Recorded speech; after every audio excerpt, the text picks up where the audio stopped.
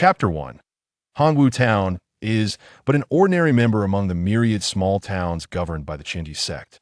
The Qinji sect is a quintessential righteous sect of immortals, boasting a rich history and a well-established doctrine, ensuring that its subjects live free from the worries of basic necessities. One might say it is a life of great contentment. Indeed, such a life is truly wonderful. On the back mountain of the Yi family, a remarkably handsome youth reclined upon a green stone, savoring the mountain breeze while gazing at the azure sky visible through the gaps in the leaves, murmuring to himself. However, such sentiments are akin to proclaiming, "From tomorrow onward, I shall be a happy person," a declaration only uttered by those who are discontented and unfulfilled. Ah, when a weary soul from earth escapes the pressures of life, how could one not be tempted by the prospect of wielding a sword to traverse the world, vanquishing demons, and cultivating immortality? Yet, as a traverser, the youth Yi Fan possesses his own unique attributes. His consciousness can enter the primordial chaos, a single-player game he fortuitously acquired before his journey. Yet, it has already been 16 years. In this primordial realm, he remains but a blade of grass, utterly devoid of joy, and seemingly ineffectual in his cultivation. Sigh, perhaps my existence here is too blessed, Yi Fan lamented inwardly, feeling somewhat resentful of his lackluster fortune. Yet as he contemplated his living parents, his benevolent grandparents, his doting elder brothers, and his adorable younger sister, he swiftly recognized his own greed. This idyllic life is precisely the dream he harbored before his transmigration. The gentle breeze caressed him, and the rustling leaves lulled Yi Fan into a gradual slumber. He was not asleep, but rather had ventured into the primordial chaos. Now, what is happening over there? Upon entering the primordial realm this time, Yi Fan sensed something unusual. This hazy chaos seemed to be embroiled in a significant event. Little Stone, do you feel that? Over there, it seems there are immense energy fluctuations. Yi Fan spoke to the brown stone beside him. Father, you have finally awakened again. You cannot imagine how fierce the battles have been over there for the past 10,000 years. It appears they are nearing their conclusion. The brown stone communicated with Yi Fan. Father, should we go take a look? The stone expressed curiosity about the commotion, but hesitated to venture alone, fearing to do so without Yi Fan's consent. As a blade of grass in the primordial chaos, Yi Fan found moving positions quite laborious and somewhat painful. Moreover, having entered this vast and ethereal realm, he discovered that shifting locations was pure torment, so he had ceased to move altogether. Now, upon hearing Little Stone's words, he resolved to shift his position. Thus, a blade of grass and a stone made their way towards the source of the peculiar energy fluctuations. This strange duo was surprisingly swift, and given their proximity, they arrived in just a few years. Along the way, Yi Fan gleaned insights from Little Stone regarding the changes in the primordial chaos during this period. He also confirmed that the time he spent in the primordial realm was gradually aligning with the time in the real world, albeit in an erratic manner. Perhaps this is by design, to allow players to initially experience the primordial chaos, where time passes swiftly, only to slow down as they delve deeper into the narrative. But how different is this primordial chaos from what I have read in novels? What assistance can it provide me? Yi Fan pondered. He still held a glimmer of hope for this primordial chaos, for it felt overwhelmingly real. So real that it was no longer like playing a game, but rather he had arrived in another world. Yet, he was not human at present and could not harness this time discrepancy for cultivation. Of course, as a blade of grass in the primordial chaos, he was perpetually in a state of cultivation. However, Yi Fan found it difficult to comprehend and could not utilize it autonomously. It was akin to the photosynthesis of plants or the basic instincts of animals. Such was the innate gift of the body. It did not imply that one could fully grasp and master such skills. Thus, Yi Fan's previous attempts to cultivate using the techniques he acquired in the real world, while in the form of grass, were bound to fail for good reason. It was not to say that the primordial chaos could not influence reality. Well, this was Yi Fan's self-reassurance and his only flicker of hope for immortality. May this change in the primordial chaos herald a miracle. Ifan silently prayed as he and Little Stone approached the source of the extraordinary energy. At that moment, Ifan felt a sudden resonance, as if he had received a summons. With excitement, he urged Little Stone forward into the tumultuous, energy-laden arena. "What is this?" Little Stone exclaimed in astonishment. Ifan, too, was taken aback. Before them lay a scene of carnage. Rivers of blood flowed, and dismembered limbs and flesh were strewn about, with immense fissures tearing through the hazy ground. Just then, a heavy breathing sound reverberated through the air. It was an unimaginably colossal giant, robust and perfectly formed, yet marred by numerous wounds and a weary expression, though his eyes gleamed with boundless fighting spirit. Could this be Pangu? Yifan Sipigilatit Vivli. Fellow Taoist, have you come to thwart me as well? At that moment, the perfect giant spoke. This was a true utterance, unlike the mental communication shared between Ifan and Little Stone, for they were not human and lacked mouths. Noticing Ifan's silence, the giant furrowed his brow, sensing the immense energy contained within the smaller blade of grass before him. Though it posed little threat to him in his prime, it could be perilous in his current state. As for Little Stone, he was of no concern, easily dealt with in a single step. Fellow Taoist, I do not wish to be at odds with the chaotic beings. I'm merely the perfect giant began, but was interrupted by Ifan. I am willing to assist you, Ifan declared. The perfect giant was momentarily perplexed. I am willing to transform into the sword in your hand, perfecting the world you carve, Ifan elucidated. Do you truly wish for this? The perfect giant inquired, taken aback. Little Stone, however, grew anxious. Straining against the giant's oppressive presence, he implored Ifan, Father, do not. I sense great terror approaching. Please do not agree. Little Stone, I am sorry, but this is the very essence of my existence, Ifan replied, before transforming into a blade of grass. The perfect giant felt a premonition he had not experienced before as he stepped forward to grasp the grass sword. The moment he held it, his confidence surged, and he began to swing it, one strike after another. A powerful energy storm erupted, sending Little Stone flying. No, Father! Little Stone cried out, his body cracking, losing parts of himself. He was not harmed by the sword's energy, rather. He sensed the shattering of the sword in the giant's grasp, a powerful force of causality inflicting grave injuries upon him. On the back mountain of the Yi family, the handsome youth Ifan opened his eyes, a fleeting expression of remorse crossing his face, quickly replaced by a smile. For he had just encountered the perfect giant in the primordial chaos, who was none other than Pangu, and had activated a system that had never appeared before. Moreover, he had gained insights into certain techniques, though he needed to test them to ascertain their efficacy. Nevertheless, the prospect of escaping his grass form was enough to bring him secret joy. Yet, the thought of waiting 300 million years for reincarnation left Ifan somewhat unsettled. Although he had experienced over 10 trillion years in the primordial chaos during his 16 years as grass, this span paled in comparison to the 300 million years ahead. He feared that the subsequent time discrepancies might vary greatly. After all, this time difference was gradually diminishing in an unpredictable manner. Forget it, there is no need to dwell on this. Even if I were to reincarnate early, it might be of no use. In my recollection, Nuwa's creation of humanity occurs after the calamities of fierce beasts, the first calamity of the Dragon Han era, and the calamities of Tao and Demon. In other words, it was highly likely that Ifan's next reincarnation would not be as a human. Yet, at least he would no longer be grass. Perhaps he could even devise techniques suitable for human cultivation. Well, this last thought was purely a figment of Ifan's imagination. Still, let me give it a try. Ifan rose, preparing to experiment with the techniques he had comprehended in the primordial chaos, which he believed he could adeptly wield. Just then a figure descended from the heavens.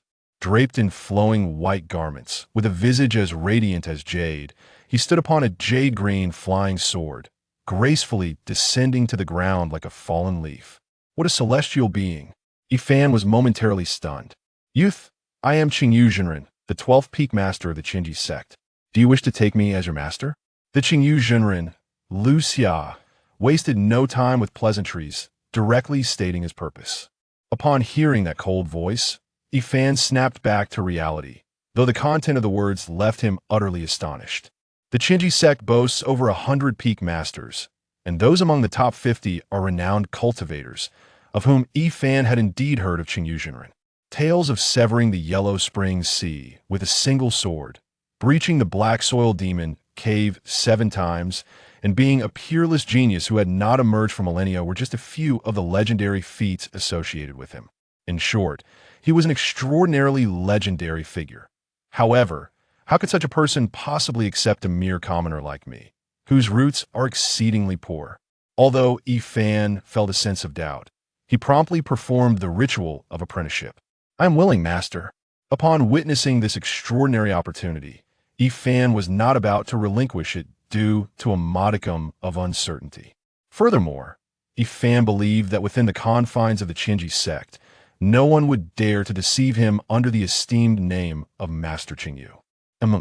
Master Qingyu responded, his tone and expression revealing nothing. Just as Yifan grappled with whether to voice his lingering questions, Master Qingyu spoke again. "Come, I've already spoken to your parents. Should you wish to return home in the future, you may do so at any time." "Ah, all right," Yifan replied. Master Qingyu affirmed, then took to the skies with Yifan on his sword. Yifan clutched tightly at the hem of Master Qingyu's robe, maintaining a steady gaze, his expression unchanging. This elicited a slight surprise from Master Qingyu. But this is also good. "What?" Yifan seemed to catch a faint murmur from Master Qingyu and inquired uncertainly. What responded to Yifan, however, was a rush of wind generated by their swift speed. Yifan's expression tightened, yet he refrained from shouting or losing his balance in fear. Is Master testing me? Or perhaps this genius of a master has urgent matters that require my presence? Thankfully, I have grown accustomed to flying in the primordial wilderness otherwise. I might have been scared out of my wits. Yifan mused internally, bemused by Master Qingyu's sudden acceleration. Thus, after a couple of hours had passed, Master Qingyu finally came to a halt. Yifan dismounted from the sword, exhaling deeply a few times to ease the pallor of his face, which had been whipped by the wind. "Stay here for now. If you need anything, you can descend the mountain to seek the disciples on duty," Master Qingyu remarked, and with that he seemed to dissolve into light, vanishing from sight. "Ah, Master!" Yifan exclaimed, bewildered. "I must still be dreaming," he thought, feeling that the recent events were surreal. It was evident that he was not in a dream. "Alas, this is all rather perplexing," Yifan sighed, expressing his resignation. After silently lamenting for some time, Yifan began to survey his surroundings. 3 enormous pine trees encircled a quaint wooden cottage on the red earth, with a small pond in front and an array of flowers and grasses surrounding it. Yet it was not chaotic. The atmosphere here exuded an essence of a hidden paradise, a retreat for immortals. This alleviated some of Yifan's trepidation regarding the unfamiliar environment. At the very least, he did not object to the prospect of living here in the future. "Here, it has been registered this is your disciple's token," said a scarred middle-aged man in red, tossing a silver token into the hands of a man in white from deep within the Hall of Disciples. "Thank you." The man in white expressed his gratitude as he tucked the token away and turned to leave, vanishing from the hall in the blink of an eye. These old fogies are truly inflexible. How could a genius like Lu Xia possibly take the time to meticulously instruct a disciple? Speaking of which, Lu Xia shows no regard for their opinions, directly accepting a low-rooted disciple of such poor caliber. TSK, I wonder what kind of uproar this will cause once it gets out. The scarred man couldn't help but lament. However, such matters would undoubtedly be kept from widespread circulation within the sect. Only the higher echelons and a select few favored disciples might be privy to it. Moreover, even those who knew would likely treat it as an unspeakable secret. Yet, as one of the parties involved, Yifan remained entirely oblivious to the situation. At this moment, Yifan had finished exploring the cottage and expressed his satisfaction. Though the wooden house appeared modest beneath the towering pines, it was indeed larger than a typical villa, featuring a study filled with various ancient texts, a music room equipped with a guqin and a chessboard, and a kitchen for cooking and preparing meals. Even the privy has been renovated to an advanced standard, rivaling the bathrooms of Earth from Yifun's previous life.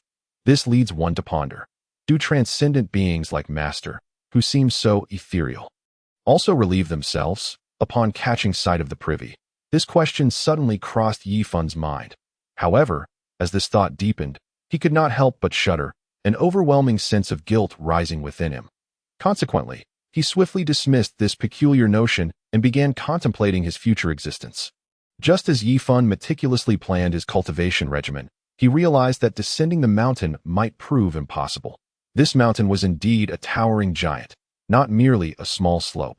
Yifun felt that, with his cultivation at the second layer of qi refinement, survival long enough to make it down was unlikely. He had observed ferocious beasts roaming the mountainside from the ancient pine tree, rendering descent utterly out of the question. With a heavy sigh, Yifun retreated to his wooden cabin to practice the techniques he had comprehended in the primordial wilderness. Initially, he sensed that although he was well versed in these techniques, executing them flawlessly might present a challenge. Indeed, his first attempt ended in failure. Yet, Yifun wore a joyful expression, for this indicated that the primordial realm could influence reality. He continued to experiment diligently, making significant progress, though his inability to execute the techniques fully rendered them of little practical use. Nevertheless, Yifun remained undeterred, at least making strides in his practice. As the sun rose and set, days passed unnoticed. Within the confines of his wooden training room, Yifun's visage bore the marks of exhaustion, his gaze vacant, embodying a sense of despair. His master had not graced him with a visit in over 10 days, nor had anyone come to bestow upon him techniques or elixirs.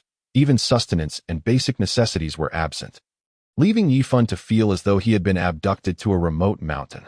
Fortunately, the pine nuts from the towering pines sustained him, preventing starvation. Yet, the hardships Yifun endured during these days extended beyond mere hunger. The most significant blow stemmed from his comprehension of the primordial techniques. These techniques resembled an activity within a software from his previous life on Blue Star, initially providing a swift sense of nearing the goal, only to slow down drastically, leaving him tantalizingly close yet perpetually out of reach. This felt like a trap, and Yifun, realizing this, felt a deep sense of injustice and sorrow, longing to return home to the days of effortless living. Cultivating immortality? He scoffed at the thought.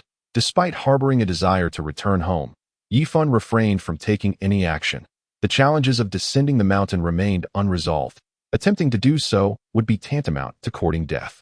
Thus, when faced with the agonizing choice of enduring a painful existence or facing immediate demise, Yifun opted for survival. Additionally, he remained oblivious to the fact that his master, Qingyu Zhenren, had chosen him as a disciple merely to fulfill the sect's recruitment quota. Selecting an unremarkable townsperson with poor aptitude and numerous familial ties, clinging to an unrealistic hope that this was a test from his master, he resolved to wait a little longer. However, the truth behind Qingyu Zhenren's decision was to avoid the burden of overseeing a disciple's cultivation. As with Yifun's talents, even the most diligent guidance would yield minimal results. Thus, Yifun's belief in the existence of a test was merely a figment of his imagination. In this manner, Yifun continued to reside in solitude for over a month. Yet, his condition had improved significantly, albeit with a slight loss of weight.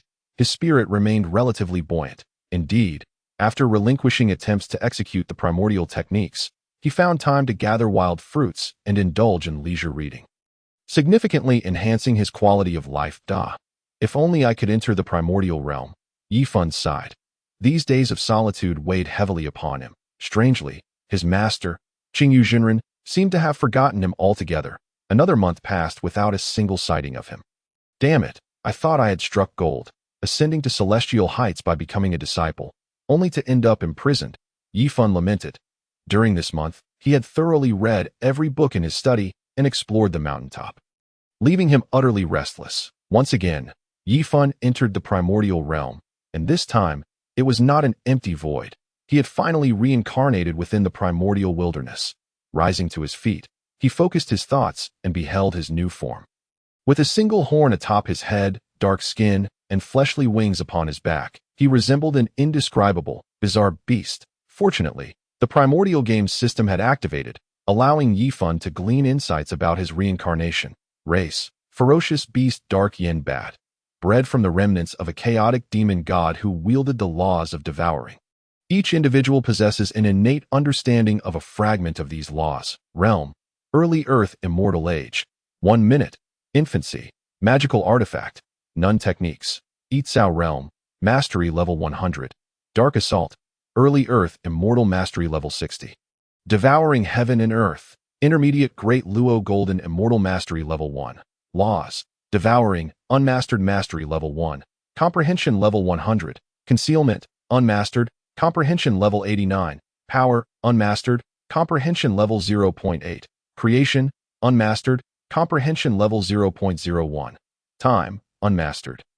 Comprehension level 1, space, unmastered, comprehension level 1, energy, unmastered, comprehension level 0.5, fate, unmastered, comprehension level 0.001, destruction, unmastered, comprehension level 0.001, wisdom, unmastered, comprehension level 0.001, soul, unmastered, comprehension level 0.001, fire, unmastered, comprehension level 0.001, earth, unmastered, comprehension level 0.001. Upon reviewing the system panel, Yifan gleaned a wealth of information. For instance, the technique named Yitzhao Realm was one he believed he had completely mastered and could execute adeptly. Although aware of its formidable nature, he was astonished to discover it was classified as a Great Dao-level technique, which explained his inability to manifest it in the real world. However, in a certain sense, Yifan had genuinely mastered this Great Dao technique. It was merely his lack of strength that hindered its execution. This realization illuminated the truth that only that which one fully comprehends can be deemed one's own, capable of traversing into the real world and being preserved through the process of reincarnation. As for whether one could achieve complete mastery, this was not a cause for concern. After all, Yifan had created the Great Dao-level technique Yitzhao Realm himself. Of course, the birth of Yitzhao Realm stemmed from Yifan's countless epochs of accumulation in his previous life, further catalyzed by his endeavors alongside Pangu to forge the primordial wilderness. Thus, the conditions and the nature of his reincarnated body were the primary factors. Yifan's consciousness was not of paramount importance.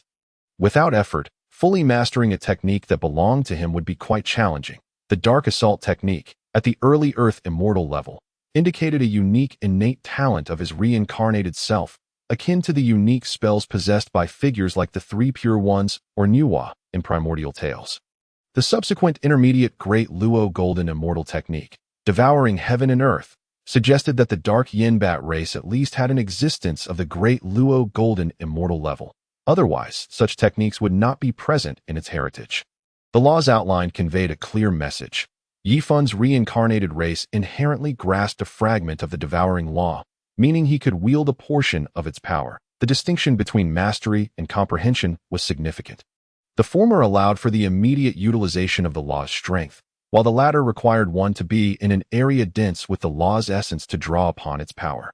The subsequent laws reflected fragments of the myriad Great Dao laws, signifying that Yifan's past existence in the primordial realm held some significance.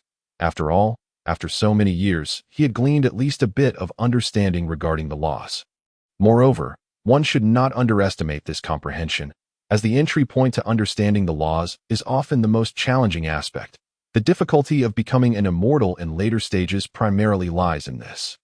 With these revelations, Yifan's spirits lifted considerably, dispelling the discontent he had felt in the real world. Regrettably, having reincarnated as a ferocious beast, he feared that his future days would be fraught with difficulty. He recalled that the first great calamity in the primordial realm was aimed at exterminating ferocious beasts, instantly realizing that his prospects for peace in the primordial realm were bleak. Furthermore, Yifan discovered that his comprehension and capabilities remained unchanged despite his bodily transformation. Akin to operating a pre-programmed automaton, everything had to proceed according to established protocols, leaving no room for creativity, such as devising techniques suitable for human cultivation. As for whether Yifan can cultivate the techniques of the human race, he remains uncertain. After all, he is not human at present. He is a ferocious beast, a dark bat.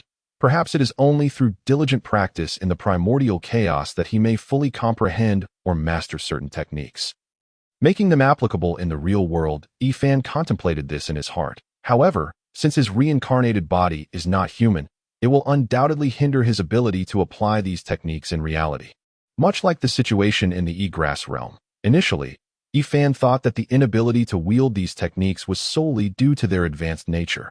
Now, utilizing the body of the dark bat, he realizes that there is another factor at play, the difference in bodily structure.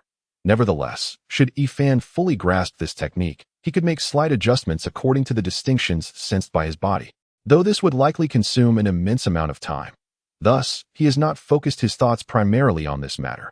After all, the egress realm, as its name suggests, is merely a technique for creating worlds, and its utility is minimal for Ifan at this moment. Speaking of which, he recalls that before his demise in his past life, he transformed his body into the void realm to preserve it, thereby creating the egress realm technique. That he wonders if the void realm, accessible to that spiritual body, still exists, lost in reverie about his past life and the creation of the primordial chaos by Pangu. He mumbles softly at that moment. The sound of combat echoed from a distance. Following the noise, he traversed several miles and climbed over a mountain ridge, only to witness two ferocious beasts engaged in a fierce struggle within a canyon. One resembled a long serpent with 4 pairs of fleshy wings, its face eerily pale, yet humanoid. The other had 6 legs and was cloaked in feathers, possessing 4 pairs of human-like hands, while its headless abdomen was adorned with insect-like eyes and mandibles. What peculiar creatures! Ifan was profoundly astonished. However, the interface of the primordial chaos system only allowed him to view his attributes and the map. It did not provide information about the realms or names of these 2 beasts. Nonetheless, the ferocity of their battle made it evident to Ifan that he was no match for them. Yet, as he observed their fierce clash, a faint impulse surged within him to rush forth and engage in combat. Although the feeling was not overwhelming, it startled Ifan nonetheless. This realization struck him. The chaotic wills of the various primordial demons still lingered within the ferocious beasts and would not alter due to his presence. In truth, Ifan had been mentally prepared for this. Although, during his previous life as grass, the influence of his body was not pronounced. However, over time, he became increasingly aware of the differences. For instance, in the real world, he could not achieve the same tranquility and detachment he had while existing as grass. It was easy to pass centuries in that state.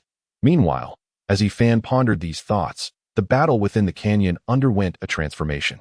From the clouds above the canyon, a massive black bird suddenly descended, akin to a black sun plummeting to the ground, crashing into the midst of the 2 battling beasts. The bird, cloaked in black feathers, possessed 3 lion-like claws and a beak resembling a giant ladle. Upon landing, the 2 beasts were impaled by its 3 talons, and then the bird swung its massive beak, which glimmered with a dark sheen, slicing into the bodies of the 2 beasts as if it were a great cleaver. In truth, the aura of this great bird was not significantly stronger than that of the 2 beasts.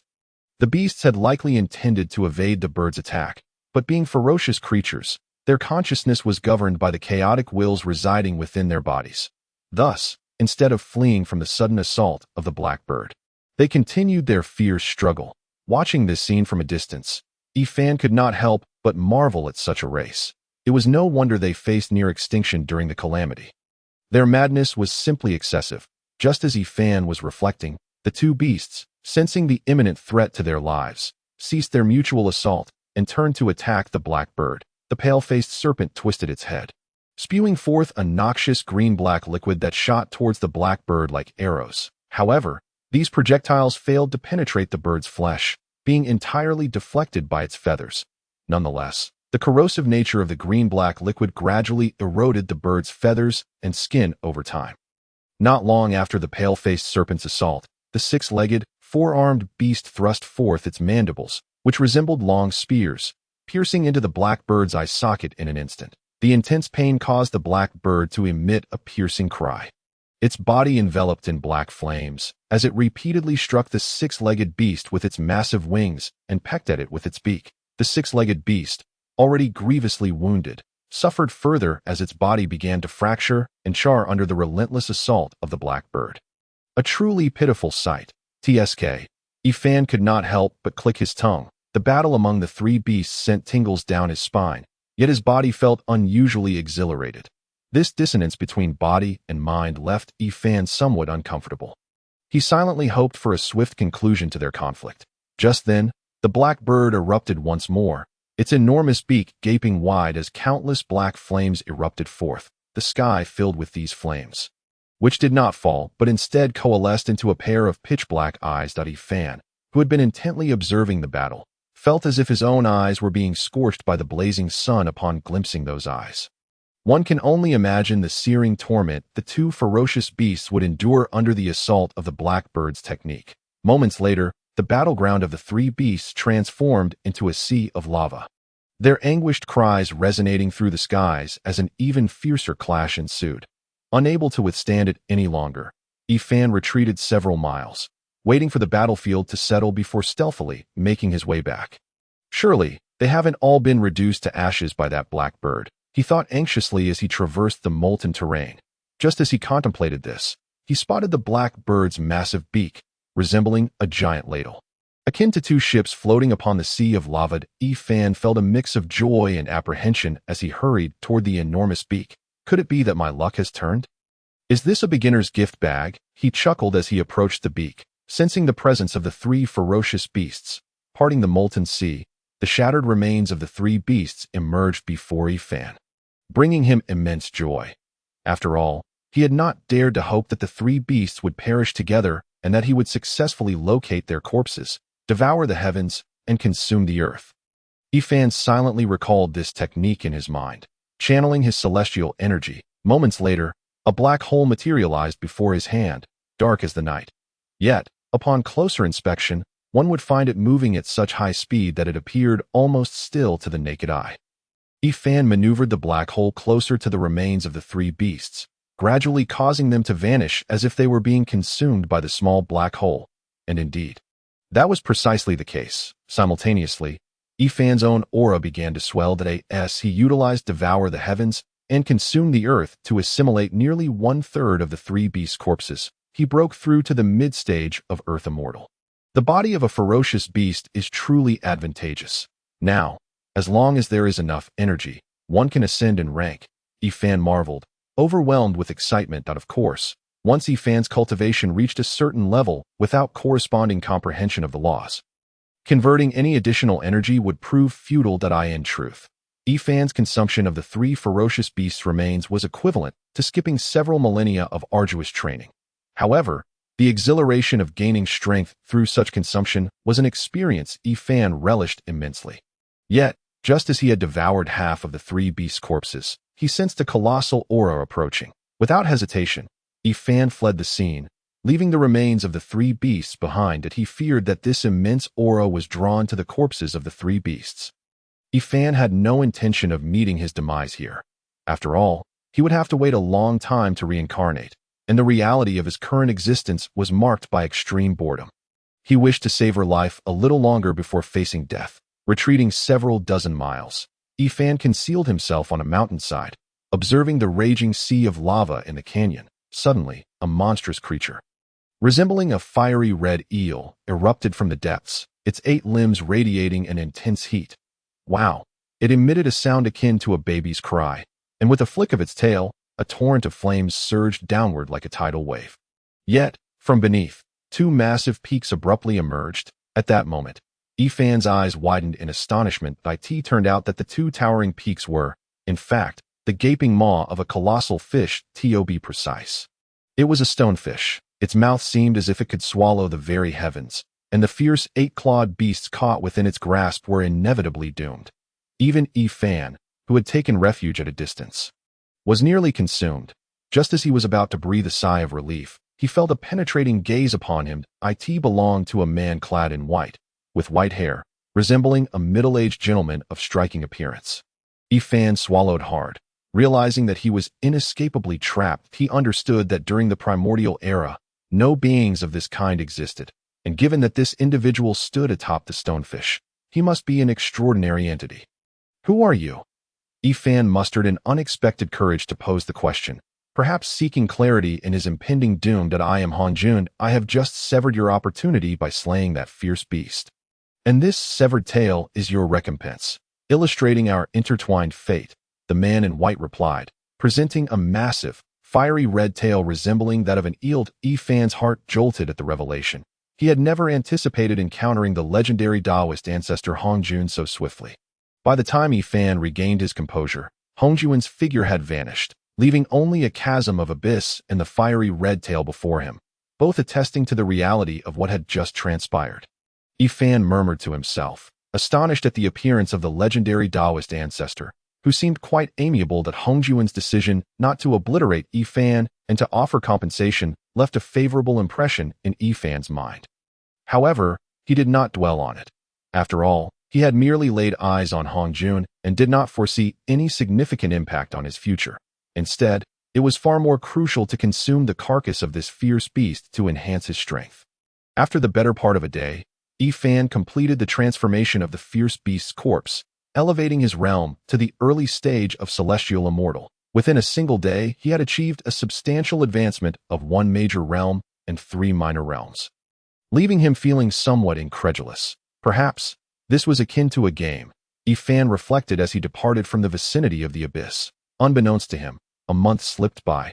During this time, Fan not only sought rare materials and other fierce beasts, along with their remains, but also diligently practiced the arts of stealth and devouring, occasionally contemplating the principles of the universe, leading a fulfilling existence. Another formidable rodent-like beast emerged. Fan discerned a creature in the distance, resembling a small mountain, with pointed ears, a hairless face, 5 limbs, and clad in brown fur. Due to its distant resemblance to a rat, Fan dubbed it the Great Rodent Beast. This Great Rodent Beast, along with the corpulent beast, constituted the majority of Fan's kills over the past month. Despite Fan's current stage being merely celestial immortal, one of the lower realms in this primordial era, he was still capable of hunting down numerous fierce beasts, many of which were born as earth immortals and died as such. Hence, Fan could indeed hunt other formidable creatures. Moreover, these beasts were rather dull-witted, oblivious to their peril and failing to flee. For instance, Fan swiftly utilized his stealth technique, concealing his presence as he approached the great rodent beast and delivered a single punch, causing it to spew blood and emit a mournful cry. Yet, instead of fleeing, it remained in place, consumed by rage, exacerbating its injuries. Fan seized the opportunity, striking once more, and the great rodent beast succumbed. Fell a mid-stage earth immortal beast with just 2 punches may seem absurd. Yet these strikes were far from simple. Fan had employed a fragment of the devouring principle, breaching the great rodent beast's defenses and striking its vital points to achieve such an effect. Though the celestial realm is said to grant immortality, in the state of a fierce beast with such derangement, it surely could not survive for long. Fan mused as he converted his spoils. Minutes passed, and the massive carcass of the great rodent beast vanished entirely, with Fan's conversion speed having increased several-fold since his initial attempts. Of course, this enhancement was not solely due to the growth in his realm. It also stemmed from his refined understanding of the devouring principle and his training in the art of devouring the heavens and earth to its second tier, which together accounted for such progress. Alas, the higher one ascends in realm, the greater the energy required. After slaying so many earth immortal beasts, he had only managed to advance a single minor realm. Upon finally breaking through to the mid-stage of celestial immortal, Fan felt no elation. Rather, he sighed in resignation. Days later, Fan encountered his first rare material. It was a yellowish earth ball, exuding a unique radiance, nestled inconspicuously within a cliff face. Upon attempting to devour it, he found the conversion process painfully slow, yielding even less energy than what he could absorb from spiritual chi on his own, prompting him to abandon the effort. It seems my physical body hungers, Fan muttered with a frown. Consequently, he excavated a profoundly deep cave at the mountain's base. Once inside, he secured the entrance before logging out of the game. Fan rose, retrieving the pine nuts he had shelled out of boredom earlier, and quickly consumed them with spring water before hastily re-entering the game. In the fleeting passage of time in reality, Fan, now transformed into a shadowy bat within the primordial realm, had experienced several years. Upon inspecting his body, he discovered he was on the verge of breaking through to the mid-stage of celestial immortal, and he could not help but express his astonishment. Fortunately, he had not been discovered by other fierce beasts. The temporal disparity between this primordial world and reality was indeed vast that I truly hope. Wait, my yellow earth ball is gone. What is this? There's a hole here, Ifan exclaimed, suddenly noticing something unusual. He shrank his form and ventured into the rabbit hole-like cavern. Indeed, such diminutive caverns were rare in the primordial realm, especially within Ifan's own cave, which piqued his curiosity. One must understand that fierce beasts in this era were of gargantuan size and would not voluntarily reduce their dimensions. Moments later, Ifan sensed energetic fluctuations ahead. Ifan's expression turned peculiar. After pondering for a moment, he resolved to proceed cautiously, traversing the cave for millions of miles until he encountered the creature responsible for the tunnel's creation. It was a chubby, white creature with 2 pairs of twinkling silver eyes atop its head and 6 pairs of limbs beneath. This creature, resembling a pigworm, struck Ifan as oddly endearing.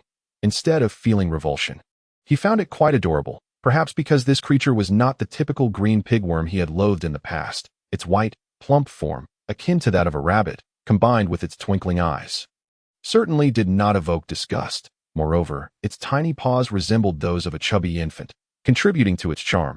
However, Ifan had previously harbored a strong aversion to pudgy worms, making his current reaction rather peculiar.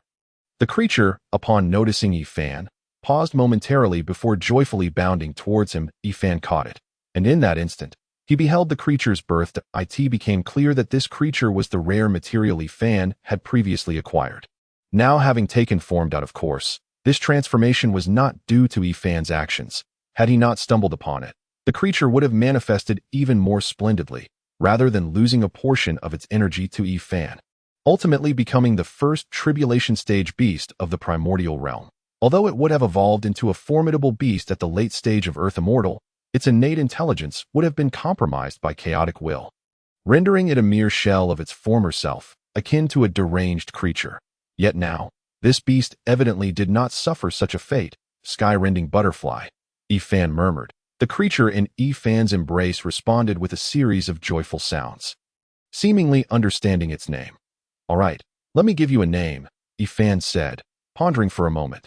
Shall we call you Little White? The Sky-Rending Butterfly shook its head, indicating its disapproval of the name. Ifan scratched his head in embarrassment, realizing that the Sky-Rending Butterfly found his choice too dismissive. In truth, Ifan merely intended to give it a nickname, believing that since the Sky-Rending Butterfly had been bestowed a name by the heavens, a grand name was unnecessary. Indeed, the name Sky-Rending Butterfly was a gift from the universe. Indeed, the name Yifun and the term Darkbat were bestowed upon his ancestors by the heavens themselves.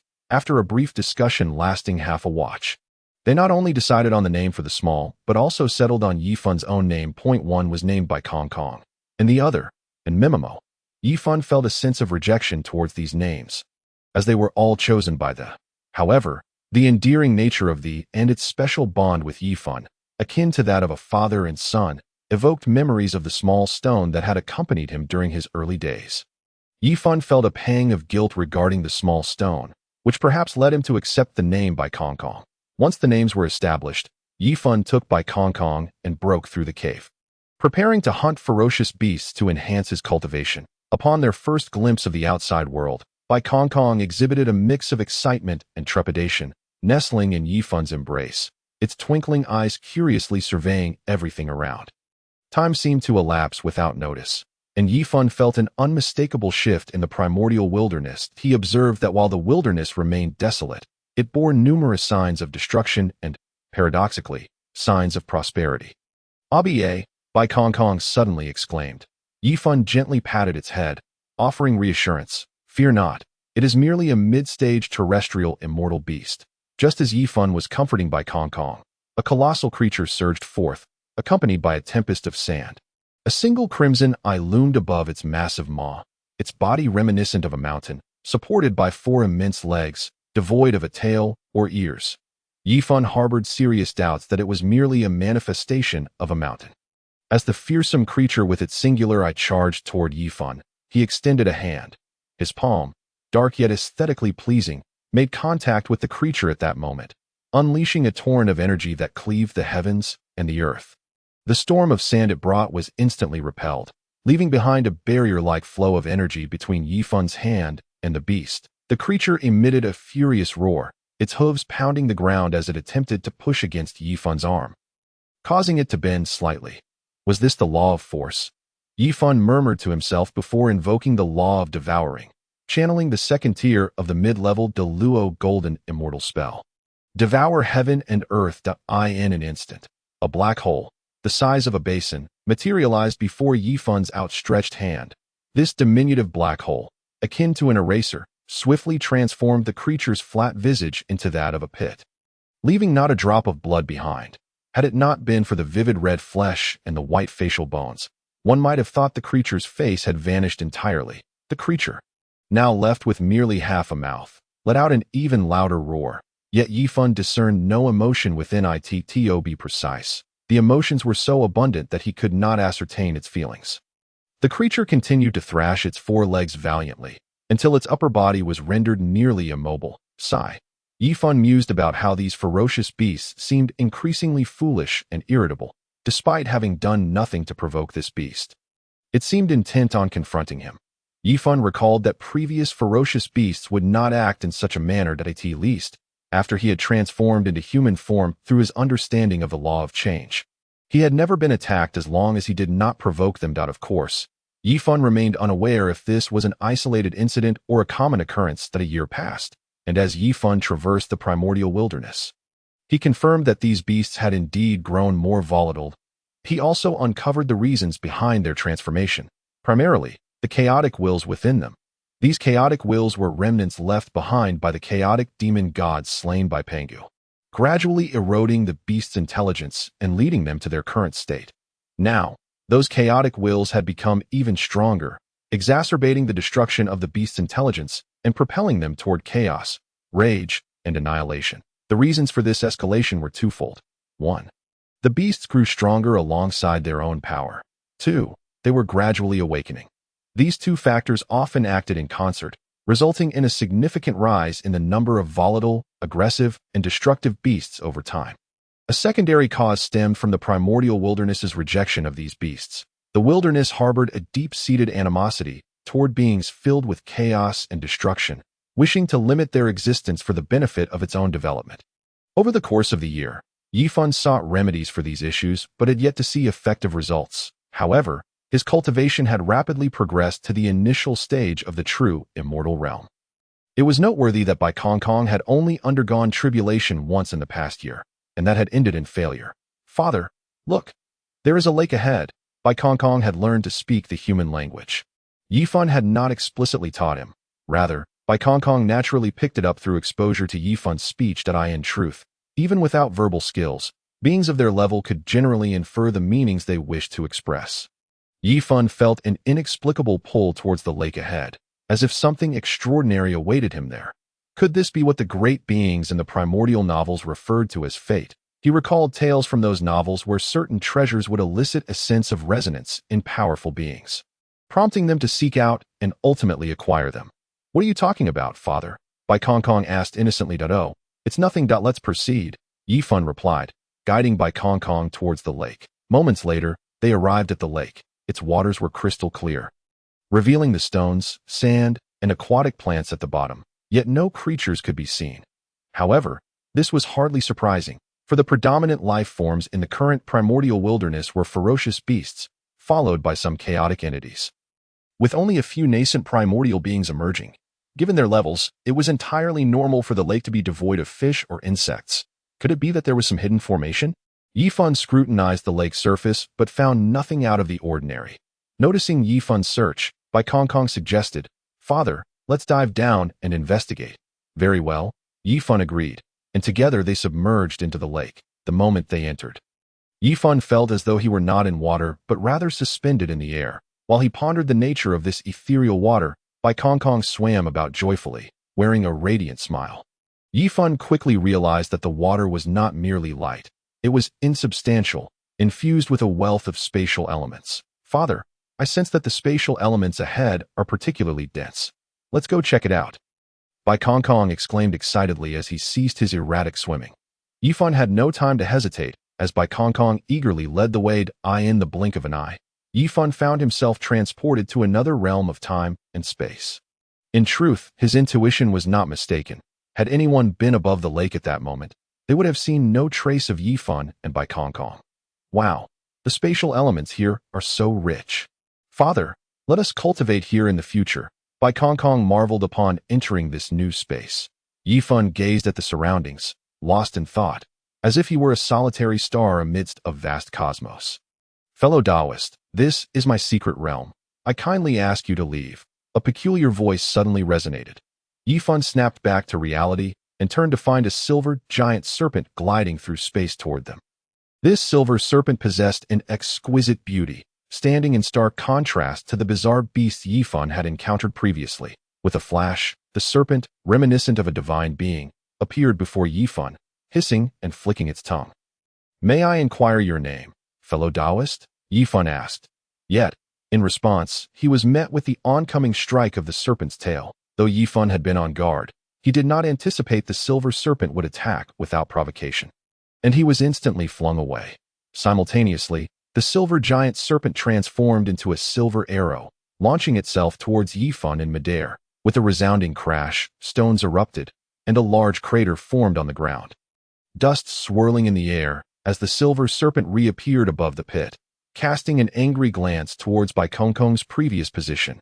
Not far away, Yifan, hidden and suppressing his aura, anxiously searched for an exit.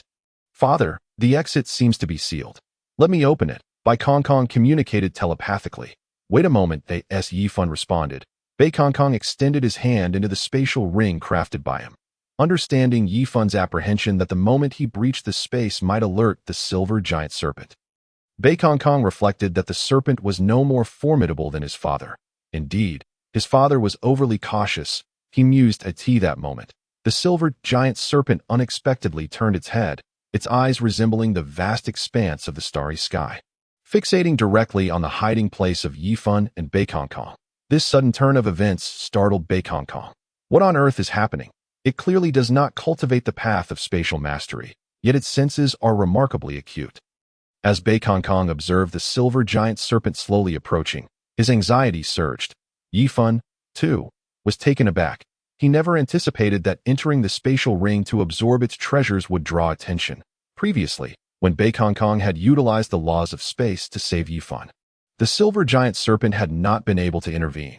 Yet now, this faint ripple of spatial disturbance had alerted it. If Bai Kongkong were to tear open the space, such a significant disturbance would surely be detected by the serpent, which made the current situation all the more peculiar. The silver giant serpent, flicking its forked tongue, was now mere dozens of meters away from them, a distance that felt alarmingly close given their current cultivation levels. Having been discovered, Yifan knew they had no choice but to eliminate the threat. He secretly transmitted to Bai Kongkong to run left. Without hesitation, Bai Kongkong darted like a fish through the fissures of space. Fleeing to the left, in an instant, the silver giant serpent's eyes emitted a radiant veil, resembling a vast net descending upon Bai Kongkong. Completely unprepared for such a tactic from the serpent, Bai Kongkong remained composed. Suddenly, a black hole, the size of a disc, materialized behind the silver giant serpent. Just as the serpent attempted to resist, it found itself ensnared by an overwhelming force. How could this be? You've concealed your realm. Cunning little brat, just wait. The silver giant serpent, realizing its struggles were futile, coldly fixed its gaze upon Yifan, uttering those words before succumbing to death. Yifan took additional time to completely consume the silver giant serpent. However, he did not feel elated. Instead, a grave expression clouded his face. In his pursuit of stability, he had absorbed the stone's rich and pure spiritual energy he had discovered, propelling himself to the mid-stage of true immortal effortlessly, thus easily slaying the mid-stage celestial immortal silver giant serpent. It was worth noting that those stones, imbued with pure spiritual energy, were originally intended for Bai Kongkong. Yet, this alone did not account for Yifan's solemn demeanor. Father, it's over. I truly cannot breach the spatial barrier here, Bai Kongkong exclaimed in a flustered tone, his head throbbing. The spatial barrier is the boundary of a realm. If it cannot be breached, one cannot escape that realm. However, within any realm, countless smaller spaces exist, which is why Beikong had not sensed anything amiss before, as he had felt quite at home here. Sighing, Yifan flew to the center of the lonely star and sat down in meditation. Father, Beikong's words were interrupted by Yifan. Stay away from me. Look for an opportunity to escape. Father, Beikong hesitated but obediently concealed himself in an inconspicuous corner of the lonely star, scattering powder containing the essence of concealment around him. As Beikong prepared, Yifan's aura began to rise steadily from the center of the lonely star. At this moment, Yifan had transcended his human form, his body now towering and monstrous, his eerie eyes fixated on the star-studded sky. After a long while, his fearsome jaws, adorned with fangs, uttered a gentle human language. It turned out that the multitude of stars overhead was a projection of space, with only this singular star being real. One could only wonder how these stars managed to project through the spatial barriers. It must involve a more advanced spatial technique. Yifan muttered, suddenly clutching his head and letting out a chilling scream that echoed like a wailing specter. About half an hour passed before Yifan ceased his cries, though his expression remained tormented. No, the realm of Taishian is still insufficient. Given this opportunity, I must strive harder. Yifan gritted his teeth, persistently absorbing the energy of the core of this star.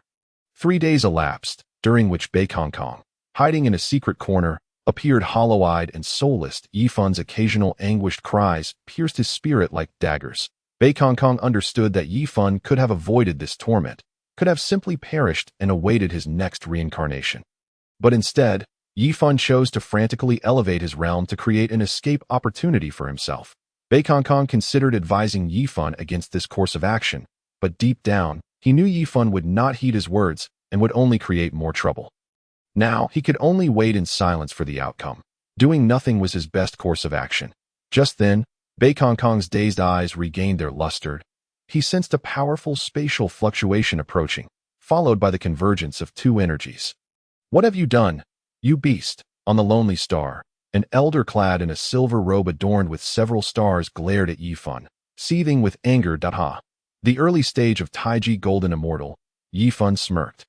Uttering this phrase to himself, the silver-robed Taoist, witnessing Yifan's bizarre smile, drew a silver sword from his robe and declared, "Today, I, the seven-star Taoist, shall send you to your doom." No sooner had the seven-star Taoist spoken than Yifan vanished. "Open the star eye," the seven-star Taoist commanded. As his pupils turned silver and widened, Yifan's fist was already upon his face. Crack! The seven-star Taoist wiped the blood from his face, staring at Yifan in disbelief. Yifan sighed, a look of regret crossing his face. What on earth is going on? He was clearly in the mid-stage of true immortal before. How has he suddenly become a mid-stage Taiji Golden Immortal? As the seven-star Taoist distanced himself, pondering Yifan's sudden assault, doubts began to accumulate in his mind. "You are the seven-star Taoist?" Yifan inquired, his slow articulation perplexing the seven-star Taoist. "Indeed, I am the seven-star Taoist. May I inquire why you have intruded upon my domain and slain my guardian disciple?" The seven-star Taoist blurted out, yet his eyes meticulously scrutinized Yifan, as if verifying something. Yifan, struggling to suppress the chaotic will within his soul, could not help but laugh at the seven-star Taoist's words. "What are you laughing at?" The seven-star Taoist's expression darkened. "I laugh at your audacity. I laugh that the illustrious Taiji Golden Immortal would utter such shameless words." Yifan replied slowly, "You seek death," the seven-star Taoist exclaimed, ready to strike, but suddenly seemed to realize something mid-action and turned to flee. "Hee, are you out of your mind or blind? Or perhaps your legs have betrayed you?" "I am clearly right here." The seven-star Taoist, employing spatial laws to execute his escape technique, felt a cold sweat break out on his forehead upon hearing Yifan's eerie laughter. "Damn, how did I encounter such a monster? Thankfully, I was clever enough to open a spatial passage in advance." After fleeing several million miles, the seven-star Taoist watched the closing spatial passage with a sigh of relief. However, that monster must be a ferocious beast. Yet, it previously seemed to possess considerable intelligence. Could it be that in pursuit of higher cultivation, it has driven itself mad? The seven-star Taoist pondered, unable to suppress his regret over the treasures he had discovered. The fallen star not only contained an abundance of absorbable energy, but also harbored a primordial treasure. Although it had not successfully matured, if it were to succeed later, it would be considered a formidable postnatal treasure. No, I must return and take a look. Perhaps that monster has completely lost its mind and left the area. The more the seven-star Taoist thought, the angrier he became, and the more he lamented the treasure that had yet to fully mature. Meanwhile, Yifan, still within the confines of the Lonely Star, was astonished by the seven-star Taoist's caution. During their conversation, he had secretly employed the concealment technique of the laws of space to unleash the second layer of the devouring heaven and earth, creating numerous black holes for consumption. However, they were all positioned at a distance from the seven-star Taoist, which allowed for his easy escape. Sigh. Beings who can cultivate to the realm of Taiji Golden Immortal are indeed exceedingly cautious. Yifan lamented, followed by a feeling of regret. If only I had held on a bit longer and concealed my aura more effectively, perhaps I could have succeeded. Yet this chaotic will ebbs and flows. Sometimes barely felt, while at other times it strikes with profound intensity. Bai Kong has already departed, and it is uncertain whether he can survive well. Upon contemplating this, Yifan feels a tinge of anxiety. However, in a moment, Yifan is overwhelmed by a surge of potent chaotic will, rendering him in a state worse than death. When this tumultuous force subsides, Yifan senses that he may have lost half of his life. Alas, to perish so swiftly is disheartening. The thought of returning to a mundane existence is daunting to as he realizes that he cannot endure much longer and is on the verge of becoming a beast dominated by chaotic will. He mutters to himself. Yet, he reflects, he is currently at the late stage of Tai Golden Immortal, just a step away from the realm of Deluo Golden Immortal. Nevertheless, he thinks, it would require mastering a principle to more than half its extent to break through to Deluo Golden Immortal. And he has no desire to toil so hard before facing death. With the accumulation from his previous life as a grass spirit, achieving Deluo should not be overly difficult. It merely requires an indeterminate amount of time. It is worth noting that previously, whether due to the innate talent of this body or the accumulation from his past life, he managed to elevate his mastery of devouring principles to over 40% within a few years, while his comprehension of other principles also improved significantly. Yet, Yifan can perceive that the higher the level of mastery over these principles, the more challenging it becomes to attain further understanding. And 50% serves as a threshold, a significant leap in realms that is not easily grasped. Of course, given ample time, Yifan is confident in crossing this barrier, but the current predicament is the lack of sufficient time. Yifan estimates that his breakthrough to Deluo Golden Immortal would require several years, if not decades, and even a few months seem implausible as he feels his days are numbered. However, waiting idly for death strikes him as rather dull. He attempts to once again manifest the egress realm, curious to see how his capabilities as a late-stage Tai Golden Immortal differ from when he was in the Earth Immortal realm. Upon doing so, Yifan is immediately enveloped by a familiar yet foreign aura. What is this? Yifan wonders. Following the source of the sensation, he discovers that at the inconspicuous edge beneath this solitary star lies a treasure. No. This is the key to the egress realm. Yifan never imagined he would encounter the key to enter the egress realm under such circumstances. The opportunity he sensed earlier was not this solitary star, but rather this key to the egress realm. Yifan feels a wave of emotion that in his previous life as a grass spirit, he created thousands of keys to expedite the growth of the egress realm, scattering them throughout the primordial wilderness. Any being in the wilderness who finds this key can use it to enter the egress realm, thus providing their sole power for the realm to absorb. Naturally, this key to the egress realm is not a trap. It contains the essence of the grass spirit's body and the principles he mastered, benefiting any powerful individual who enters. However, if younger generations were to enter, they might face the risk of losing too much soul power and collapsing. Considering this, Yifan only created several thousand keys, which are semi-inherent treasures that cannot be wielded without sufficient mastery. This does not imply that Yifan is particularly benevolent. After all, the egress realm requires soul power, and chaotic wills would taint it. Furthermore, in the primordial wilderness, every action bears consequences, and Yifan does not wish for the egress realm to bear such a heavy burden. Additionally, Yifan's conscience does not permit him to harm others in such a manner. Surprisingly, however, he learns that over a dozen powerful beings have perished due to the egress realm. This revelation excites Yifan, who is eager to explore the world he created as a grass spirit. only to encounter strange, wandering creatures. They exhibit bizarre forms, sometimes clustering together, then dispersing, in an endlessly peculiar manner. Could it be that these are chaotic wills? Does this imply that powerful beings from the primordial wilderness have fallen here? Ifan muses, recognizing the origins of these strange entities. Yet, he is not overly startled. After all, as a former master of numerous principles, it is not shocking to feel the presence of such laws here, where powerful beings may become lost and perish from soul power depletion. After a moment of contemplation, Ifan hastens toward the center of the egress realm, where the colossal grass spirit lies. Upon reaching the grand grass, Ifan gazes at the familiar yet strange egress and cannot resist reaching out to touch it. His astonishment, his finger penetrates it directly, repelling a small mass of chaotic will, accompanied by intense pain. However, at that moment, Ifan is engulfed in immense joy, disregarding the pain as he plunges deeper into the egress. The heart-wrenching sound of his soul resonates, akin to a summons from the abyss, resembling the emergence of a vengeful spirit, causing all who hear it to tremble and weep. The indescribable agony feels akin to the necessary suffering one must endure to transform from a chrysalis to a butterfly. Yet, Ifan is fortunate, for he will not fail. Upon entering the egress, his initial reaction is not joy at escaping the inherent chaotic will, but rather relief at his previous impulsiveness. Had he not acted impulsively and rushed into the egress, he might have succumbed to the pain. This is not only due to Ifan having a retreat. Even if he were aware that enduring this pain would lead to death, he would likely still abandon this path of survival. For the suffering is unfathomably intense, an agony too profound to articulate, one that he would refuse to bear even in death. Fortunately, Ifan has re-entered the egress, or more accurately, his soul has entered the egress. He attempts to manipulate the egress, which responds to his commands. The enormous grass leaves sway, causing the E-realm to quiver in tandem. However, as Ifan gradually acclimates to the current egress, the initial exhilaration begins to wane.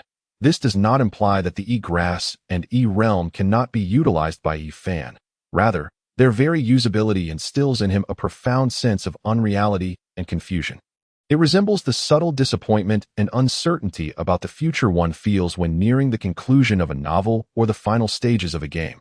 Yet, for Ifan, this world is merely a game, and he quickly breaks free from such emotions. The primary objective of his existence in the primordial wilderness is to discover how to assist his reality-bound self. Moreover, the primordial wilderness is vast. Even if he possesses immense power to dominate it, there remain countless tasks to undertake. Although he can manipulate the egress, it is essentially one with the E-realm and cannot simply sweep through the primordial wilderness unchecked. Furthermore, the current egress can only be regarded as a formidable weapon within the wilderness and cannot aid his reality-bound self. It remains crucial to research the techniques he can wield in reality, particularly concerning the dark bat's physical form. After an indeterminate period, Ifan devises a detailed plan at this juncture. He prepares to depart from the E-realm. However, before parting, he harnesses the power of the egress to imprison the chaotic wills. Initially, Ifan contemplated annihilating them, but sensing their potential future utility, he opts merely to confine them. Upon returning to his corporeal form, Ifan feels the strength of his late-stage golden immortal body, experiencing a grounding sensation. Previously, within the egress, the feeling of invincibility was almost surreal. How did he return? Oh, he's gone again. After moving about a bit, Ifan recognizes a familiar presence on the lake. The 7 stars Taoist's expression shifts, and he promptly retreats into a pre-established escape route. He has been here for some time now, faced with a wise beast that conceals its realm and inexplicably enhances its level. The 7 stars Taoist does not dare to let his guard down, especially upon discovering that Ifan's dark bat form lacks a soul and has not yet attacked. Now that he sees Ifan has returned to the dark bat form, with a soul remarkably pure and powerful, seemingly freed from madness, he wastes no time in fleeing at Ifan, however, pays little mind to the 7 stars Taoist, and sets off in search of Bai Kong Kong. Yet, after several months, Ifan realizes he has completely lost track of him. It seems he must thoroughly comprehend the principles of space to locate Bai Kong Kong. With a sigh of resignation, Ifan muses, it is unavoidable. After all, Bai Kong Kong is a rift butterfly, born from the remnants of a spatial demon god and a fisher of divine power, making him exceptionally adept at manipulating space. If he successfully transcends his tribulation, the subsequent elevation of his realm will face no obstacles. However, it is not far from becoming a mindless beast of slaughter. In truth, Bai Kongkong's previous failure in transcending the tribulation stemmed from his suppression of the chaotic will within his soul. He was reluctant to explore his innate abilities and sought to attain immortality solely through his own insights. Yet, Yifan understood that even if Bai Kongkong continued to repress his unique physical powers, once he achieved immortality through other means, the chaotic will would inevitably destroy his soul. It was merely a matter of time. "Friend, help me." At that moment, a voice filled with desperation echoed, and Yifan beheld an old man resembling the grandfather from a well-known tale rushing towards him. Indeed, despite being in the realm of Taiqingxian, he was still running. A creature of the primordial wilderness? Yifan mused, noting the rarity of beings in the primordial chaos who were unaffected by chaotic wills. "Hurry and escape. There is a horde of ferocious beasts behind me." The creature resembling the grandfather sensed that Yifan was merely at the mid-stage of the celestial realm and offered a warning. "You should flee to the left. I will lead this group of beasts to the right." As the grandfather spoke, he dashed toward the right. Observing this, Yifan activated his stealth and vanished from his location, intending to hunt down the ferocious beasts trailing the grandfather. It was not out of sheer kindness. Rather, he had previously been engaged in hunting these beasts, specifically extracting their souls that had been invaded by chaotic wills and casting them into the realm of E. However, the ferocious beasts Yifan had captured thus far were likely too weak, or their souls too frail, causing them to collapse upon entering the soul realm, scattering their chaotic wills and soul power. Thus, the soulless beasts naturally perished. He noted that there were merely 5 ferocious beasts at the mid-stage of Taiqingxian. Yifan observed the creatures as they inflicted harm upon one another while pursuing the grandfather, muttering to himself. Seizing the opportunity, he thrust a blade of grass into one of the beasts that had inadvertently strayed from the fray. The diminutive yet formidable grass pierced the elongated, dark brown beast, consuming its soul into the realm of E. The soulless body of the beast collapsed, unable to continue the chase after the grandfather or the other infighting creatures.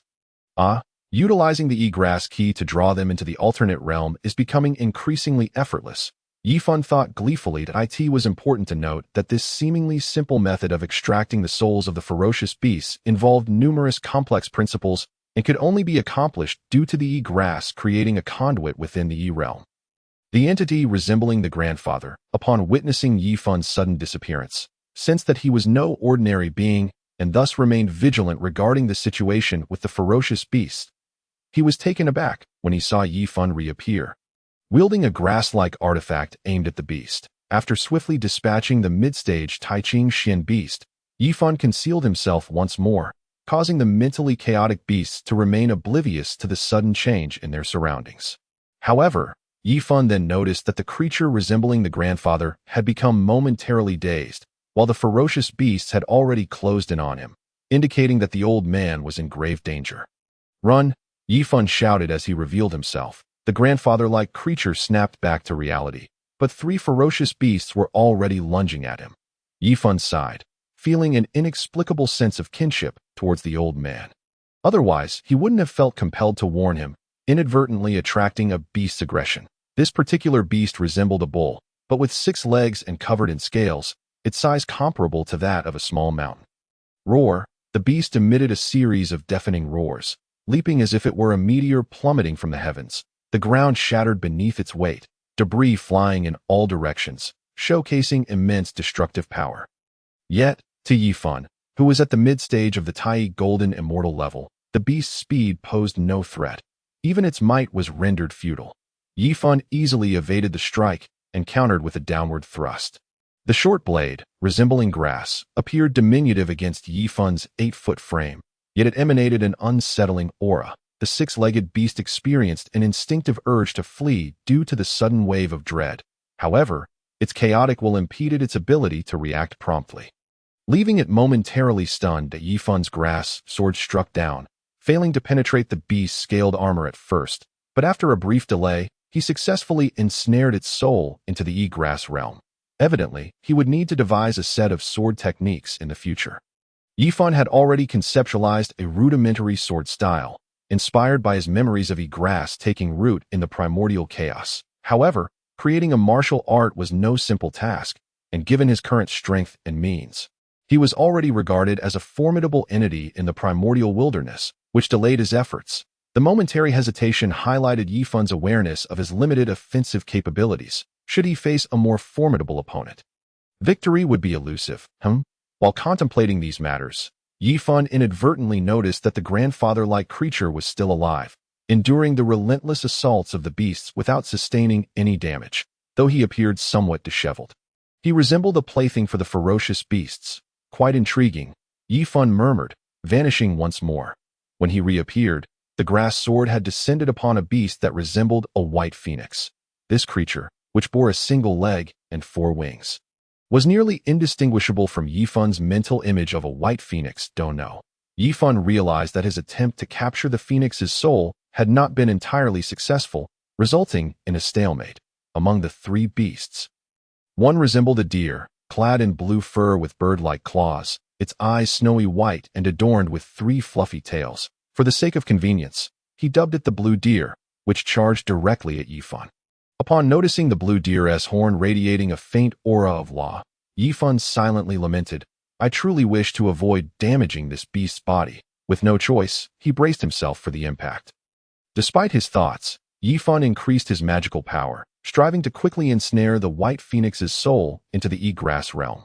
Just as Yifan was on the verge of fully capturing the white phoenix's soul, the blue deer struck him with full force. Yifan was sent flying, vanishing into the horizon as a brilliant flash. That hurt. His transformed robes were nearly shredded, his body marred with cracks, resembling a porcelain doll that had been forcibly glued together.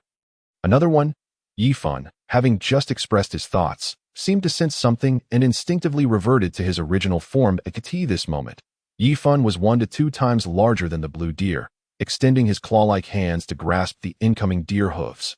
However, as Yifan aimed to preserve the blue deer's body in its entirety, he only utilized a fraction of the devouring principles. To his surprise, the blue deer's kick proved more potent than the previous antler impact. Thus, even with a significant enhancement from his devouring principles, the energy absorbed was still comparatively minimal. The outcome was that Yifan's hands were broken, and a considerable amount of flesh was torn away, while the blue deer's hind legs reached his abdomen. Nevertheless, the grass sword that flew from Yifan's mouth had already pierced the blue deer's skull. The blue deer's soul was not as robust as that of the white phoenix. Its essence was captured within the egress realm, but the inertia of its body persisted.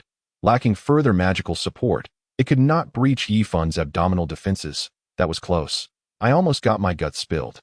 Yifan mused, discarding the soulless blue deer's body aside. He then turned his attention to the creature resembling a carnivorous plant, which was repeatedly swallowing and regurgitating the grandfather-like being, entangling and smashing him before chewing him up once more.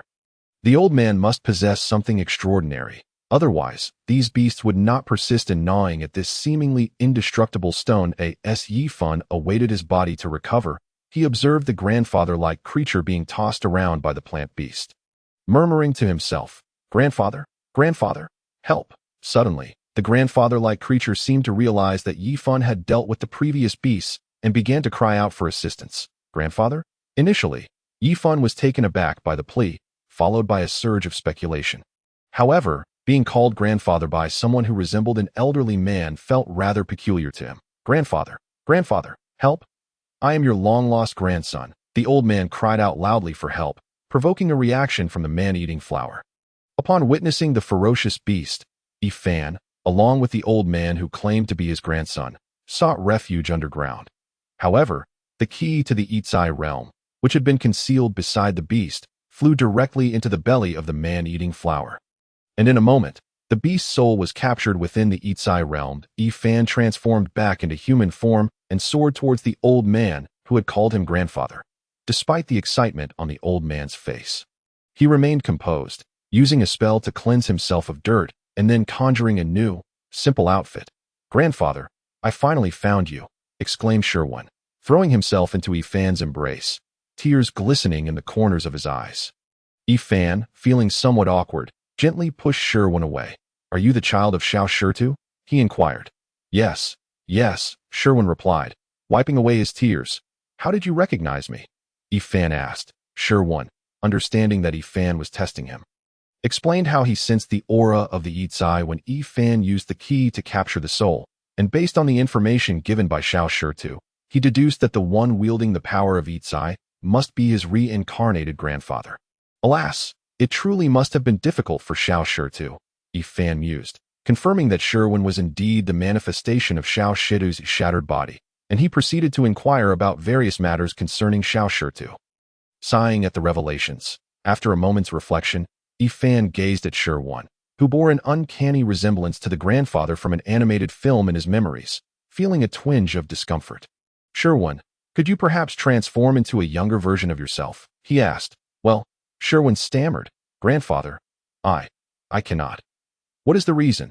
Yifan inquired, puzzled. Sherwin, realizing he had no choice but to reveal the truth, explained that it was related to his lineage. Although primarily composed of Shiao Sheru's body, during the transformation, he had absorbed the blood of the god of time, inheriting a part of its legacy, which rendered his body infused with the laws of time, resulting in an appearance of ag. To alter this form, Sherwin would need a profound mastery of the laws of time, a capability he evidently lacked at present.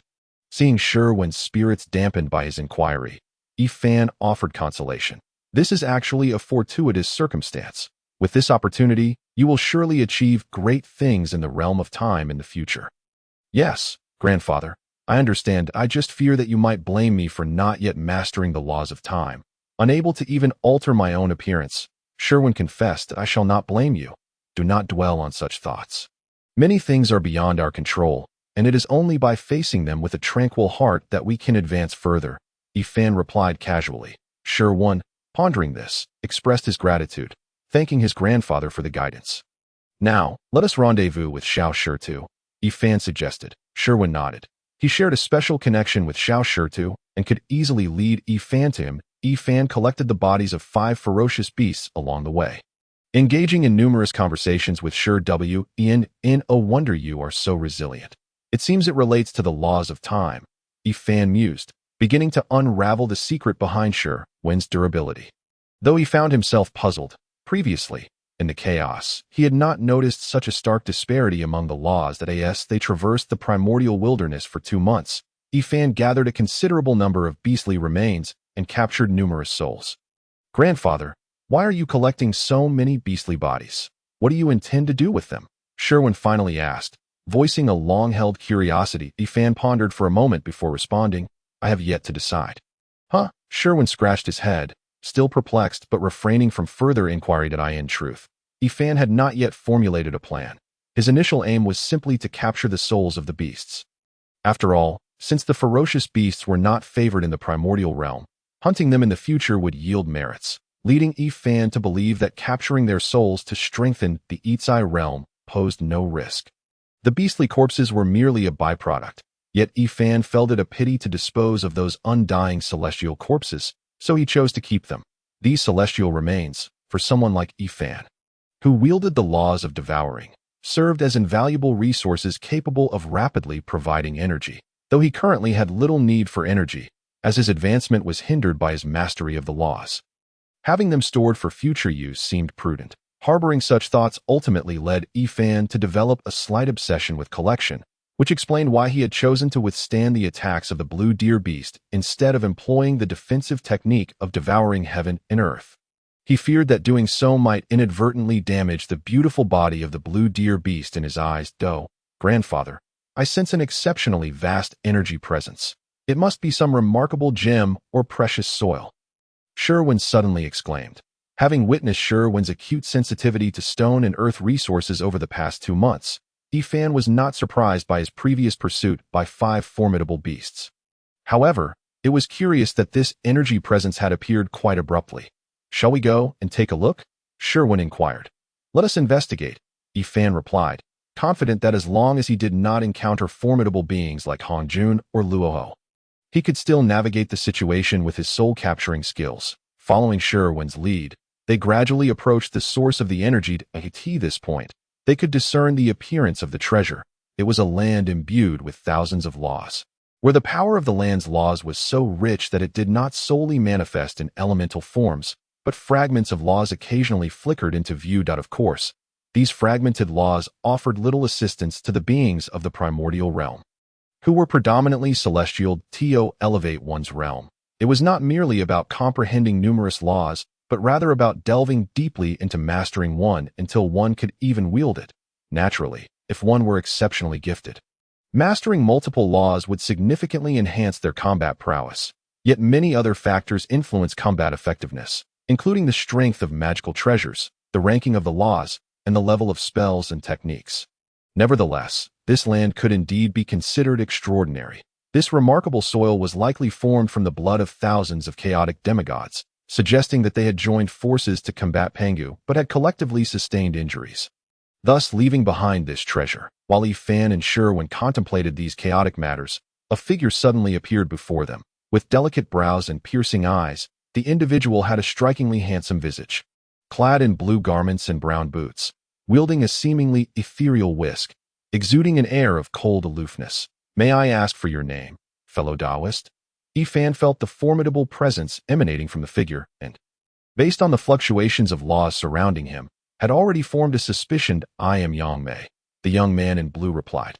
Upon hearing this, Yifan couldn't help but murmur to himself, "I never expected the appearance of the Great Immortal Yangmei to be so youthful and striking. Unlike the aged Hongjun, fellow Taoist, might you spare some of this soil?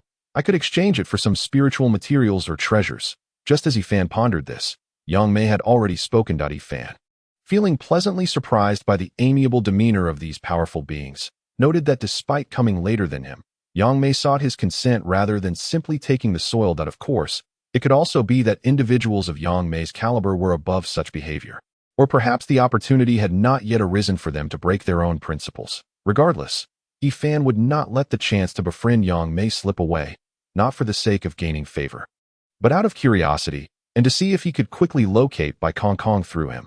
"Yangmei, my friend, take as much of this soil as you need," Yifan offered. Yangmei, upon hearing this, expressionlessly handed Yifan a jade vial. Yet, as soon as the vial touched Yifan's hand, he felt as though he had received a burning hot potato and hurriedly returned it. "There is no need for such formality. Take this soil without worry, as a token of my friendship." Yangmei remained silent. Passing Yifan another jade vial, Yifan returned it once more, saying, "Yangmei, do you look down upon me? Why must we be so formal?" Yangmei furrowed his brow, refraining from offering another vial. Observing this, Yifan revealed a triumphant smile. "Yangmei, where is your abode? In my leisure, I would like to pay a visit." It seems that Yifan, in a bid to satisfy some of his curiosity while also fostering a closer bond between them, was taken aback when Yangmei Daxian abruptly collected a portion of the soil of the laws and vanished through spatial displacement, leaving Yifan in a state of bewilderment and embarrassment, particularly when Yifan caught sight of Sherwin, who had remained silent and was now displaying a mixture of confusion and intrigue. He felt even more mortified. Surely, he must have left Sherwin with a lingering memory of unreciprocated admiration, akin to a history of unfulfilled affection. In truth, while Yifan's earlier actions may have come off as somewhat sycophantic, the situation was not entirely unfavorable. This was primarily due to Yangmei Daxian's near total silence throughout their interaction. It was this stark contrast that rendered Yifan's demeanor akin to that of someone attempting to warm a cold shoulder with his fervent enthusiasm. "Ahem, we ought to gather our belongings swiftly. If we press on a bit further, we should soon encounter Shiao Sheru," Yifan remarked, attempting to divert the conversation with an awkward cough. "All right," Sherwin replied, his excitement palpable at the prospect of reuniting with his father, especially as he would present himself as the one who had located his grandfather. Observing Sherwin's fervent demeanor, Yifan couldn't help but smile with satisfaction. Moments passed, and just after they had scarcely stored away the soil of the laws, they sensed a formidable aura approaching, one that was powerful, domineering, and rather imposing. Clearly, an unfriendly entity was on the way. "Sherwin, you should proceed to meet Shiao Sheru first," Yifan instructed. "Grandfather, Sherwin hesitated, just as 4 flying swords descended from the heavens, forming a menacing array of lethal intent.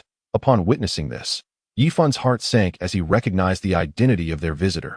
The figure was none other than the notorious Luo Ho Mo Zu, one of the principal characters in the Dao Mo Shengjia. You believe you can simply walk away after seizing what rightfully belongs to me.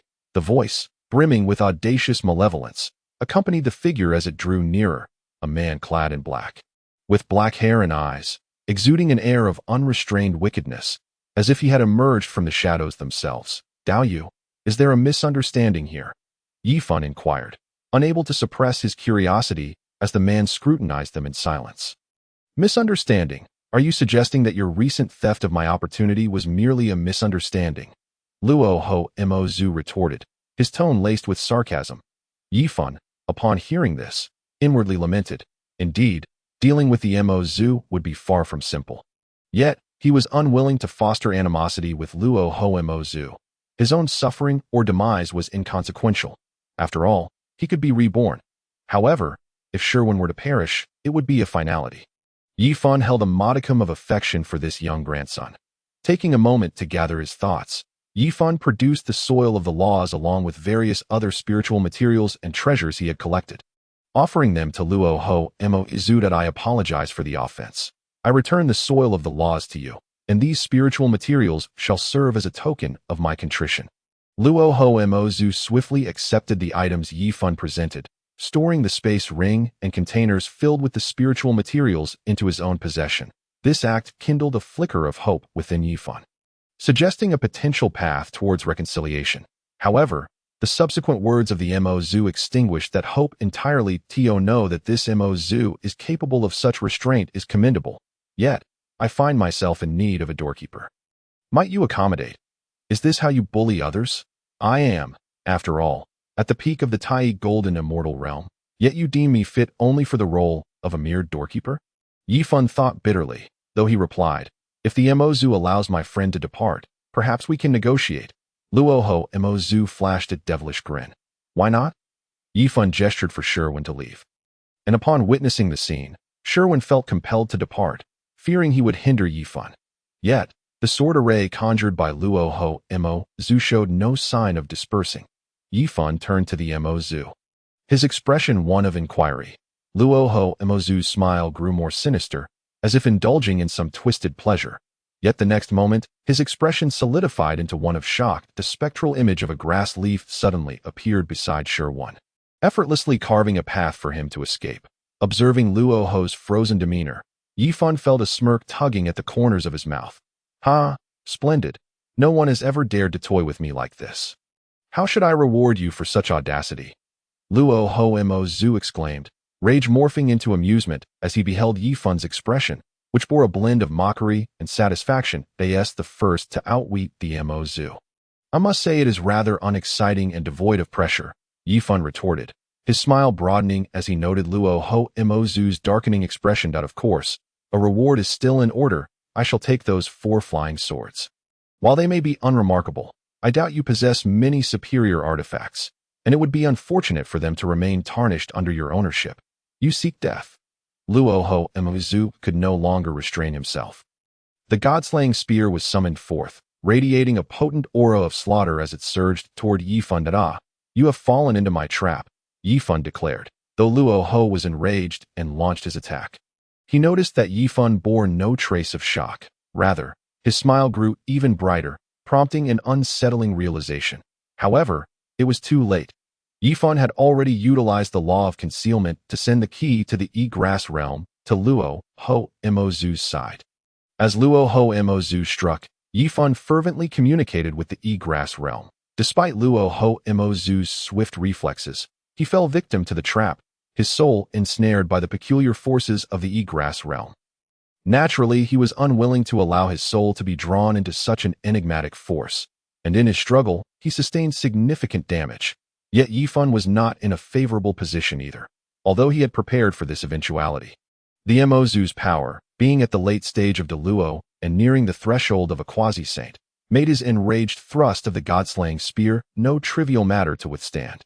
Yifan's elaborate scheme culminated only in mutual injury. Of course, being able to engage in a tit-for-tat exchange with one of the most powerful beings in the primordial world, who also wielded treasures such as the god-slaying spear and the extermination sword array, was no small feat. Oh no, Yi Fun thought. Realizing the dire situation, the god-slaying spear was a treasure of slaughter, not only possessing immense power, but also capable of harming the soul that he knew this well. But he had assumed that his soul, having been tempered by the egress, would withstand some of the effects. To his dismay, he found his defenses utterly breached. Consequently, he could no longer communicate with the egress realm to exert further pressure on Luo Ho Emozu. On the other hand, Luo Ho Emozu was also shaken by Yi Fun's strange methods, especially when he caught sight of a portion of the colossal grass. It evoked feelings of subservience within him for Luo Ho. This sensation was akin to experiencing something more terrifying than death itself. Thus, as Luo Ho's soul broke free from the constraints of the egress realm, he disregarded his injuries and once again activated the god-slaying spear. Unwilling to wait another moment, he yearned for Yi Fun to vanish from this world, once and for all. Yi Fun, heavily injured, beheld the returning god-slaying spear and made no further attempts at resistance. Given his current state, any struggle would be futile against such a formidable strike. Perhaps it was not so bad to perish at the hands of the Mo. However, as Yi Fun's mind wandered to Shiao Sheru and the others, the god-slaying spear was already within a meter of him, and unless fate intervened, he would soon face annihilation of both body and soul. Suddenly, a small hand emerged from the ground, slender and still unformed. Yet, this tiny hand gripped the god-slaying spear, halting its advance completely. "Father, Shiao Sheru has finally found you." A boy of 7 or 8 years, with a charming yet slightly delicate face, emerged from the earth. His large eyes tinged with a hint of red, as if he had suffered some grievance. "You little..." Yi Fun was momentarily speechless, overwhelmed by the myriad of emotions that surged within him upon seeing Yi Fun in such a battered state. Shiao Sheru turned in anger, pointing the spear toward the still dumbfounded Luo Ho Emozu. "Dare to harm my father, and I shall ensure you suffer a fate worse than death. Ha! You dare challenge me." As Luo Ho sensed the aura emanating from the small stone, he found himself unexpectedly calmed. The strange appearance of the small stone, coupled with its enigmatic form and its address to Yi Fan, had initially instilled in Luo Ho the urge to retreat in haste upon catching a glimpse of Yi Chao's true form. However, due to Luo Ho's inherent pride, he could not bear to flee in such a disheveled manner, leaving him momentarily at a loss. Yet, upon realizing that the small stone was merely at the mid-stage of the great Luo Golden Immortal Realm, his inclination to escape diminished significantly. And no matter how peculiar this young one might be, the disparity of a small realm meant that it was destined for demise. Without much exchange, the small stone, after rebuking Luo Ho, charged forth wielding a speared Yi Fan. Witnessing this scene, wished to intervene, but understood that it was already too late. The small stone, a manifestation of the chaotic stubborn rock, was unlikely to evade Luo Ho's grasp. It was better to engage in battle to buy some time. The clash between the small stone and Luo Ho ignited a tempest of spiritual energy, with the collision of laws and the confrontation of weapons creating a magnificent spectacle. Were it not for the reinforcement of the extermination sword array, the battlefield would have been reduced to chaos. How infuriating! This young one resembled a stubborn rock in the chaos, impervious to Luo Ho's demonic arts. In this confrontation, Luo Ho failed to gain any advantage. Rather, the small stone, employing some mysterious means, took control of the god-slaying spear, inflicting further damage upon Luo Ho's already wounded soul. "Come and meet your end," the small stone bellowed, wielding the spear to shatter Luo Ho's magical abilities, denying him even a moment to breathe. However, due to the small stone's singular approach to attack, lacking in formidable killing techniques, it was unable to significantly expand its gains despite the prolonged engagement. Yet, Luo Ho, who specialized in the laws of slaughter and destruction, found himself particularly vexed when faced with the impervious chaotic stubborn rock. Coupled with his pre-existing injuries, this provided the small stone with a breakthrough opportunity. This battle was the most frustrating and infuriating one Luo Ho had ever experienced. Days and nights passed. "Ah!" roared Luo Ho, who had been pierced by several holes, his cries echoing in madness that it appeared as though he had been cornered, recklessly overextending his body to unleash his final trump card. Die. Nevertheless, the small stone remained unafraid, charging forward with ferocity. The heavily injured Luo Ho was pierced again, creating yet another wound. But at that moment, Luo Ho revealed a sinister countenance, bellowing, "Kill! Kill! Kill. The small stone murmured, sensing the immense surge of energy from the 4 extermination swords. An exaggerated increase. Yet, the small stone did not retract its magical power. It continued to manipulate the god-slaying spear, striving to further exacerbate Luo Ho's injuries. However, the surging momentum of the 4 extermination swords proved formidable. As one sword flew forth, breaching the small stone's seemingly invulnerable defenses, another sword followed, threatening to obliterate the small stone. Yet, there was no time to defend. All the small stone felt was the regret of not being able to perish alongside Luo Ho. Just as the extermination sword was about to claim the small stone's life, a blade of grass appeared from thin air to intervene. Upon seeing the grass, which resembled the dominion of heaven and earth, Luo Ho's expression twisted with madness as he directed the remaining 2 swords to strike at the illusion of Yi Chao. Yet, the fierce killing intent of the slaughtering sword and the entrapping sword was effortlessly thwarted by Yi Chao. As even their power to cleave stars and sever rivers failed to shake this blade of grass in the slightest, this astonishing scene briefly restored a measure of clarity to Luo Ho, prompting him to retreat in panic from the god-slaying spear. The extermination sword array was fully established. Only the 4 saints could breach it. You shall remain within. However, before Luo Ho could finish his malevolent curses in his heart, the overwhelming sword energy emanating from Yi Chao's illusion sent the 4 swords flying, leaving the ground marred with sword marks. The extermination sword array had been shattered. In the face of such an outrageous spectacle, Luo Ho did not linger in shock. Instead, he fled with a speed he had never experienced before. Seeing Luo Ho's disarrayed escape, the small stone felt no joy that he gazed at the fading illusion of Yi Chao. Infused with Yi Fan's profound spiritual essence, realizing he might have to wait another era to see his father again. Yet, at that moment, a divine power descended upon the vanishing image of Yi Chao. "Father, come quickly and help. Send grandfather's soul into the Yi Chao realm," floated Shiwen, who struggled to employ the time-stopping divine technique. Clutching the key to the Yi Chao realm, immersed in sorrow, guilt, and anguish, the small stone was roused by Shiwen's actions. He hastily activated the key to open the Yi Chao realm and guided Yi Fan's soul inside, finally placing it within the Yi Chao. "What is happening? Why haven't I returned to the real world?"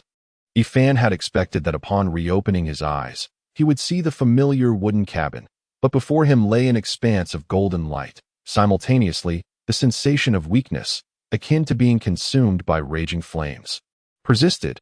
He might still be alive. Realizing this, Yi Fan decisively exited the primordial chaos and returned to reality, unwilling to endure the discomfort any longer as to whether he would miss the chance of survival because of this.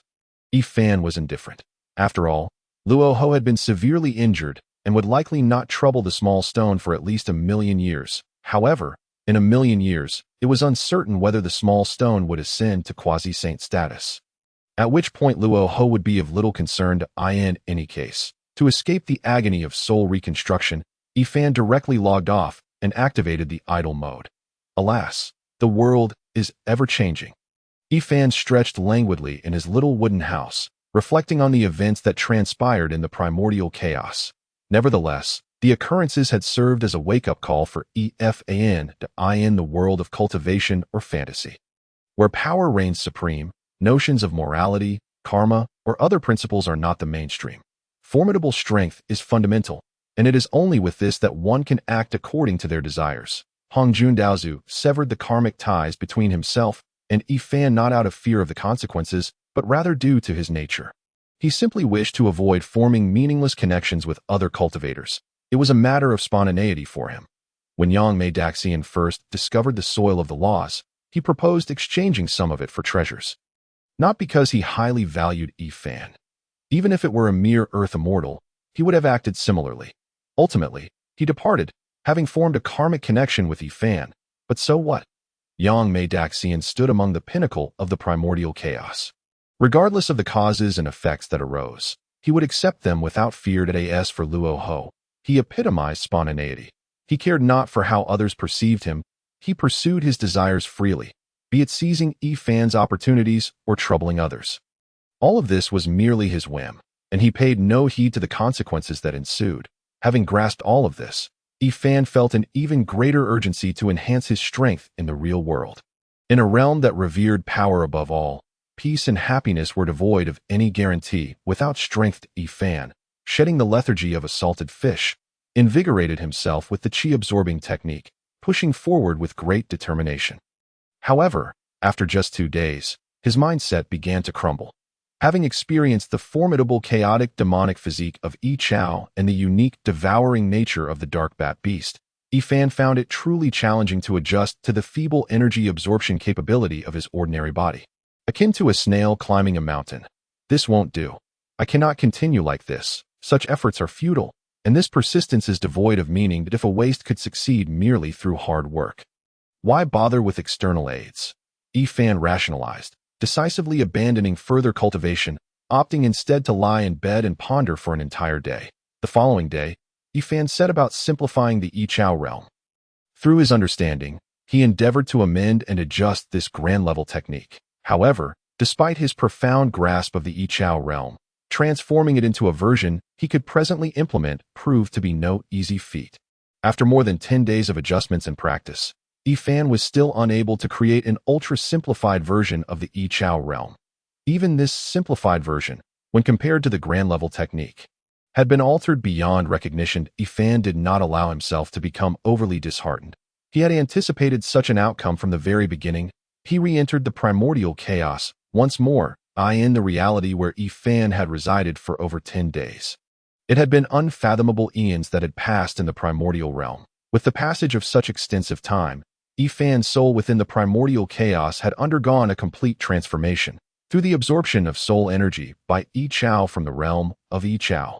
Ifan's soul was successfully reshaped, marking a fortuitous turn of events for him, resulting in a profound metamorphosis of his essence. Had Ifan possessed such a potent soul previously, he would not have been easily wounded by the god-slaying spear. Upon acclimating to his new soul, Ifan gazed upon the soul entities he had sensed long before. These entities were powerful beast souls that had been summoned to this realm, having withstood the excessive erosion of soul energy without disintegration. These fierce beast souls, after enduring a lengthy period in this foreign realm, found their chaotic wills gradually stripped and fused, moving towards order and unity. This indicated that they had indeed acquired genuine souls. Breaking free from the majority of the shackles that bound them, as for why they could persist in the Yi Chao realm without succumbing to the depletion of soul energy, it was entirely due to that chaotic will.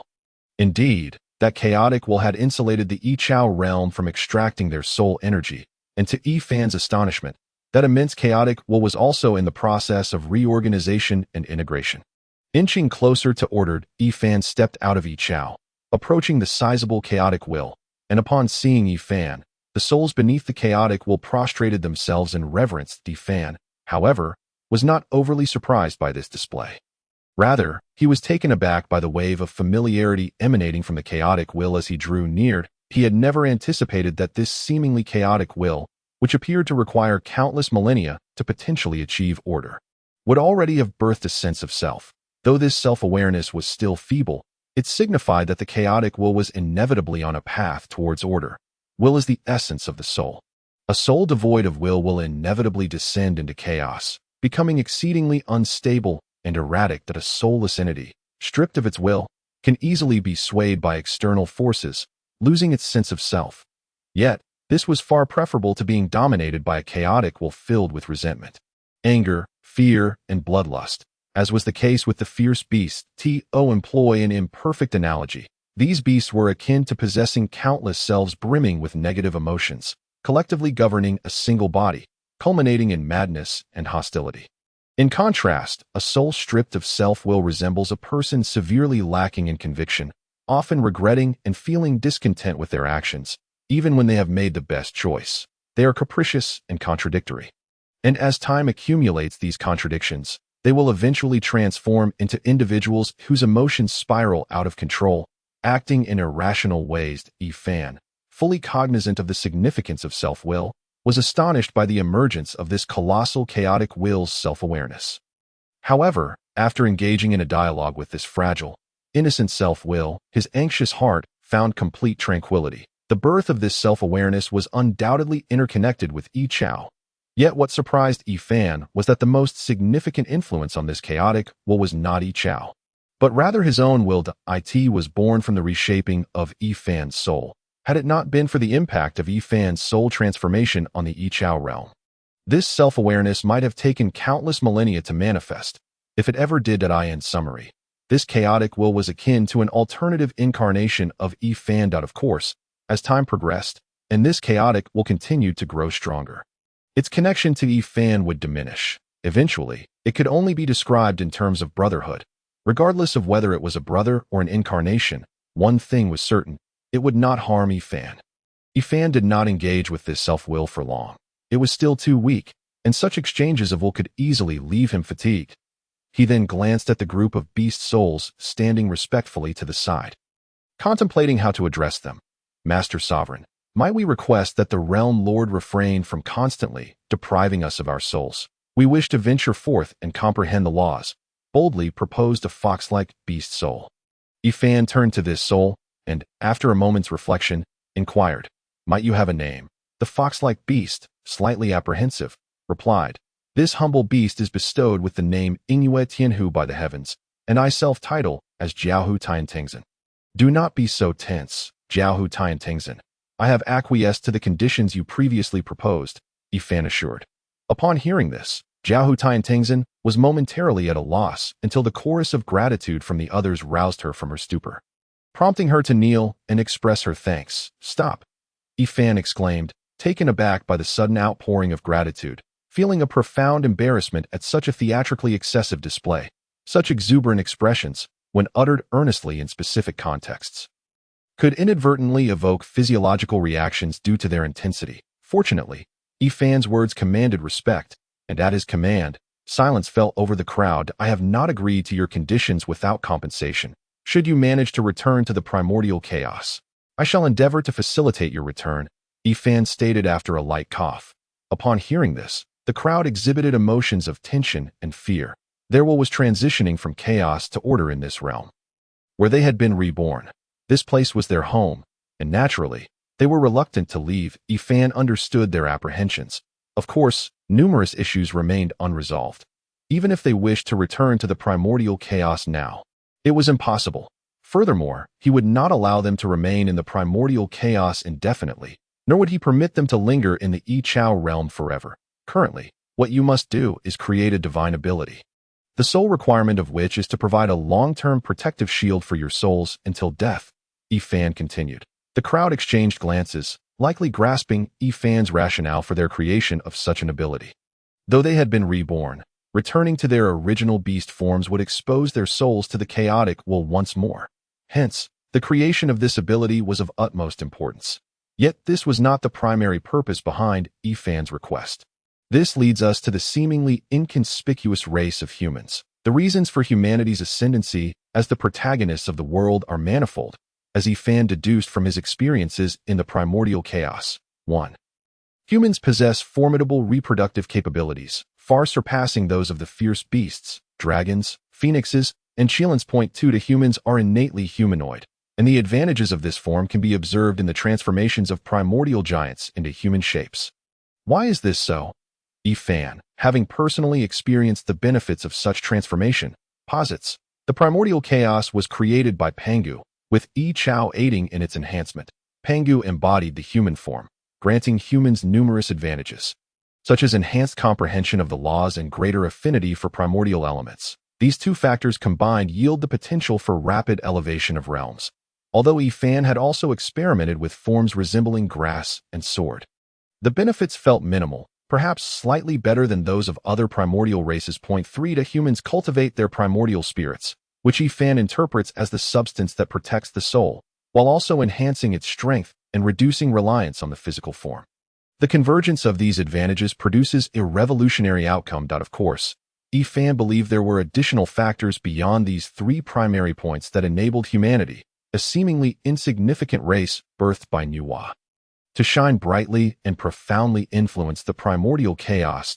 In conclusion, Yifan's ulterior motive in urging them to create an ability akin to the primordial spirit was to enhance the strength of these fierce beasts and to test whether the great tides of the primordial chaos could be altered.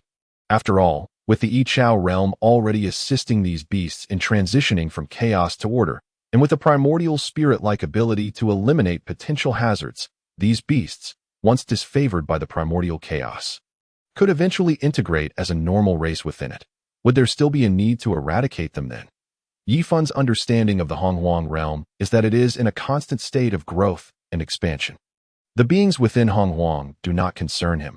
As long as they do not pose a threat to Honghuang, he will not intervene. Of course, he may be observing Honghuang at all times, selecting the races most beneficial for its development. With everything calculated in his mind as for how he truly views the beings of Honghuang, that remains to be discovered through testing. After Yifun finished speaking, he wasted no time and began researching this divine ability with the others. Years later, Yifun encountered Shiao Sheru and Sheru. Their reunion was filled with deep emotion, followed by listening and exchanging thoughts.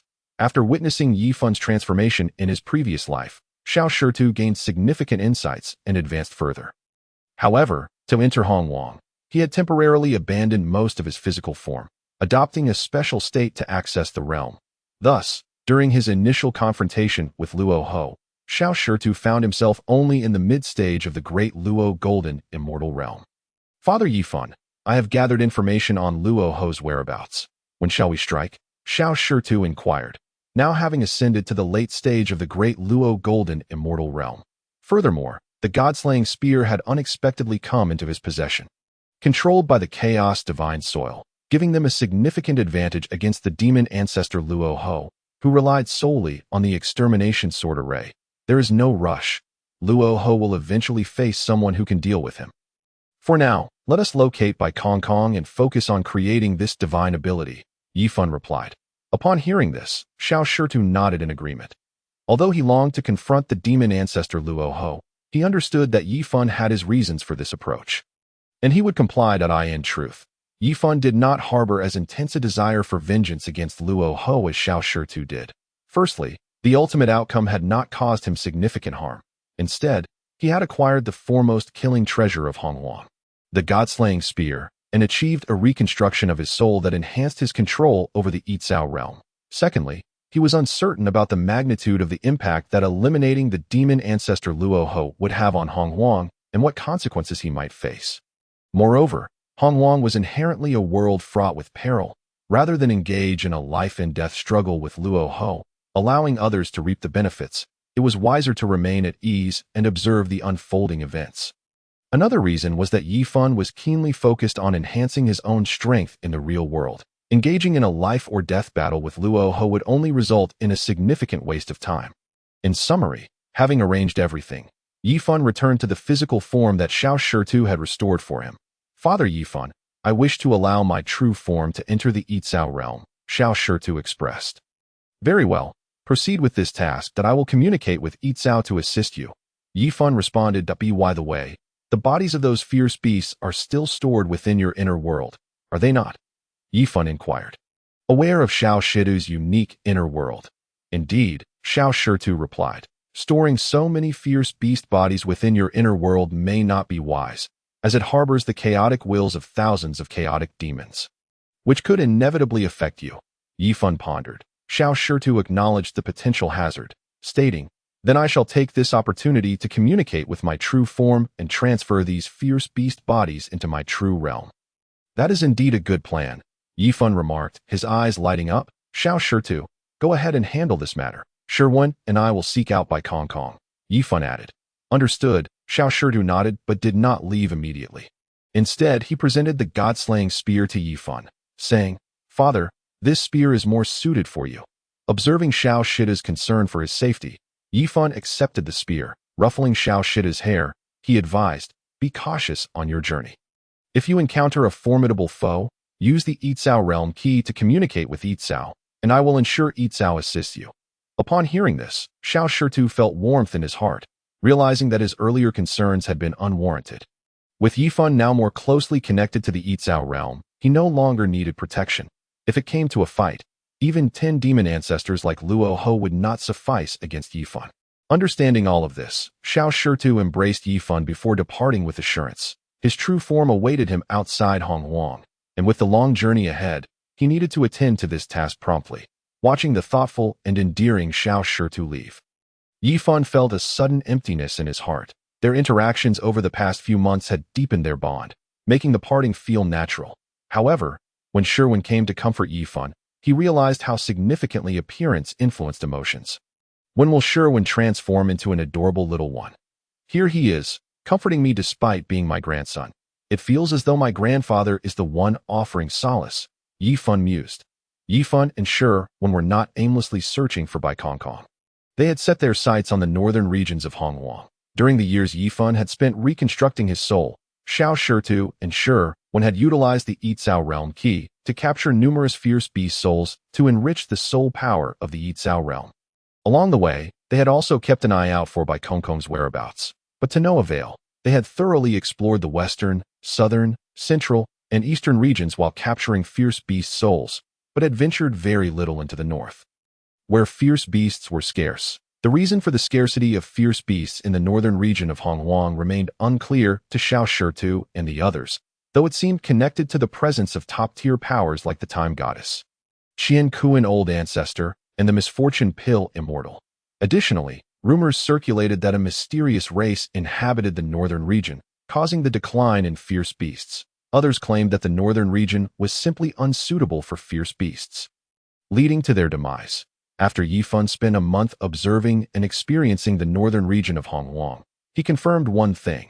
The northern region indeed did not appeal to fierce beasts. The spiritual energy here was relatively mild, with a concentration nearly half that of the other regions, and the impurities within the spiritual energy were significantly fewer. The trace amounts of chaotic energy that fierce beasts required were nearly imperceptible in this area. However, this alone could not account for the stark difference in the number of fierce beasts in the northern region compared to others. Grandfather, there are 2 cultivators ahead, Sherwin remarked. Yifan glanced over and replied, "Let us inquire whether they have seen Bai Kongkong." "All right," Sherwin responded, following Yifan as they approached the 2 cultivators. "Sister, they are coming." The female cultivator in a pink dress excitedly informed the one dressed in golden attire. "Stay calm. Remember, you are my sister now," the golden-clad cultivator advised. This moment, Yifan was not far from them, and the two began to converse casually, resembling a pair of sisters enjoying a leisurely outing. Observing this scene, Yifan found it rather peculiar. "Friends, may I trouble you to clarify a matter for me?" Yifan approached them to inquire. After all, they had been in the northern region for over a month without discovering any leads, and it was essential to gather information about the area. The female cultivator in the red dress turned to face him. She possessed a gentle and charming appearance, exuding a warm and approachable aura, reminiscent of the neighborly girl from every boy's memories. Just as Yifan felt his heartstrings tugged by this neighborly girl, the golden-clad cultivator stepped forward, revealing herself, with hair cascading like a waterfall and a graceful figure. She possessed an air of elegance. "What matters trouble you, esteemed senior? My sister and I shall speak candidly," she declared, her exquisite features framed by brows like distant mountains and eyes reminiscent of clear lotus blossoms. Her lips blooming like cherry blossoms, truly a vision of unparalleled beauty. Yifan was utterly captivated, standing there as if entranced, akin to a lovesick fool encountering a goddess. "Sister," the esteemed senior is quite taken aback. The red-dressed cultivator giggled, breaking the moment. Just as the golden-clad cultivator was about to utter a warning against rudeness, an irate elder voice interrupted. "What nonsense are you spouting? My grandfather is clearly deep in thought." "Grandfather?" The 2 women were left bewildered, glancing at Sherwin, who was defending Yifan. While they were stunned, Yifan returned to his senses, alarm bells ringing in his mind. This woman was undeniably extraordinary. "Ahem, might you 2 friends have seen this beast?" Yifan cleared his throat, breaking the slightly awkward atmosphere as he projected an image of Bai Kongkong. The 2 female cultivators examined the image for a moment before responding. "We have seen it." "Where?" Yifan was momentarily taken aback, and then, unable to contain his surging excitement, he inquired. However, the 2 female cultivators did not respond immediately. Instead, they posed a counter-question. "Is this beast of great significance to you?" "Senior?" Yifan, without any hesitation, replied candidly, "It is indeed of great importance. He is my child." Upon hearing this, the 2 women were slightly taken aback, yet due to their prior knowledge of Sherwin's lineage, they had built some resistance and did not linger on the identity of child. "If it is so vital, we will assist you in locating him, but might we request a condition in return?" The woman in golden attire proposed. Hearing this, Yifan's excitement was somewhat tempered, and he asked, "What condition?" The golden-clad woman did not immediately disclose her terms. Instead, she began recounting her and her sister's story. "My younger sister, Jin Lian, and I, Hong Lian, are both born of acquired spiritual roots. When we first entered the primordial chaos, we were besieged by the ferocious beast Chiya, narrowly escaping death, thanks to the timely intervention of the Lady of Time." As Yifan listened to Jin Lian's lengthy recounting, he grasped the plight and experiences of the two sisters that in essence, they were two pitiful, yet sensible lotus sisters, reluctant to remain dependent on the Lady of Time. In gratitude for her assistance, they had left the eternal mirage to seek their own fortunes. Yifan offered them numerous precious spiritual materials and treasures, saying, "Please, take these." However, Jin Lian declined, stating, "Senior, my condition is not this. Consider these a gift from me. Let us discuss the condition later." Yifan insisted, gesturing for them to accept. When Hong Lian attempted to accept the offerings, she was halted by Jin Lian, who said, "No, if we accept these, the senior may not agree to our condition." Yifan, wishing to assure them he would comply, found his thoughts reversing and asked, "What condition do you propose?" Jin Lian replied, "Our departure from the eternal mirage was not a whim. It was driven by a profound sense that there exists an opportunity outside that could alter our destiny, prompting us to leave." Yifan nodded, encouraging her to continue. "That we have searched for a long time, yet without success. Until today, we felt a strong pull and came to this place." Yifan's eyes brightened as he exclaimed, "Is this place indeed where the opportunity that alters your fate lies hidden?" "Indeed, but it is not hidden. It stands right before us," Jin Lian said, her clear, captivating lotus-like eyes gazing affectionately at Yifan. Yifan was momentarily bewildered by this unexpected turn of events. After a while, he stammered, "You mean the opportunity you speak of is me?" Jin Lian replied, "My heart senses that you are my destined partner. If we were to become Tao companions and cultivate together, we would surely." Before she could finish, Yifan interrupted, "This is absurd. I cannot agree to such a thing." "Why not?" Jin Lian's expression shifted to one of hurt, her eyes brimming with unshed tears, evoking deep sympathy, while Yifan maintained a facade of calm. Internally, he was stirred by Jin Lian's various gestures. How could any man withstand the allure of such a stunning woman willingly offering to cultivate together? Moreover, Yifan had reincarnated within the primordial chaos. Even if the woman had ulterior motives, the worst outcome would merely be his demise. His earlier decisive rejection had been a reflexive response of a seasoned bachelor suddenly confronted with practical realities. Now, contemplating why he could not assist this woman, he feigned reluctance, saying, "I fear I might lead you astray. Should you not obtain the opportunity you seek, it would surely bring you greater sorrow." Upon hearing Yifan's reasoning, Jin Lian stifled her tears, assuring him, "Do not worry, senior. Fate is predetermined. Regardless of the outcome, I shall accept it with grace. But if we were to become Tao companions, how would we handle it when we encounter our true beloveds in the future?" Seeing Jin Lian genuinely desire to cultivate with him, Yifan continued his act. "That I do not mind if you engage with other women. Should I hinder you, I shall withdraw without causing you any trouble," Jin Lian stated. "However, I wish to devote all that I am to the woman I love, ensuring that we are never separated," Yifan replied. Jin Lian, upon hearing this, paused momentarily before wiping her tears and departing, leaving behind the words, "I understand." "Wait, wait, wait. Why are you leaving? What do you understand? You completely missed my point." Yifan lamented internally as he watched Jin Lian swiftly vanish in a streak of light, feeling an acute sense of frustration. Yet, he found himself unable to voice his thoughts or take a step forward to stop her, his heart twisting in anguish. Hong Lian pursued Jin Lian to a spiritual mountain, finding her sitting by the cliff, seemingly lost in contemplation. After a while, Hong Lian could no longer contain her curiosity and asked, "Sister, why were you so emotional just now? Ling Er, were you not touched?" Jin Lian countered. Ling Er, somewhat perplexed, wondered what there was to be moved by. With such strength, why remain chaste for a woman yet to appear? Even in the presence of a beauty such as myself, one could restrain their impulses. Such restraint is indeed a love to be envied. That emotion-laden words flowed from Jin Lian's lips. Hearing her speak so, Ling Er felt a twinge of emotion as well. After a while, when Ling Er saw Jin Lian's mood calm, She asked, "So, sister, are we just going to let him go?" Wiping the tears brought forth by her own feelings, Jean Lien replied, "Of course not. While I admire his restraint and commitment to love, I do not have the luxury of time to continue searching. Moreover, he is a chance presented to me by the universe. I will not let this opportunity slip away due to mere admiration." Ling Er sighed in relief and proposed, "Then shall we go and capture him now?" Jean Lien shook her head. This person seems to be at the peak of the Tai Golden Immortal realm. But his combat prowess rivals that of the Western demon ancestor Luo Ho. Forcing him would not end well. Ling Er, summon Chui Gua and He Yuan. "We must stage a performance," Jean Lien instructed. Noticing Ling Er's incredulous expression, Ling Er snapped back to reality, responding eagerly, "Yes, grandfather, why did you drive those two fairies away?" "We have yet to ascertain Uncle Zhong's whereabouts," Sherwin exclaimed, unable to contain himself as he observed Yi Fan in a daze. "Sherwin, what misunderstanding have you formed? My last words were quite clear. It's just that Yi Fan did not finish speaking," Yi Fan replied. "What was it?" Sherwin pressed. "It's something you wouldn't comprehend, and whether they truly know Bai Kong Kong's whereabouts remains uncertain," Yi Fan casually remarked.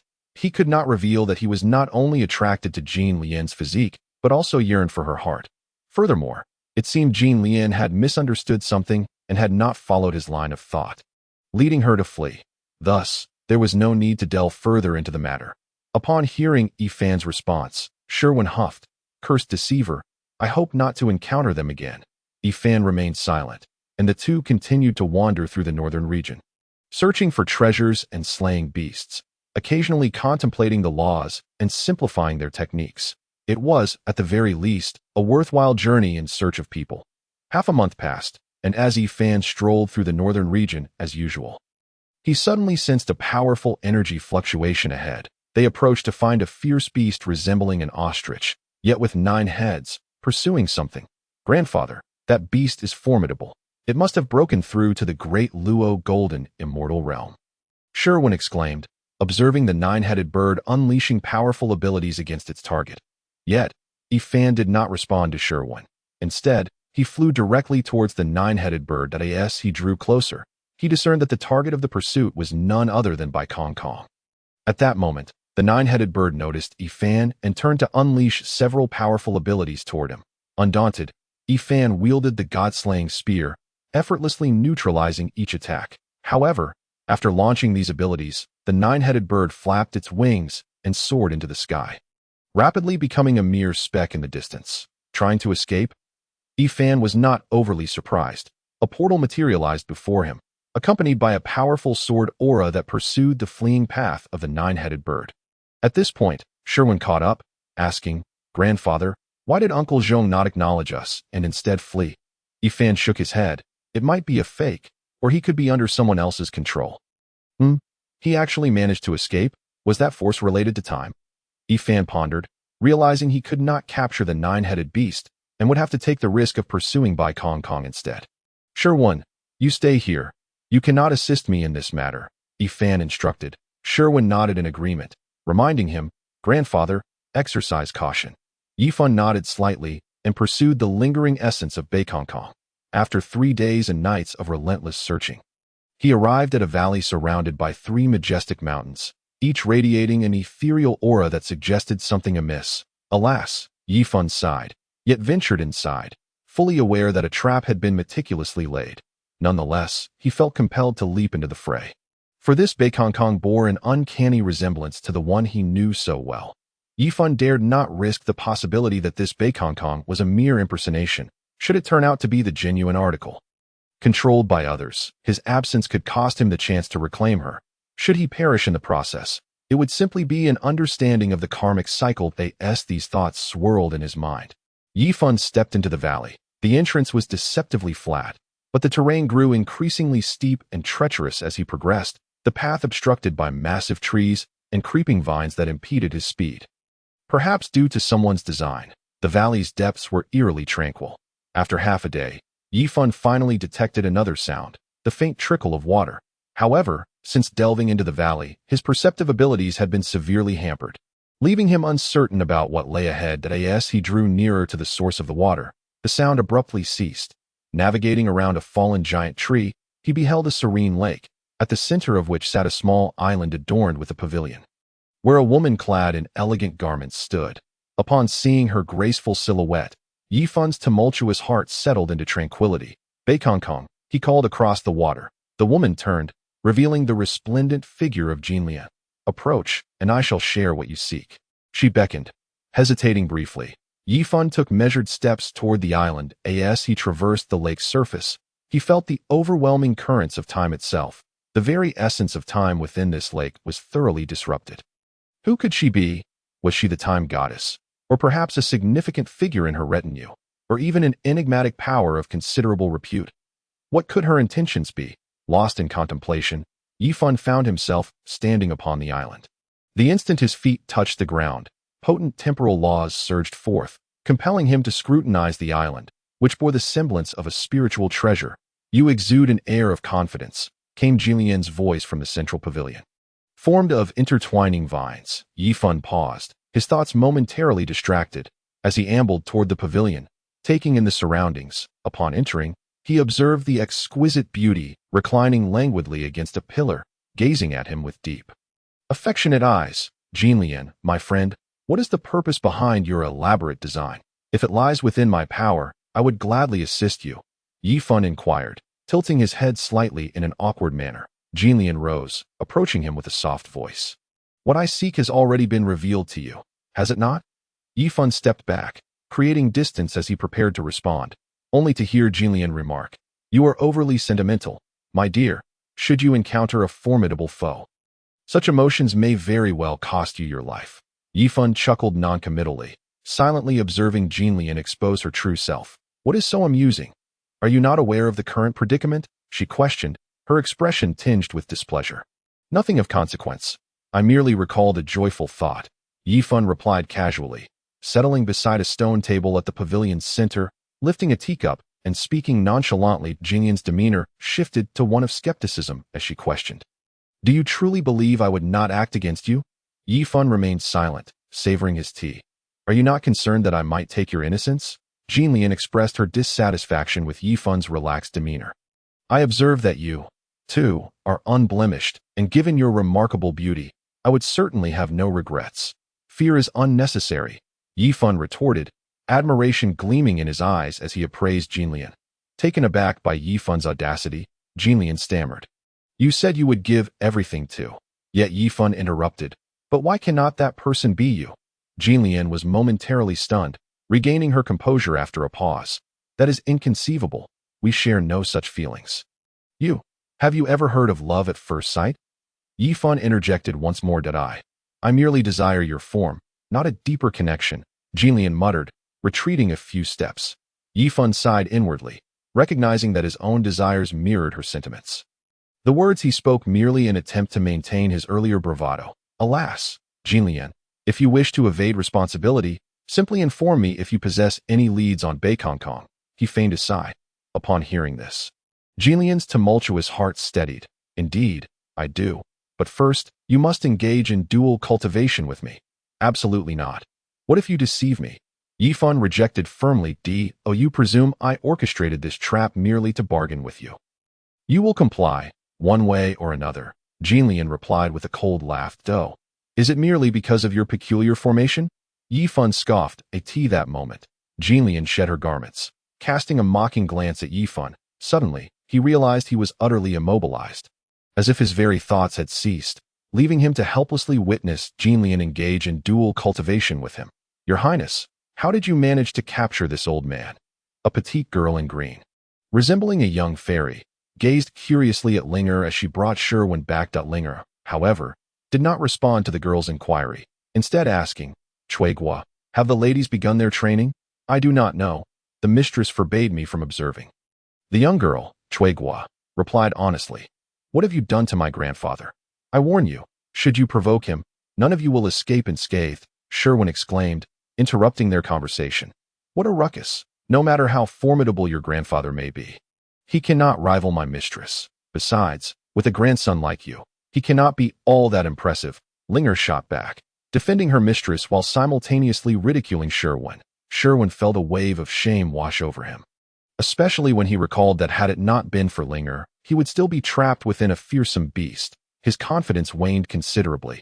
But my grandfather is indeed powerful. I am trying to save you. Not long ago, the demon ancestor Luo who forced him into a corner, Sherwin recounted, his voice lacking conviction. Linger regarded him with skepticism. Your grandfather seems to have an affinity for adopting all sorts of beings. I know not the details, but his judgment is clearly inferior to my mistress's. Sherwin's face shifted in hues, ultimately leading him to exclaim, I merely lack experience in cultivation. I shall surely surpass you one day. I shall await that day, Linger replied dismissively, returning her focus to plotting with Cui Gua, disregarding Sherwin entirely. Hearing her perfunctory response ignited a fire within Sherwin, prompting him to declare, I, Sherwin, shall undoubtedly attain sainthood. Yet, no one paid him heed. Sherwin, feeling emboldened, rambled on fervently, like an overly enthusiastic youth high on ambition. Ugh, how tiresome. Cui Gua, silence him. Understood. Little cultivator, do you not think I have the potential to become a saint? Why are you hitting my mouth? Smack, smack, smack. For an entire incense stick's duration, the sounds of Sherwin's protests and slaps echoed continuously. Yet Linger successfully unleashed her forbidden divine powers, no longer needing to worry about distractions that could jeopardize her efforts. Immediately, she approached Sherwin. Cui Gua, what is happening? Cui Gua responded dejectedly. I am sorry. His mouth is too tough for me to break. Why did you allow him to strike me? I assure you, should my grandfather become enraged, without my intervention, you will all be in dire straits. Sherwin lamented. Smack. Linger retaliated with a resounding slap that could have sent a spiritual mountain flying.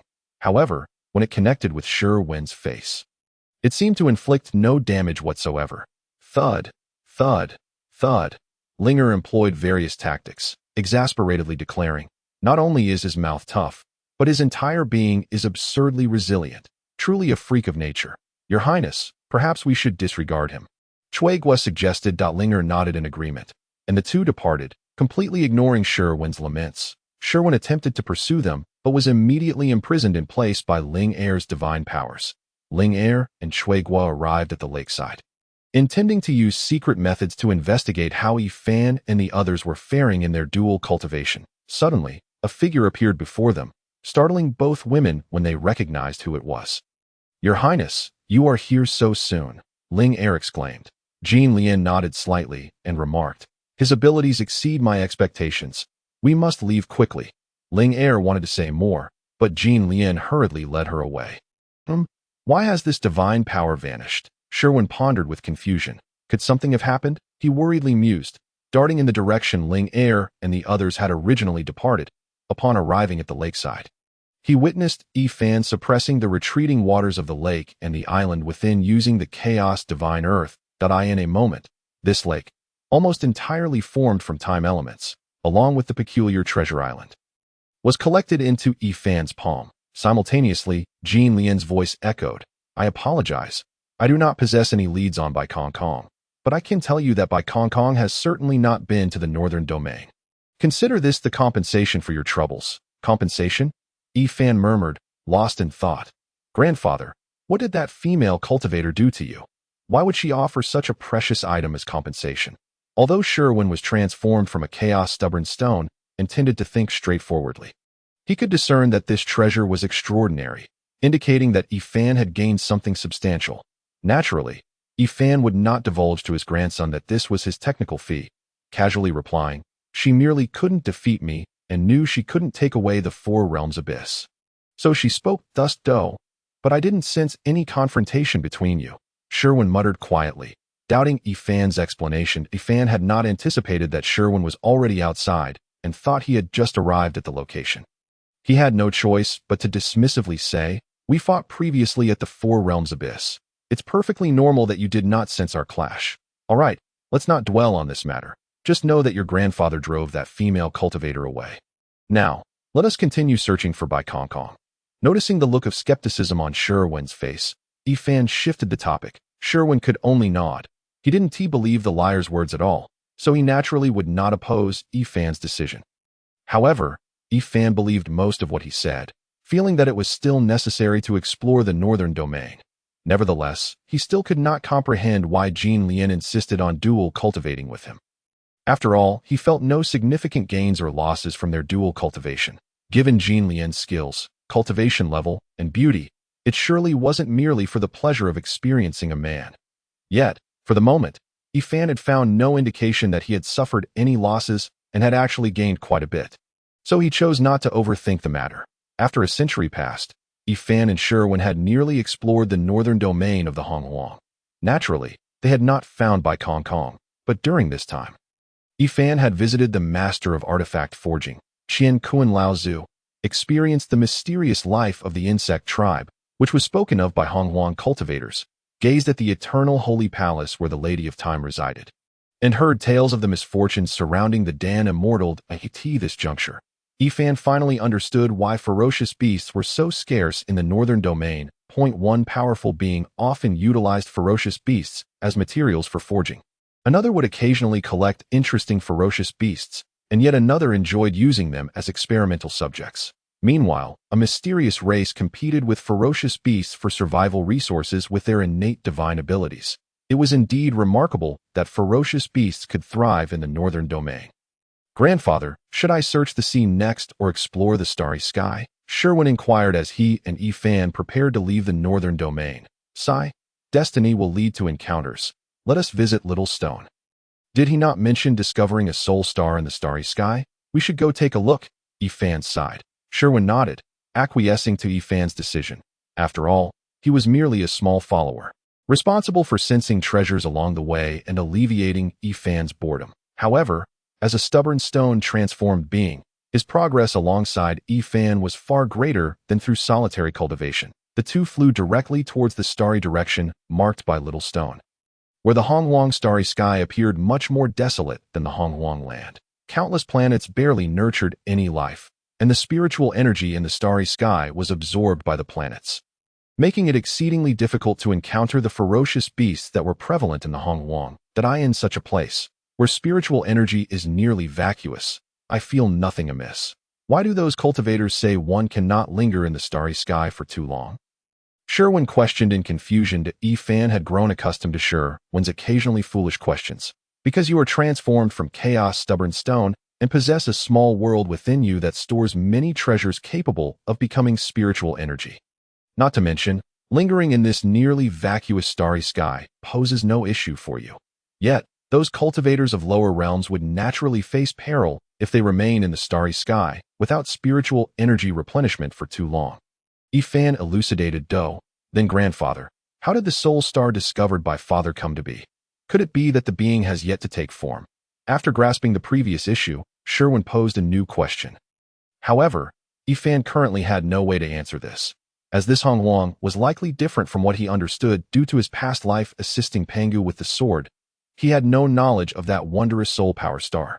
He merely had some speculations but deemed it unnecessary to voice them at present. "I must see it to ascertain what it truly is," Yifan remarked.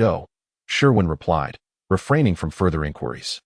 On their way to their destination, they encountered a peculiar creature. The strangeness lay not in its appearance, but in its state that it did not resemble traditional ferocious beasts that were brainless and devoid of wisdom.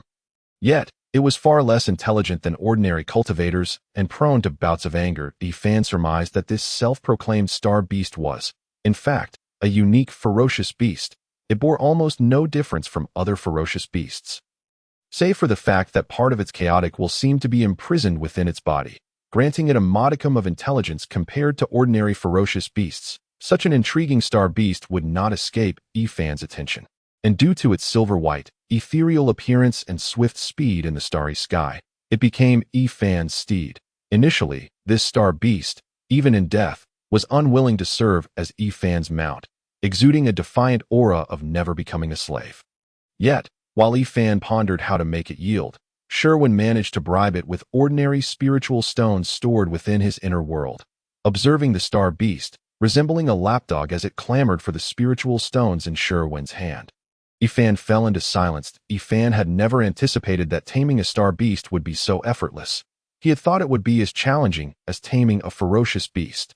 In truth, the starry sky was far more barren than the Honghuang land, rendering spiritual stones a delicacy for the star beast that, of course, A few piles of spiritual stones were not enough to make the star beast appear so pitiable. The next day, upon discovering themselves surrounded by a multitude of star beasts, Ifan thought to himself, I had a feeling that relying on a few piles of spiritual stones to easily manage the star beasts was somewhat problematic. And indeed it was, fellow Taoist. I believe we should discuss this matter thoroughly. Just then, an elder emerged from the swarm of bizarre star beasts. Ifan scrutinized this elder, wishing to discern the nature of his relationship with the ferocious beasts. I am Wuliang, one of the 12 domain lords of the star beasts. May I inquire how to address you, fellow Taoist? The elder introduced himself kindly to Ifan, seeing the elder's courteous demeanor, responded, You may call me the master of an MO. The elder then turned his gaze toward Shirwan. And how shall I address you, fellow Taoist? Shirwan, with a glint in his eye, replied, You may call me Shirzu, master in MO and Shirzu. May I inquire what brings you to the starry sky? Wuliang inquired with a nod. Just as Shirwan was about to answer, Ifan interjected, I had not realized that conducting business in the starry sky required notifying your star beast clan. Wuliang, you misunderstand my intentions that I merely inquired if you had any matters at hand, as I was assessing the possibility of enlisting your assistance in completing a task for our clan. Wuliang replied with a wry smile. Oh, what task do you wish to enlist us for? Ifan inquired curiously. Wuliang did not hold back and explained the circumstances to Ifan. It turns out that the Star Beast clan only recently managed to shed the characteristics of fierce beasts thanks to their leader, the Lord of the Star Beasts. In the past, they were merely a rather peculiar breed of fierce beasts. This Lord of the Star Beasts did not originate from the cosmos.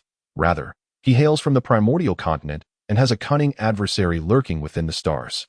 This adversary is exceedingly sly, ultimately retreating into a peculiar planet, which, interestingly, bears a striking resemblance to the soul star described by Shiao Sheru, despite having gained the support of the star beasts and the power for vengeance.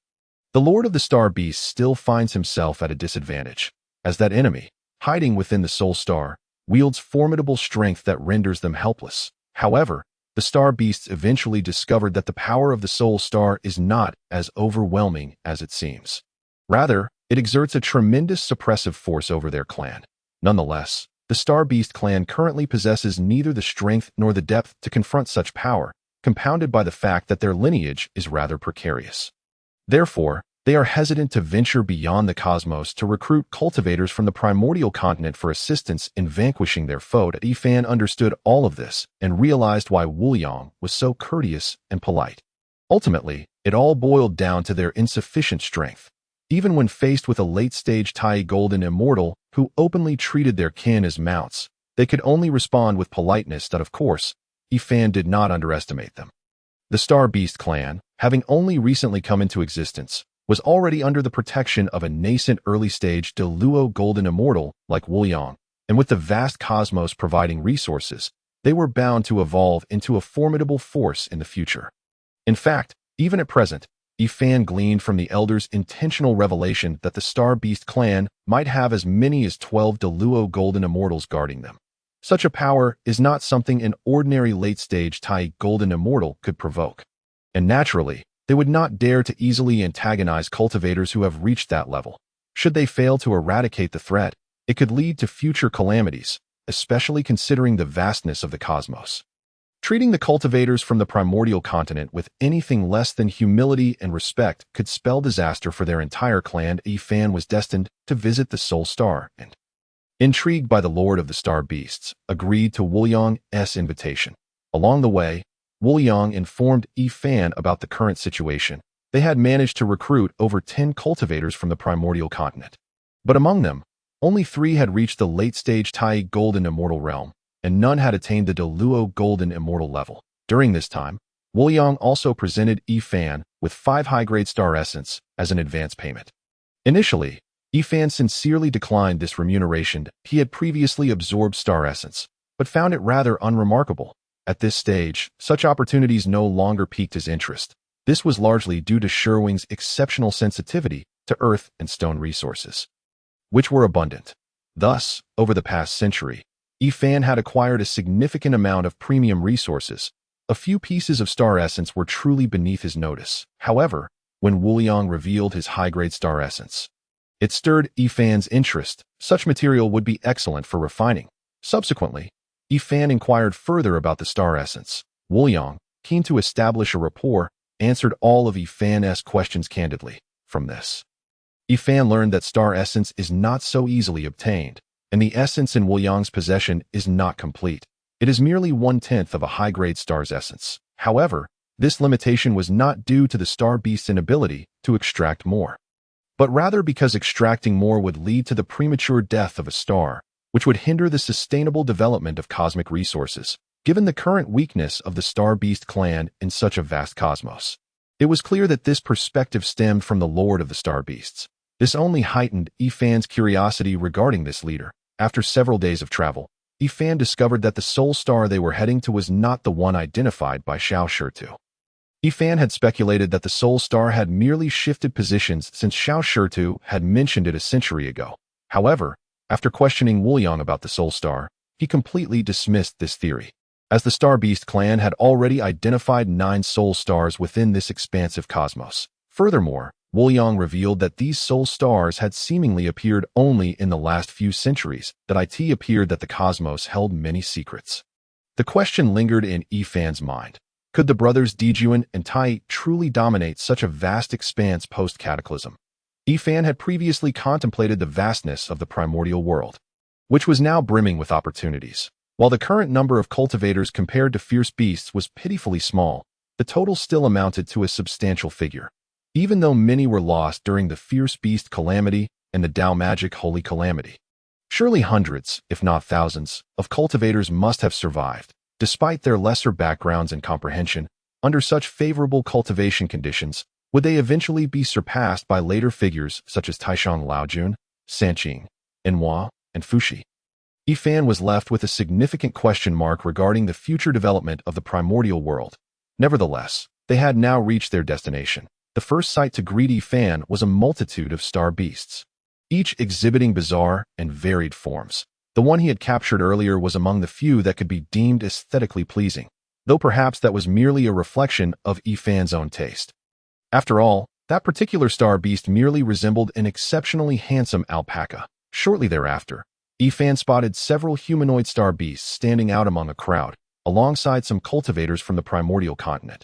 Most notably, he recognized a familiar figure standing amidst the group, seemingly organizing something. Could that cultivator in the midst be the Lord of the Star Beasts? A smile crossed Yifan's face, one that Wuliang could not decipher.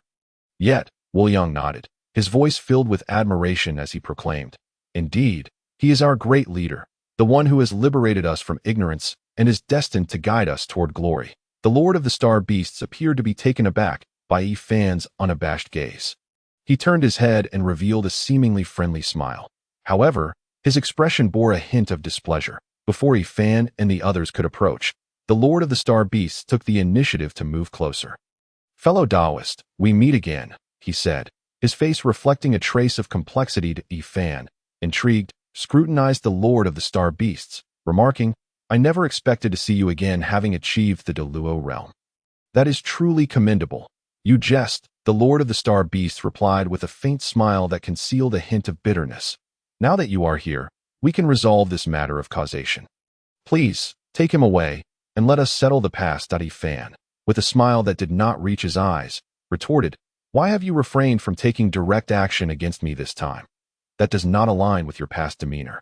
A fleeting awkwardness crossed the Lord of the Star Beast's face as he replied earnestly, "Indeed, I was impulsive back then, but did we not both pay a price for it? The impulsive 7-star Taoist is long dead. Now only the newly born Lord of the Star Beasts remains. Is that so? Then why do you still not let Bai Kong Kong go?" Yifan inquired, his expression turning serious. The Lord of the Star Beasts paused, then donned a look of grievance as he said, "Fellow Taoist, you are misjudging me. I am not the one refusing to let Bai Taoist go. It is clearly Bai Taoist who has not let me off the hook. Despite my repeated explanations, he continues to trouble me, leaving me no choice but to seek a definitive resolution to this annoyance. However, now that you are here, we can settle this matter peacefully. You may not know, but he still insists that I am responsible for your demise. Yet how could I possess such capability?" The Lord of the Star Beasts continued his lament. His demeanor was reminiscent of a victim.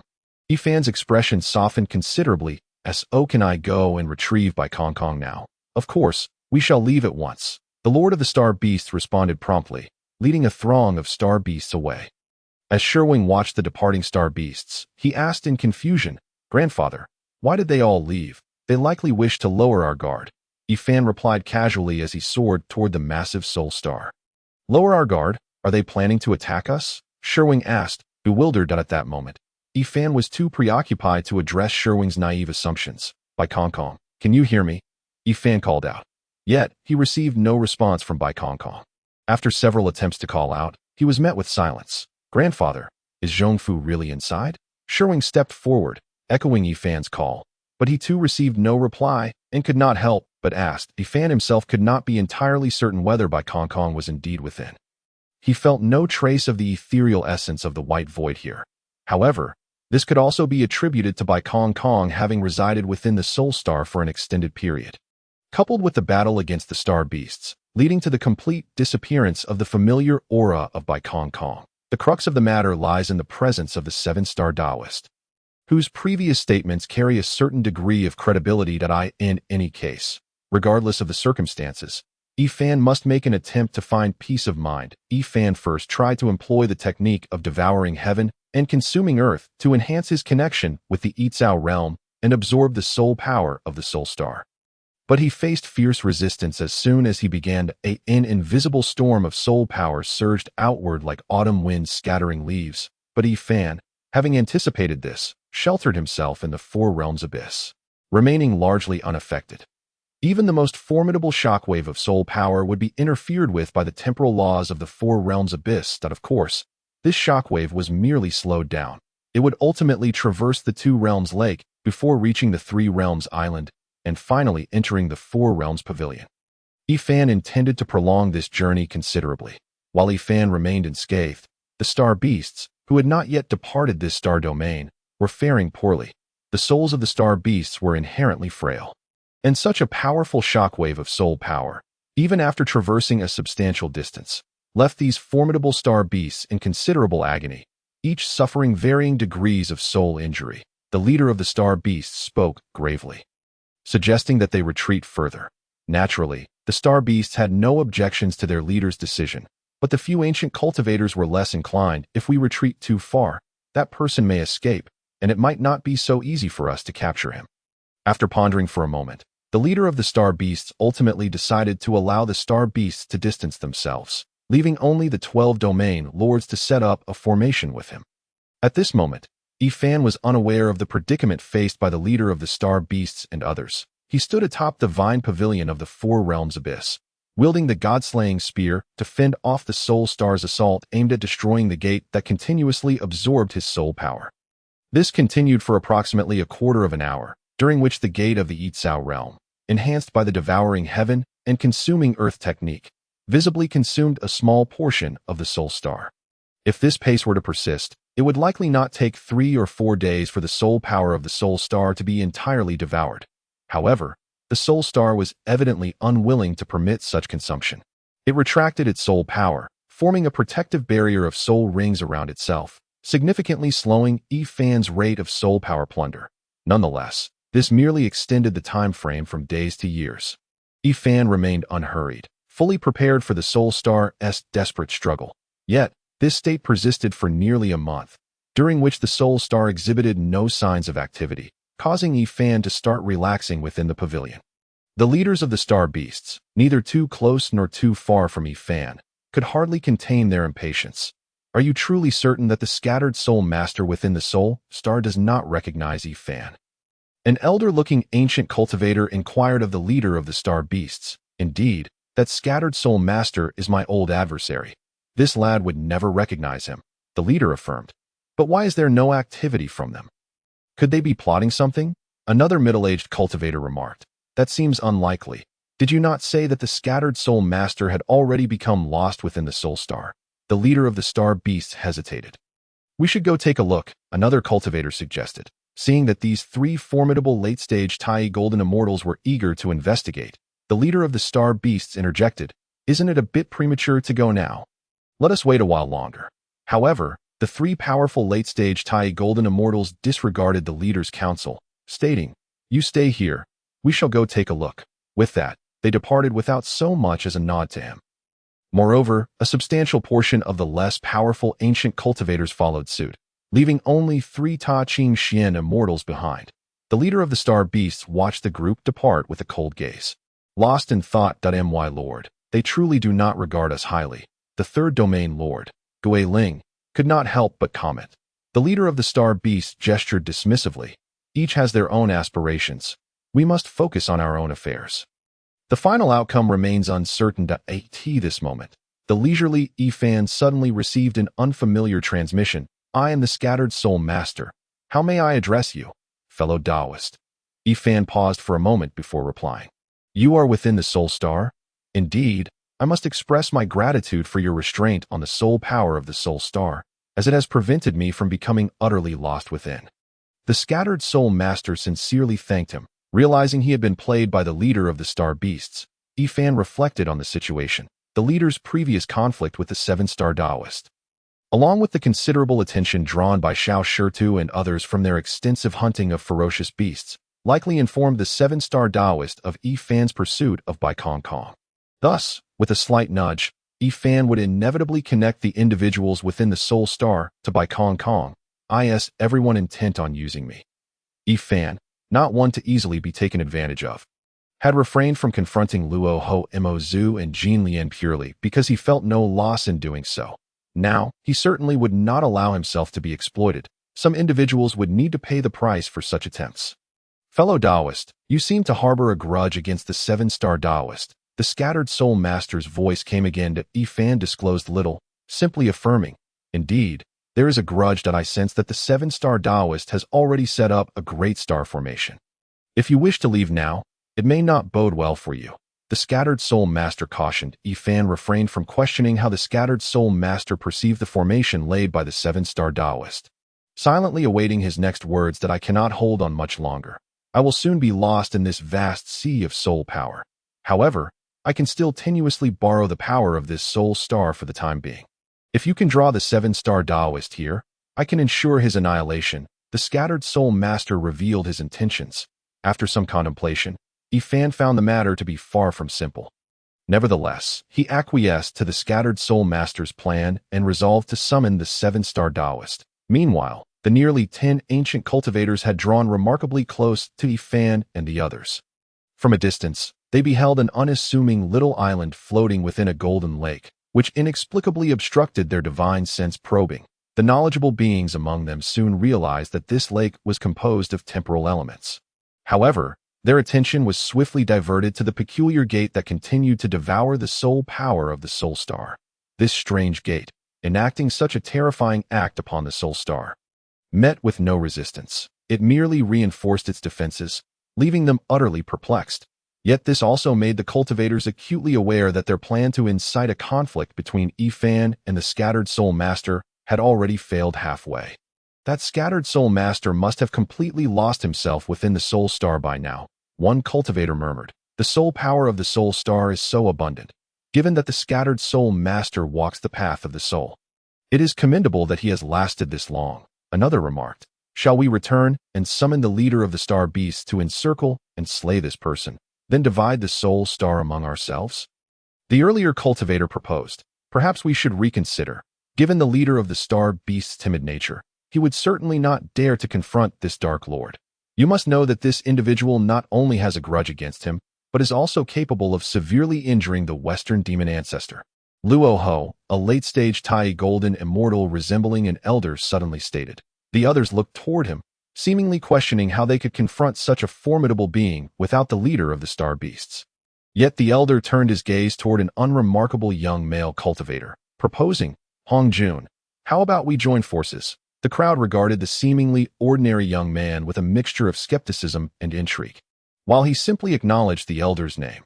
Yinyang Old Ancestor, do you have any brilliant strategy? The remaining cultivators suddenly realized they had become embroiled in a major conflict. The creator Old Ancestor Hongjun, capable of manifesting myriad things with a mere thought, and the Yinyang Old Ancestor, possessing unparalleled profundity with the innate supreme treasure, the Taiji diagram.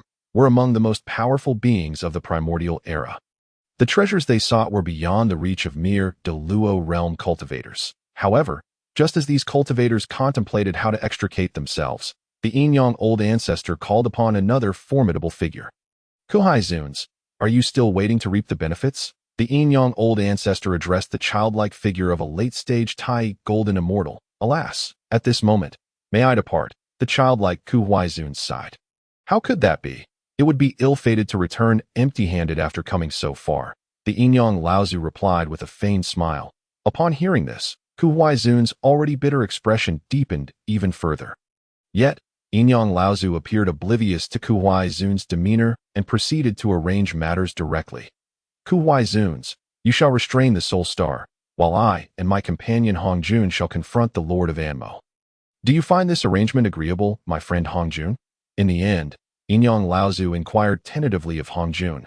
Hongjun, however, responded with nonchalance, stating, naturally, this is feasible. But I am merely a benevolent corpse in this place. Rest assured, my benevolent corpse possesses strength not far inferior to my true self. Yin-Yang Laozu, having heard of Hongjun Laozu's method of slaying the 3 corpses to attain sainthood, recognized its profundity and would not underestimate him simply because he appeared as a benevolent corpse.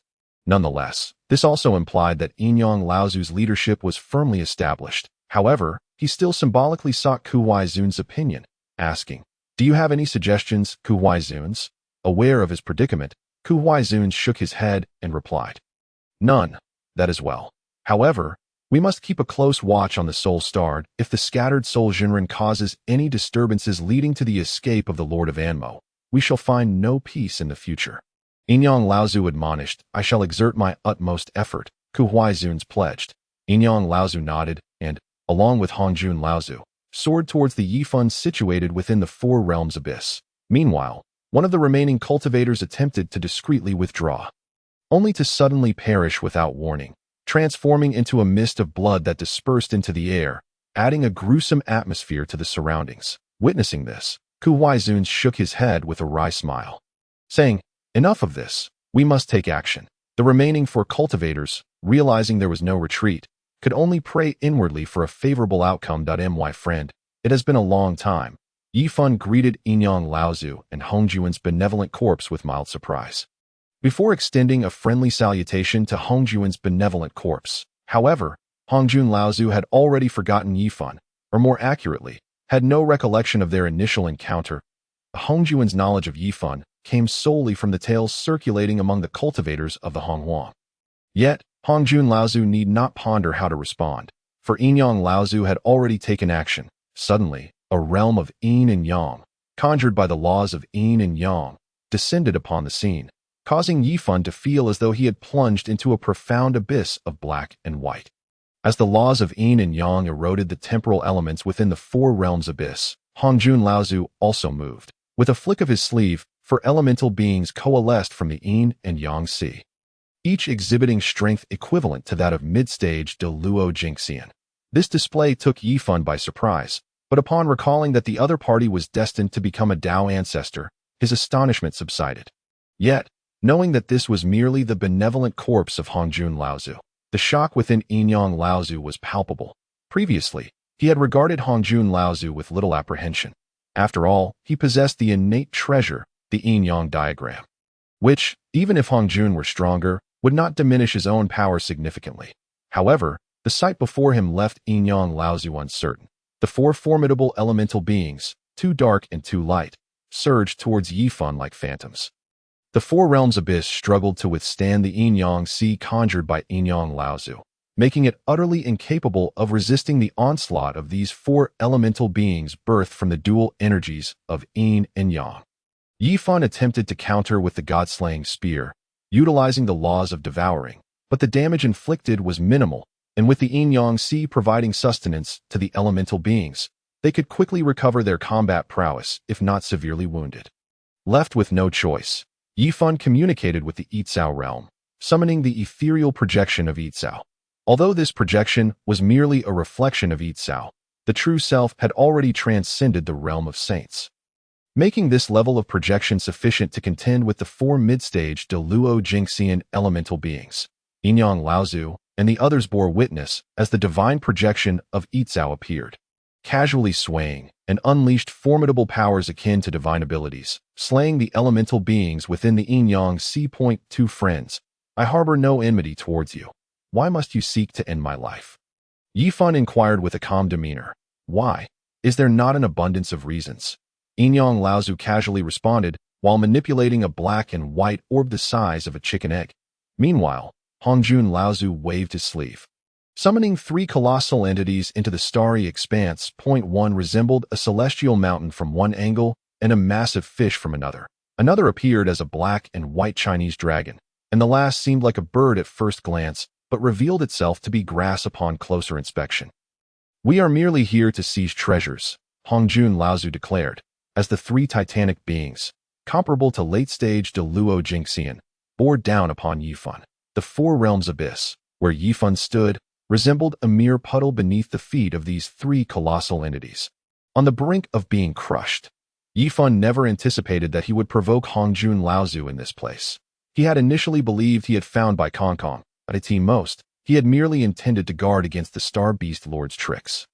However, before the Star Beast Lord could make a move, he found himself confronted by these 2 top-tier powers vying for treasures. Though Yifan felt a sense of frustration, he would not yield easily.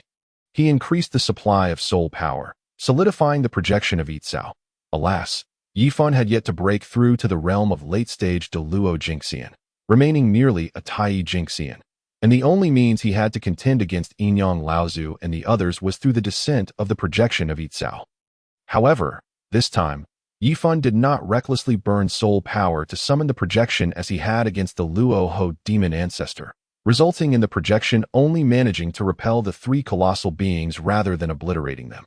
With a peculiar sound, a black and white orb the size of a basketball descended upon the projection of Yitzhao, swiftly piercing through it and heading directly for Yifan. That Yifan's face was filled with astonishment. He had not anticipated that Yinyang Laozu had already transcended to late-stage Deluo Jingxian. The power of a quasi-saint divine ability would obliterate him if he did not fully expend soul power to summon the projection of Yitzhao for defense. However, it was already too late. Having relied on the laws of concealment since arriving in the Hongwang, Yifan finally experienced the sensation of being ensnared. Yet, just as Yifan was taken aback, a small figure stepped in front of him, single-handedly intercepting the condensed orb of yin-yang energy. "Father, you have broken through," Sherwin exclaimed joyously. Little Stone, having received Yinyang Laozu's divine ability, nodded gravely. Yifan snapped back to his senses and immediately handed the god-slaying spear to Little Stone. The latter did not decline, recognizing that wielding the spear would indeed be far wiser than Yifan doing so, given that Yifan was merely a late-stage Tai Jingxian, with a significantly lower realm. Even though Little Stone lacked understanding of the laws of slaughter and destruction, the god-slaying spear in his hands would be exponentially more powerful than in Yifan's. Yinyang Laozu and the others were not overly surprised by Little Stone's appearance. Meanwhile, as Yifan faced the assault from Hongjun Laozu and the others, the scattered Soul Jinren broke free from his confusion, eager to assist Yifan.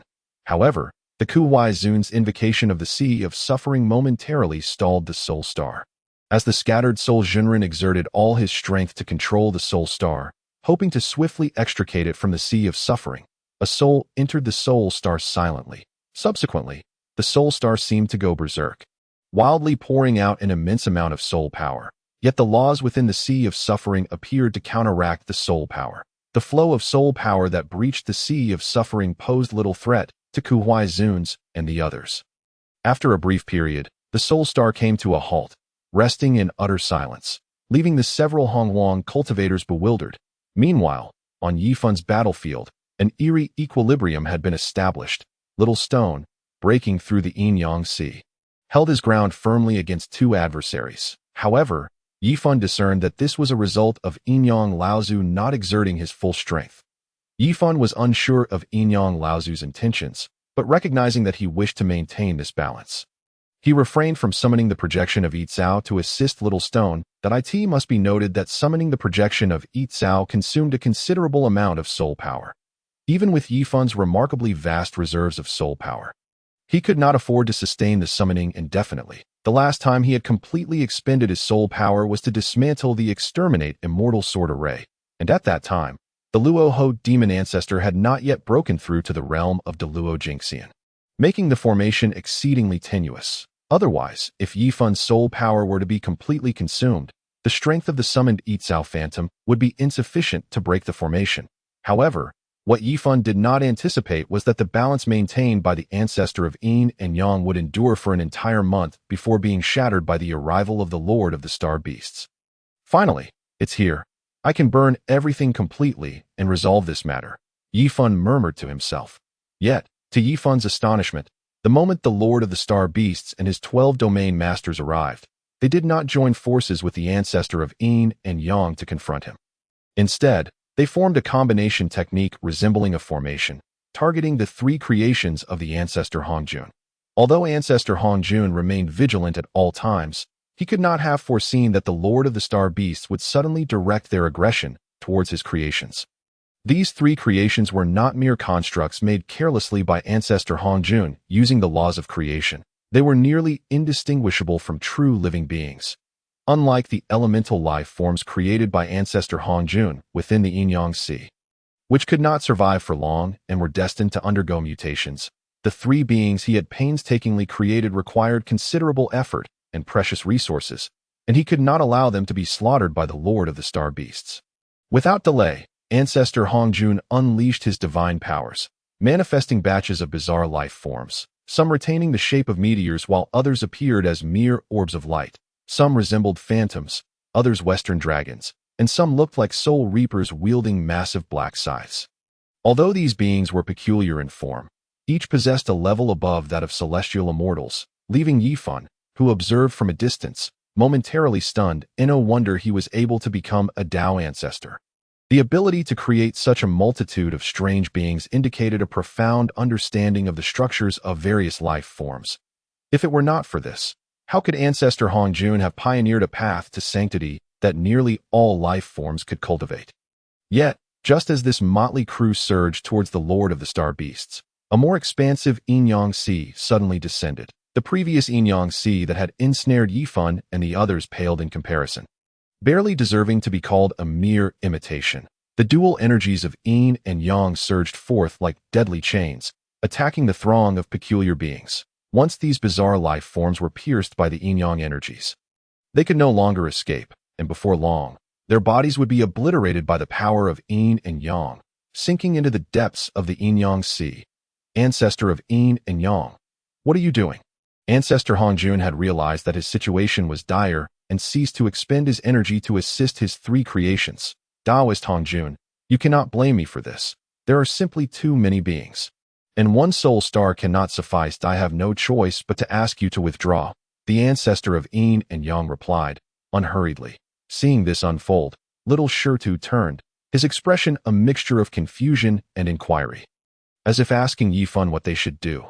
Yifun, taken aback by the sudden betrayal of ancestor Hongjun by the ancestor of Yin and Yang, had not anticipated this turn of events. Just as he had previously been blindsided by the fact that both ancestor of Yin and Yang and ancestor Hongjun would be present and would ultimately turn against him due to their greed for his treasures. After pondering for a moment, Yifun made a decision. Let us depart for now.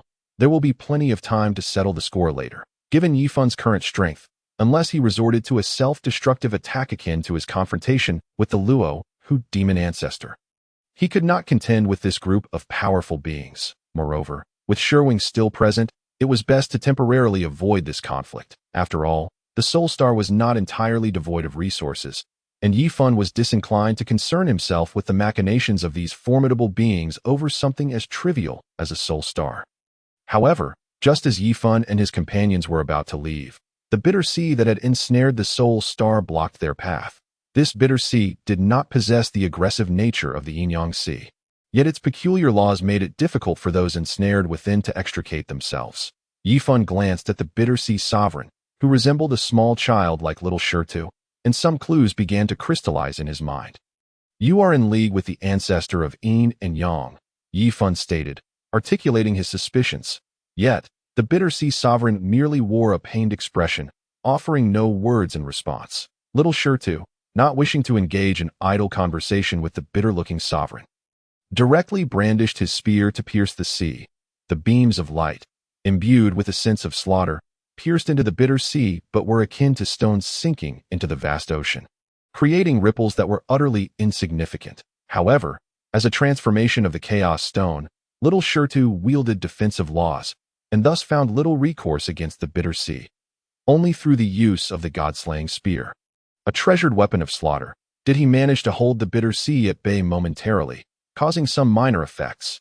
Yet, to break through the bitter sea and escape with Yifan would require several years of effort. "Grandfather, what should we do now?" Sheru inquired. Worry etched across his face as he observed little Sheru struggle against the bitter sea. "Wait." Yifan uttered a single word. Sheru scratched his head in confusion, asking, "Wait for what?" "Naturally, we wait for their internal conflict to conclude," Yifan replied casually. Taking a sip of tea, Yifan's calm demeanor alleviated Sheru's confusion, prompting him to sit down and pour himself a cup of tea as well. The initial bitterness transformed into a fragrant sweetness that filled his mouth, leaving him feeling unexpectedly light and comfortable, as if he had floated into the clouds. Sheru smacked his lips, silently marveling at the delightful beverage. Realizing why his grandfather enjoyed sipping this infusion of leaves so much, Yifan cast a glance at Sheru, who was lost in the tea, and then looked towards the turbulent bitter sea, reflecting on the fact that it was indeed a remarkable treasure in league with the ancestor of Yin and Yang. Subsequently, Yifan turned his attention to the battle between ancestor Hongjun and the ancestor of Yin and Yang, pondering a few questions. How could ancestor Hongjun, reputed to possess an abundance of treasures, be without even a single decent artifact now? And what was this ancestor of Yin and Yang, who had seemingly already advanced to quasi-saint status? Moreover, it was evident that he had the capability to overpower ancestor Hongjun. Yet he was holding back, seemingly calculating something. In the novels, was it not said that ancestor Hongjun was a notorious schemer? Yet, the ancestor of Yin and Yang appeared even more cunning. The battle between ancestor Hongjun and the others caused the very fabric of space to collapse and time to distort. Yifan found himself sipping tea while silently mocking the situation, that if he were to add some fruits to the mix, he would be a perfect spectator. Indeed, while sipping tea, Sheru felt something was missing and produced some spiritual fruits to munch on. Yifan, naturally, joined in, indulging in Sheru's filial piety. In truth, the ancestor of Yin and Yang genuinely intended to eliminate ancestor Hongjun's creations and his benevolent corpse. However, the presence of several formidable beings served as a reminder to the ancestor of Yin and Yang to maintain a safe distance from ancestor Hongjun. Otherwise, should those creations of the late-stage Great Luo Jingxian suddenly self-destruct, he would be unable to withstand the consequences. Although the ancestor of Yin and Yang was unsure if ancestor Hongjun's benevolent corpse could self-destruct. In such a peculiar environment, he could not afford to sustain any injuries that might provide opportunities for those with ulterior motives. Thus, extreme caution was warranted. Of course, it was inevitable that ancestor Hongjun's benevolent corpse would be trapped by the mysterious and profound yin-yang diagram, leading to its eventual demise. A month passed. The three creations of ancestor Hongjun self-destructed in succession, providing ancestor Hongjun's benevolent corpse with a chance to flee. Yet the ancestor of Yin and Yang would not allow him to escape so easily. Following a fierce battle, the soul of ancestor Hongjun's benevolent corpse managed to flee the scene. The previously chaotic battlefield fell silent, and Yifan regarded the ancestor of Yin and Yang and the lord of the star beasts, who were eyeing him warily. He quietly murmured, "It is finally my turn to take the stage." Yifan summoned all his soul power, conjuring a Yitzhao phantom comparable to that of a mid-quasi-saint. The immense, divine Yitzhao abruptly manifested above the bitter sea, causing the waters to churn violently, while the bitter sea sovereign was suddenly struck by an inexplicable force, hurtling several kilometers away. The bitter sea itself instantaneously collapsed and scattered in all directions, converging towards the direction in which the bitter sea sovereign had been thrown. Seeing such a turn of events, the ancestor of Yin and Yang furrowed his brow and immediately summoned the Taiji diagram, which resembled a vast ocean of black and white, enveloping Yifan in an instant. However, Yifan, manipulating the ethereal shadow of Yichao, unleashed a certain divine ability, momentarily radiating divine light that completely expelled the yin-yang sea. creating a small vacuum zone that if this continued, the Yinyang Sea might indeed be shattered. The venerable ancestor of Yinyang wore a grave expression tinged with urgency. He swiftly executed his divine powers to stabilize the Taiji diagram, while simultaneously launching a counterattack against the ethereal shadow of Yichao. Four tentacle-like black and white canopies emerged from the four corners of the Taiji diagram, extending to ensnare the ethereal shadow of Yichao. Yet, Yifan was no pushover that he intensified the supply of his soul power, maneuvering the ethereal shadow of Yichao to retaliate, momentarily preventing the four black and white tentacles from approaching, though he could not initiate an offensive. Thus, it appeared as if a stalemate had ensued. The venerable ancestor of Yinyang sighed in relief. He was well aware of the details regarding Yifan's battle with the demon ancestor Luo Ho and understood that Yifan's mysterious summoning method could not last indefinitely. Therefore, achieving a stalemate constituted a victory for him. Little did he know that Yifan was merely testing the limits of his own soul. Typically, cultivators could only utilize a minuscule fraction of their soul power. Even with some soul secret techniques, they could not fully unleash the power contained within their souls. Even someone like Yifan, who resorted to burning his soul to provide the ethereal shadow of Yichao with soul power, could only convert less than 50% of his soul power. Hence, Yifan sought to probe the limits of extracting soul power without resorting to combustion. Could he rely solely on his willpower to allocate more soul power? Moreover, just as Yifan was obstructed by the sea of suffering, he suddenly sensed numerous fragments, seemingly feedback from the true essence of the stone to the essence of Yichao. This was ordinarily inconsequential. However, the long-absent system unexpectedly emerged. He acquired the Dao-level technique, Yichao Jian Jieju, and thereafter, the fragments in his mind reassembled, making him feel as though he had thoroughly mastered this profound technique.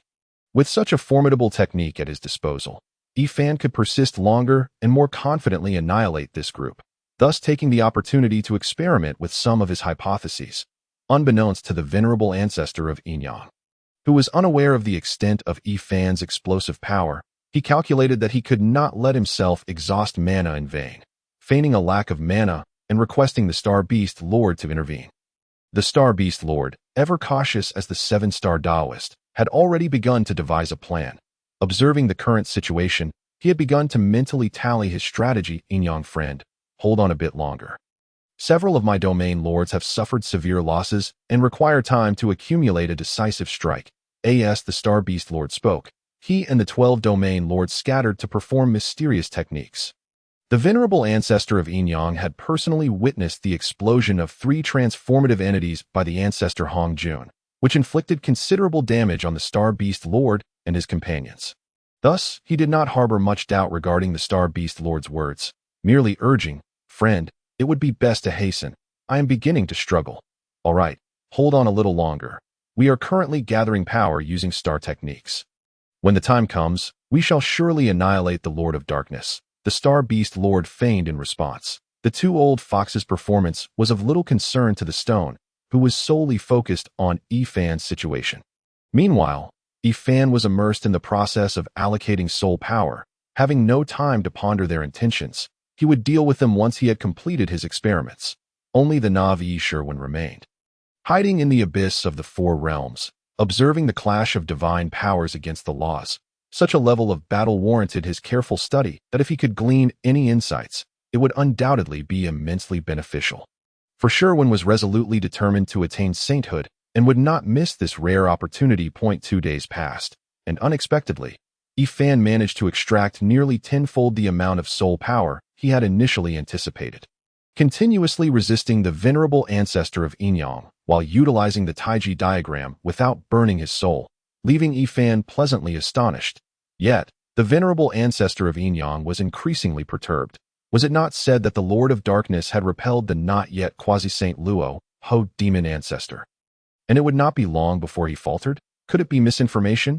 Or had the Lord of Darkness's mysterious summoning method grown even more formidable? However, the injuries sustained by the Luo Ho demon ancestor during that fierce battle had hindered his breakthrough to quasi-sainthood. By that time, those of comparable renown, such as Ancestor Hongjun and others, had long since achieved quasi-saint status. Thus, given the circumstances, the Lord of Darkness should also have been significantly impacted. even if there were improvements. They should not have been so remarkable. While Yi Fan brought considerable pressure and confusion to the venerable ancestor of Yin-Yang, the Star Beast Lord's continued inaction further infuriated him, from the initial wait a moment to just a moment. The plea had extended to the present, and he had yet to take action. Previously, the Star Beast Lord had claimed to be gathering strength for a decisive strike, yet in the eyes of the venerable ancestor of Yin-Yang, it increasingly seemed he was merely recuperating his strength. Although the venerable ancestor of Yin-Yang was covertly biding his time, even so, there was still mana consumption involved. Prolonging this situation was untenable, Star Beast Lord. If you do not strike soon, I shall not be able to hold on any longer, the venerable ancestor of Yin-Yang exclaimed, feigning exhaustion despite his inner fury. Did you not say you were about to reach your limit a day ago? How have you managed to hold out until now? The Star Beast Lord internally scoffed, yet maintained his usual demeanor. Just a little longer. Hold on for a moment. The venerable ancestor's calculations were ringing in his ears. It was a matter of whether the Lord of Darkness would be worn out or he himself would be exhausted. The venerable ancestor felt increasingly inclined to curse. Helpless, he had to summon the Sea of Suffering, who had been diligently lowering his presence, and urged the Star Beast Lord to expend some mana. Otherwise, should they turn against him later, it would not bode well for them. Star Beast Lord, I shall lend you a hand. The Sea of Suffering proclaimed, appearing as if he had just recovered from his injuries, that I knew you were no good, trying to set a trap for me like you did for the ancestor Hongjun. The Star Beast Lord silently grumbled, yet outwardly responded, Friend from the Sea of Suffering, your arrival is most timely. My ultimate technique is ready, and I require your assistance to temporarily restrain the Lord of Darkness with your artifact. The Sea of Suffering.it should be noted that as Yi Fan continuously manipulated Yi Chao to break through the Yin-Yang Sea, formed by the Taiji diagram, he was not fixed in one location. The Sea of Suffering complied, summoning his artifact, and just as vast expanses of the Sea of Suffering were ensnaring the ethereal shadow of Yi Chao like shackles, the Star Beast Lord took action.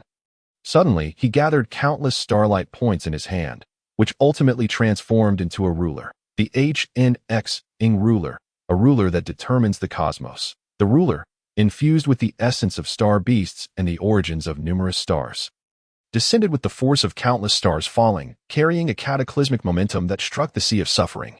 Instantly, the Sea of Suffering was reduced to vapor, barely escaping thanks to his formidable divine powers.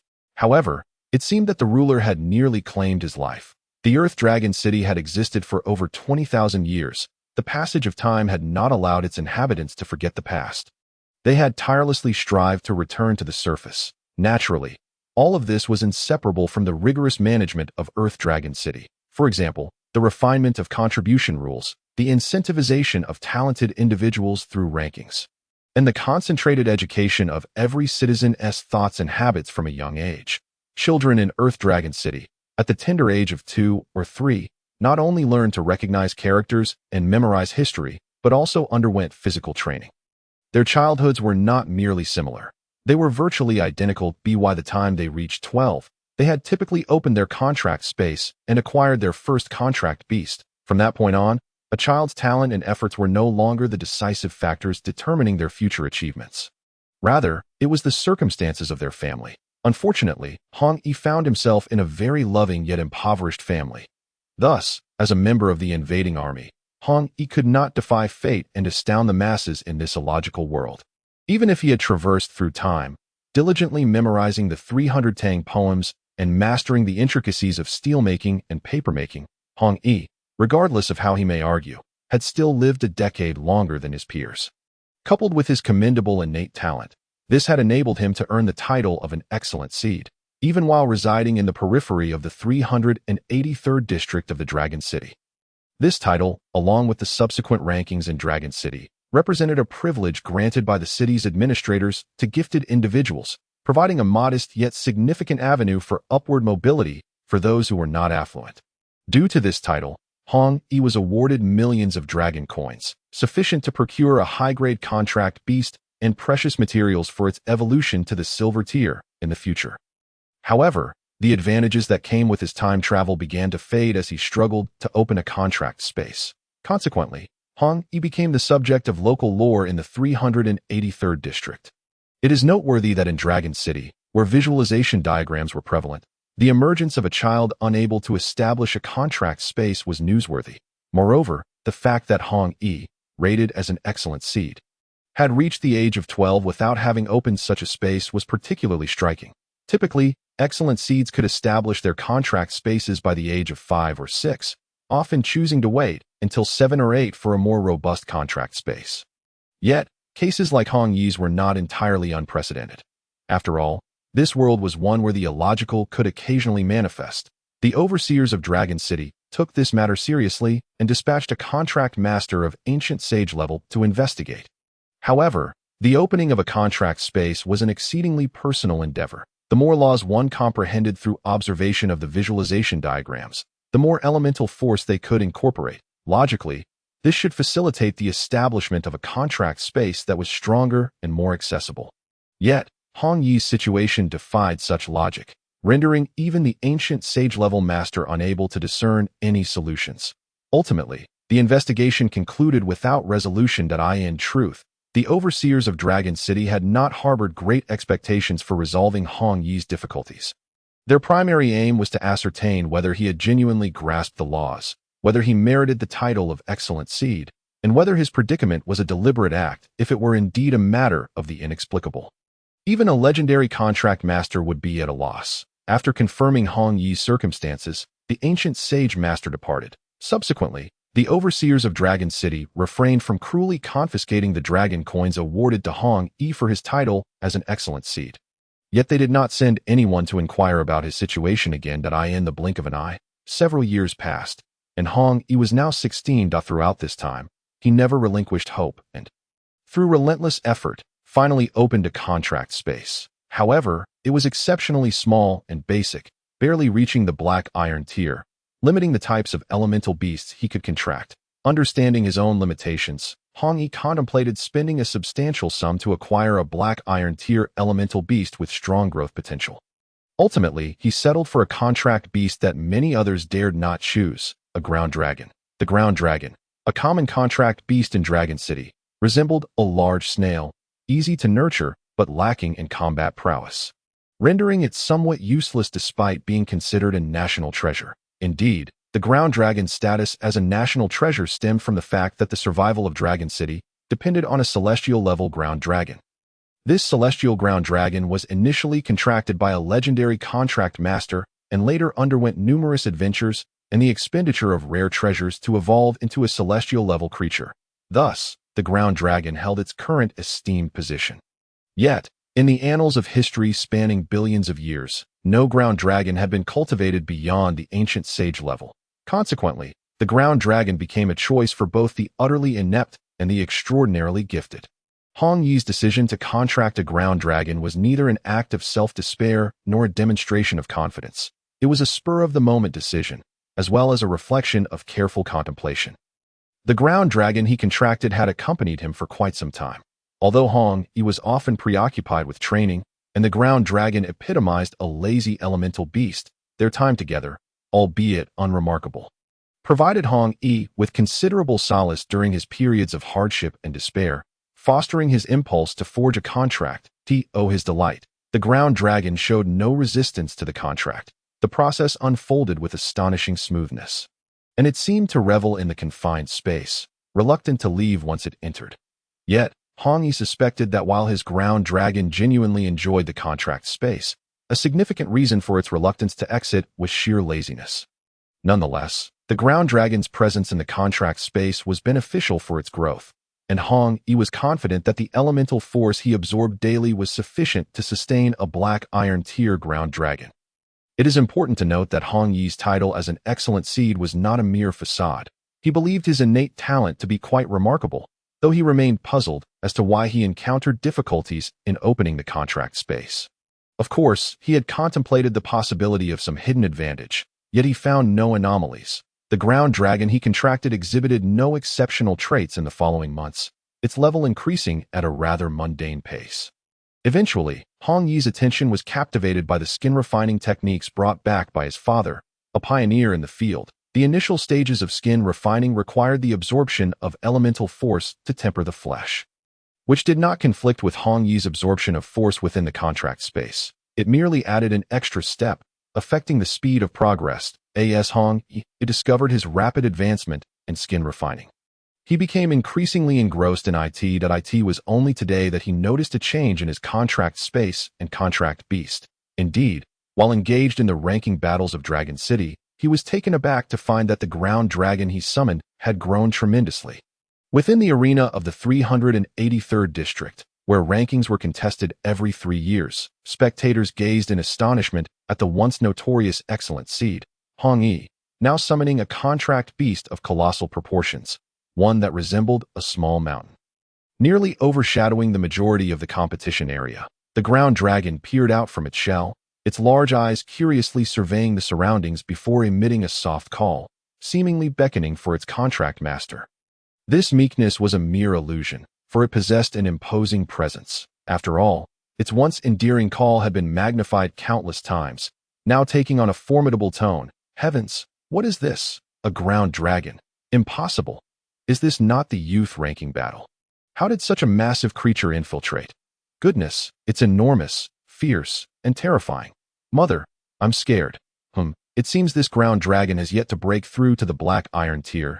Isn't this the boy from a few years ago? The subject of local legends? He cultivated this ground dragon.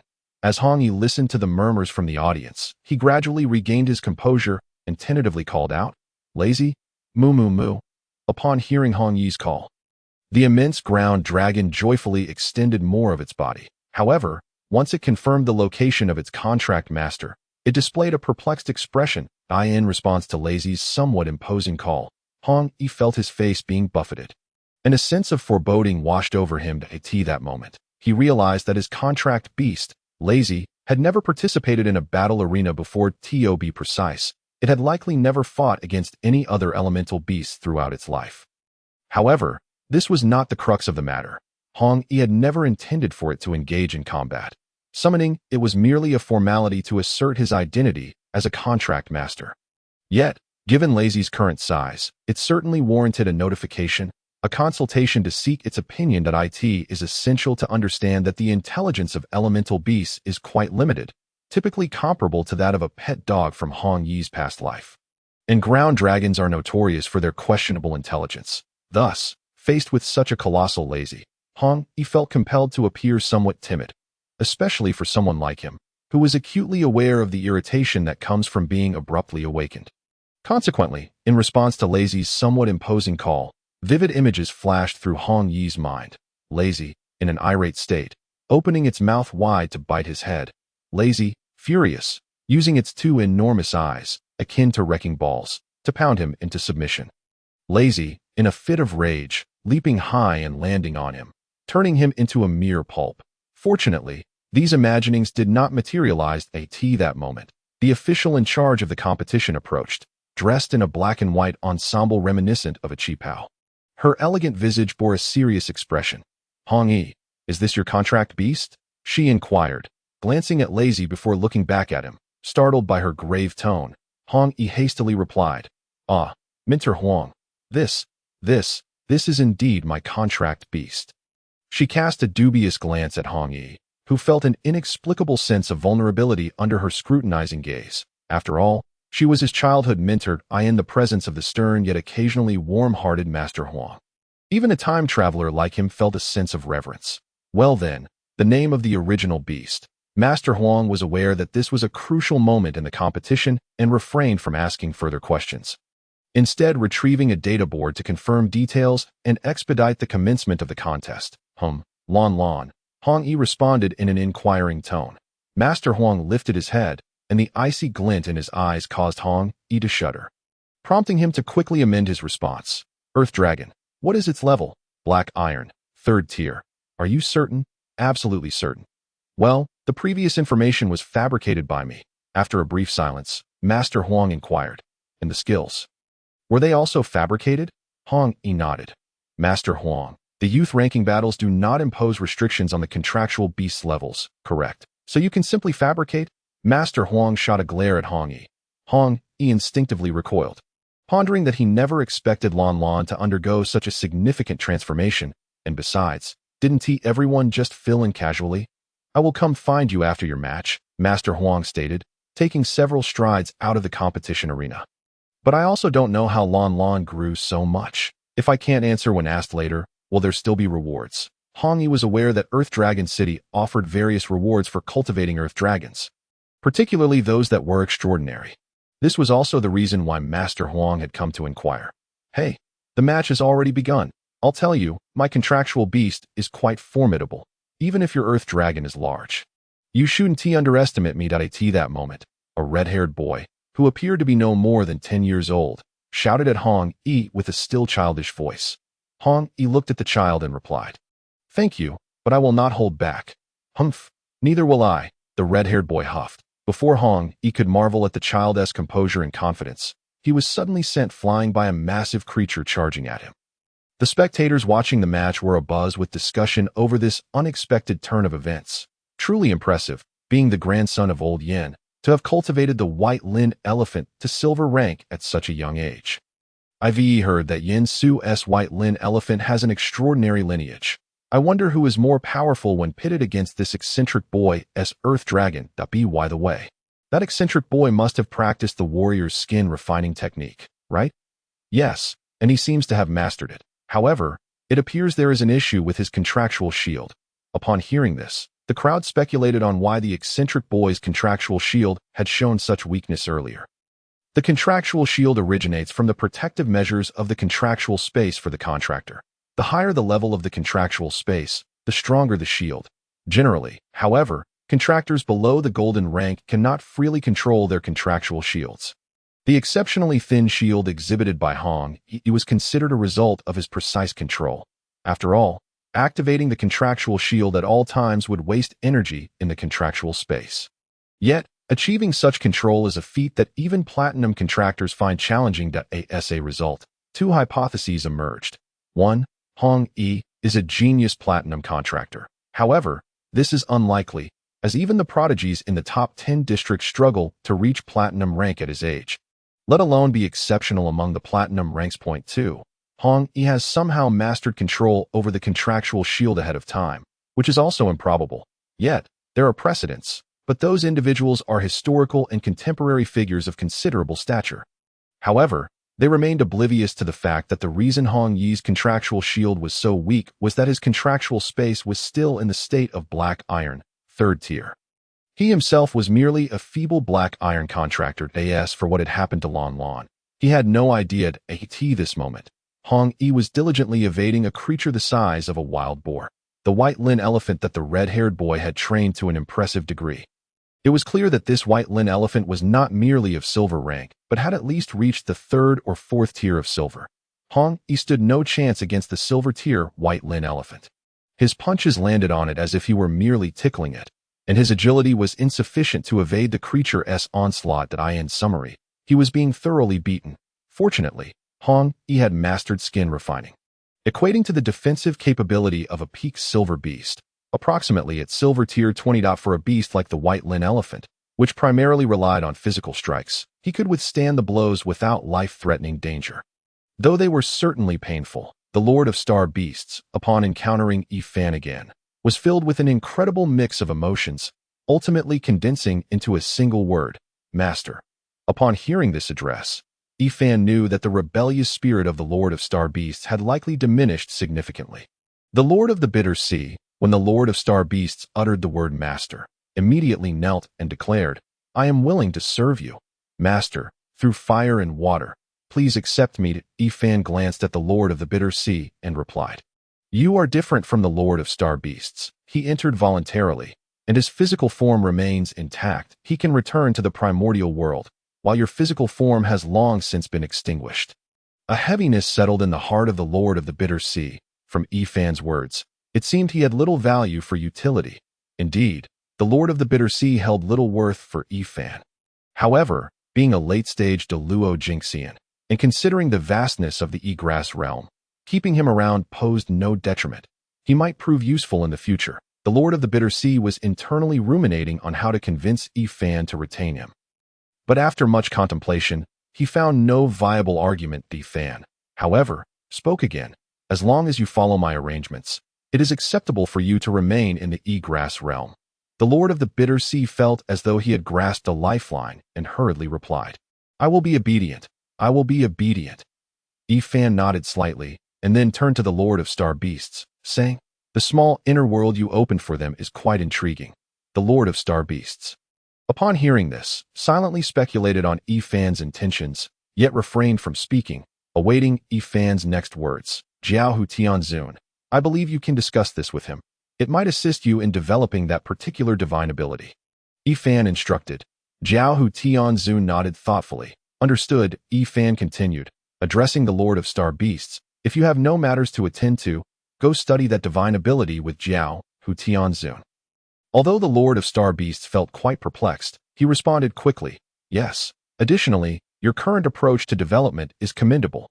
Maintain that while avoiding the primordial continent, you must develop discreetly," Ifan added. "Understood. I will follow the master's arrangements." The Lord of Star Beasts replied. Ifan was indifferent to whether the Lord of Star Beasts would eventually renege.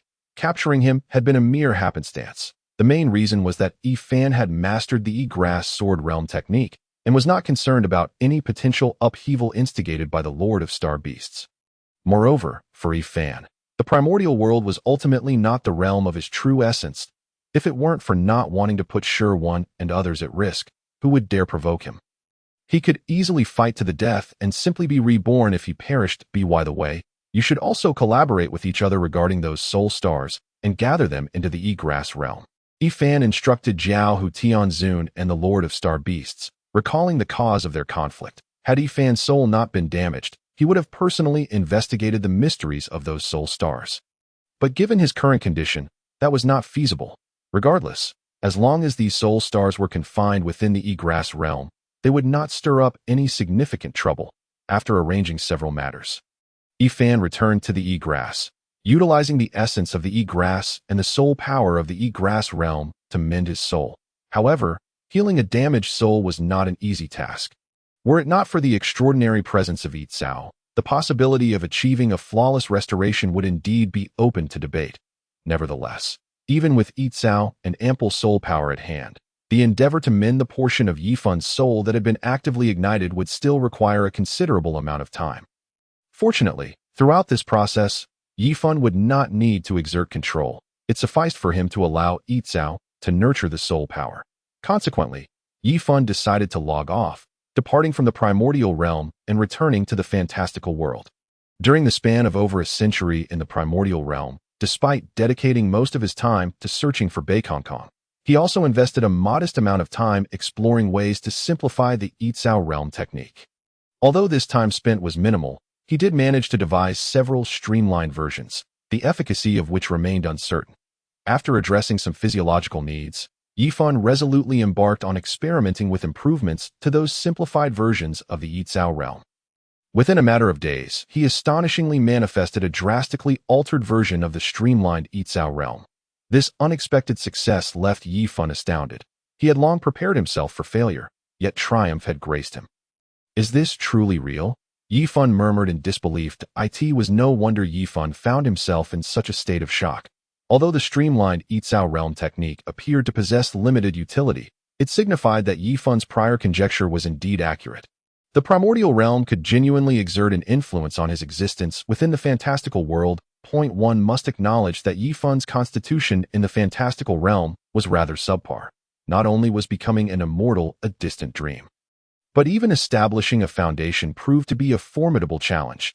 If the primordial realm could genuinely impact his reality, the prospect of achieving immortality and sanctity would no longer be mere fanciful musings. In his excitement, Yifan failed to notice the implications of his newly developed streamlined Yitzhao realm technique. Only when a vague voice resonated in his ears did he begin to grasp the unfolding events. Daddy, I'm so happy. La la la la. I'm so happy."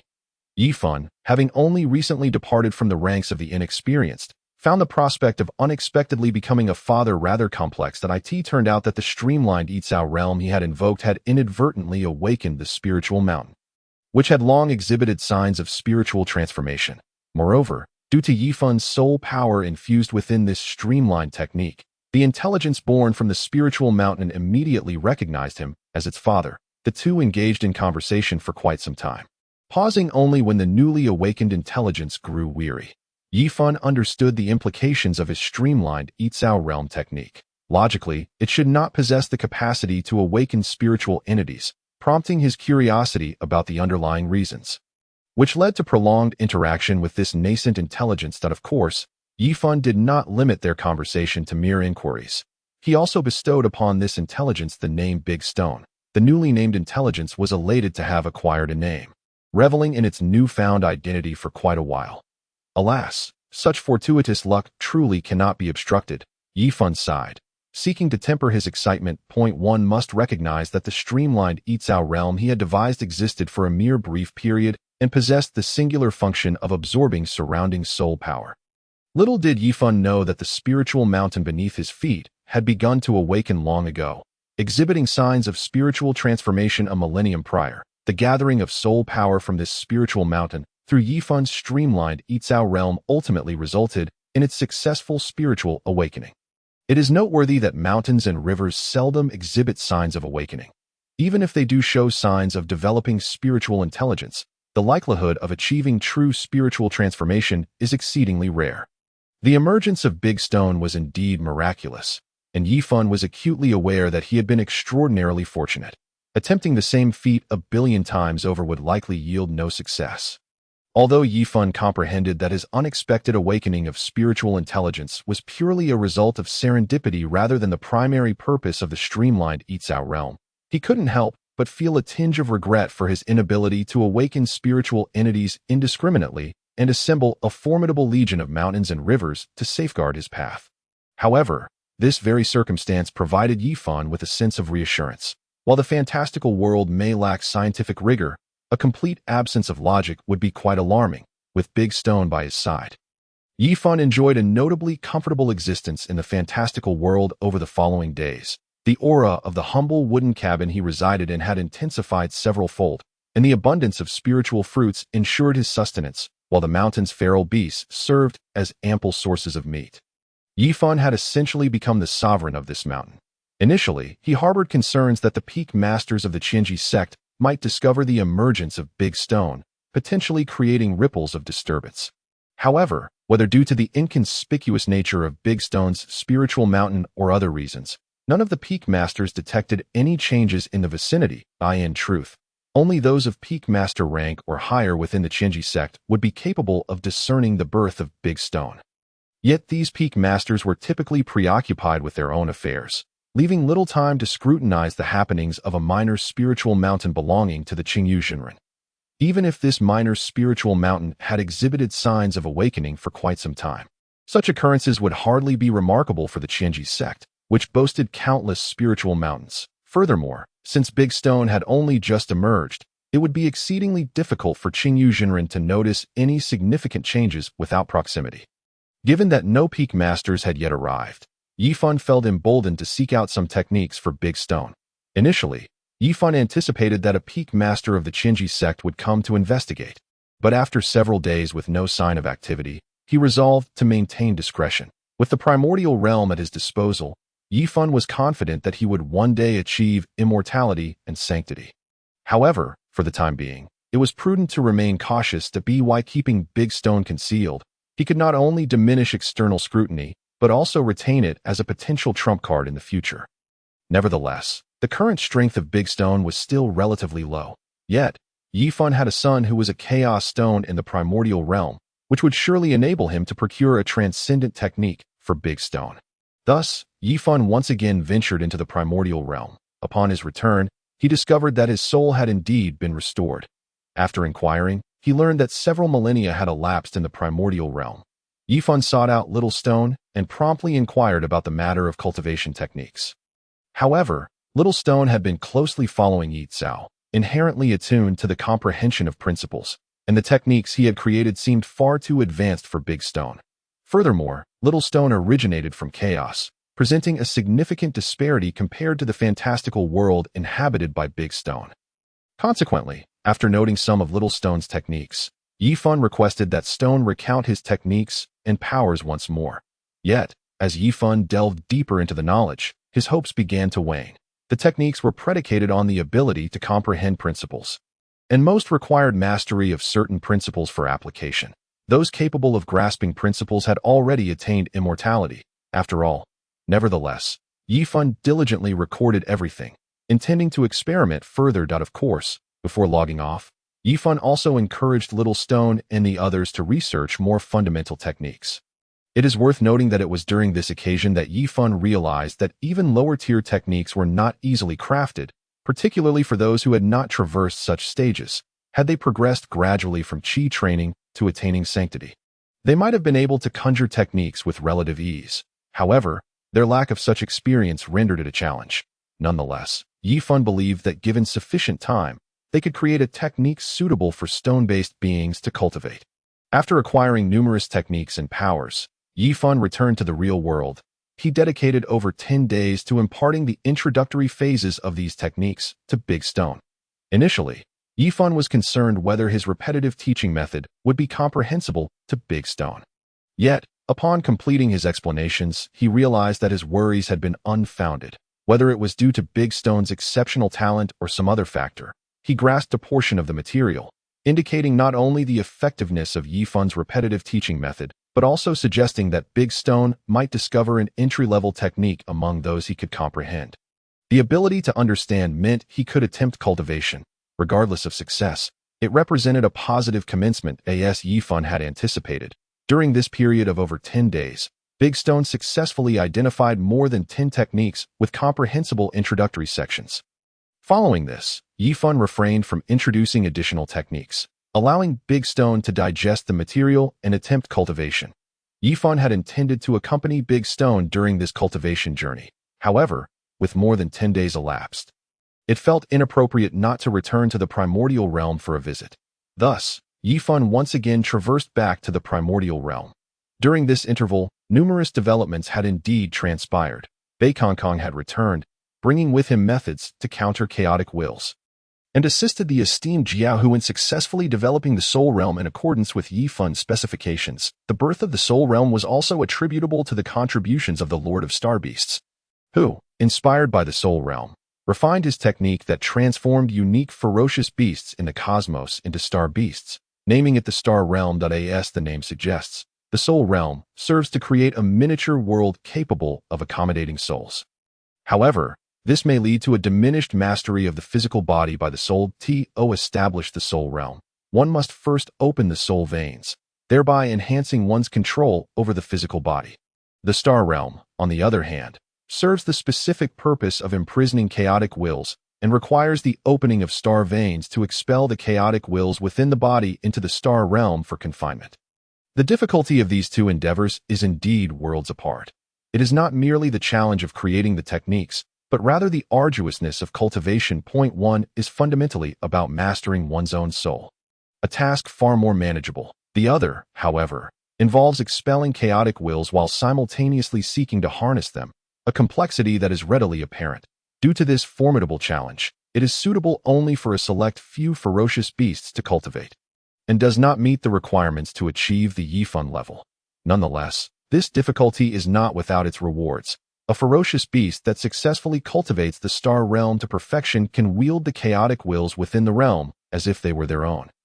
The benefits of this are manifold. For instance, the laws mastered within chaotic wills, if fully controlled, would be tantamount to possessing those laws oneself. Furthermore, if one's soul temporarily leaves the body, the presence of chaotic wills would ensure protection against ambushes. Recently, Yifan felt as if he were in a dream, experiencing a streak of extraordinary good fortune. Upon meeting Beikongkong again, he found that Beikongkong had transformed from a bug-like appearance into a graceful gentleman.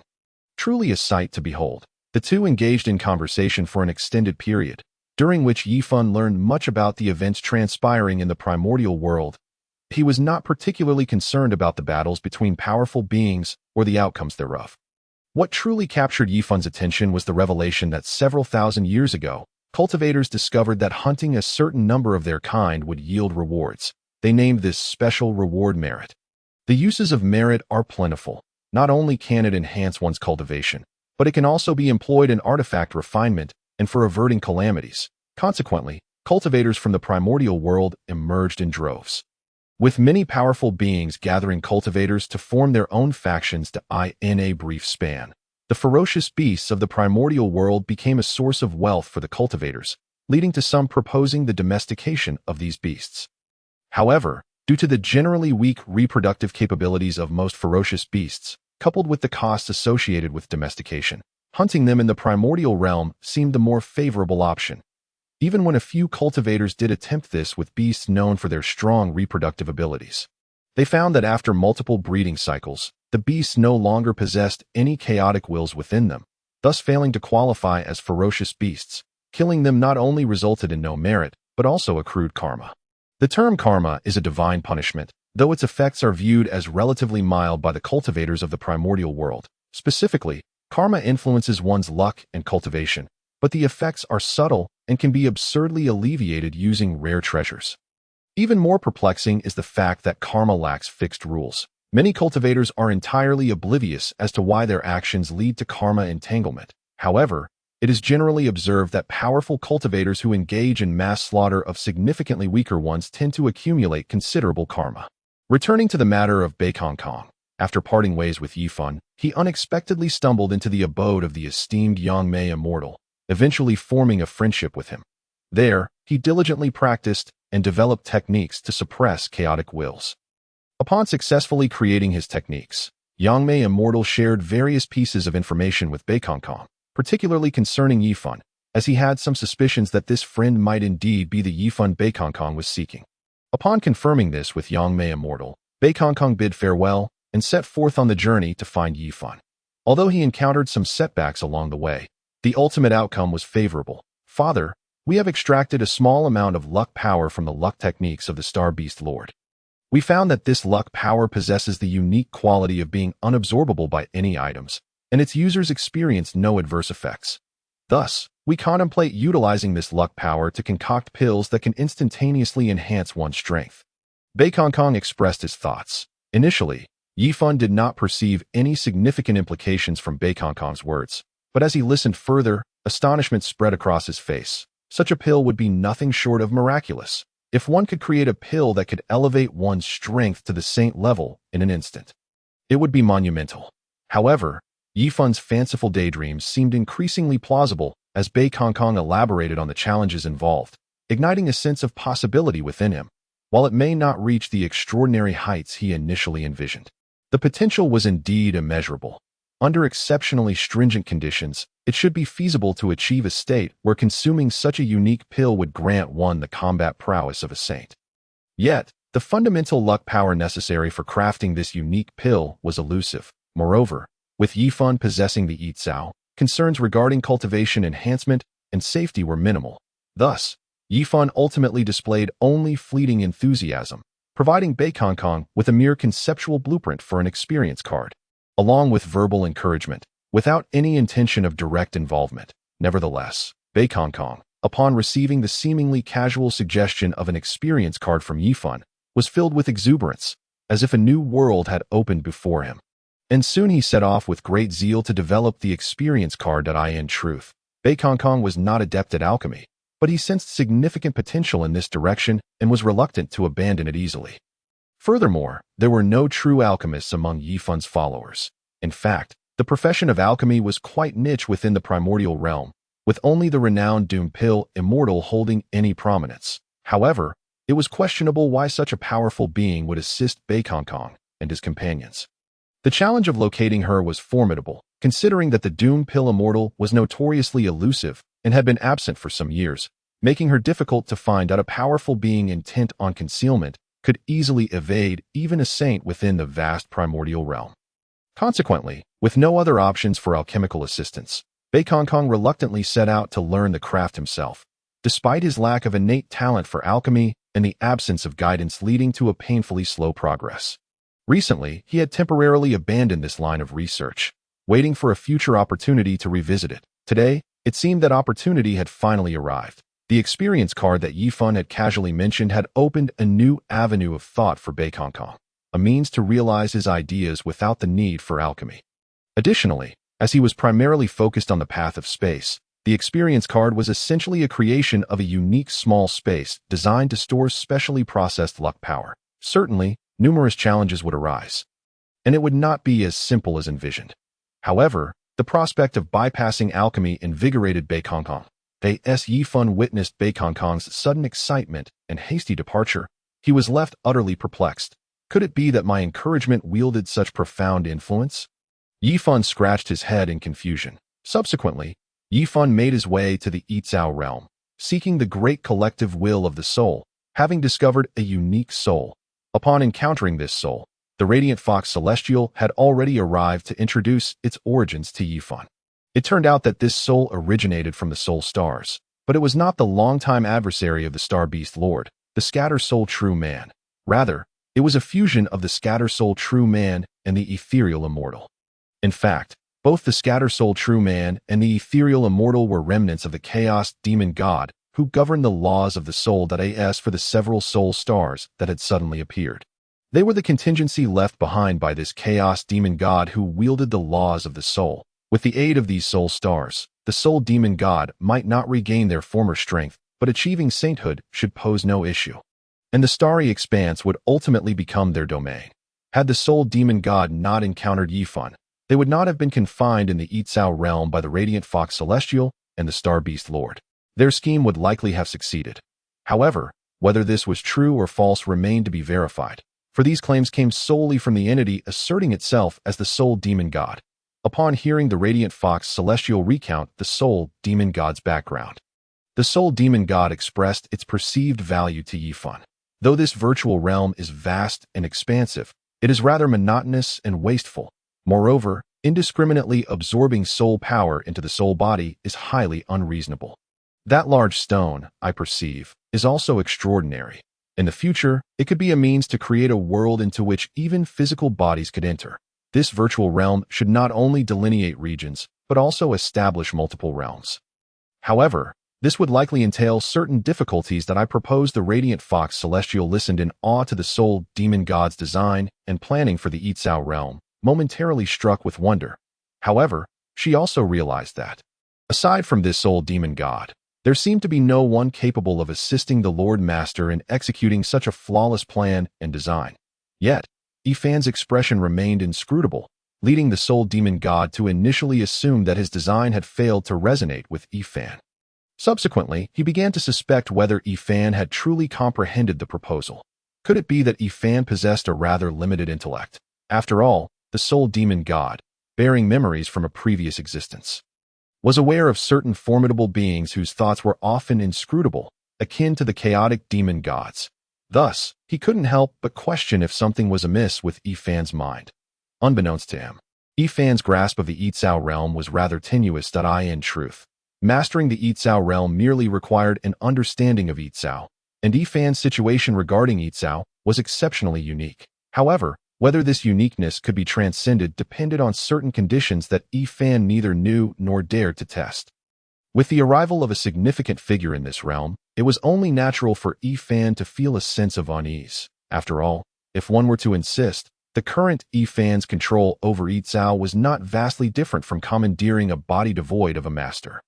Should the soul demon god discover this during their collaborative efforts to reform the Yitzhao realm, it could spell disaster.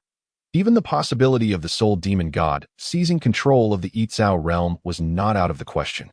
In such a scenario, no matter how well the Yitzhao realm was transformed, if it did not belong to him, what use would it be? Thus, even though the soul demon god's plans and designs for the Yitzhao realm greatly intrigued and captivated Yifan, he had, in his heart, already sentenced the soul demon god to death. Therefore, at the moment when the soul demon god was beginning to suspect Yifan's mental faculties, Yifan suddenly summoned the powers of Yitzhao and instantaneously obliterated the soul demon god. Until his last breath, the soul demon god remained oblivious to the reasons behind his demise. After dispatching the soul demon god, Yifan's voice resonated throughout the entire Yitzhao realm, declaring that those who wished to follow him and remain in the Yitzhao realm should harbor no ill intentions. He wished to be aware of every action they took. With merely a thought, he could comprehend it all. Should anyone dare to test his limits, the fate of the soul demon god would be their own. Upon hearing these words, the crowd was filled with trepidation, for Yifan's proclamation was imbued with a measure of soul power that amplified its gravitas. Moreover, the Yitzhao realm was predominantly inhabited by ferocious beasts, who instinctively held a deep-seated reverence for Yifan. Thus, upon hearing Yifan's admonitions, they promptly knelt or prostrated themselves, expressing their fear and deference. Yifan, indifferent to their reactions, departed from the Yitzhao realm with purpose. Although he had been absent from the primordial wilderness for many years, the influence of Yitzhao had led to a significant increase in the understanding of the laws of devouring and concealment among the souls of this world, surpassing 50% and reaching the threshold for transcending to the realm of the Great Golden Immortal. Furthermore, a prolonged absence of nourishing souls would inevitably have adverse effects on his physical body. Upon returning to his corporeal form, Yifan immediately began his breakthrough. This urgency was not born from haste, but from the fact that once the laws had been mastered to a certain extent, the energy within his body had accumulated sufficiently, creating a physiological urge akin to a swelling that demanded immediate release for relief. The commotion caused by Yifan's breakthrough was relatively subtle. Given that he was not practicing the laws of paramount importance, yet it still attracted the attention of the Star Beast Sovereign and others. However, this was no surprise, as Yifan's physical form had been preserved by the Star Beast Sovereign, necessitating the supervision of the Star Beasts. Even after thousands of years had passed, the supervising beasts had not noticed Yifan's return until the commotion of his breakthrough could not be overlooked. When the Star Beast Sovereign encountered Yifan once more, he felt a twinge of nervousness, displaying a greater humility than before. The reason for this was evident: news of Yifan's seclusion ending, the obliteration of the soul demon god, and the subsequent warnings had reached his ears. Nevertheless, as the Star Beast Sovereign had committed no wrongdoing, he felt no guilt. "Lord Master, I have sinned. I implore you to punish me," he said, arriving before Yifan even before the latter had completed his breakthrough. Reflecting on his thoughts, he noted that Yifan appeared to be in good spirits post-breakthrough. Yifan, somewhat taken aback, realized that the chain reaction stemming from his annihilation of the soul demon god was at play here. This seven-star Taoist is indeed not entirely trustworthy, Yifan mused inwardly, yet he managed to suppress his amusement and replied, "Pray tell, what sin do you believe you have committed?" Without hesitation, the seven-star Taoist recounted his prepared defense that I imparted the star realm technique to the star beasts without your permission, leading to a situation where, despite my efforts to clarify that it was due to your merit, the prestige you hold among the star beasts still does not surpass mine. With the star beasts gaining access to the star realm technique, both their strength and numbers have experienced explosive growth, resulting in my inability to respond adequately and drawing more attention from the primordial cultivators towards the star beasts. Had I waited for you to emerge from your seclusion to personally implement these changes, none of these complications would have arisen. I am willing to accept your punishment." The seven-star Taoist elaborated on various peripheral matters before summarizing his points. Upon hearing this, Yifan grasped the underlying motives of the seven-star Taoist. In truth, he feared that without the identity of the Star Beast Sovereign, his value in Yifan's eyes would diminish, risking abandonment or even annihilation at Yifan's hands. Thus, he preemptively disseminated the Star Realm technique. Yet he was no fool. He framed it as Yifan's achievement to mitigate potential dissatisfaction. However, he had not anticipated the extraordinary impact the Star Realm technique would have on the Star Beasts. The substantial enhancement in their strength was within the seven-star Taoist's expectations, but the dramatic increase in their numbers caught him entirely off guard. It was essential to note that the transformation of ferocious beasts into star beasts was largely due to the efforts of the seven-star Taoist, who had driven the majority of those with the potential for transformation into the small worlds he created within their bodies, sealing them away.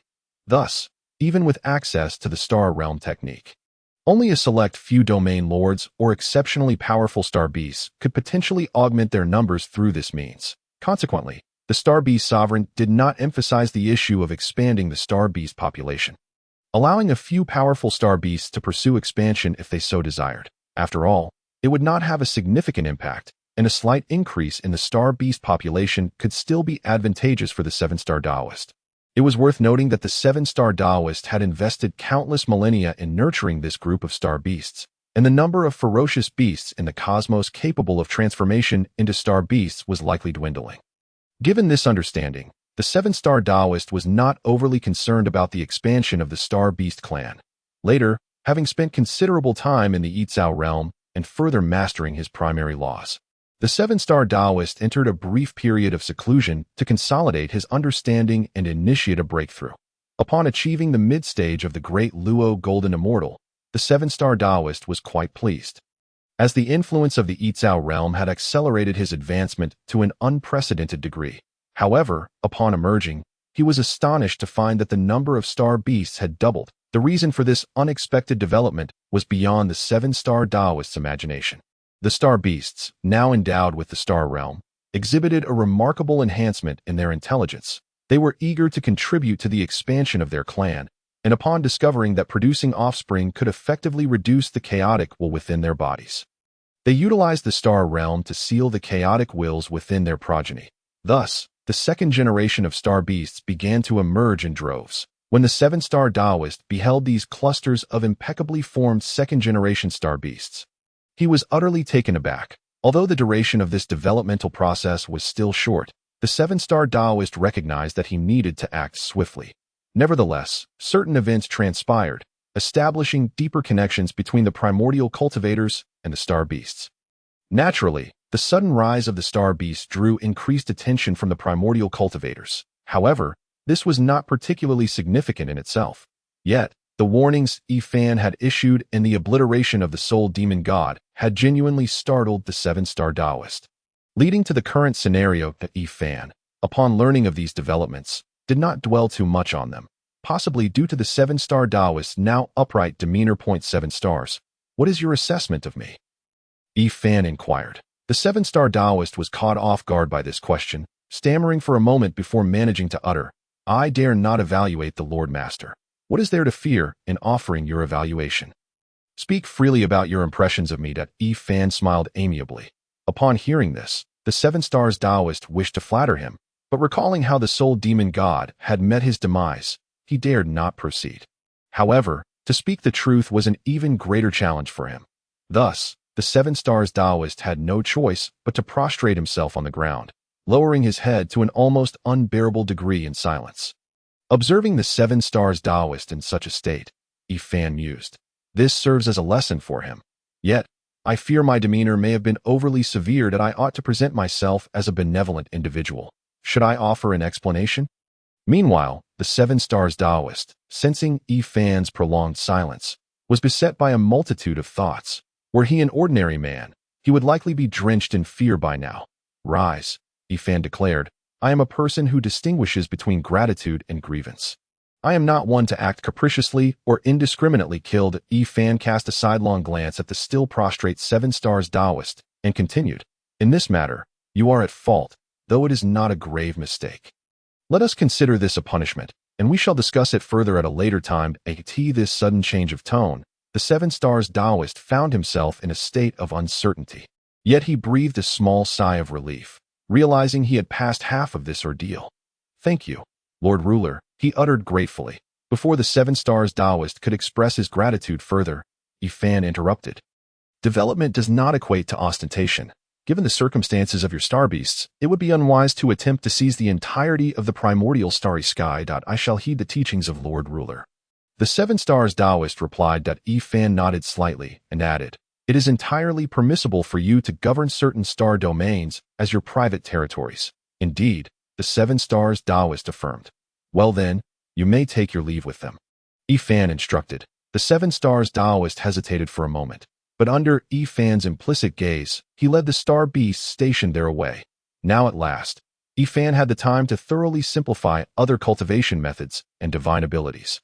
He murmured to himself as he embarked on his journey of simplification that Fan's current objective was the devouring of heaven and earth. Should he succeed in simplifying this technique, it would undoubtedly yield tremendous benefits in the real world. Moreover, an additional motivation for Fan to simplify this technique stemmed from his profound experience of the overwhelming sensation of becoming stronger through consumption. If only he could replicate such a phenomenon in the real world. With these thoughts in mind, Fan felt invigorated. Unbeknownst to him, centuries swiftly passed. Having achieved modest progress, he returned to the real world, only to encounter a dishearteningly complete failure after a brief period of experimentation. "Fear not. Failure is but the mother of success," Fan reassured himself. Mentally prepared for such outcomes, he was acutely aware of the daunting time disparity between the real world in the primordial realm. Thus he did not linger in the real world any longer. Upon returning to the primordial realm, Ifan resumed his attempts to simplify the devouring of heaven and earth. Centuries passed once more. And upon returning to the real world, he faced yet another complete failure. Fear not. Failure is but the mother of success, he repeated to himself, returning once again to the primordial realm to recommence his simplification efforts. After yet another few centuries, he returned to the real world, only to be met with yet another complete failure. Fear not. Failure is but the mother of success, he reiterated. This cycle continued repeatedly, with Ifan returning to the primordial realm. Yet he found himself unwilling to persist any longer. His mindset remained intact. He simply desired to venture outside. Really, it has only been a few attempts. It is not insurmountable, Ifan thought as he drifted through the starry sky. Soon finding it lacked excitement, the celestial bodies appeared stark and barren, and the views he encountered while strolling through the cosmos began to feel monotonous. Most critically, replenishing his magical energy proved to be quite troublesome. Perhaps a visit to the primordial realm is in order. I wonder if the calamity of the ferocious beasts has passed, Ifan murmured as he soared towards the primordial continent. While en route to the primordial continent, Ifan suddenly sensed an inexplicable allure. Was it a powerful being wielding the laws of consumption? It is known that a law embodies a grand principle, and those who have comprehensively grasped a law will sense each other when in proximity. The reason for this sensitivity may lie in the fact that once one fully masters a law, any further enhancement necessitates the mastery of that law. Once a law is mastered, no other cultivator can seize it for themselves, thus leaving no room for ascension. Of course, most cultivators never reach such a level at this moment. Ifan was approaching an entity that also mastered the law of consumption and was considerably more powerful than himself. However, what met Ifan's gaze was a fearsome beast resembling a creature with a sheep's body and a human face, eyes located beneath its armpits, and tiger-like teeth with human hands, currently besieged by a group of cultivators. Ifan possessed some knowledge of primordial lore, and upon seeing the beast's form and its connection to the law of consumption, he surmised it was likely the legendary Taotai, one of the four fiends. The scene unfolded as these cultivators unleashed their divine abilities against Taotai, only for Taotai to open its mouth and consume them whole, a spectacle both ferocious and awe-inspiring. However, none of the cultivators were swallowed up by Taotai. This was likely due to the fact that those attacking Taotai were all at the level of Great Luo Golden Immortals. One wondered if there had been cultivators of lower realms who had joined the fray. If so, they would have likely been devoured by Taotai. Ifan observed from a distance as a fellow cultivator, also a Great Luo Golden Immortal in the early stage, narrowly escaped being drawn into Taoi's maw, emerging with a look that suggested he had paid a hefty price for his survival. Naturally, had it not been for the assistance of other cultivators, his escape would have been uncertain. What faction is this? Ifan wondered, glancing at the middle-aged man commanding the formation, who was not among the renowned powers he had encountered previously. Just then, a cultivator approached Ifan, clad in purple robes, his stature tall, yet his features somewhat peculiar. Nonetheless, his cultivation level was considerable, likely at the late stage of Great Luo Golden Immortal. Fellow Taoist, what faction is that? The purple-robed cultivator inquired directly upon arrival. Ifan shook his head, indicating he had not yet joined that faction. Is that truly the case? The purple-robed cultivator asked incredulously. Ifan found the question somewhat perplexing.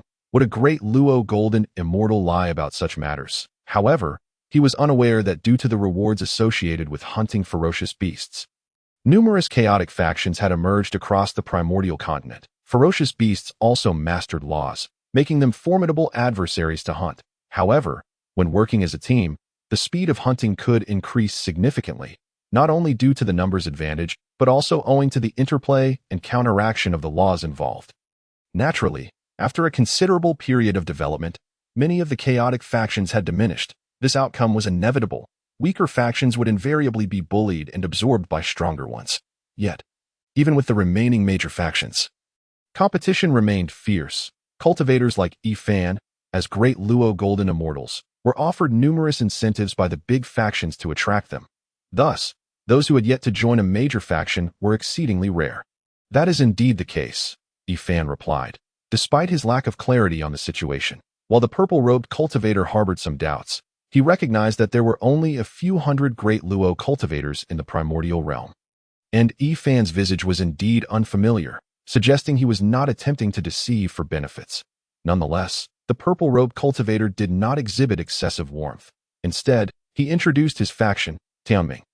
Our Tianming ranks among the top 10 factions in the primordial realm, boasting not only the presence of quasi-saint powerhouses, but also as many as 31 great Luo Golden Immortal level experts, with countless Tai Golden Immortal cultivators. With such a formidable foundation, Tianming even included the 4 fiends within its hunting purview. The purple-robed cultivator gestured towards the fervent cultivators engaged in battle with Tao Tai in the distance as he spoke. Surely, he does not wish for me to join their Tianming faction. Yi Fan pondered internally. Yet outwardly he asked, why do you not allow some cultivators to be swallowed by that ferocious beast, thus creating an internal and external collaboration? Upon hearing Yi Fan's question, the purple-robed cultivator was taken aback. Yet he felt a surge of certainty that Yi Fan was a hidden powerhouse. Otherwise, one would not pose such a question that had become common knowledge among primordial cultivators. The interior of Tao Tai contains numerous small worlds. Any cultivator swallowed by Tao Tai would merely enter these small realms, making internal and external collaboration exceedingly difficult. The purple-robed cultivator explained patiently. I see. Yet you claim Tianming is among the top 10 factions of the primordial realm, with quasi-saint powerhouses stationed? Yi Fan inquired further. The purple-robed cultivator replied with considerable pride, indeed, fellow Taoist, would you be willing to join our Tianming? Join us now, Tianming. Yi Fan interrupted the purple-robed cultivator, inquiring, it seems you have no intention of hunting Miss Tao Tai. Though slightly displeased by the interruption, the purple-robed cultivator responded, indeed, why provoke him if you do not intend to hunt the Tao Tai? Yi Fan pressed further, growing somewhat impatient. The purple-robed cultivator explained, injuring the Tao Tai also merits merit rewards. As for why we do not kill it outright, the sages have predicted that among these ferocious beasts, a beast master may arise. However, this is merely a possibility, and if we were to slay these 4 fierce beasts, the chances of a beast master emerging would significantly diminish. Thus, the sages have agreed to only injure the 4 beasts in turn, forbidding their death. Upon hearing this, Yi Fan couldn't help but murmur to himself. No wonder the calamity of the ferocious beasts has yet to end. It appears this group is merely stalling for time. He pondered, is it truly possible for a group of beasts, corrupted by chaotic will, to give rise to a ruler among them? Just as these thoughts swirled in Yi Fan's mind, the purple-robed cultivator suddenly seemed to receive some news and said to Yi Fan, friend, it is not too late to join us in Tianming. Yi Fan, puzzled, thought, does this purple-robed cultivator intend to coerce me into joining their faction? The purple-robed cultivator, sensing Yi Fan's apprehension, clarified, the Avengers have arrived. Yi Fan was even more bewildered, wondering if this Avengers was indeed the one he was familiar with. The purple-robed cultivator, aware of Yi Fan's previous reclusive state, elaborated, this Avengers is led by a ferocious beast that has completely broken free from its shackles. Moreover, it has enabled other beasts to varying degrees of liberation and has grown quite powerful. In response to Yi Fan's astonished gaze, the purple-robed cultivator added, however, they are not yet a match for us in Tianming. It is just that cultivators like you, who are relatively weak, might find themselves in peril when encountering this Avengers. Though the purple-robed cultivator did not finish, the implication was clear. Yi Fan felt a twinge of skepticism, suspecting that the leader of the Avengers might be associated with the ferocious beasts from his own realm. Yet, it was not beyond reason that other beasts could develop similar techniques to suppress the chaotic will. After all, the 7 Stars Taoist had previously devised the embryonic form of the star realm, transforming some ferocious beasts into star beasts. Is the leader of the Avengers what you refer to as the Beast Master? Yi Fan asked, attempting to calm the tumultuous thoughts in his mind. Observing Yi Fan's surprise followed by contemplation, the purple-robed cultivator found it difficult to gauge Yi Fan's character, as he displayed neither panic nor fear, and even seemed curious about the leader of the Avengers. After a long moment, the purple-robed cultivator remarked, friend, it is no small feat to attain such cultivation. Your decision should be made with care. Yi Fan absent-mindedly touched his nose, reflecting that his cultivation had come rather easily, unaware of Yi Fan's inner thoughts. The purple-robed cultivator continued, I do not know whether the leader of the Avengers will become the Beast Master in the future. However, I am certain that these members of the Avengers, having endured persecution by the ancient cultivators and broken free from their chains, will not show mercy to the ancient cultivators. Seeing Yifan still undecided, with a demeanor of neither acceptance nor rejection, the purple-robed cultivator urged, "Why not join us in Tianming? We impose minimal constraints on powerful allies like you. And the benefits are quite substantial. If it were not for the ferocious beasts, a quality faction such as Tianming might never have emerged. You must seize this opportunity," despite the purple-robed cultivator's earnest attempts to persuade him. Yifan shook his head and said, "Thank you for your enlightening words, but I cannot join." The purple-robed cultivator, about to voice another argument, suddenly noticed a multitude of ferocious beasts charging towards them and coldly declared, "Friend, may fortune favor you." After speaking, the purple-robed cultivator rejoined the members of Tianming, casting a final glance back at Yifan, who remained rooted in place, seemingly indifferent to joining them. Humph! The purple-robed cultivator, feeling indignant that he, a formidable figure at the late stage of the Great Golden Immortal, had been met with such indifference in his attempts to recruit Yifan, seethed with frustration. The master of Tianming, noticing the purple-robed cultivator's unnatural expression, inquired, "Did that cultivator refuse to join us?" The purple-robed cultivator, ashamed for failing to recruit a hidden master, felt even more enraged. "Master, that fellow is quite arrogant. Despite my earnest persuasion, he hardly acknowledged me." Upon hearing the purple-robed cultivator's embellished account, the master of Tianming glanced at Yifan and inquired, "Was it one of those under my command?" "Not at all," the purple-robed cultivator replied. Hearing this, the master of Tianming extended his left hand, casting a silent spell towards Yifan. This spell, silently and unperceived, enveloped Yifan, yet he appeared oblivious, remaining in his previous state of confusion. The purple-robed cultivator, observing this, could not suppress a smirk, thinking, all my efforts wasted. Let's see what cards you hold to escape our scheme." It is worth noting that the master of Tianming specializes in the laws of fate, and the spell he cast aimed to subtly alter Yifan's destiny. It is important to mention that the Avengers are not quite as the purple-robed cultivator described. Although they often clash with ferocious beasts, as long as the ancient cultivators do not overstep their bounds, the Avengers will not face annihilation. At worst, they might lose some treasures. The reason for this is simple. The Avengers seek not revenge, but rather the means to survive in the ancient realm. If, as the purple-robed cultivator implied, the Avengers were merely a persecuted group seeking vengeance, the extinction of the ferocious beasts would be inevitable. Thus, uninformed powerful figures like Yifan would generally not be targeted by the Avengers. However, with Yifan now marked by the Master's spell, his forthcoming fate would be subtly altered.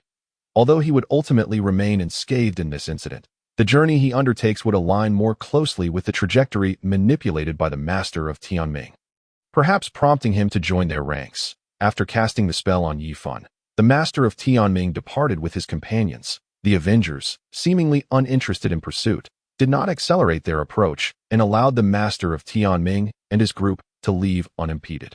Naturally, neither the Master of Tianming nor the purple-robed cultivator had completely vanished. Yifan turned to glance at the now fading figures of the Tianming members and then at the slowing horde of ferocious beasts.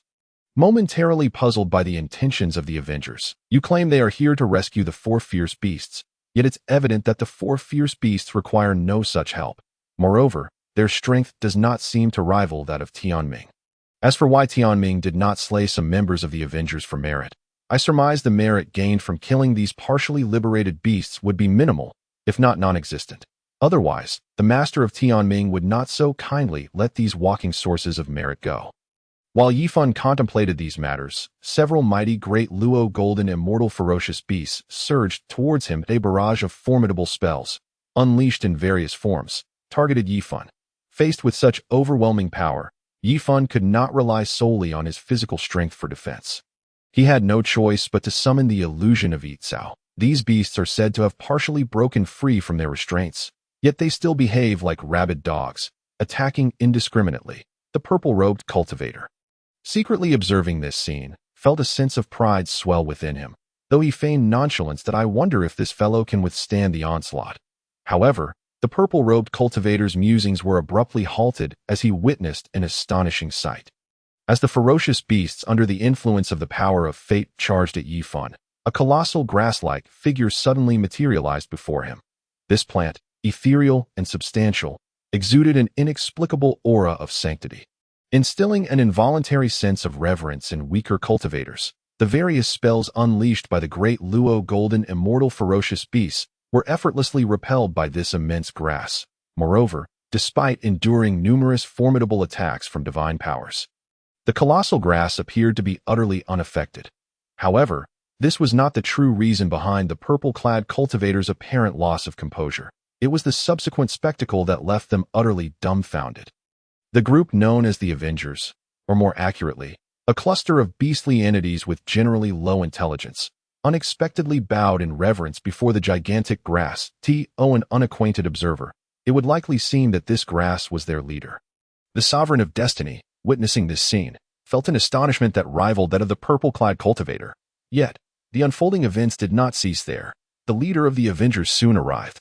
They seemed to engage in a form of communication, revealing a surprising familiarity between the two. Observing this interaction, both the Sovereign of Destiny and the purple-clad cultivator felt a degree of relief at the revelation that they were acquainted, which could potentially elucidate why the members of the Avengers chose to prostrate themselves before this individual.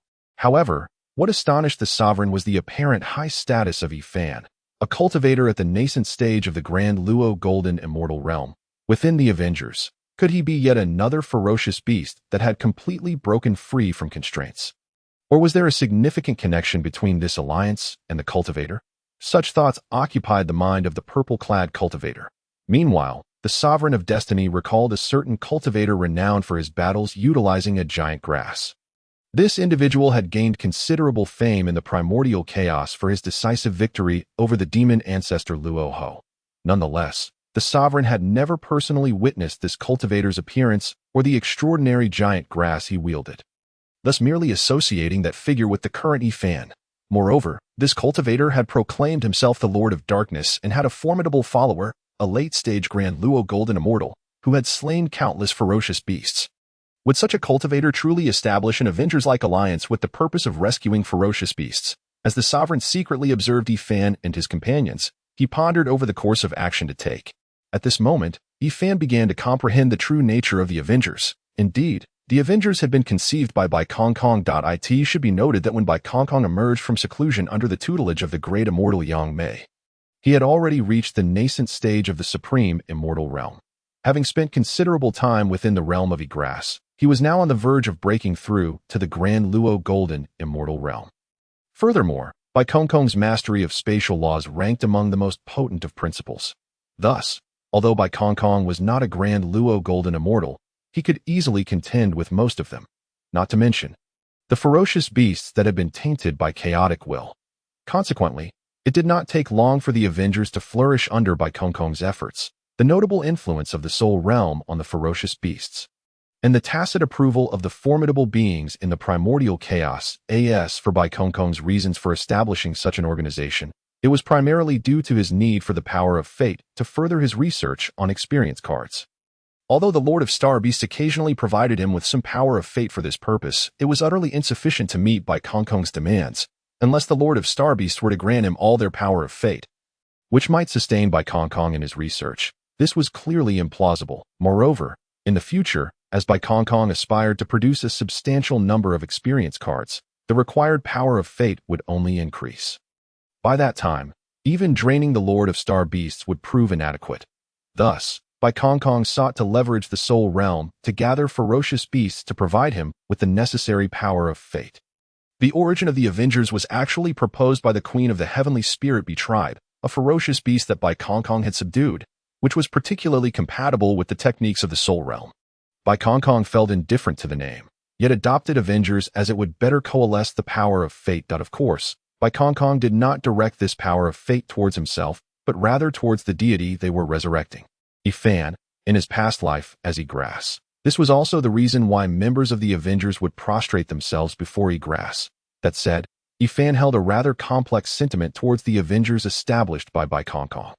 He was reluctant to excessively influence the primordial chaos, particularly regarding significant events and figures, as he endeavored to minimize his impact that he feared that his involvement could skew the development of the primordial chaos, potentially delaying or even preventing the emergence of the human race. In such a scenario, how would he continue to reap the benefits of cultivation experience and techniques in the real world? Thus, upon learning that the Avengers had amassed over 100 million members, his first impulse was to disband them. However, given that the situation had already unfolded, would mere dissolution suffice? Furthermore, Bai Kong genuinely required the Avengers to furnish the power of fate for his research. After considerable contemplation, Yifan finally told Bai Kong, "Your organization cannot continue to expand at such a rapid pace." Bai Kong, brimming with excitement as he recounted how he had developed the Avengers to their current scale, was taken aback by Yifan's abrupt statement. He had anticipated praise for his creation, which rivaled the scale of the Star Beasts. Yet, Yifan's demeanor in this remark did not convey the expected commendation. "Father, why can't it expand like this?" Bai Kong questioned. Bewildered, Yifan had already formulated an excuse in his mind. "Your rapid development leaves many issues unresolved. If this continues, it will inevitably lead to disaster." Bai Kong scratched his head, seeming to grasp something but not fully comprehending. "Nonetheless, you are indeed correct in ensuring that you do not harm the cultivators of the primordial chaos," Yifan remarked. Observing that Bai Kong's excitement had waned, replaced by a look of partial understanding, he offered a small encouragement. Bai Kong fully understood the implication of Yifan's words. It served as both praise and caution. Thus, Bai Kong earnestly declared, "Every Avenger in the Avengers is not merely seeking vengeance against the cultivators of the primordial chaos. Our true adversary is the chaotic will. We are committed to Very good," Yifan interjected, acknowledging him without further elaboration, as he had achieved his intended purpose, deeming further discussion unnecessary. It was time to change the subject. However, Bai Kong did not allow Yifan the opportunity to shift the topic. Immediately responding, "Father, you previously mentioned that continuing down this path would lead to disaster. I find that somewhat perplexing. The structure of the Avengers is based on the management system of the Lord of Star Beasts. And under this framework, the Avengers are developing quite well," he added to Yifan. Upon hearing this, was compelled to fabricate a response, stating, "Although the Star Beasts also originated from ferocious beasts, there are numerous distinctions between them and the Avengers. Even with improvements, many problems remain concealed, which you cannot currently detect. Moreover, the Avengers will eventually grow to be several times, even dozens or hundreds of times larger than the Star Beast population by that time. Hidden issues will multiply, and some will inevitably surface." Yifan elaborated extensively, and it seemed Bai Kong genuinely began to understand. Yes, it is indeed time to decelerate the expansion of the Avengers and identify and resolve the issues within.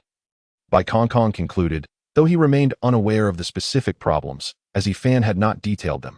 Naturally, Yifan could not provide specifics, as those were merely fabrications. Over-explaining would likely backfire and fail to achieve his desired outcome.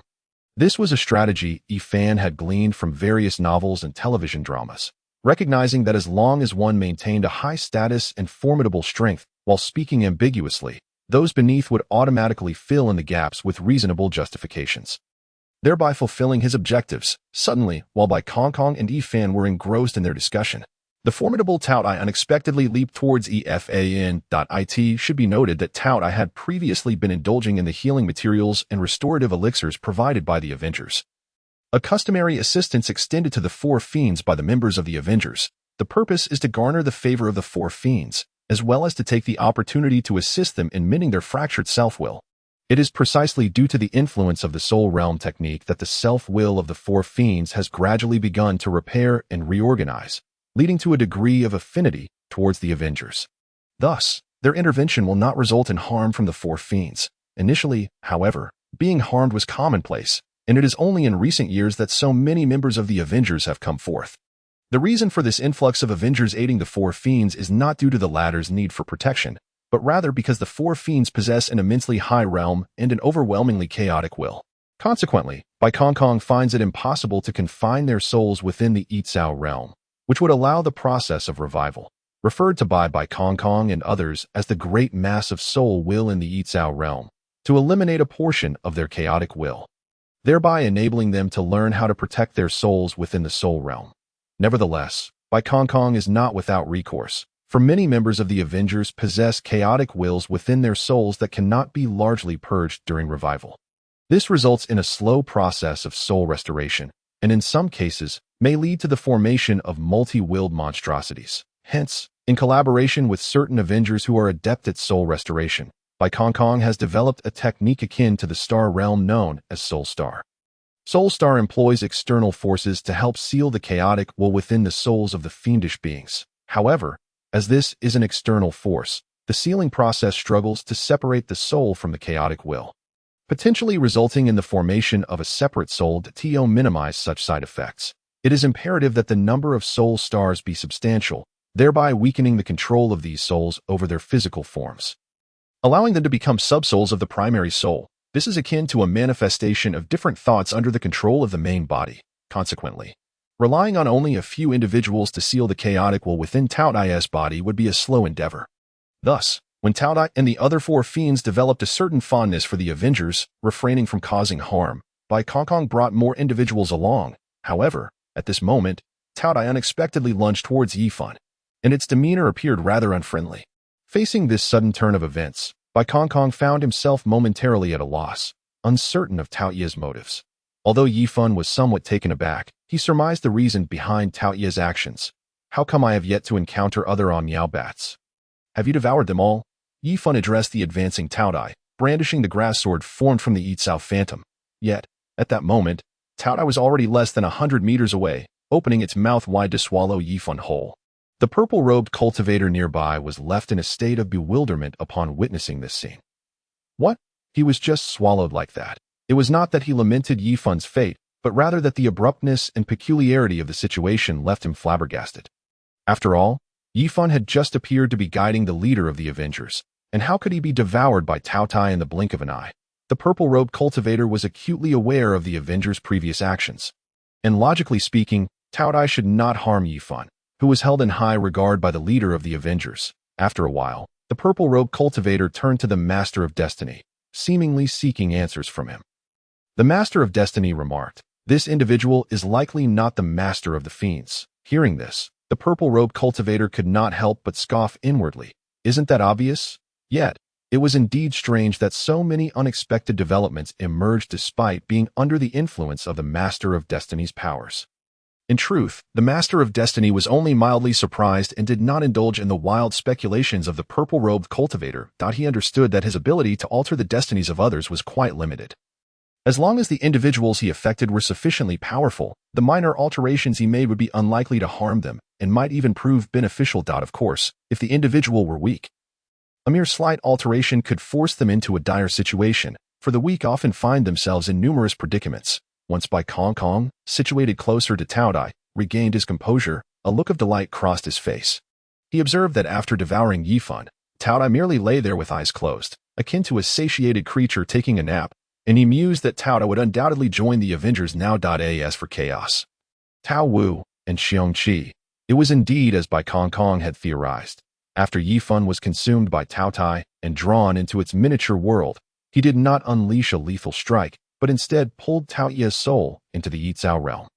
Once drawn into the Yitzhao realm, Tao Ye's soul energy began to dissipate rapidly, and it did not take long for its combat prowess to plummet dramatically. Following this, the process of revival began to strip away certain chaotic wills from Tao Ye's soul. Although this process could be considered swift, it would still require several days to complete. Thus, the purple-robed cultivators bore witness to a bizarre scene. After Yifan was swallowed by Tao Tai, the leader of the Avengers unexpectedly broke into a smile. Is this internal strife? Could it be that the leader of the Avengers, in order to safeguard his position, has leveraged Tao Tai to eliminate that cultivator? The purple-robed cultivator's imagination ran wild with a narrative of intrigue and betrayal. The Master of Destiny, observing Bai Kong's smile, sensed that the situation might not be as straightforward as it appeared, and he pondered the implications. Indeed, the next scene compelled the Master of Destiny to reconsider his earlier statement. Not long after, Tao Ye's great maw began to twitch, and soon, a figure emerged, none other than Yifan, who had been swallowed moments before. The purple-robed cultivator was left somewhat dazed by this occurrence. Upon seeing Bai Kong and Yifan engaged in conversation once more, he realized that his previous conjectures had been thoroughly dispelled. One of Yifan's primary laws was the law of concealment.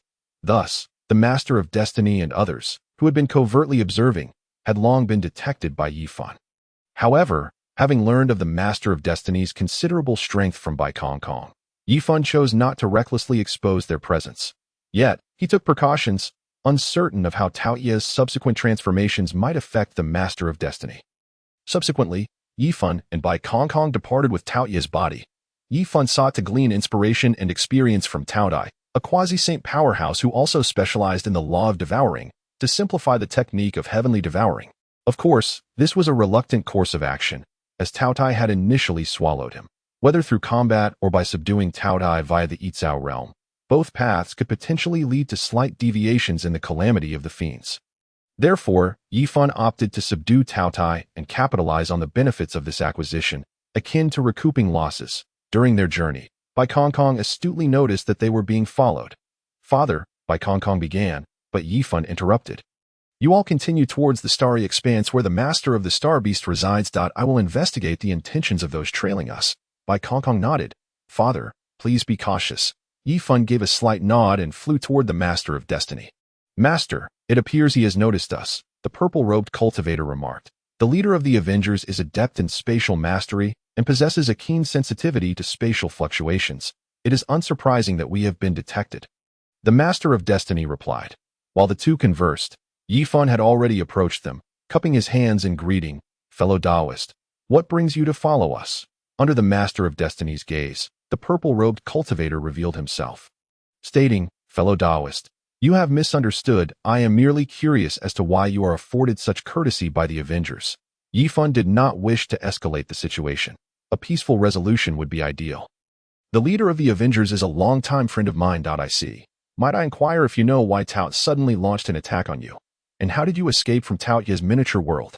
The purple-robed cultivator pondered before posing his questions. In response to the inquiries, Yifan adopted a demeanor of openness. "I suspect that Tao Ye's sudden assault was due to our shared mastery of the law of devouring.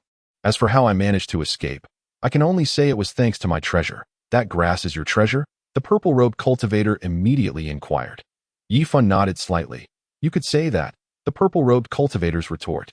"That grass hardly resembles a treasure," was effectively stifled by Yifan's response. "If there are no further questions, I shall take my leave," Yifan concluded, noticing that the purple-robed cultivator had no more inquiries. "Wait, why are you taking Tao Dai away?" The purple-clad monk interjected. Yifan had anticipated that the purple-clad monk would pose this question. "The Tao Dai was injured by my magical artifact and would likely take time to recover. Leaving it here would be unsafe, especially since my dear friend has always shown great interest in the Tao Dai. Can you help the Tao Dai break free from its constraints this time?" the purple-clad monk inquired in astonishment. Yifan smiled silently. After a moment of contemplation, he finally spoke. "My friend, do not see me off. I must take my leave." The purple-clad monk witnessed Yifan transform into a streak of light and vanish. He attempted to intervene, only to be halted by the Master of Destiny. "My lord, this..." The purple-clad monk hesitated. "This individual is not simple," the Master of Destiny remarked. The purple-clad monk found this difficult to comprehend. The Master of Destiny was a quasi-saint, a formidable presence in the realm, nearly impossible to fall in the primordial era. Why would such a figure be wary of a great Luo golden immortal? Could it be that he could slay a quasi-saint? The purple-clad monk pondered. Shenling, who was orphaned and had a younger sister, possessed striking looks and exceptional gaming talent, in a world where gaming was ubiquitous. He not only became wealthy but also earned the title of Sword God. Moreover, he uncovered a staggering secret. Subsequently, he was reborn. Spirit Master System binding successful. Please enter the game immediately. Indeed, he had also acquired a system. The standard fare of rebirth and a system. Does this mean I am the protagonist? I should first examine the system's functionalities, Shenling mused inwardly. Shenling silently chanted Spirit Master System, and a unique interface appeared before him, visible only to him. The interface was pristine, displaying a single prompt. Please enter the game immediately. Enter the game? Shenling's first thought was of the game Starry Sea, which was not only wildly popular, but also concealed secrets. Shenling's rebirth occurred even before he first encountered this game. However, by this time, Starry Sea had already begun to gain immense popularity. Without any promotional efforts, it surged into the top 10 of the global gaming charts. Its prowess evident for all to see. After acquiring a gaming pod, Shenling returned to his modest abode and entered the game world. Upon seeing the pop-up dialog box, he swiftly skipped it. Game name? After a moment's thought, Shenling inputted To be continued, he then bypassed the inconsequential introduction and began selecting his profession. What is happening? Did I press too quickly? He lamented, realizing he had inadvertently selected Spirit Master. Observing his appearance transform and his features subtly shift towards those of a cute puppy, he exclaimed in regret and shock. No, I still have the option to choose another profession. Noticing the interface still displayed, please select a profession. He scrolled through the options and discovered this unexpected advantage. The system is impressive. Shenling had previously chosen the swordsman profession in his past life. Why grant him a Spirit Master system? Now, with an additional profession, his predicament was resolved. Dual professions, just the thought of it was exhilarating. Shenling selected the swordsman profession and entered the game world. Shenling first checked his personal information. Game IP. To be continued level. LV1 experience. 0-200 health. 100 attack. 5 defense. 2 speed. 2 stamina. 10 profession. Spirit Master pet. None title. None talent. Natural pet affinity level 1 skills. None wealth. None the swordsman profession did not appear. Moreover, the initial stats were standard for a Spirit Master, indicating that I am meant to specialize in Spirit Mastery. Shenling sighed. However, this was fine. He had thoroughly explored the swordsman profession in his past life, so he need not focus on it again. Shenling then accepted the novice quest to report to the village chief. This novice quest could be considered a substantial starter pack. Shenling was aware that within this report lay a hidden task. Although the difficulty was high, so too were the rewards, a fact he had learned from a forum in his previous life. Given the current time frame, no one had likely uncovered this hidden task yet.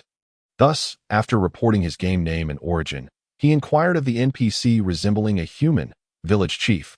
Is there any trouble in the village? The village chief scrutinized Shenling and replied, brave warrior, indeed, the village is facing some difficulties.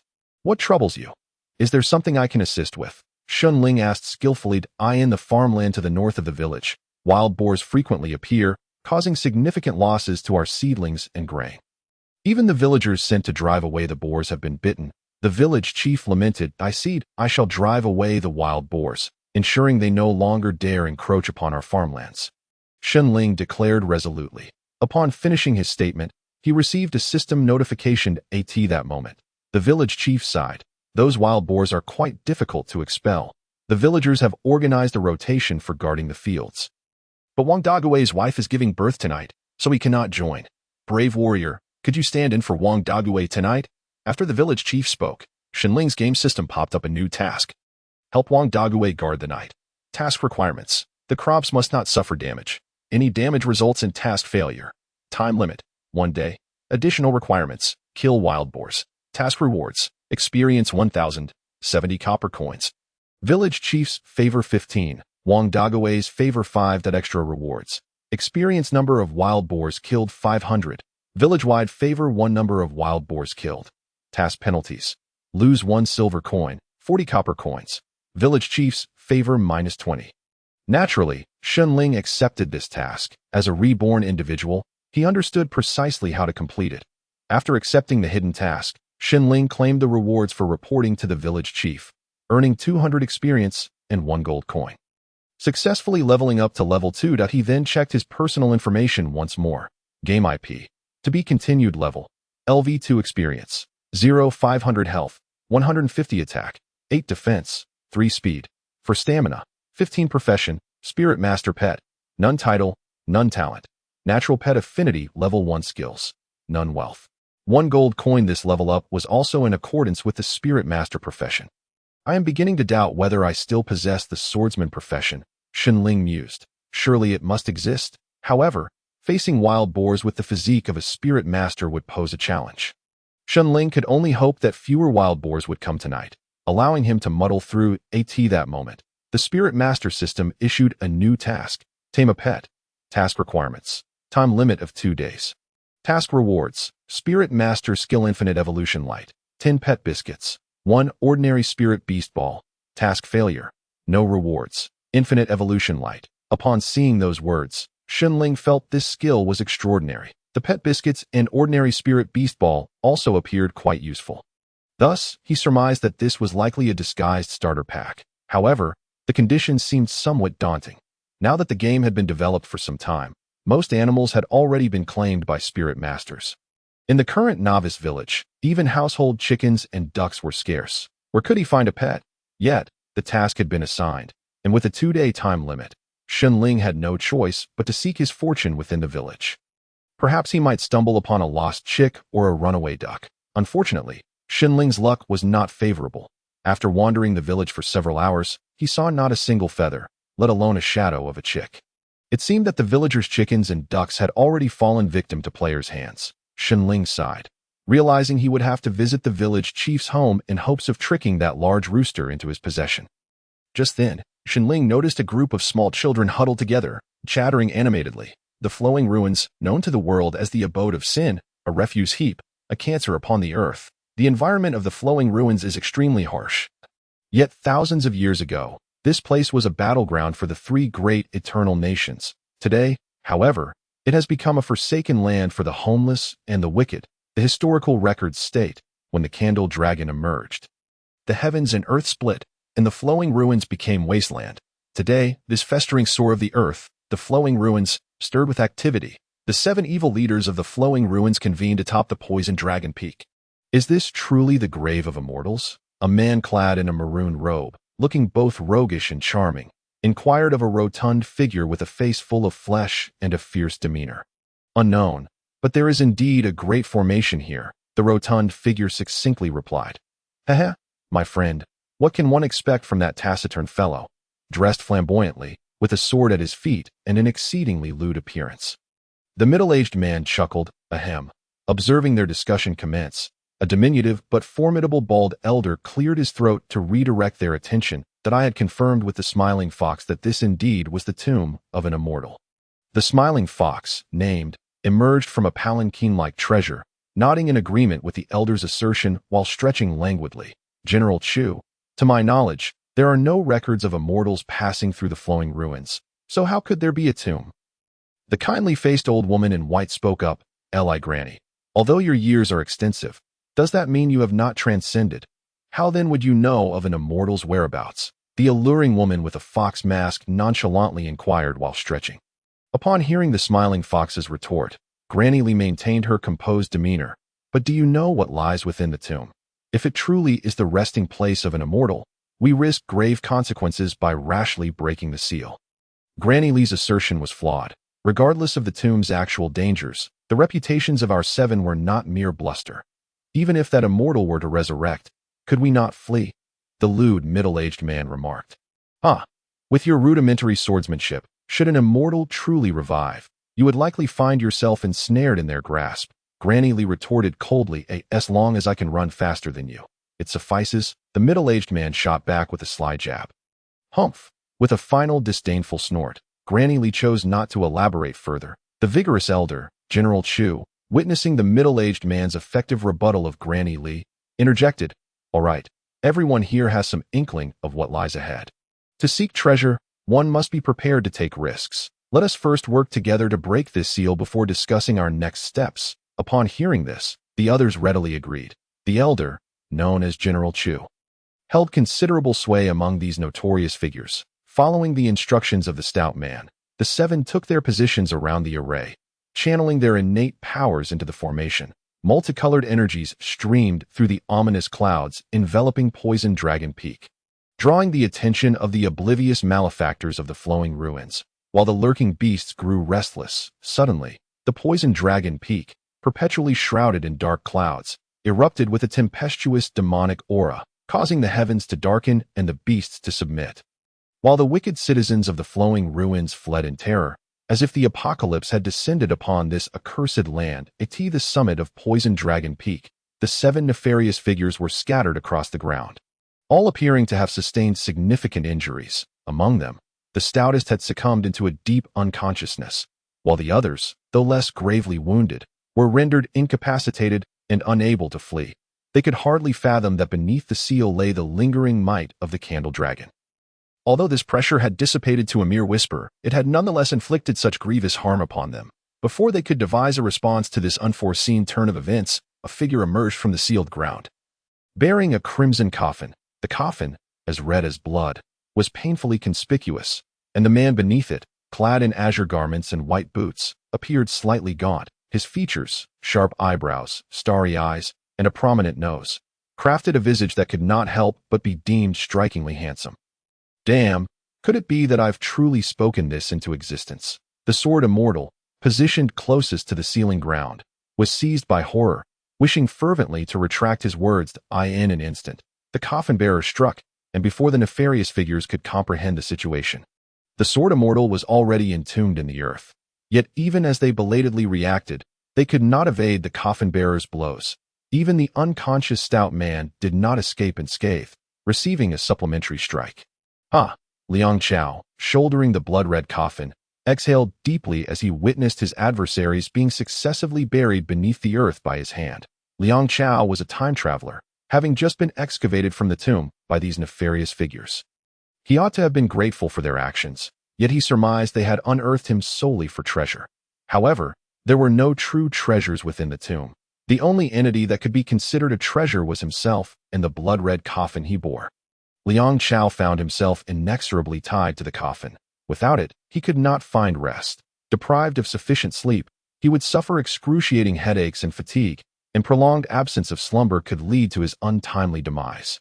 Realizing that these grave robbers would not be satisfied without treasure, Liang Chao resolved to take decisive action and eliminate them before making his escape.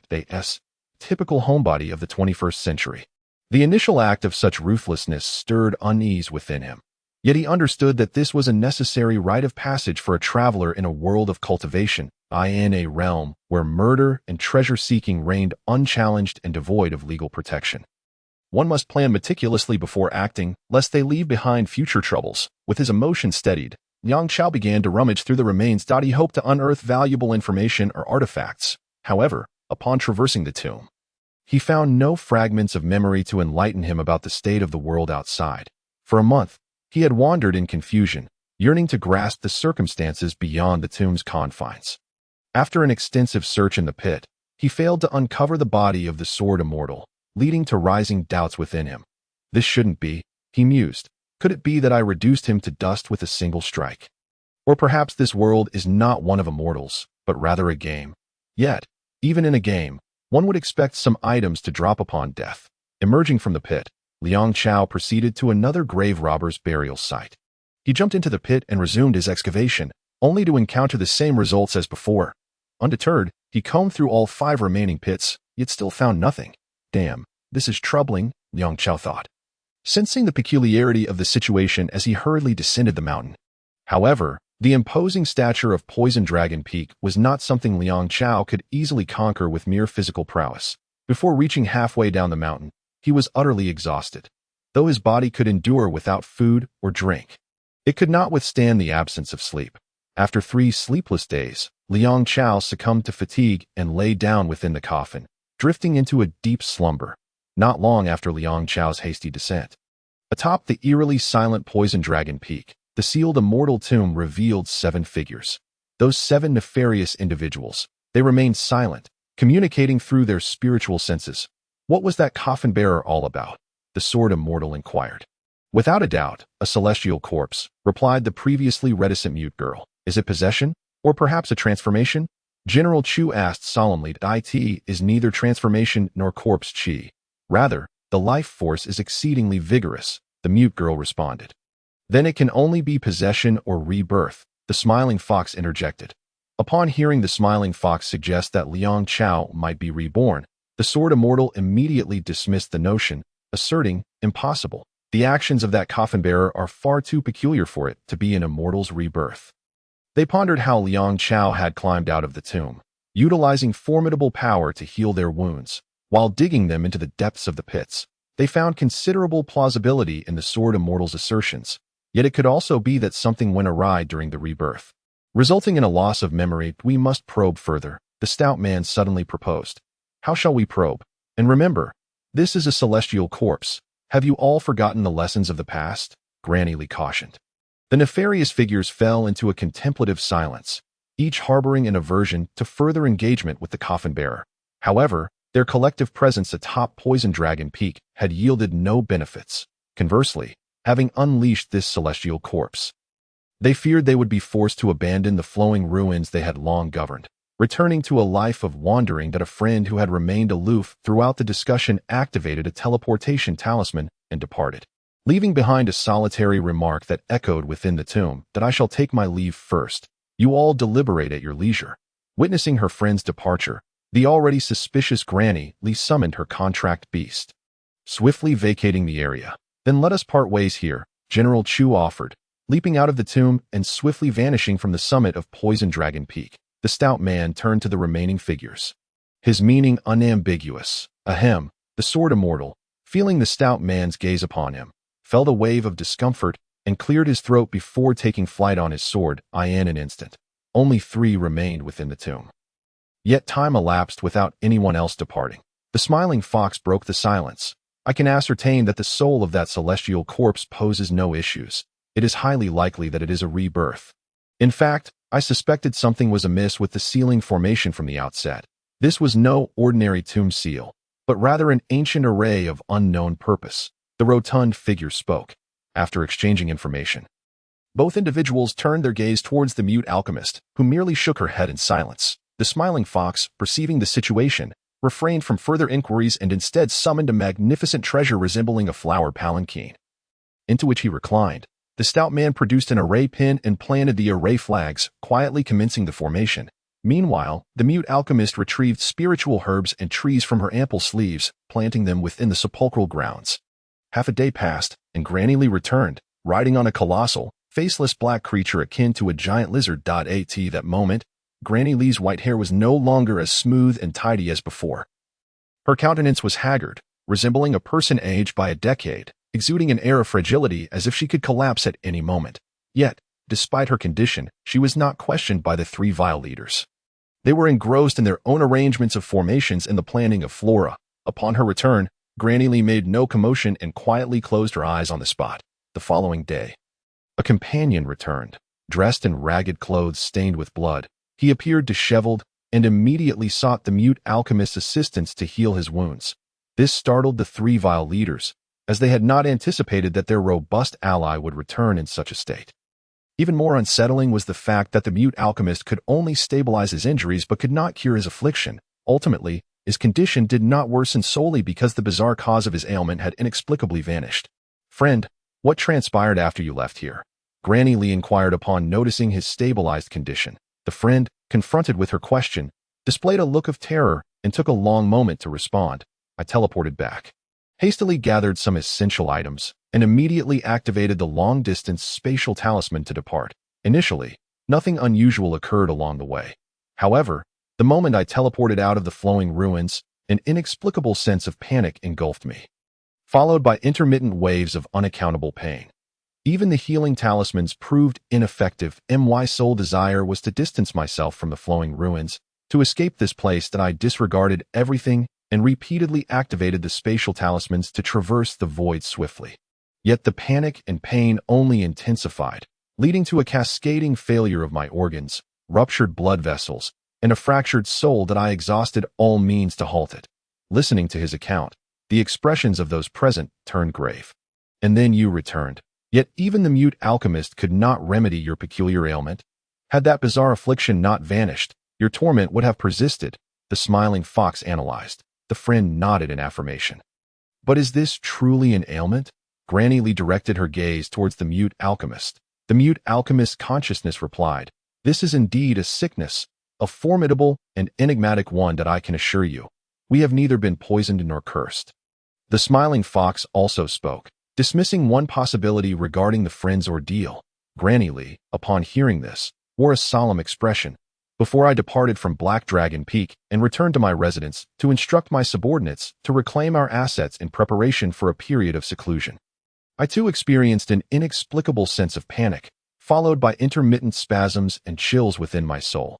However, I sensed a vague contract power, a force so potent it instilled fear within me that I promptly returned here. Although the frequency of these phenomena has notably diminished compared to before, they have not entirely dissipated as they have for you, that I have previously encountered a situation similar to Granny Lee's. The smiling fox added, glancing at the stout man and the mute alchemist. Under the scrutiny of the smiling fox, the stout man remarked, "My body has not experienced the peculiarities you described. The formation I have arranged is merely an ancient one designed to target soul possession and enhance the primary soul. I am simply experimenting with this ancient tomb, which is suitable for the growth of spiritual flora. Previously, my soul did experience an inexplicable chill. The mute alchemist also explained to the group using her consciousness. Combining the information at hand, they deduced that they must have fallen victim to Liang Chao's schemes, with their fates now resting in his hands. However, given Liang Chao's previous circumstances, it seemed as though an accident had befallen his rebirth, leaving his memories unrestored, which accounted for his bizarre behavior. If they wished to survive, they would have to seek out Liang Chao for a glimmer of hope.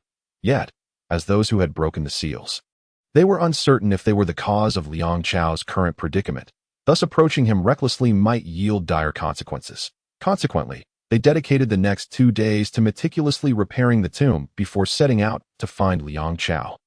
Liang Chao woke after 2 days in the wooden coffin, pushing aside the coffin lid and stretching lazily, only to find 6 individuals kneeling before him.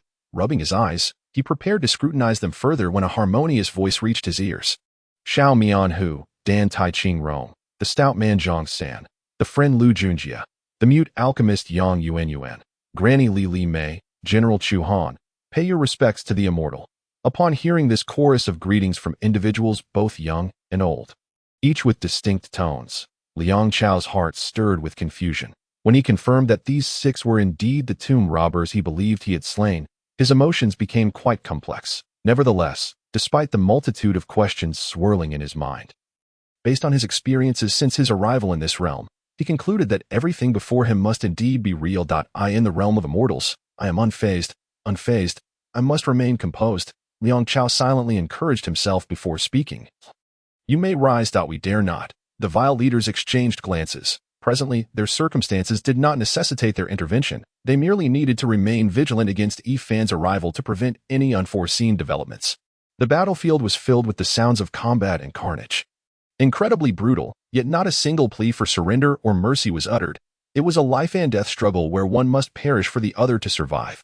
This led to significant losses for the Star-Destroying Alliance, which possessed strength far surpassing that of the Star Beasts and the Avenger Alliance. Many cultivators, unwilling to engage with equally matched Star Beasts, opted instead to target the weaker foes. Suddenly, they sensed a large number of cultivators approaching, and soon 3 figures appeared on the battlefield: a young boy, a strikingly handsome youth, and a rather peculiar-looking stout man. The 3 did not engage in combat.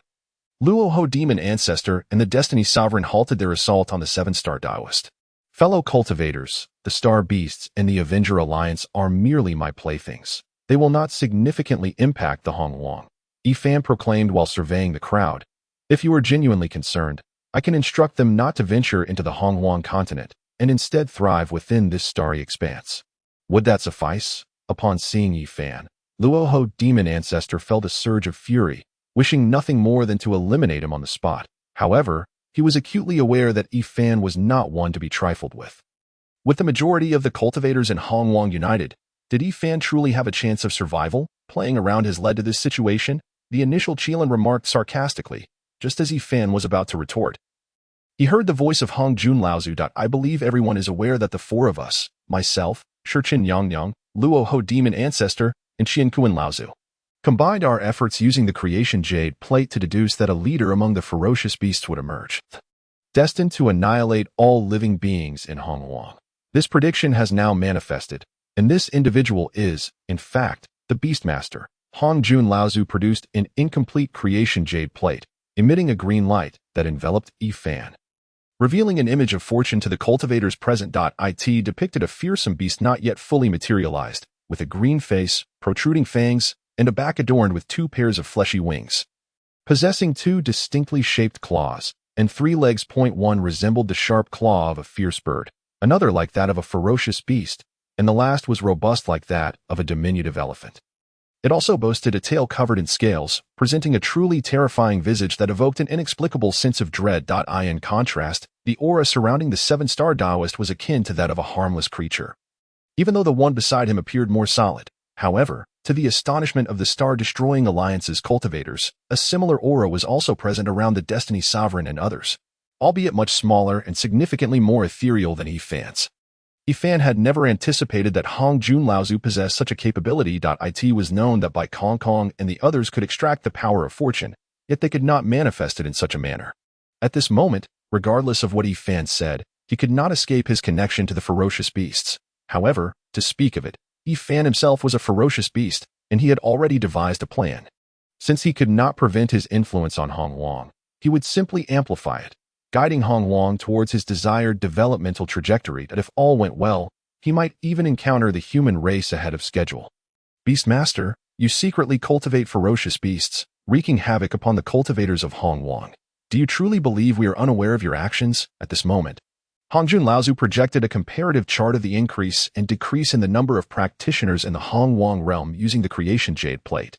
Upon viewing the chart, everyone felt it was unlikely to be fabricated. The celestial beings could roughly estimate the number of practitioners in Hong Wang. Thus, when they noticed a sharp rise in the number of fallen practitioners recently, including the demise of quasi-saint powerhouses, they could not help but gasp in shock. However, the more astute practitioners quickly deduced that the recent surge in fatalities among practitioners was closely related to the merits gained from slaying ferocious beasts.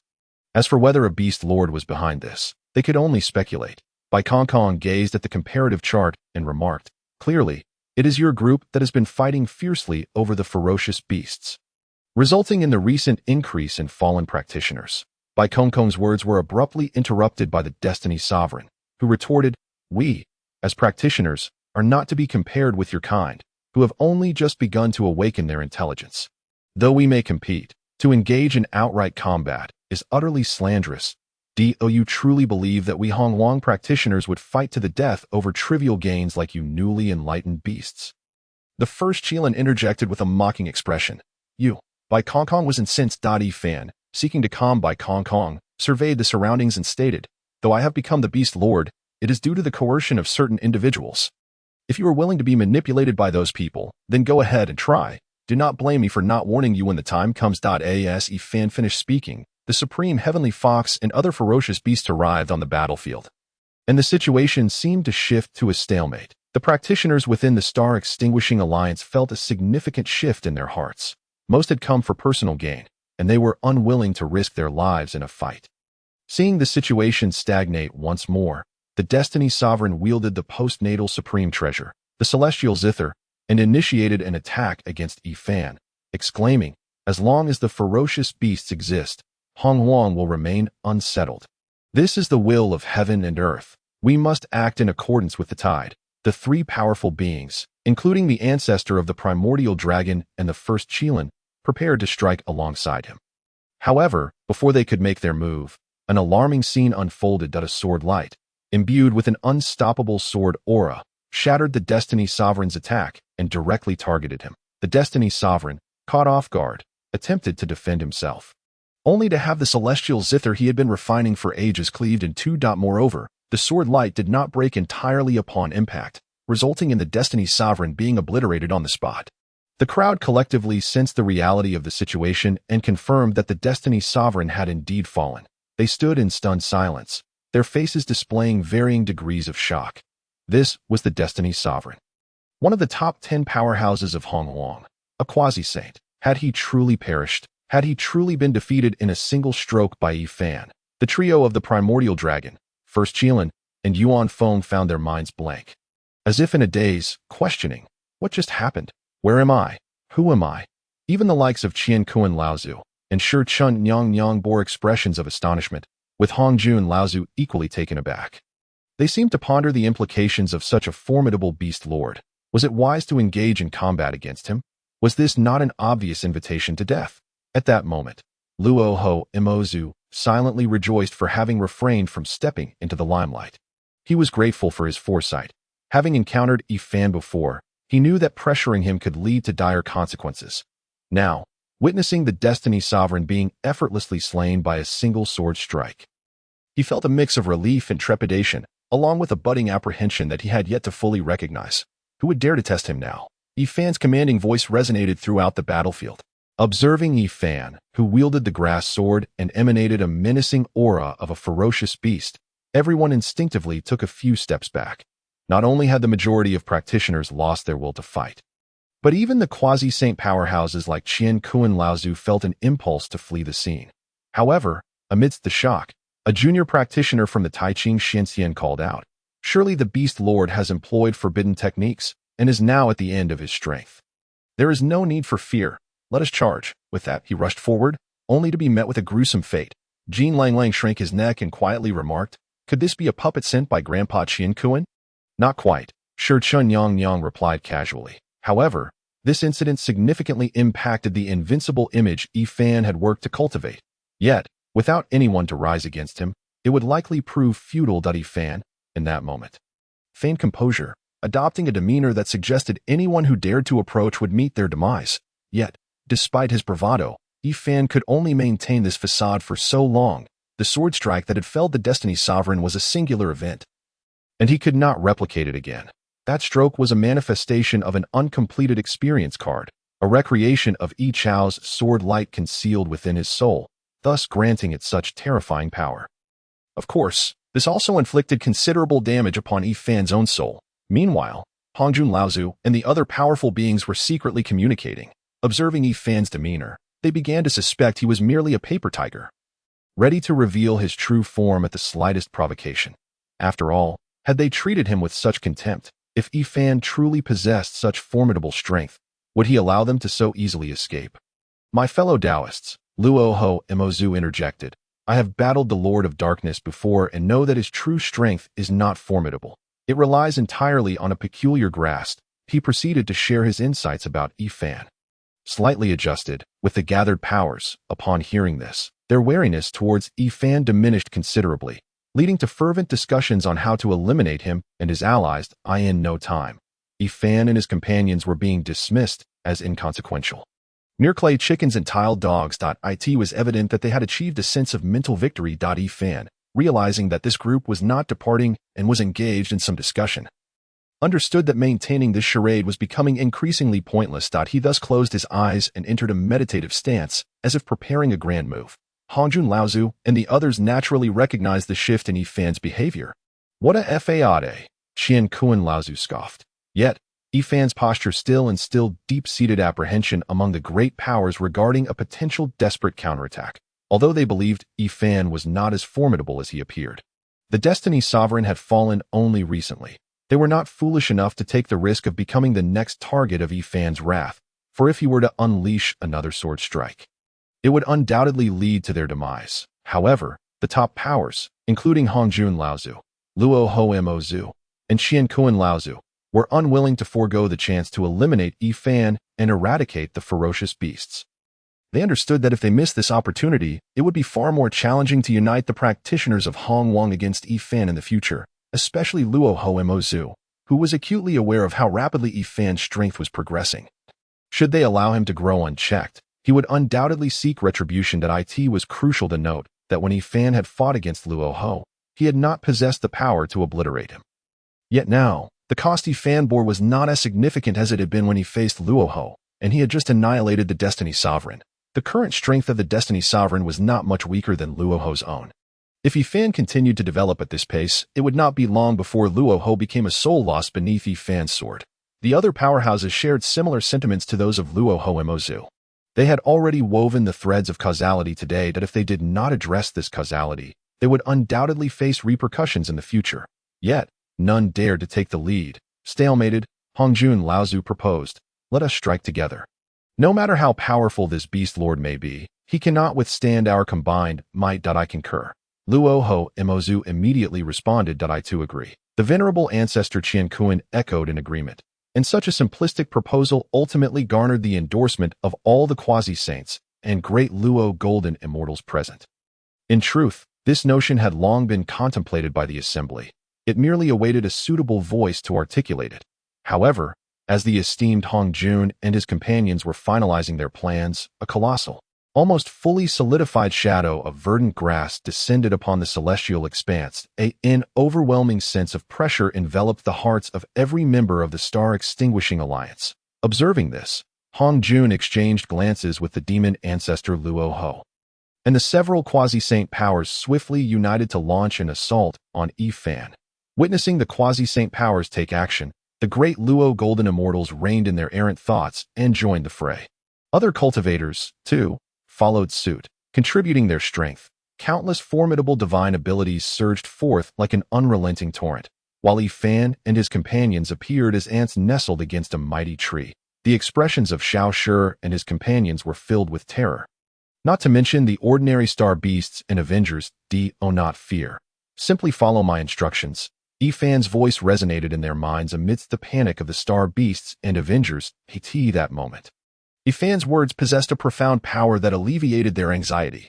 Their dread dissipated entirely when the torrent of divine abilities reached them, all thwarted by the verdant grass, the lowly-minded avengers and star beasts. Lacking in intellect, now harbored but a singular thought, to faithfully execute the commands of their sovereign lord. Yet, the onslaught of divine abilities did not cease. The immense shadow of grass appeared to be struggling to hold its ground. Nevertheless, the star beasts and avengers, adhering to Fan's guidance, sat cross-legged, eyes closed, chanting incantations with fervor. Observing this scene, Fan was overwhelmed by an inexplicable emotion. Your trust in me shall not be in vain, he murmured. Meanwhile, the morale of Hongjun and his allies surged. Fan was indeed formidable, yet against their combined might, he faced only death. Thus, they exerted themselves further, their minds already contemplating the merits and rewards they would reap from vanquishing this fearsome beast lord. Participation in such a grand conflict was, after all, a reward in itself. Many cultivators experienced epiphanies, realizing that it would not be long before they advanced further. Indeed, the clash of divine abilities was the manifestation of the power of laws. And the collision of countless abilities was a convergence of those laws. Their insights were entirely natural, witnessing the rising morale of the Star Alliance and perceiving Fan in a precarious state under the torrent of divine abilities. The demon ancestor Luoho discreetly withdrew some of his power. The other quasi-saint powers, sensing Luoho's subtle maneuver, likewise covertly retracted some of their own energy. However, they were taken aback to discover that the once unstable verdant grass had managed to endure the immense torrent of divine abilities for an entire day, providing protection for Fan and his companions throughout that time. Such resilience was astonishing. Further solidifying their resolve to eliminate It was essential to understand that such a powerful torrent of divine abilities could easily ravage the wilderness in a day. And yet, Fan had withstood it. This was no mere demonstration of Fan's invincibility in one-on-one combat. Allowing him to continue to grow would genuinely grant him the power to annihilate all beings in the wilderness, an outcome too terrifying to contemplate. At that moment, all the cultivators of the Star Extinguishing Alliance truly grasped the veracity of Hongjun's predictions. These were not mere tales of horror nor fanciful fabrications, but stark realities that could very well come to pass.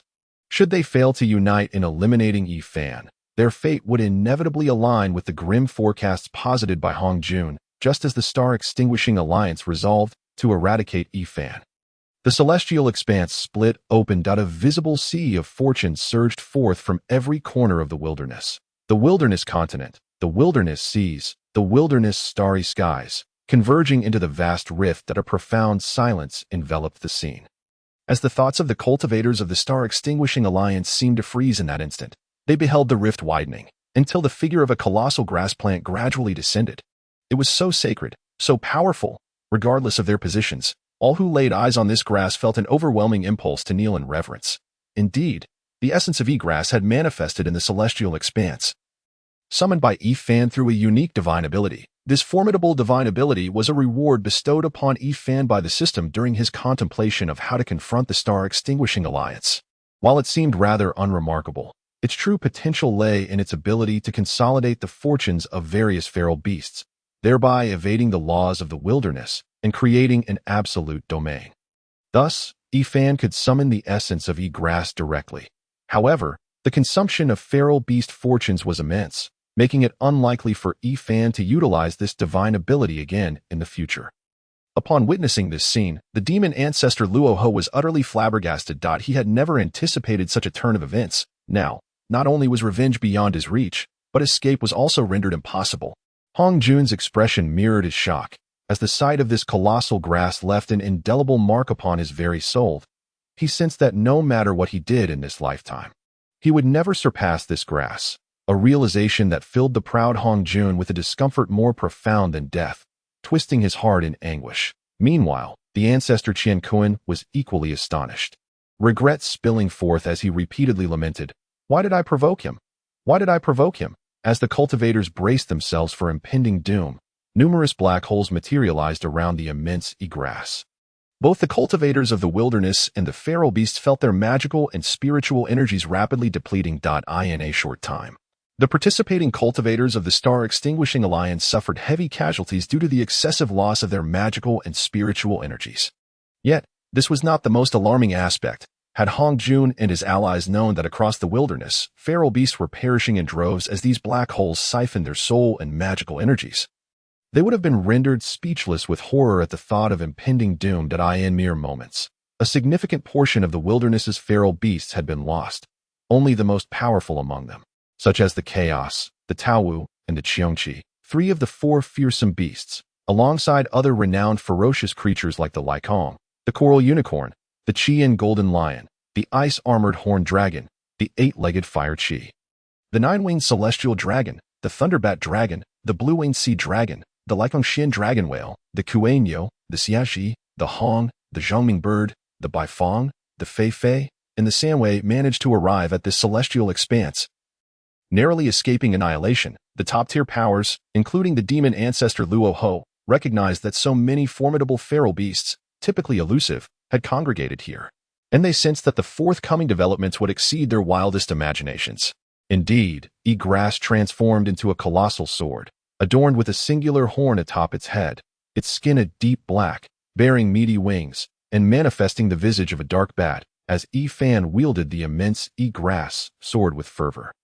This seemingly unadorned swing carried the momentum of Pangu himself, cleaving through the void with astonishing force. With several swift strikes, the boundary of the vast primordial starry sky was shattered by Fan, who directly opened a significant rift, allowing a torrent of chaotic energy to surge into the primordial void. Just as the expressions of ancestor Hongjun and others shifted dramatically, a colossal piece of chaotic stubborn rock flew out from the fissure created by Itsai, sealing the breach, permitting only a trickle of chaotic energy to seep into the primordial starry sky.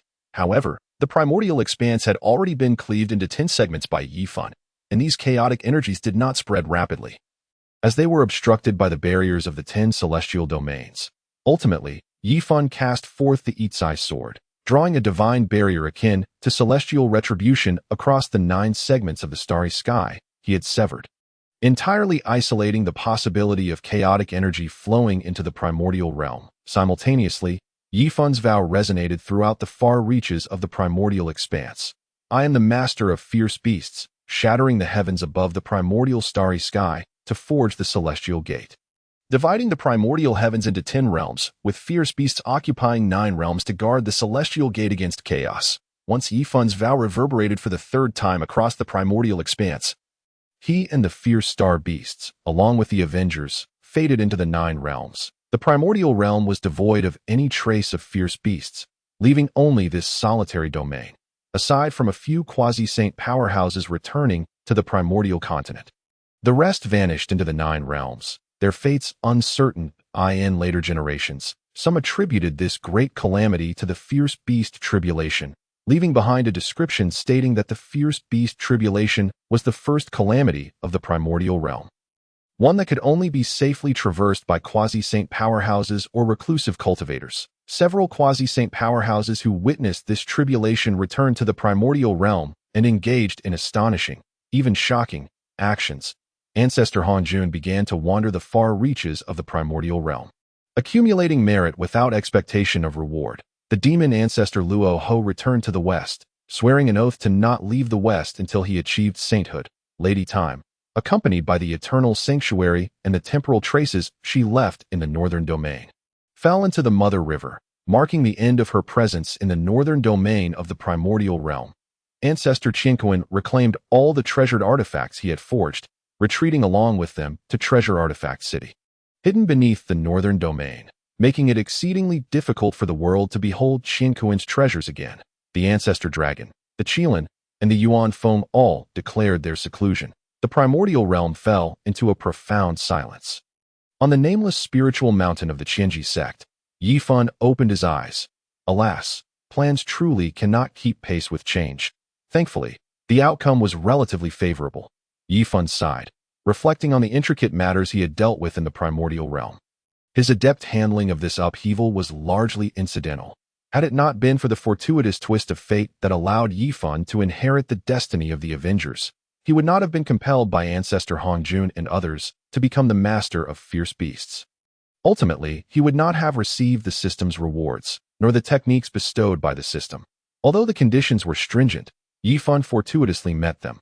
This interconnected chain was nothing short of perfect. The only drawback was that Yifan sacrificed his own soul, meaning that the dark bat within the primordial realm had perished. The master of fierce beasts in the 9 realms was left with merely a body enveloped in fate. Of course, the body of a great Luo golden immortal is undying and indestructible, nearly eternal unless destroyed.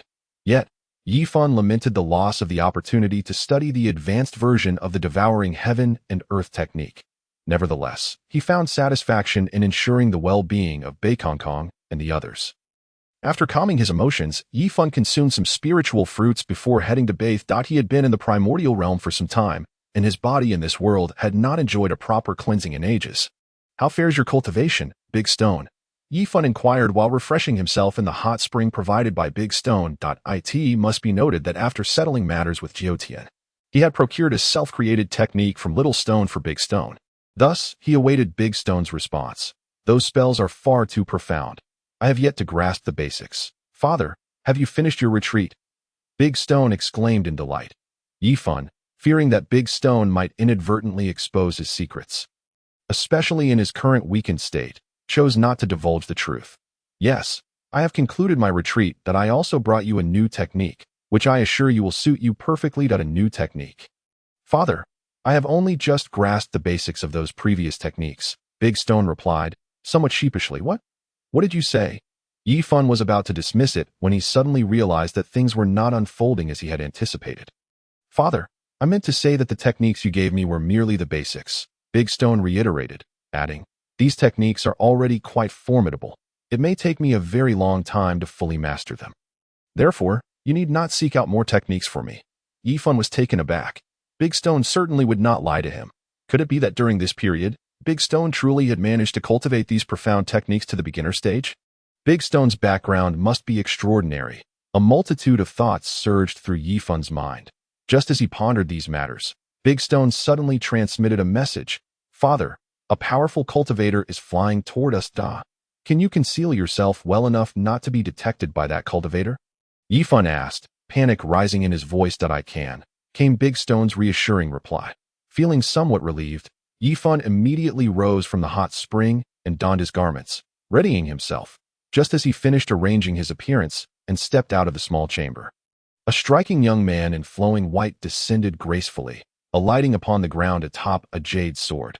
This individual could only be his esteemed master, Qingyu Jinren. "Greetings, master," Yifan thought, wondering whether his trials had concluded or if Qingyu Jinren had remembered he had taken on a disciple, preparing to impart techniques or perhaps bestow some spiritual elixirs or artifacts. Yet, he respectfully bowed, for he had yet to rise to prominence, and his master was indeed formidable. One should never neglect the proper courtesies owed to a powerful mentor. Qingyu Jinren acknowledged, and then Yifan witnessed a strangely shaped ring soar from Qingyu Jinren's sleeve, landing in his palm. Before Yifan could voice a question, Qingyu Jinren's cool voice echoed. "This insect ring contains a spirit bee of the nascent soul stage.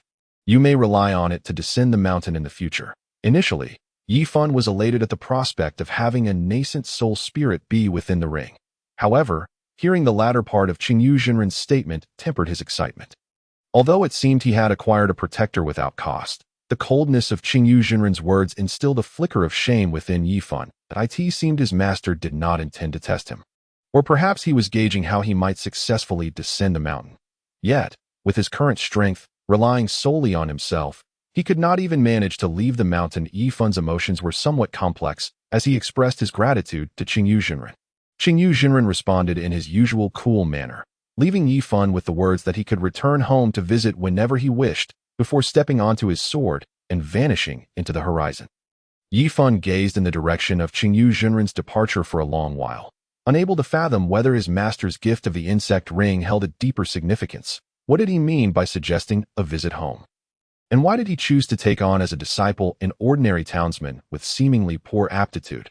These questions perplexed Yifan, yet having gradually come to understand the primordial realm, he no longer felt as lost. Regardless of his master's intentions, once he grew powerful, all mysteries and potential threats would be inconsequential. That on the renowned 7 immortal peaks of the Qinji sect, atop Xianling Peak, Qingyu Zhenren sat in a corner of the grand hall, sharing fine wine with a red-haired cultivator. Lu Xia, I heard you have taken on a little disciple. Why not bring him over to broaden his horizons? The red-haired cultivator casually inquired. Qingyu Zhenren, Lu Xia, took a sip of his wine, seemingly contemplating how to respond to his friend's question. However, someone interjected. Yin Han, you still don't know Lu Xia's temperament? He is merely appeasing his master, the red-haired cultivator. Yin Han turned to the rugged man in brown clothing holding a wine cup and scoffed. Guolei, have you ever seen Lu Xia's disciple? You're just spouting nonsense. Hee, although I haven't seen him. Lu Xia explicitly asked me to find him an insect ring, Guolei said, pouring himself another cup of wine and taking a hearty sip before continuing. What do you think Lu Xia wants me to find an insect ring for? Yin Han also lifted his cup, savoring the wine as he casually remarked, Stop teasing, it must be for sending to his disciple. This merely indicates that Lu Xia is quite invested in his disciple. A disciple who can garner such attention from Lu Xia surely must be remarkable. Lu Xia, am I right? Yin Han finished speaking and turned to the silent Lu Xia, who was savoring his wine, and asked him. Puffed. Guolei suddenly burst into laughter, prompting Yin Han to instantly conjure a protective barrier around himself to fend off the splattered foam. Under Yin Han's disapproving gaze, Guolei explained the reason behind his laughter. He had genuinely recalled something amusing and couldn't contain himself. Upon hearing Guolei's account, Yin Han wore a look of astonishment, occasionally casting a peculiar glance at Lu Xia's expression. However, Lu Xia remained aloof, his demeanor cold, akin to a stoic face in the language of Yifan's original world, leaving Yin Han unable to discern anything from it. Lu Xia offered no explanation, and at that moment, the leader of the Qinji sect summoned Lu Xia to discuss some matters. Surely, Master isn't calling Lu Xia to reprimand him for taking on such a useless disciple, Guolei speculated. Impossible. Even if what you said were true, Master would never scold Lu Xia, Yin Han retorted, rolling his eyes at Guolei. Indeed, however, considering Lu Xia's illustrious reputation, it is unfortunate that it might be tarnished by that inept disciple, Guolei lamented. What does it matter? Everyone knows Lu Xia took on a disciple merely to appease Master and the others, Yin Han replied, somewhat speechless. Yet, those with ulterior motives can always find a reason to slander Lu Xia's name. Guolei remarked, Lu Xia wouldn't care, but unfortunately, it might bring trouble to that disciple of his, Yin Han stated. Guolei responded, that would be for the best. Yin Han shot Guolei a strange look. Why are you looking at me like that? Meanwhile, Lon Lon, oblivious to the commotion, was aware only that his contract master was currently being pummeled by another beast. He was furious. Moo moo moo. Lon Lon shifted his shell and roared at the white ice elephant. Yet, this roar resembled that of a ferocious beast. So, they've made their move, the red-haired boy Yin Su muttered, while inside, he urged the white ice elephant to unleash the powerful technique he had been charging. The Frost Fist. This entire process unfolded in mere seconds. The audience watched as the enormous earth dragon let out a series of roars, seemingly intent on swallowing the white ice elephant whole. Suddenly, the white ice elephant, which had been relentlessly attacking Hong Yi, turned and unleashed 2 punches. Those punches transformed into white fist shadows, swiftly flying towards Lon Lon. Furthermore, the white ice elephant's coloration visibly faded, as if its essence were being drained. Such a significant expenditure yielded remarkable results. The rapid white fist shadow struck Lanlin's exposed body, and in that instant, he seemed as though he had been struck by a spell of paralysis. Emitting no cries of anguish, instead, he was visibly encased in a layer of ice, frozen by the spreading cold. The crowd watching the match erupted in excitement, realizing that Yin Su had secretly instructed the white ice elephant to prepare for an attack against the massive earth dragon. Moreover, that attack was utterly terrifying. What kind of technique is this? How can a white ice elephant at this level possess such formidable range skills? They speculated. Such abilities must surely be composed entirely of silver-level fundamentals. If so, the future of this white ice elephant is limitless. Why hadn't the earth dragon attacked? It revealed a fatal opening.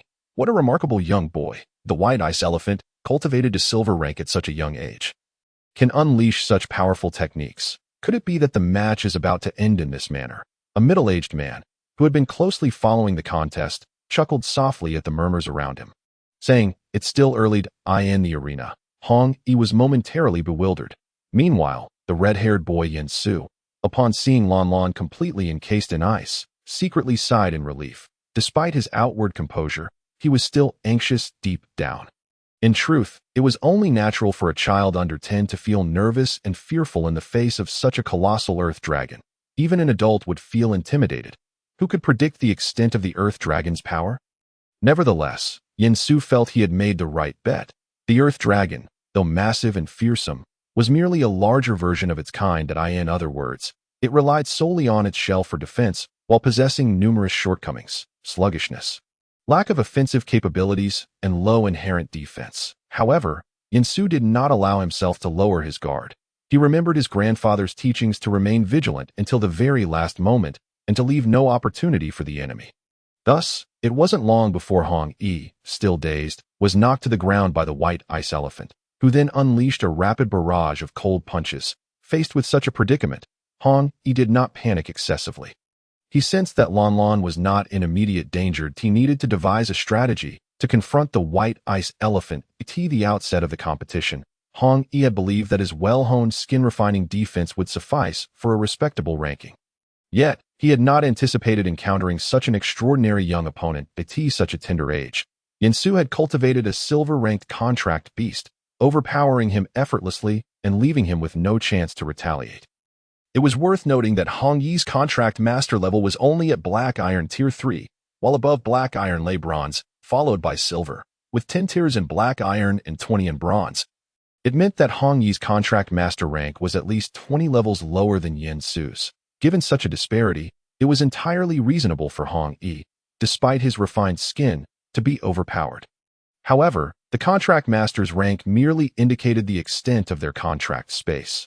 The contract space did not entirely determine the combat power of contract beasts. Most contract beasts within this realm generally exhibited similar strength. Thus, after much contemplation, Hong Yi realized that he had no choice but to place his hopes on the unpredictable Lan Lan. What misfortune it was for him to encounter the favored champion of this competition. He had no desire to be eliminated so easily. Through the bond of their contract, he called out, "Lan Lan, are you all right? Can you break free from that ice? Do you know any skills?" Yet, Lan Lan did not respond. Typically, contract beasts found it challenging to reply, as their intelligence was insufficient for such tasks. Nevertheless, Lan Lan had a vague understanding of his master's intentions. After a brief moment following Hong Yi's call, the massive ice sculpture of the earth dragon began to change. The frozen brown body retreating like water back into its shell, he had foolishly imagined relying on an untrained contract beast to assist him. Moreover, were the skills of contract beasts so easy to master? He truly was. This action reignited a glimmer of hope within Hong Yi, who had been silently lamenting that in an instant. He felt that the pain of being beaten was not so overwhelming after all. However, the subsequent turn of events left him somewhat bewildered. He watched as Lan Lan retracted into his shell, which soon turned green. Green. What kind of skill is this? Questions filled the minds of the onlookers. According to the records, earth dragons had never displayed a green transformation skill. Was this an innovative skill akin to the frost fist executed by Yin Su's white ice elephant? Yet the white ice elephant was a newly developed contract beast. While the earth dragon had existed for an unfathomable time, suggesting that its development should be quite thorough. After much tension, Yin Su finally saw that the massive earth dragon had merely turned green, with no apparent effects manifesting, allowing him to breathe a sigh of relief. Yet at that moment, it appeared to vanish. Yin Su rubbed his eyes and noticed that the enormous shell was still present in the arena, but seemed to have moved slightly closer to the white ice elephant. What is happening?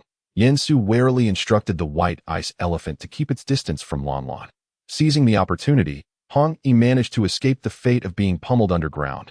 But alas, his lack of strength meant he could only stand and endure. Still refusing to surrender? "I am about to have Little Stone use the frost fist," Yin Su warned, prepared to end the match. Hong Yi, however, remained silent, betting on his own resilience. "Very well," the red-haired young boy.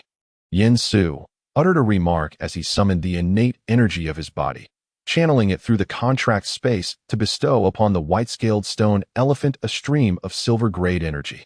This energy had been meticulously prepared by him for the competition.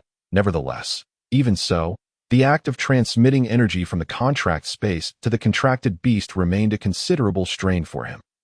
Yansu's youthful, rosy visage paled slightly, while the hue of the white-scaled stone elephant gradually returned to normal, even surpassing its previous state, exuding a faint, chilling aura at that moment. However, Lon Lon vanished.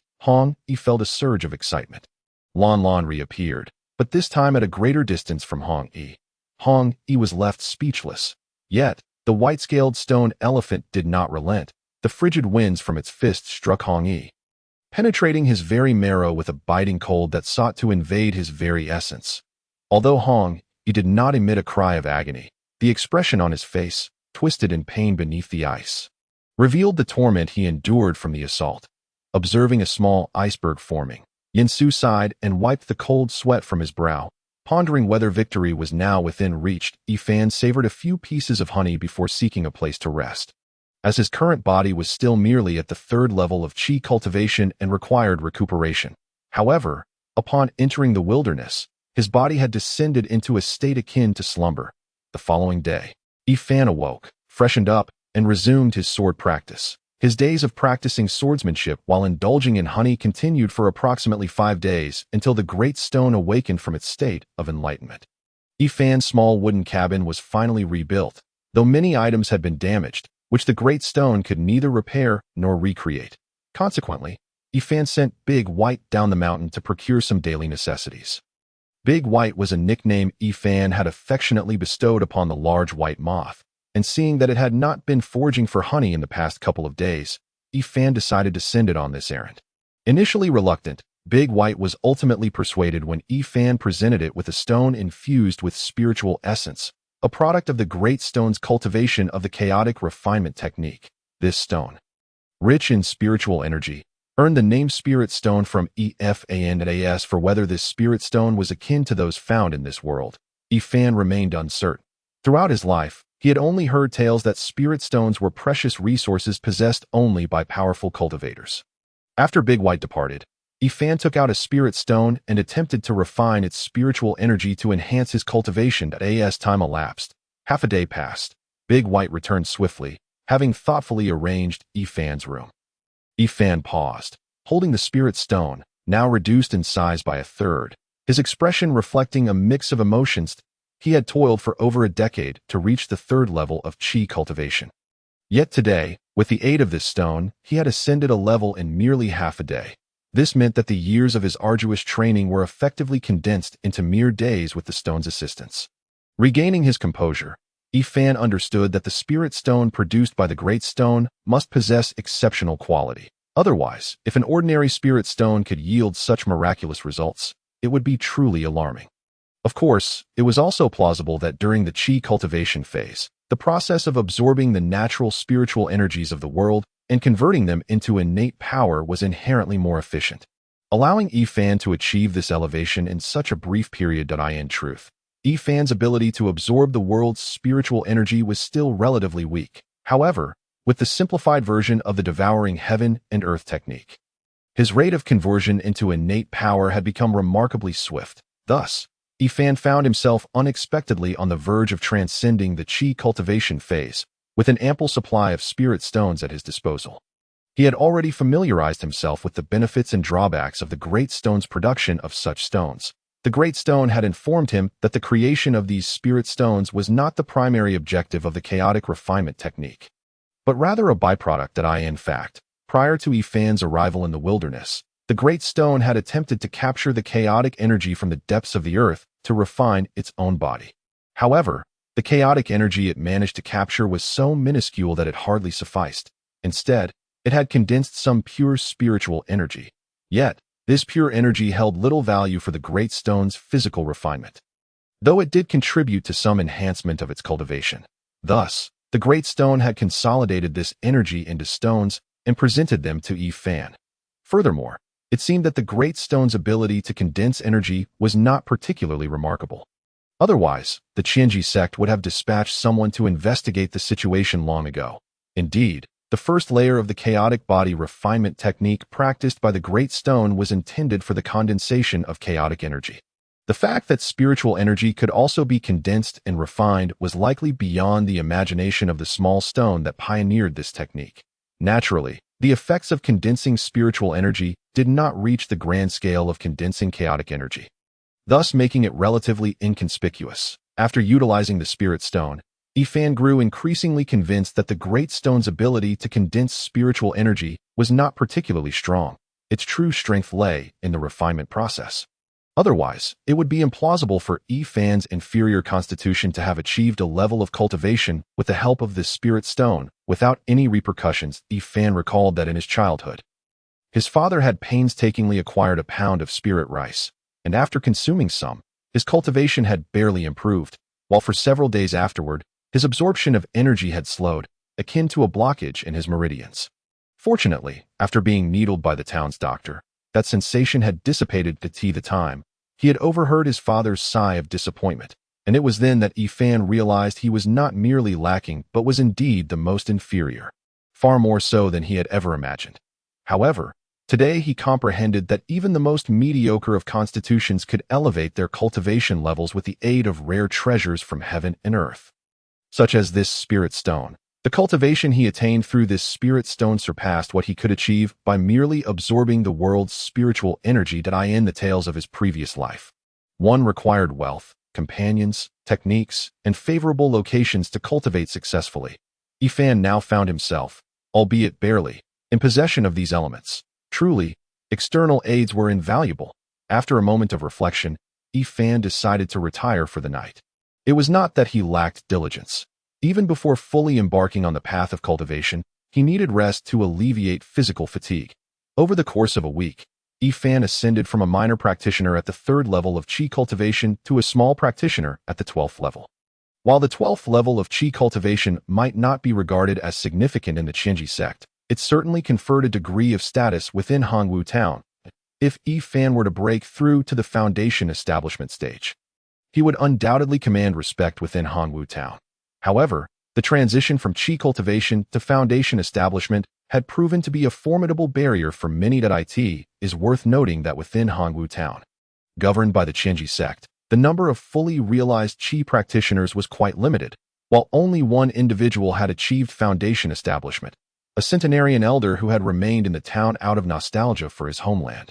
Having lost hope of further breakthroughs, lacking the means to advance to foundation establishment, Yifan was naturally unable to succeed in this regard.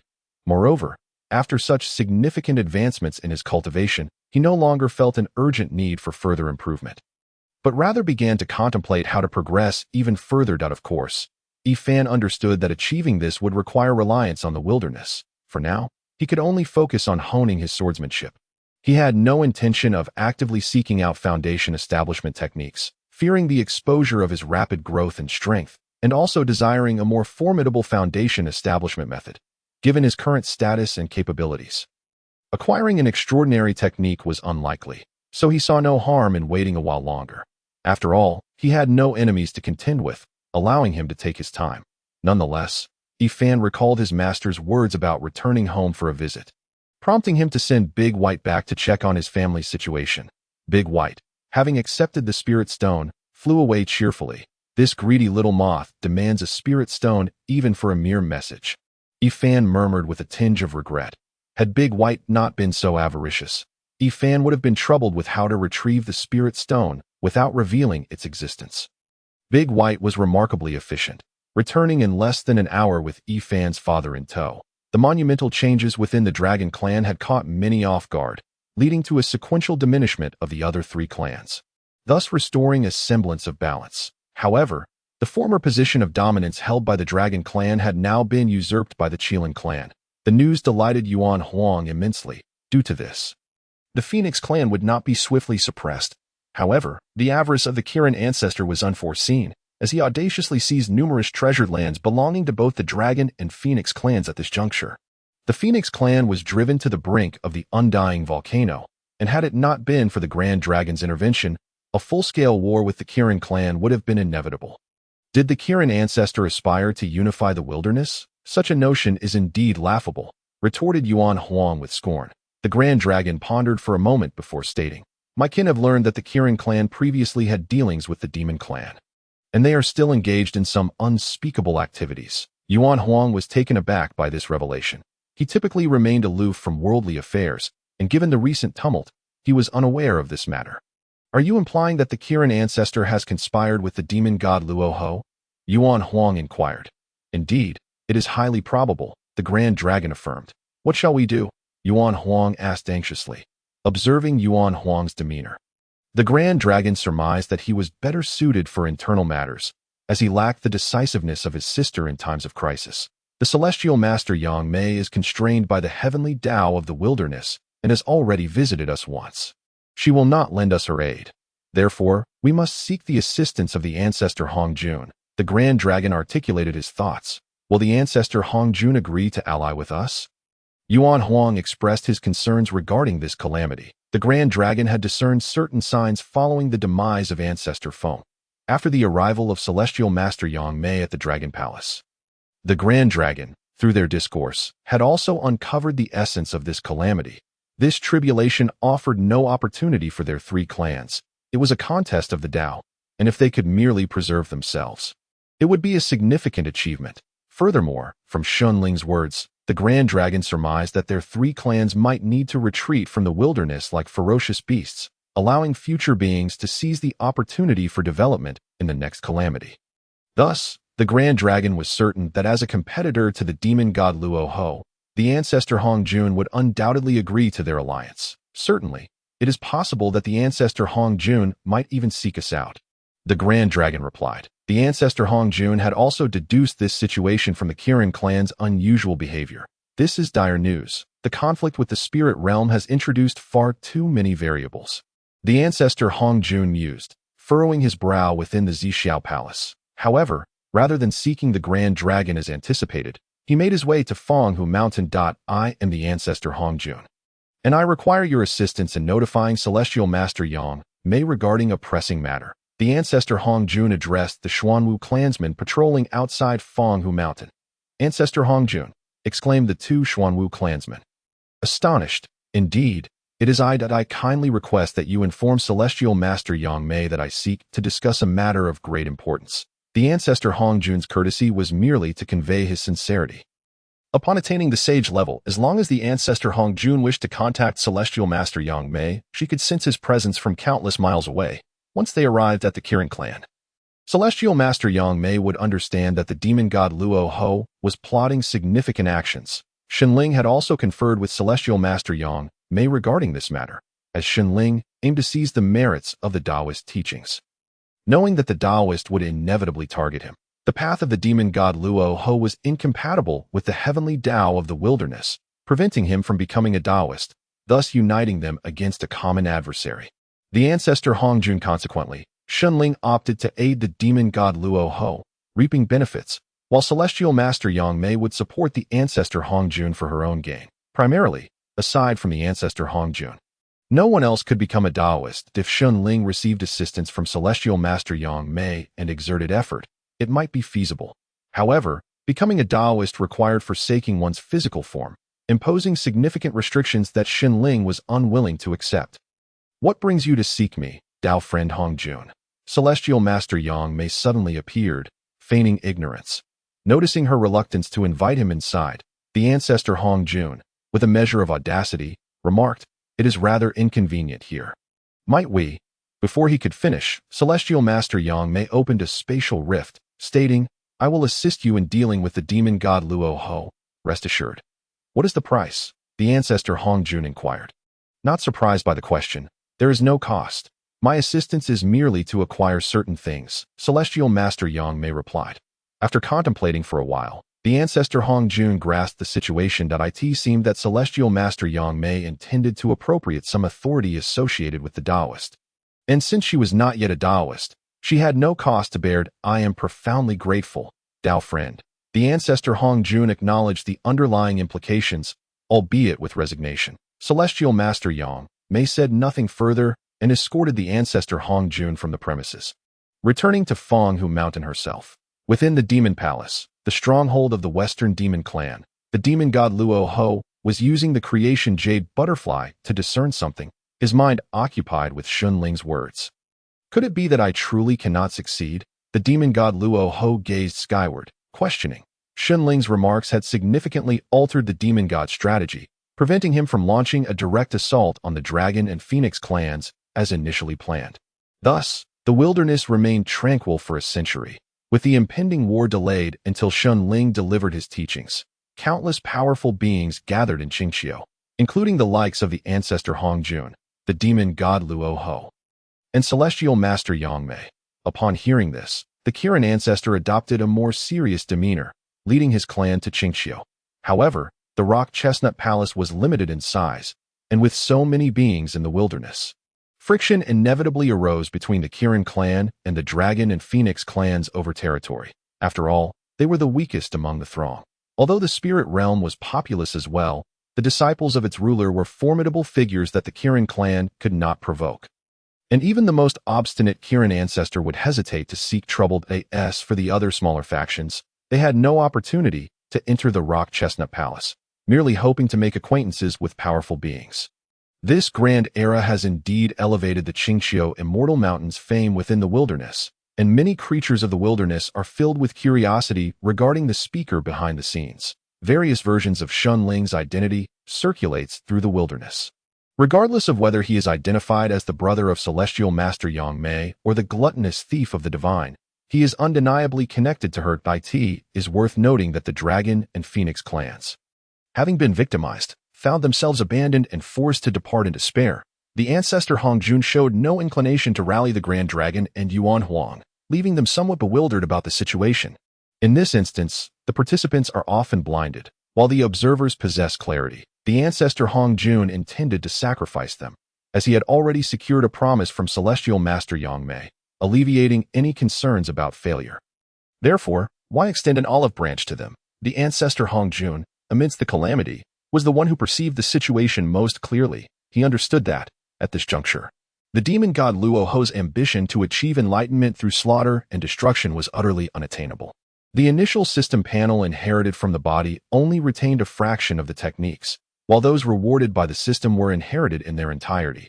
Although the conditions for utilizing the system's rewarded techniques were stringent and profoundly complex, even partial efficacy would greatly benefit Yifan. Thus, Yifan's primary focus in acquiring techniques should lie in how to obtain those awarded by the system. Based on previous experiences, Yifan established several hypotheses regarding acquiring system rewards. Firstly, it must occur during a moment of peril, and secondly, it must pertain to significant events impacting the wilderness. However, these hypotheses require testing to ascertain their validity that a decade later, Yifan had reached the mid-stage of the celestial immortal realm. Despite not dedicating himself entirely to cultivating his powers, indicating his considerable talent in this life. Of course, being the son of the Qingqiu emperor, he had ample resources at his disposal. Nara, stop practicing your swordplay. Brother Dongchun has returned with an amusing child. A spirited beauty clad in a pink dress called out to Yifan, who was on the mountaintop honing his sword skills. Yifan did not cease his practice, but a sense of curiosity arose in his mind. Could there truly be children in the wilderness? Is it brother's child? Come down, beautiful girl in pink garments, Qingqiu Jingjing, as if engaged in some delightful activity. Yifan shook his head in resignation, though he had grown accustomed to it. The Qingqiu Fox clan was a race even more lethargic than him, making Yifan, a diligent yet still somewhat lazy individual, feel somewhat out of place amidst them, often disturbed in his cultivation by his elder siblings. Alas, although his brothers and sisters were also lazy, they possessed exceptional talents and had started their cultivation much earlier than him. Among them, the weakest, his third sister Qingqiu Jingjing, had already reached the late stage of true immortal. His elder brother, Qingqiu Dongchen, who frequently ventured out for leisure, had even attained the pinnacle of Tai Golden Immortal. It is worth noting that in the present Hongwang, following the calamity of ferocious beasts, there were pitifully few cultivators at the level of Great Luo Golden Immortal, with those at the pinnacle of Tai Golden Immortal already being formidable figures. However, the Qingqiu Fox clan enjoyed a remarkably enviable rate of cultivation advancement, attributable not only to their decent innate talents, but also significantly influenced by their unique cultivation system. Each Qingxiu fox must master two specific techniques, the Qingguang Ju and the Xintian Ju, which are crucial for maintaining a certain rate of progress despite their lazy demeanor. The primary function of the Qingguang Ju is to enhance the growth of spiritual plants, while the Xintian Ju allows them to cultivate a heartland within their bodies, where they then plant their destined spiritual flora. Typically, they choose branches from the divine tree of Qingxiu. The Dazu.it is due to the powerful destined spiritual plants and the nourishment from the Qingguang Ju that the cultivation of the Qingxiu fox clan can progress so swiftly and steadily. Of course, this comes at a cost. Although the potent destined spiritual plants enable the Qingxiu fox clan to rapidly enhance their cultivation, as their cultivation approaches the limits of these plants, any further breakthroughs become nearly impossible. Thus, while this technique may seem extraordinary for ordinary members of the Qingxiu fox clan, it serves as a constraint for the prodigies of their kind. Nonetheless, given the nature of the Qingxiu fox clan, it is difficult to definitively assess the merits of this technique. Returning to the matter at hand, Yifan, driven by curiosity and the enthusiastic urgings of his sister Qingxiu Jingjing, ceased his sword practice to observe the amusing child. As he approached, he spotted a large crowd of foxfolk following a little girl with a sky-high ponytail, dressed in a red belly band. This little girl, with her large eyes and chubby cheeks, was utterly adorable, even amongst the exceptionally attractive members of the Qingxiu fox clan. "What are they doing?" Yifan inquired, puzzled, glancing at his sister Qingxiu Jingjing. "That I have no idea, but it looks like a lot of fun," Qingxiu Jingjing replied, and in the blink of an eye, she flew into the throng that Yifan face-palmed, momentarily unsure of what to criticize. Just then, he heard the raucous cheers of the crowd. Among them, Qingxiu Jingjing's voice rang the loudest. "Wow, spirit stones falling from the sky. Spirit stones are raining down. Hey, that one is mine. Don't snatch it from me." Yifan scoffed, thinking to himself, what's so special about a mere 100 million spirit stones? However, observing the enthusiasm of the crowd, he decided to pick up one for himself. The quality of this spirit stone is surprisingly high, Yifan thought in astonishment, glancing at the stone in his hand before looking up at the sky from which the stones were cascading. Just as Yifan was about to discern the source of these high-quality spirit stones, a sweet, soft voice broke through. "Big brother, have you seen my father?" Yifan lowered his gaze to find the little girl with the sky-high ponytail looking up at him, her eyes sparkling with the beauty of the world, causing his tone to soften considerably. "Little one, what does your father look like?" The little girl pouted, her eyes reddening as she shook her head. On the verge of tears, Yifan, feeling helpless, crouched down and gently asked, "What's wrong?" I don't know what my father looks like. I've never seen him since I was little," the little girl said, tears streaming down her cheeks as she tried to suppress her sobs. "Don't worry. Big brother will help you find your father. My brother is very capable," Yifan reassured her. "Really?" The little girl's face brightened, her tears giving way to a smile. Yifan, though sensing something amiss at the speed of her emotional transition, nodded and affirmed, "Really? Wonderful. With Big Brother's help, I'm sure I can find my stinky father. When we do, you must help me give him a good beating," the little girl exclaimed, bouncing joyfully while shaking her tiny fist. Okay. Yifan thought he might have fallen into the little girl's trap. "My mother calls me Lucky Star. What's your name, Big Brother?" the little girl asked innocently. Yifan suspected the girl's demeanor was a guise, yet he could discern no signs of pretense. "You can call me Nara, Big Brother." "All right, Nara, Big Brother, hug me." Lucky Star spread her arms wide, looking for a hug. Though Yifan's heart was reluctant, his arms instinctively lifted her. "Wow, so high, so high." Lucky Star beamed with delight, causing Yifan to momentarily forget her earlier oddities. At that moment, a dapper young man clad in blue descended before Yifan. "Dongshin, Big Brother," Yifan signaled to Lucky Star. "Dongshin uncle, I don't want you anymore. You can leave. That I have Nara, Big Brother now." Lucky Star waved her hand dismissively, her little face displaying disdain. If Yifan hadn't possessed strong composure, he might have burst into laughter. Lucky Star's expression was not annoying, but rather amusingly endearing. Qingxiu Dongshin pinched Lucky Star's chubby little face, feigning annoyance. "Earlier, you called me Uncle Dongshin so affectionately. Now, why the sudden shift to uncle?" Stop pinching me." "I'm sorry, Dongshin uncle, I truly apologize." You've made my face all puffy." "Woo woo woo," Lucky Star protested. "Humph, let's see if you dare call me uncle again," Qingxiu Dongshin replied with a smug grin.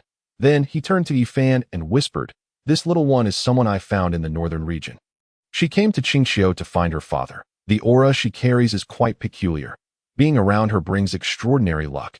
Upon hearing Qingxiu Dongshin's words, Yifan began to understand the situation. It turned out that during his travels in the northern region, Qingxiu Dongshin encountered a little girl asking flowers and stones, "Where is my father?" Out of curiosity, he struck up a conversation, only to have the girl latch onto him. Nevertheless, since he was already enjoying himself, he was more than willing to assist her in locating her father. Hence, Qingxiu Dongshin began the search for the little girl's father. A series of events followed, which Qingxiu Dongshin briefly recounted. In essence, he conveyed to Yifan that this little girl was remarkable and exceptionally lucky, capable of imparting that fortune to those around her. Most notably, besides him, she had not shown such closeness to anyone else. "Good brother, I'm leaving the task of helping Lucky Star find her father to you, that I'm going into seclusion now."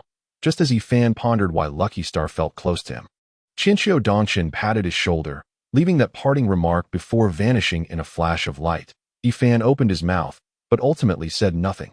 Qingxiu Dongshin, due to Lucky Star's presence, had even stumbled upon an opportunity to break through to Great Luo Golden Immortal. Naturally, Yifan refrained from expressing any objections. Glancing down at the giggling little girl, he mused, "Regardless of your intentions, let us first take advantage of the situation." At that moment, Qingxiu Jingjing and a group of other foxfolk approached. They were all fond of Lucky Star, yet she clung to Yifan, fiercely waving them away. The most boisterous, Qingxiu Jingjing, had her long, dark hair ruffled into a chaotic mess by Lucky Star's antics. Ultimately, it was Yifan who escorted Lucky Star back to his celestial mountain, thus concluding this commotion. Initially, Lucky Star was quite intrigued by Yifan's celestial abode, yet, as time passed, she began to contemplate leaving.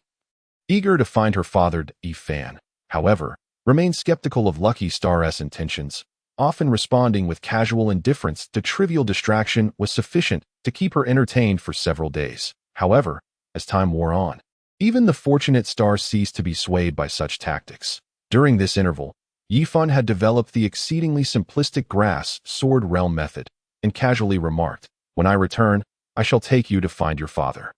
He then departed from his celestial mountain, seeking a secluded spot to return to the mortal realm and experiment with this technique to ascertain its viability for himself. Logically, it was improbable that a method conceived in such a brief span could succeed. Yet, there was the fortunate star. Throughout their time together, the fortunate star had not exhibited the exceptional luck that Qingxiu Dongshin had described. Most often, she merely gathered spirit stones and artifacts, occasionally witnessing a few showers of spirit stones cascading down from the celestial mountain.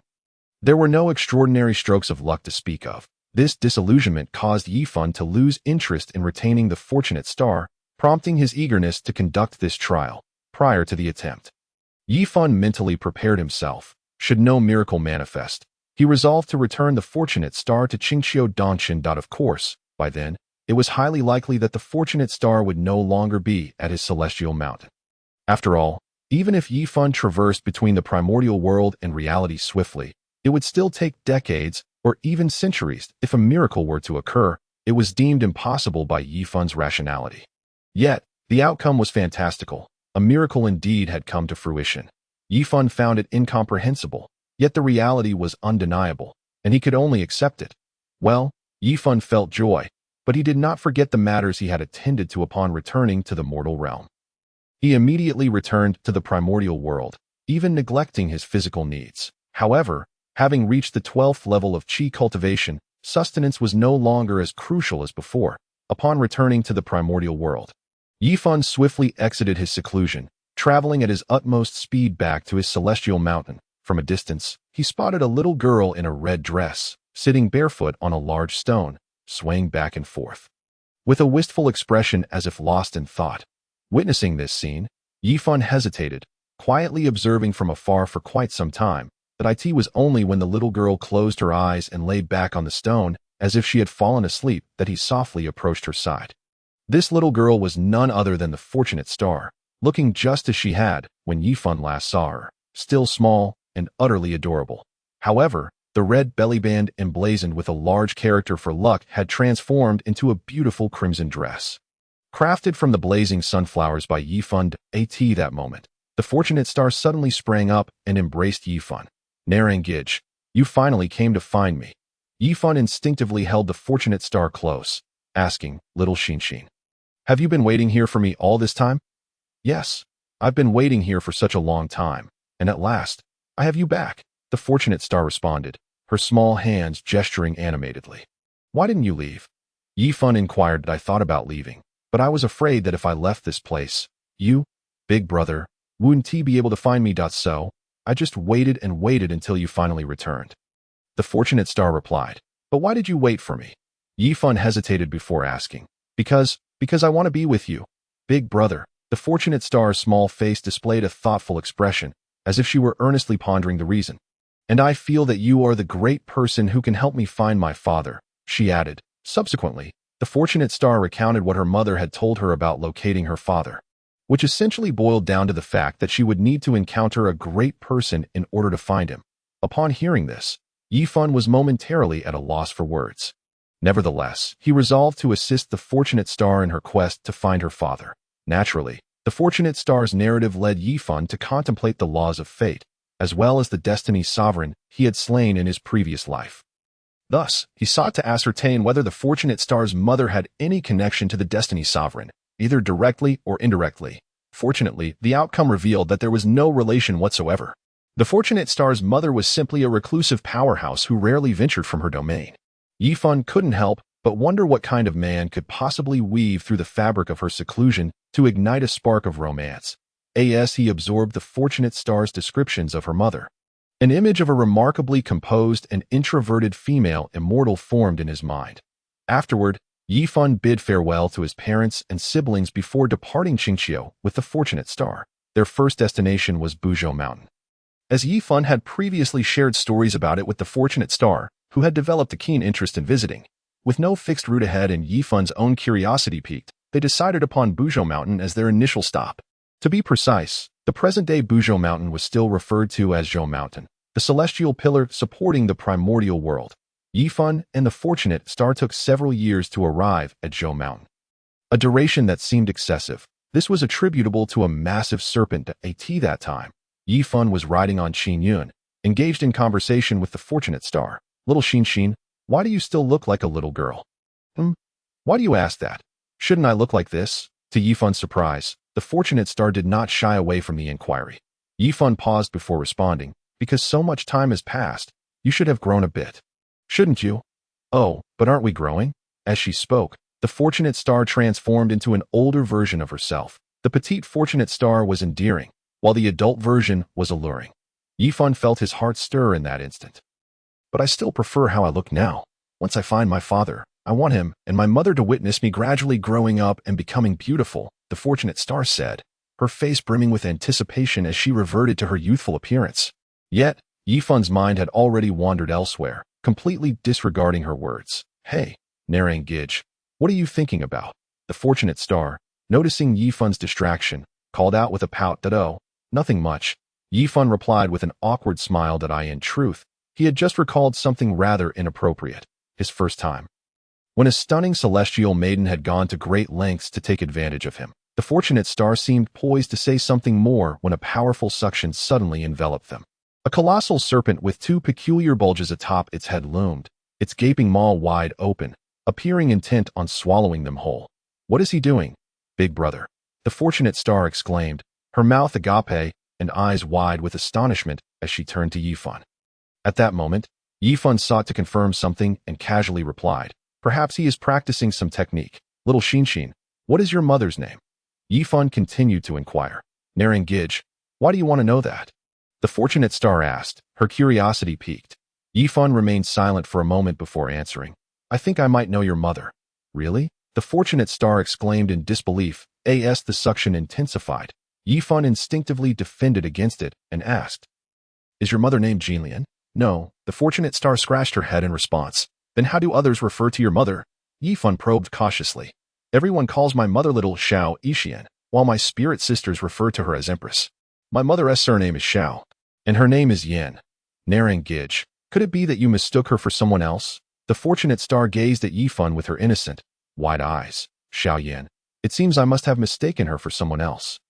Yifan reflected inwardly at that moment. The sky darkened, and it felt as though they had plummeted into the depths of hell. Sigh. Why bother overthinking? This is merely a game. Yifan sighed internally, coming to a realization. He drew forth his treasured weapon, the Chuanlai sword, and with a single stroke, cleaved through the filth surrounding them, allowing sunlight to once again bathe them. Meanwhile, a serpent corpse lay sprawled upon the ground. Was this serpent truly deranged? I had not concealed my realm, and yet it dared to attack me? Yifan mused, glancing down at the disemboweled serpent, his lips curling in disdain. In reality, the serpent was merely at the initial stage of Earth Immortal. While Yifan, though not deliberately hiding his cultivation level, had not openly displayed it either. Furthermore, the fortunate star had consistently manifested as a mere human immortal. Even Yifan could not ascertain whether the fortunate star was genuinely only at that level. Thus, the serpent, underestimating their capabilities, had carelessly attempted to swallow them. It was important to note that the current primordial world had long since moved past the calamity of ferocious beasts. However, the formidable practitioners have either perished or secluded themselves, leaving an abundance of newly emerged cultivators in the primordial wilderness. These practitioners, lacking the formidable lineage of the ferocious beasts, are generally of a lower caliber, primarily consisting of mere human immortals and earth immortals, with celestial immortals being rather rare. After dispatching the great serpent, Yifan continued his journey towards Zhou Mountain with Lucky Star. Yet, this serpent had kin. Before long, Yifan found himself encircled by a swarm of serpents, specifically the clan of the Huangqi Great Serpents. I have no desire to kill further. I beseech all fellow Taoists to refrain from self-deception. Yifan, already in a foul mood, had no intention of explaining himself and directly revealed his cultivation level. The patriarch of the Huangqi Great Serpent clan was incensed by Yifan's arrogant demeanor, his skin quivering with agitation. You are courting death. Yifan brandished his sword, its edge glistening in the azure sky, his cold gaze akin to that of a grim reaper surveying the deceased. Patriarch, allow me to deal with this ignorant brat. A man clad in yellow stepped forward, the patriarch of the Huangqi Great Serpent clan. A formidable figure in the mid-stage of true immortality immediately discerned Yifan's realm and, recognizing the man's eagerness to showcase his prowess, consented, albeit with a warning, exercise caution. The man, possessing such cultivation, was no fool.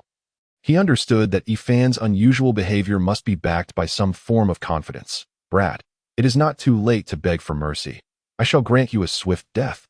This man, wielding a peculiar dark spear, flaunted his late-stage celestial immortal prowess with a mocking expression. Yet, Yifan, displaying evident impatience, retorted, if you wish to die, then come swiftly. Otherwise, get out of my sight. You.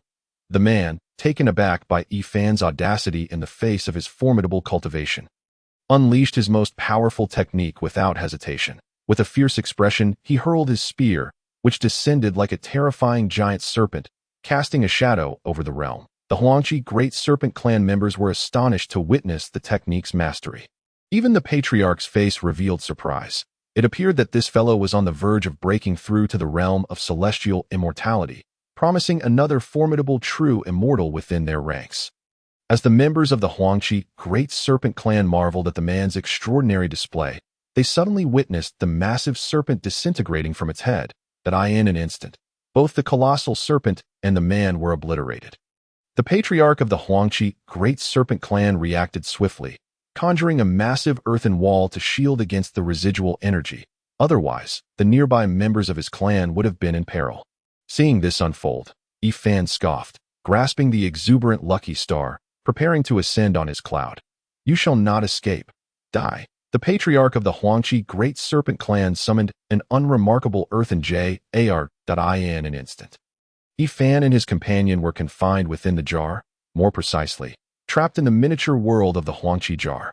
This treasure is quite impressive, Yifan murmured as he assessed their surroundings. Nai Liang, do you wish to claim this treasure? Lucky Star inquired. Yifan refrained from answering her question, instead countering, Little Lucky, are you not afraid? Afraid of what? Nai Liang, you will protect me, right? Lucky Star blinked her innocent wide eyes. Yifan chose not to press further. Everyone harbors their own secrets, especially immortals. Since Lucky Star could assist him in swiftly developing a simplified version of his techniques, he ought to help her find her father. Deeming further inquiries unnecessary, well, However, if they are too formidable, I may not be able to handle it, Yifan casually replied. Suddenly, the heavens trembled as an innumerable horde of serpents materialized, instantly filling the expanse of the realm. The foremost serpent, adorned with two sharp horns and cloaked in earthy brown scales, exuded a heavy aura and was of an enormous size.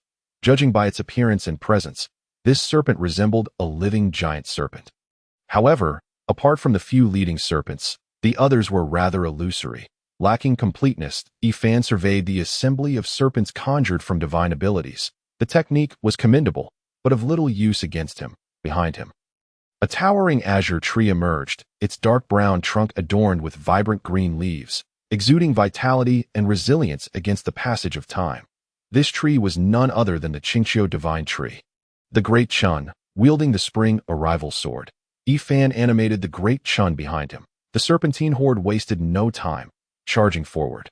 The initial wave consisted of incomplete serpent-shaped manifestations, primarily featuring menacing serpent heads, likely intended for probing or as expendable fodder. With a calm demeanor, Yifan swung his sword, unleashing a visible torrent of overwhelming sword energy that met the oncoming serpent heads. Concurrently, the verdant giant tree behind him erupted with countless similar sword energies.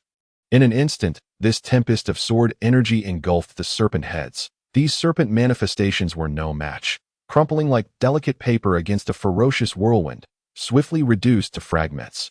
Even the complete serpent forms behind were unable to withstand the onslaught, suffering collateral damage. Had it not been for the colossal serpent at the forefront, which came forth to shield against the sword energy storm, the entire assembly would have suffered significant losses. The massive serpent used its immense tail to disperse the storm, folding itself before gathering with the other serpent forms in close proximity. Soon, a gargantuan entity composed of countless serpent manifestations coiled within the space. Its oppressive aura would likely instill dread in ordinary celestial immortals, rendering them hesitant to engage. Yifan, however, regarded this amalgamation of divine abilities with keen interest. If one were to approach closely, they might overhear Yifan's murmurs. This divine ability was equivalent to a full-force strike from a late-stage Taixing Xianxian. The imposing entity coiled within the realm moved slowly, occasionally extending its dark serpent tongue. Brat, I observe you to be a remarkably gifted youth. If you plead for mercy now, I shall spare your life. The patriarch of the Huangqi Great Serpent clan's voice echoed. Yifan, perplexed by the giant serpent's reluctance to strike, realized it must be hesitating out of a sense of caution. If we are to battle, let us engage without further ado, he thought. Although he was uncertain if he could withstand an onslaught akin to that of a late-stage Taixing Xianxian, he held immense expectations for his technique. The Dazhuan sword chi method, derived from the Yitzhao sword realm. Over the years, he had lacked the opportunity to gauge his true combat prowess in this realm. With such a prime opportunity at hand, Yifan was determined not to let it slip away. Brat, do not presume that your affiliation with the Qingqiu Fox clan renders you untouchable. I shall grant you one last chance. Do not compel me to destroy an unparalleled talent. The patriarch's voice resounded once more. Yifan rubbed his nose, sensing a hint of timidity from the patriarch. Moreover, he did not consider himself an extraordinary genius in this realm. I offer you a chance. Submit to me now, and I shall spare your lives. Yifan, undeterred, mocked them. His astonishment. The patriarch of the Huangqi Great Serpent clan indeed appeared inclined to submit. If we were to submit to your Qingqiu Fox clan, would you ensure our safety? Yifan, initially intent on mocking his adversary, was taken aback by the unexpected sincerity of the response. Logically, having already slain two of their kin, the enmity should have been insurmountable. At present, Yifan was unsure of the patriarch's true intentions, but observing Lucky Star's excitement and lack of fear bolstered his confidence. Naturally, my little brother can only be bullied by me. Greetings, master. Just as Yifan was about to finish his statement, the patriarch of the Huangqi Great Serpent clan exclaimed eagerly. Cough, cough. Yifan awkwardly cleared his throat, realizing he had not yet completed his thought. Why have you chosen to submit to me? Yifan inquired. Now aware of the patriarch's genuine intentions, the patriarch seemed to hesitate momentarily before his voice echoed once more. May I ask, master, what is your standing within the Qingqiu Fox clan? Listening to the insinuating inquiry of the leader of the Huangqi Great Serpent clan, Yifan responded, I am the fourth son of the emperor of Qingqiu, Qingqiu Naren. Upon hearing Yifan's identity, the leader of the Huangqi Great Serpent began to recount the reasons for his allegiance to Yifan. It turned out that they had long harbored the desire to seek a protector, but had been unable to find a suitable one. Today, upon discovering that Yifan bore a resemblance to the rumored Qingxiu Fox clan, he felt a spark of hope. The motivation behind their quest for a protector stemmed from the conclusion of the ancestral dragon's retreat, in short, they had become targets of several notorious dragons. Subjected to relentless bullying, they sought a guardian to shield them. However, finding such a protector was no easy task, especially since the Huangqi Great Serpent clan had a strong reliance on their ancestral land. Huangqi Xianshan. Merely finding a protector would not suffice. They would also need to relocate from Huangqi Mountain, and as Huangqi Xianshan was a notable celestial mountain, it was clear that they could not achieve this in a short span of time with just their clan's strength.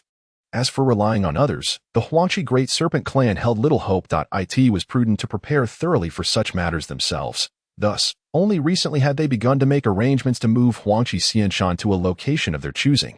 Everything was in place, save for the acquisition of a suitable protector. Serendipitously, they encountered the Qingxiu Fox clan, a faction with a commendable reputation and considerable strength. Notably, the Huangqi Great Serpent had the ability to embed a portion of their soul within Huangqi Xianshan, which not only facilitated their comprehension of the laws, but also accelerated their cultivation, allowing for revival upon death. This meant that as long as Huangqi Xianshan remained intact, the Huangqi Great Serpent clan would endure. Upon learning the reasons, Yifan instinctively declined. However, after a moment of contemplation, he ultimately decided to accept their request. This marked the beginning of a connection with the Dragon Clan, leaving Yifan curious about what rewards the system might bestow amidst the looming calamities of the Dragon Era. As Yifan pondered these thoughts, the leader of the Huangqi Great Serpent clan, who had been waiting for Yifan to speak, grew anxious. He assumed Yifan was hesitant due to concerns about the Dragon Clan and was reluctant to take them in. Consequently, he hastily promised numerous benefits, resembling someone desperate to sell themselves while counting the coins for others. Listening to the leader's fervent assurances, Yifan could not help but exclaim, "It seems these dragons have truly tormented them."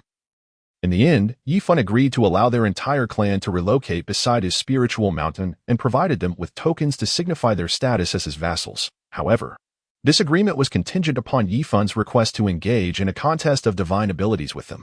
After arranging these matters, as Yifan continued his journey towards Buzhou Mountain, he took with him the Huangqi jar belonging to the leader of the Huangqi Great Serpent clan. The leader looked towards Yifan, who was riding on a cloud and gradually receding. With a heart full of complex emotions, the notion of allegiance was difficult for any being to accept.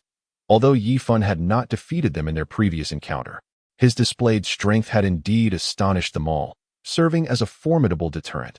This was both a joyful and concerning matter. The joy lay in their powerful protector, who would shield them from the dragon's retaliation, while the concern stemmed from the fact that such a strong protector might render their own opportunities for prominence scarce. In contrast, Yifan, who was departing, felt none of these convoluted emotions. He was instead in a state of exhilaration. Indeed, with a stroke of good fortune at his side, some of his aspirations could be realized with remarkable ease. However, Yifan also noticed that after experiencing a fortunate event, the influence of this good fortune around him would sharply decline. For instance, they had not encountered a rain of spirit stones for quite some time. "Wow, so grand and towering," exclaimed Lucky Star, her mouth agape and eyes wide with astonishment. Yifan gazed at the towering mountain that seemed to pierce the heavens, feeling an involuntary sense of awe arise within him. This mountain was none other than the Zhou Mountain, which had yet to be severed by the ancestral witch, Gonggong. The two of them stood in awe for a considerable time before gradually approaching Zhou Mountain and beginning their ascent. The pressure surrounding Zhou Mountain was formidable, making it difficult for even ordinary celestial beings to approach. Without summoning his innate spiritual tree, the great Hongjun, Yifan feared he might not even reach the foot of the mountain. However, Lucky Star appeared unaffected by any resistance, quickly darting ahead and leaving Yifan struggling to keep pace. "Narengij, hurry up," Lucky Star called back. Yifan summoned all his strength to chase after her, but just as he was about to catch up, she ran even higher. "Little Lucky, don't climb so fast," Yifan shouted. Lucky Star turned back, saying, "The mountain is so high. If we don't hurry, when will we reach the top?" Climbing a mountain is not solely about reaching the summit. "We must not overlook the scenery along the way," Yifan replied. "But Lucky Star began to protest, only to be interrupted by Yifan, who said, I understand your feelings, but some things cannot be rushed. Maintaining a calm mindset and avoiding a blind pursuit of quick success is the most effective means to achieve our goals. Embrace tranquility. Do not force outcomes. Lucky Star listened to Yifan's words and seemed to grasp something, though not entirely. Yet she instinctively slowed her pace. This gave Yifan the opportunity to adapt to the pressure of Zhou Mountain and enjoy the scenery as he ascended step by step. The pressure of Zhou Mountain primarily resided at its base and summit, and upon reaching the mountainside, the pressure lessened significantly. However, by the time Yifan and Lucky Star reached the mountainside, 10 years had already passed. During this time, Yifan had broken through to the mid-stage of celestial beings and had now reached the late stage of true immortals that in these 10 years. Yifan had managed to consecutively break through 4 minor realms. Besides the accumulation of several hundred years of experience, he suspected that Lucky Star might also play a role in this. After all, the power of Lucky Star's fortune was quite mystical, and during these 10 years, they had not encountered any other fortunate events. Narengij, can we go down the mountain? Lucky Star asked, shaking Yifan's hand with a pout. This was not the first time she had made such a request. Zhou Mountain lacked the people and treasures Yifan had described. In fact, it appeared barren, with even spiritual trees and grasses being scarce, making Lucky Star reluctant to continue the arduous climb. Furthermore, there was the added reason that their ascent was too slow. And with the mountain being so tall, Lucky Star felt a sense of helplessness at not being able to see the summit. However, Yifan was unwilling to leave Zhou Mountain so soon, without having met Nuwa and Fuxi. In the Primordial novels, Nuwa and Fuxi were said to have been nurtured within Zhou Mountain. With Lucky Star and himself together, it was logical that they should encounter them. Yifan pondered this. He said, Little Lucky, do not rush. Zhou Mountain is the backbone of the primordial world. Reaching its peak will greatly aid us in our search for your father. But can we go faster? Lucky Star replied feebly. Little Lucky, haven't I told you? Haste makes waste. Overly pursuing results will only yield imperfect outcomes. Yifan explained at length. After hearing Yifan's reasoning, Lucky Star ceased her insistence on descending and became much quieter. Seeing her silence, Yifan felt a twinge of reluctance to continue this way. Yet having come this far, allowing her to turn back felt unsatisfactory. Besides, Little Lucky was unaware of her father's whereabouts, which could very well be atop Buzhou Mountain. Yifan indulged in self-deception to ease the pangs of conscience that arose within him. As they continued on their journey, they suddenly stumbled upon a wondrous cave, illuminated by the radiance of the sun and moon. Resembling a small world unto itself, Lucky Star dashed towards the cave, but was halted by an invisible barrier. Thud, thud, Lucky Star pounded her tiny fists against the barrier, exclaiming, Narengij, what is happening? Seeing Yifan approach, she asked. Yifan, with a puzzled expression, scrutinized the cave for a moment before replying. There appears to be a natural formation here, but I should be able to break it. Just as Yifan spoke, the mysterious cave vanished, leaving only a barren rock face, much to Lucky Star's astonishment. With a look of surprise, she ran over, throwing her hands down in disappointment, before glancing up at the sky, which was only dotted with clouds. Narengij, it's gone, she said, her face reflecting confusion and shock. She gestured. That cave was so large, and in the blink of an eye, it disappeared. Yifan found Lucky Star's expression amusing, yet he stifled his laughter. He merely concealed himself once more, explaining, it merely appeared for an unknown reason. Xiao Sun, feigning comprehension, nibbled on her finger. Fan, indifferent to her musings, began to unravel the formation before him. This particular array was one he had encountered previously. Set up by the little stone during a bout of boredom to amuse him, a thought crossed his mind. He pondered whether this was indeed a formation crafted by the little stone. Might it contain the spiritual roots cultivated by the little stone? Fan speculated about the wondrous treasures that might lie within the mysterious cave. Nevertheless, despite such thoughts, he still harbored certain expectations regarding the presence of Fuxi and Nuwa within. After all, Xiao Sun was by his side, and who knows, perhaps his wishes would come to fruition. After several months of effort, Fan finally breached the array. In that very moment, he experienced a profound revelation. And within a few days, he ascended to the initial stage of the Taiqing Xianxian realm. Fan was at a loss for words. His rate of advancement seemed rather extraordinary, yet there was a semblance of logic to it. However, this was a fortuitous development, and Fan chose to overlook the rationality of it all. His cultivation was a result of comprehending the laws and accumulating spiritual energy, achieved through diligent effort and a stroke of luck rather than theft or deceit. Shenling had previously accepted Ming Ling and others into his fold without hesitation, so taking in another, especially one devoid of the ferocious beast's fortune and merely a remolded soul of a beast master, posed no moral dilemma for him. Furthermore, Shenling was unwilling to squander any more time. The construction of the soul realm was already a lengthy endeavor, and further delays would be detrimental to Hu Yao. Very well, I shall acknowledge you as my disciple. Release Ming Ling, and let us commence the construction of the spirit realm, Shenling declared with a wave of his hand. Ming Ling complied and released Mo, who, despite possessing a formidable soul form, found himself unable to resist before the soul law practitioner Ming Ling. Following this brief interlude, the construction proceeded smoothly, with Mo contributing significantly by assisting Ming Ling in refining the punitive mechanisms. Consequently, Shenling and his companions completed the realm far ahead of schedule, erecting a soul world equivalent in size to the primordial chaos within the span of nearly 1,000 years. Of course, at this juncture, the soul world was merely in its foundational stages. The heavenly Tao of the primordial chaos promptly descended, bestowing the mark of the primordial purple qi upon Ming Ling and his companions.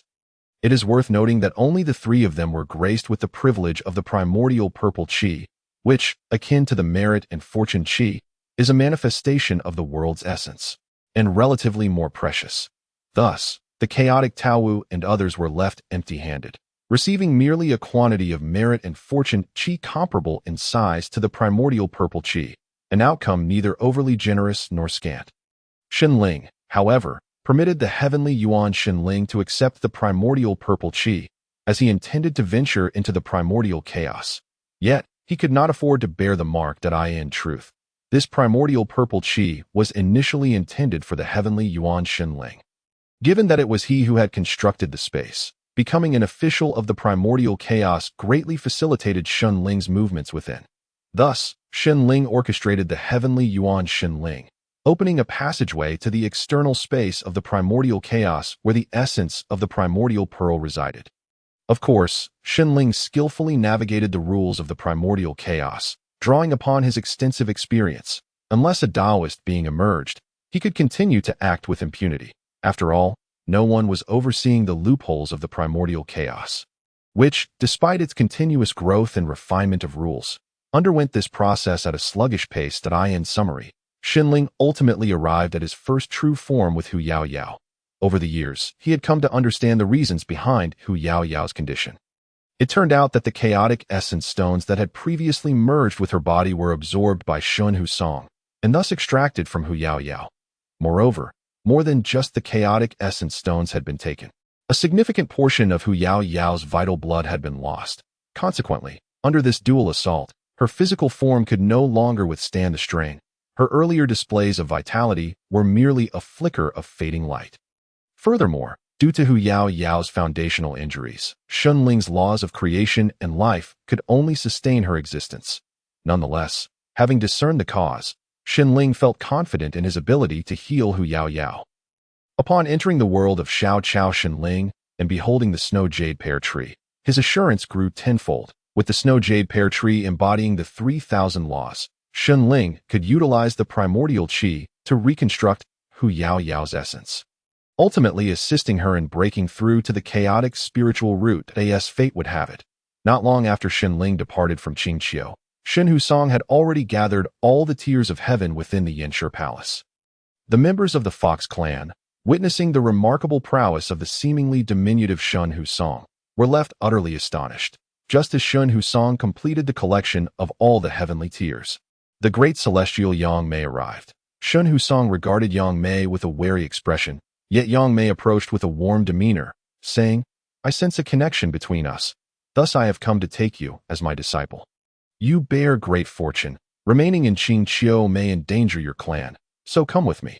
Shen Hu Song shook her head, replying, "I cannot leave. Even if I do, our clan would still be unable to escape this calamity." Yangmei chuckled. "You are quite young, yet possess considerable wisdom." Shen Hu Song remained silent at this moment, The fox maidens also realized the situation and rushed to Shun Husong's side. However, before they could speak, Yangmei waved her hand, and they found themselves returned to their original position, seemingly separated from Shun Husong by several realms. Seeing this, Shun Husong's expression darkened slightly. Yangmei sensed Shun Husong's potential for cultivating the path of spatial worlds and exhibited great patience. Subsequently, Yangmei opened a spatial passage and brought the Radiant Empress over, stating, "With her to safeguard your Qing Qiu, it should pose no problem." Upon hearing this, Shun Husong, in a childlike voice, questioned, "What realm is she in? Can she defeat the clan leaders of the 3 tribes?" Yangmei responded with a smile, "You little rascal, do you think the clan leaders of the 3 tribes are just any ordinary beings?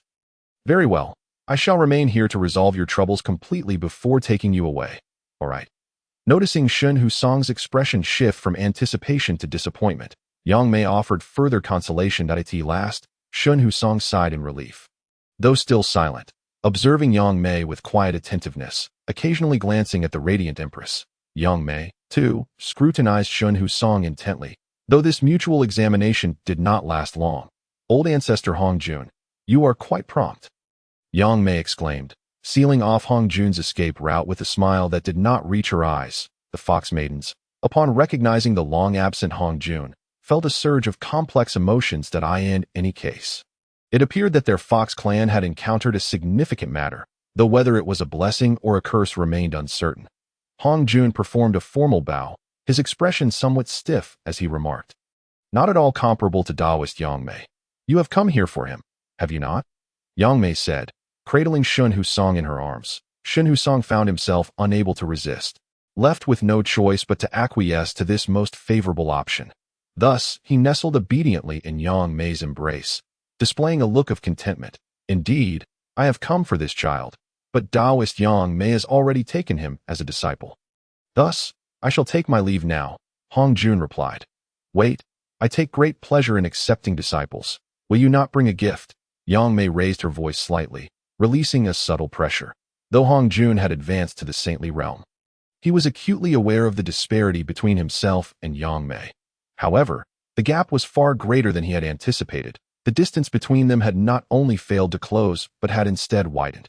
Hongjun felt a bitterness within, yet maintained a facade of a smile, saying, "Then I shall present to your beloved disciple this Ren water peach with staff, which I have nurtured for many years and has now ascended to the status of a congenital supreme treasure."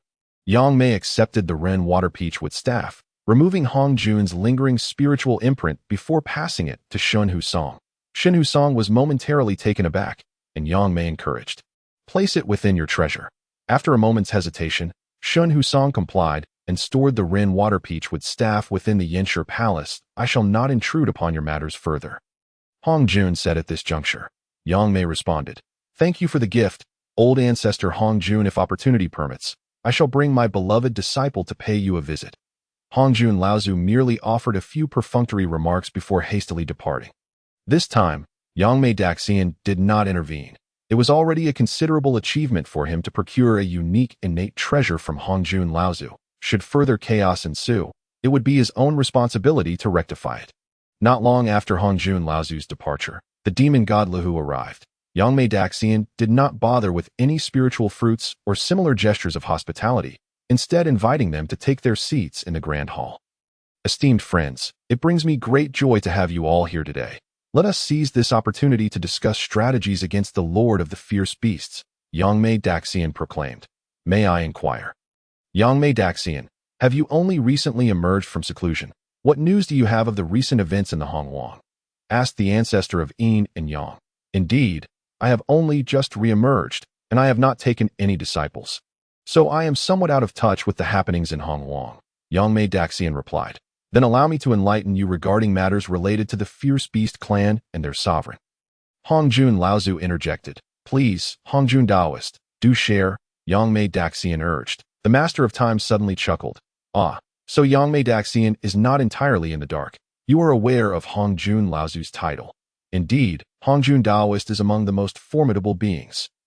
His title renowned throughout Hongwang, so I have naturally heard of it," Yangmei Daxian replied with a smile. "Precisely. It is worth noting that initially, Yangmei Daxian did not recognize Hongjun Laozu, Lu, the demon god, chimed in. The assembly recalled the scene of Yangmei Daxian's first conversation with Hongjun Laozu, though they merely chuckled to themselves, not dwelling on the matter. Hongjun Laozu chose not to linger on this incident, continuing instead to elucidate the Fierce Beast clan and its sovereign. The Fierce Beasts originated from the corporeal forms of ancient demon gods, most possessing strength surpassing that of ordinary beings in Hongwang.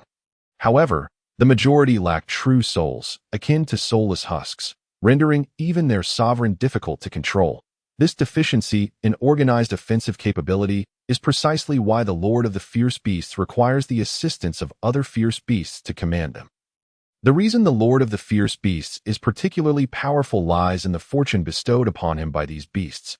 Thus, once we resolve the issue of this group of fierce beasts, dealing with their sovereign will become significantly easier, Hongjun Laozu concluded. Then if we directly eliminate the Lord of the Fierce Beasts, these fierce beasts will be left without a leader, making them even easier to handle. Yangmei Daxian suggested but you underestimate the might of the Lord of the Fierce Beasts. It is likely that even all of us combined would struggle to prevail, remarked the Master of Time.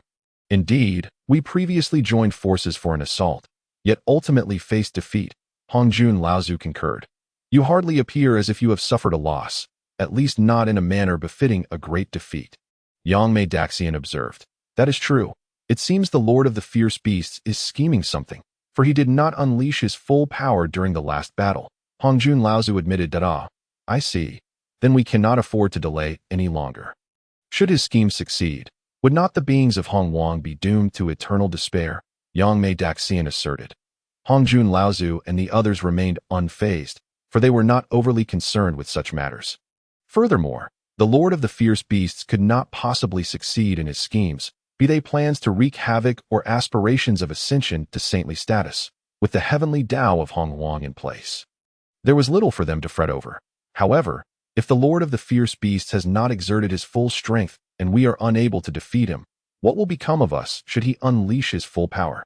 If we fall, who then could save the beings of Hongwang?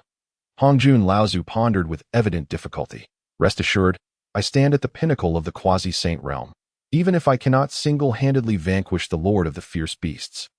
With your combined efforts, we shall surely triumph over him, Yangmei Daxian declared, exuding an air of formidable confidence. The assembled great beings felt a pressure akin to that of the Lord of the Fierce Beasts emanating from him, and a sense of gravity settled upon them. The great beings doubt my words?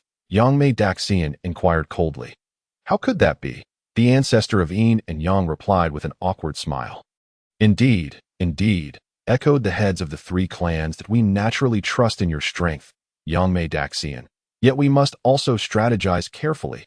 Should the Lord of the Fierce Beasts possess any hidden cards, we would find ourselves in dire straits. Hongjun Laozu cautioned. Indeed, we must plan meticulously. We ought to clarify how to divide the spoils afterwards, Yangmei Daxian added. The others could only force awkward smiles, some even beginning to question whether Yangmei Daxian might be somewhat foolish. His words and actions bore the hallmarks of a nouveau riche mentality, exuding an air of I am the greatest in the world. As the conversation progressed, their suspicions about Yangmei Daxian's ascension to the pinnacle of the quasi-saint realm deepened. Each of them had concealed their own trump cards exceptionally well, wary of exposure. Yet Yangmei Daxian seemed to flaunt his every advantage, as if desperate for others to recognize his prowess, even though Yangmei Daxian appeared vastly superior to figures like Zhu Long. The likes of Shi Qilin regarded him with disdain in their eyes. Yangmei Daxian seemed to have lost his wits. They could not even find a plausible excuse to defend him, for he had laid bare all his cards, nearly divulging his weaknesses. Aside from the weaknesses, he had disclosed everything else in a rapid-fire manner. In short, no being with even a modicum of sense would speak in such a manner. They did not believe Yangmei Daxian had any schemes. For what kind of plan would necessitate revealing one's own trump cards? Revealing one's own cards could serve no purpose other than posturing and exposing oneself as foolish. Even Hongjun Laozu and the others were left bewildered by Yangmei Daxian's conduct. Even they could not ascertain his intentions. Even if he had a purpose, exposing his weaknesses was a hefty price to pay. The potential repercussions were considerable and hardly worth the cost.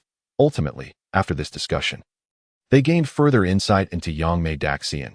Yet no consensus was reached regarding their joint campaign against the Lord of the Fierce Beasts. They needed time to reflect on Yangmei Daxian's character.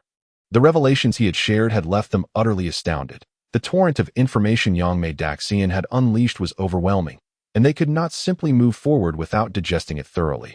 Why are you here again? After more than 10 days, Shenling encountered the little fox once more. The little fox produced a pile of fruits from its embrace, saying, I have brought you delicious treats. Please do not be angry anymore. You spent the last 10 days gathering fruits for me? Shenling inquired, somewhat taken aback.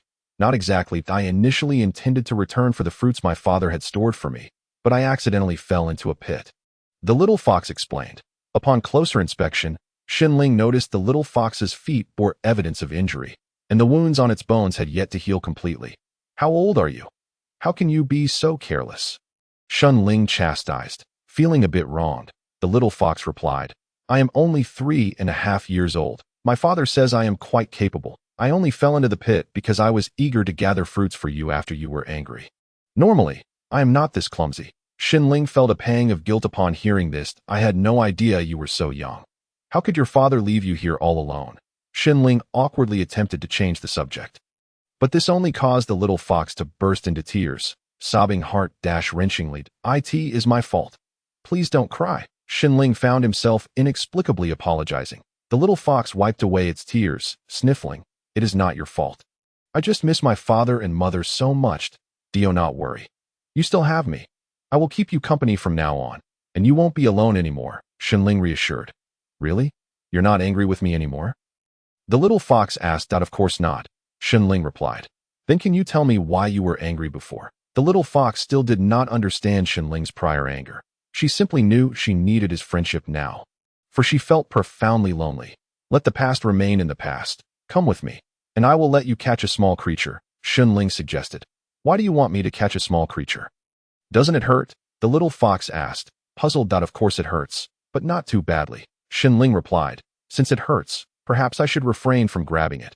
Now, can we consider ourselves good friends? Good friends do not harm one another. The little fox said earnestly, Indeed, we are good friends, and I do not wish for you to hurt me. I merely wish to heal your leg, Shenling clarified. Hearing Shenling acknowledge their friendship brought joy to the little fox's heart. Yet it exclaimed, But my leg is already healed. No, your leg is not fully healed. You should take a small bite. Shenling insisted. No, I cannot bite. If I hurt you, you will no longer want to be my friend. The little fox objected, but this is what I asked you to do. Thus, if you bite, we will still remain good friends, Shenling explained with remarkable patience. The little fox obediently took a small bite. And Shenling continued, Now, take this drop of sap and apply it to your foot. Following Shenling's guidance, the little fox complied. As the milky sap dripped onto its foot, the little fox suddenly felt a tingling sensation, followed by a slight itch. How marvelous! My foot's injury has truly healed completely, the little fox exclaimed with curiosity. It seems you were aware that your foot's injury was not fully healed, Shenling remarked. I was afraid you would think me foolish. You wouldn't think me foolish, would you? The little fox asked timidly. I would not think poorly of you. I simply wish to understand how your foot's condition relates to your perceived foolishness. Shenling inquired with curiosity. Of course it is related. If my foot's injury is not healed, it signifies that I fell into a deep pit rather than a shallow one. Falling into a deep pit is certainly much more foolish than falling into a shallow pit. The little fox explained earnestly, its voice growing more confident upon hearing Shenling's lack of disdain. Your reasoning seems somewhat valid, yet I still find it rather peculiar, Shenling mused after a moment's contemplation. What is peculiar? I believe my reasoning is quite sound. Am I not clever? The little fox boasted. You are indeed clever, Shenling acknowledged, considering that she was merely 3.5 years old, and thus showed considerable tolerance. Reflecting on the peaceful days spent caring for the little fox, he deemed them quite pleasant. Meanwhile, the immortal Yangmei was probing the primordial heavenly Tao, demonstrating his powers in hopes of garnering more attention from it. He understood that the formidable beings such as Hongjun Lao Zu and Luoho Mo Shun were under the scrutiny of the primordial heavenly Tao. Therefore, Yangmei sought to elevate the heavenly Tao's awareness of his own worth. Thus, when conflicts arose with these powerful figures, the heavenly Tao would not come to their aid. This was one of the motivations behind Yang Mei's recent ostentatious actions. Well, It must be done. I must avenge my brother.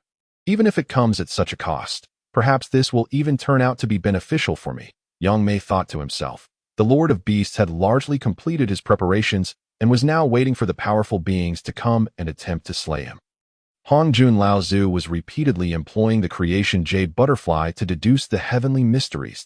He felt an inexplicable sense of unease regarding Yangmei's suggestion to attack the Lord of Beasts, a peculiar apprehension that made him vigilant.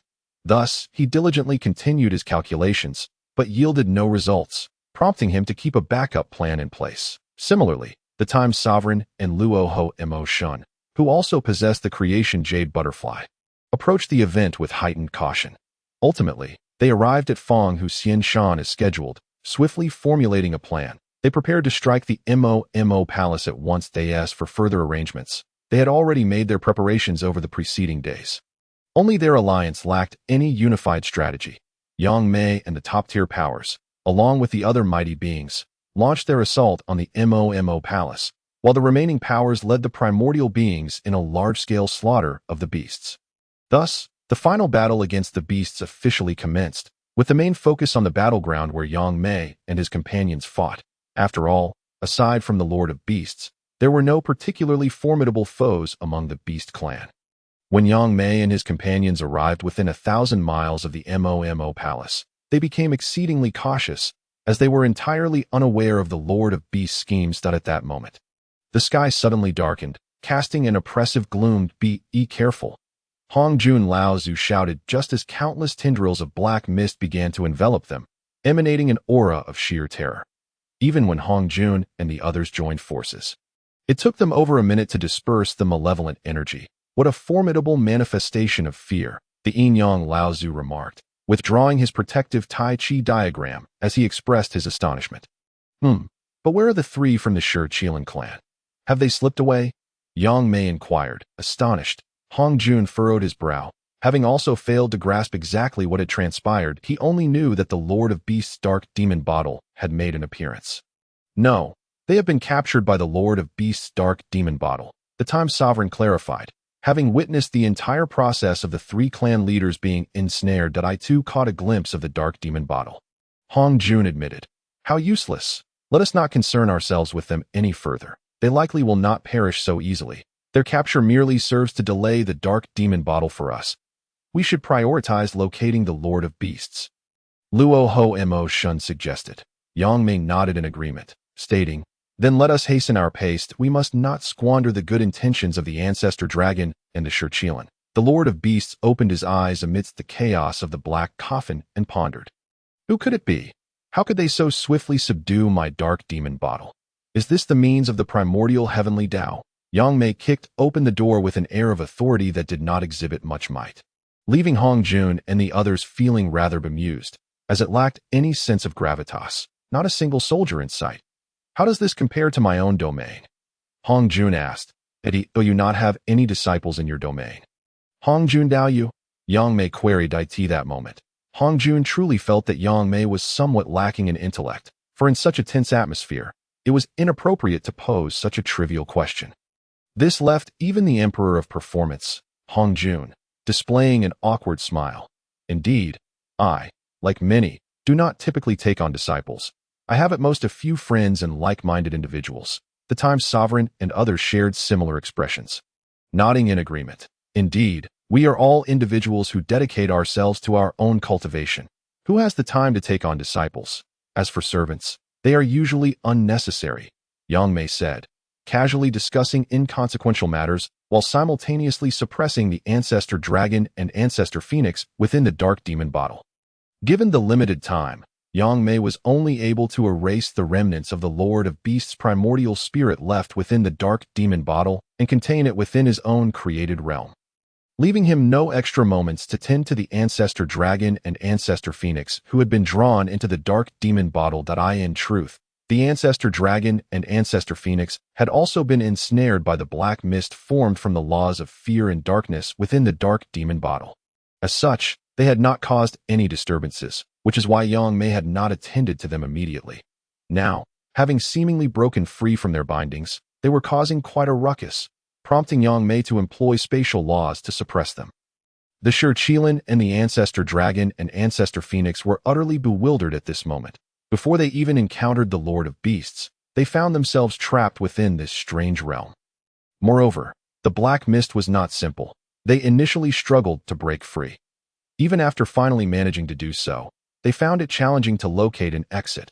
Fortunately, the three of them eventually reunited and prepared to shatter this world together. However, just as they made their move, a sudden blade lunged toward them. The Ancestor Dragon instinctively blocked it, only to lose his hand in the process. The Primordial Qilin, much like the Ancestral Dragon, paid little heed to the deadly sword, casually using the sharp horn atop its head to deflect the attack, resulting in the breakage of its own horn. The Ancestral Phoenix, however, exercised greater caution, employing the innate treasure, the Phoenix Seal, which she had cultivated behind her, to block the strike. Even so, the Phoenix Seal bore a scar from the impact. Before they could fully process their astonishment, they were compelled to brace themselves against the subsequent assault of the lethal sword. The Ancestral Dragon readied its arm, producing the innate treasure, the Ancestral Dragon Pearl, along with its accompanying treasure, the Sea Calming Stone. The Primordial Qilin likewise secured its broken horn and summoned the innate treasure. The Qilin Order, along with its accompanying treasure, the Mountain-Breaking Horn. Naturally, the Ancestral Phoenix also retrieved her accompanying treasure, the Nirvana Lamp. The Sea Calming Stone was primarily defensive, the Mountain-Breaking Horn focused on offense, and the Nirvana Lamp served a healing purpose. Coupled with their three innate treasures, which relied on the fortune of their clan for enhancement, they found themselves evenly matched against the onslaught of the white swords. It is worth noting that these white swords were no longer the manifestation of the innate divine ability employed by the Grandmaster Yangmei through the spatial laws, but rather the result of the 3,000 strands of the whisk of dust. Grandmaster Yangmei was aware that their trio would find it somewhat challenging to discreetly eliminate the three formidable beings. Moreover, just moments prior, he had received a warning from the heavenly Tao of the Primordial. Surprisingly, this warning brought him some joy, for it indicated that should he genuinely slay them, he would not face immediate annihilation by the heavenly Tao. Instead, he would merely incur a significant punishment. As for why the heavenly Tao sought to protect these three titans, it was because they were destined to be among the protagonists of the forthcoming catastrophe. As a true immortal of the Great Luo, Grandmaster Yangmei was capable of forecasting the general trajectory of the next catastrophe. Through various means of inquiry, he also discerned that the venerable Hongjun, the demonic deity Luo Ho, and the Master of Time were all under the special protection of the primordial heavenly Tao. Previously, he could not afford to slay them, and the chances of doing so were slim. However, the situation had now shifted to allow for a glimmer of possibility that, of course, the ancestor of Yin and Yang, along with the ancestor of the underworld, the malevolent ghost elder, the radiant empress, and the ancestor of Qinque, who had recently been slain by Grandmaster Yangmei, were all subjects of the heavenly Tao-esque scrutiny. Generally, they would not meet their demise, but should they provoke someone like Grandmaster Yangmei or the venerable Hongjun, who were specifically watched over by the Tao, their fate would hinge upon their own fortunes. After their lengthy discourse, Grandmaster Yangmei awaited the arrival of the Beast Sovereign. Behind Mo floated a chaotic black coffin exuding dark energy, and in his grasp was the god-slaying spear, exuding the aura of a dark overlord Da. You have even prepared the coffin in advance. It seems you possess some self-awareness. Grandmaster Yangmei laughed heartily. The venerable Hongjun and the others exchanged glances, unable to muster a smile.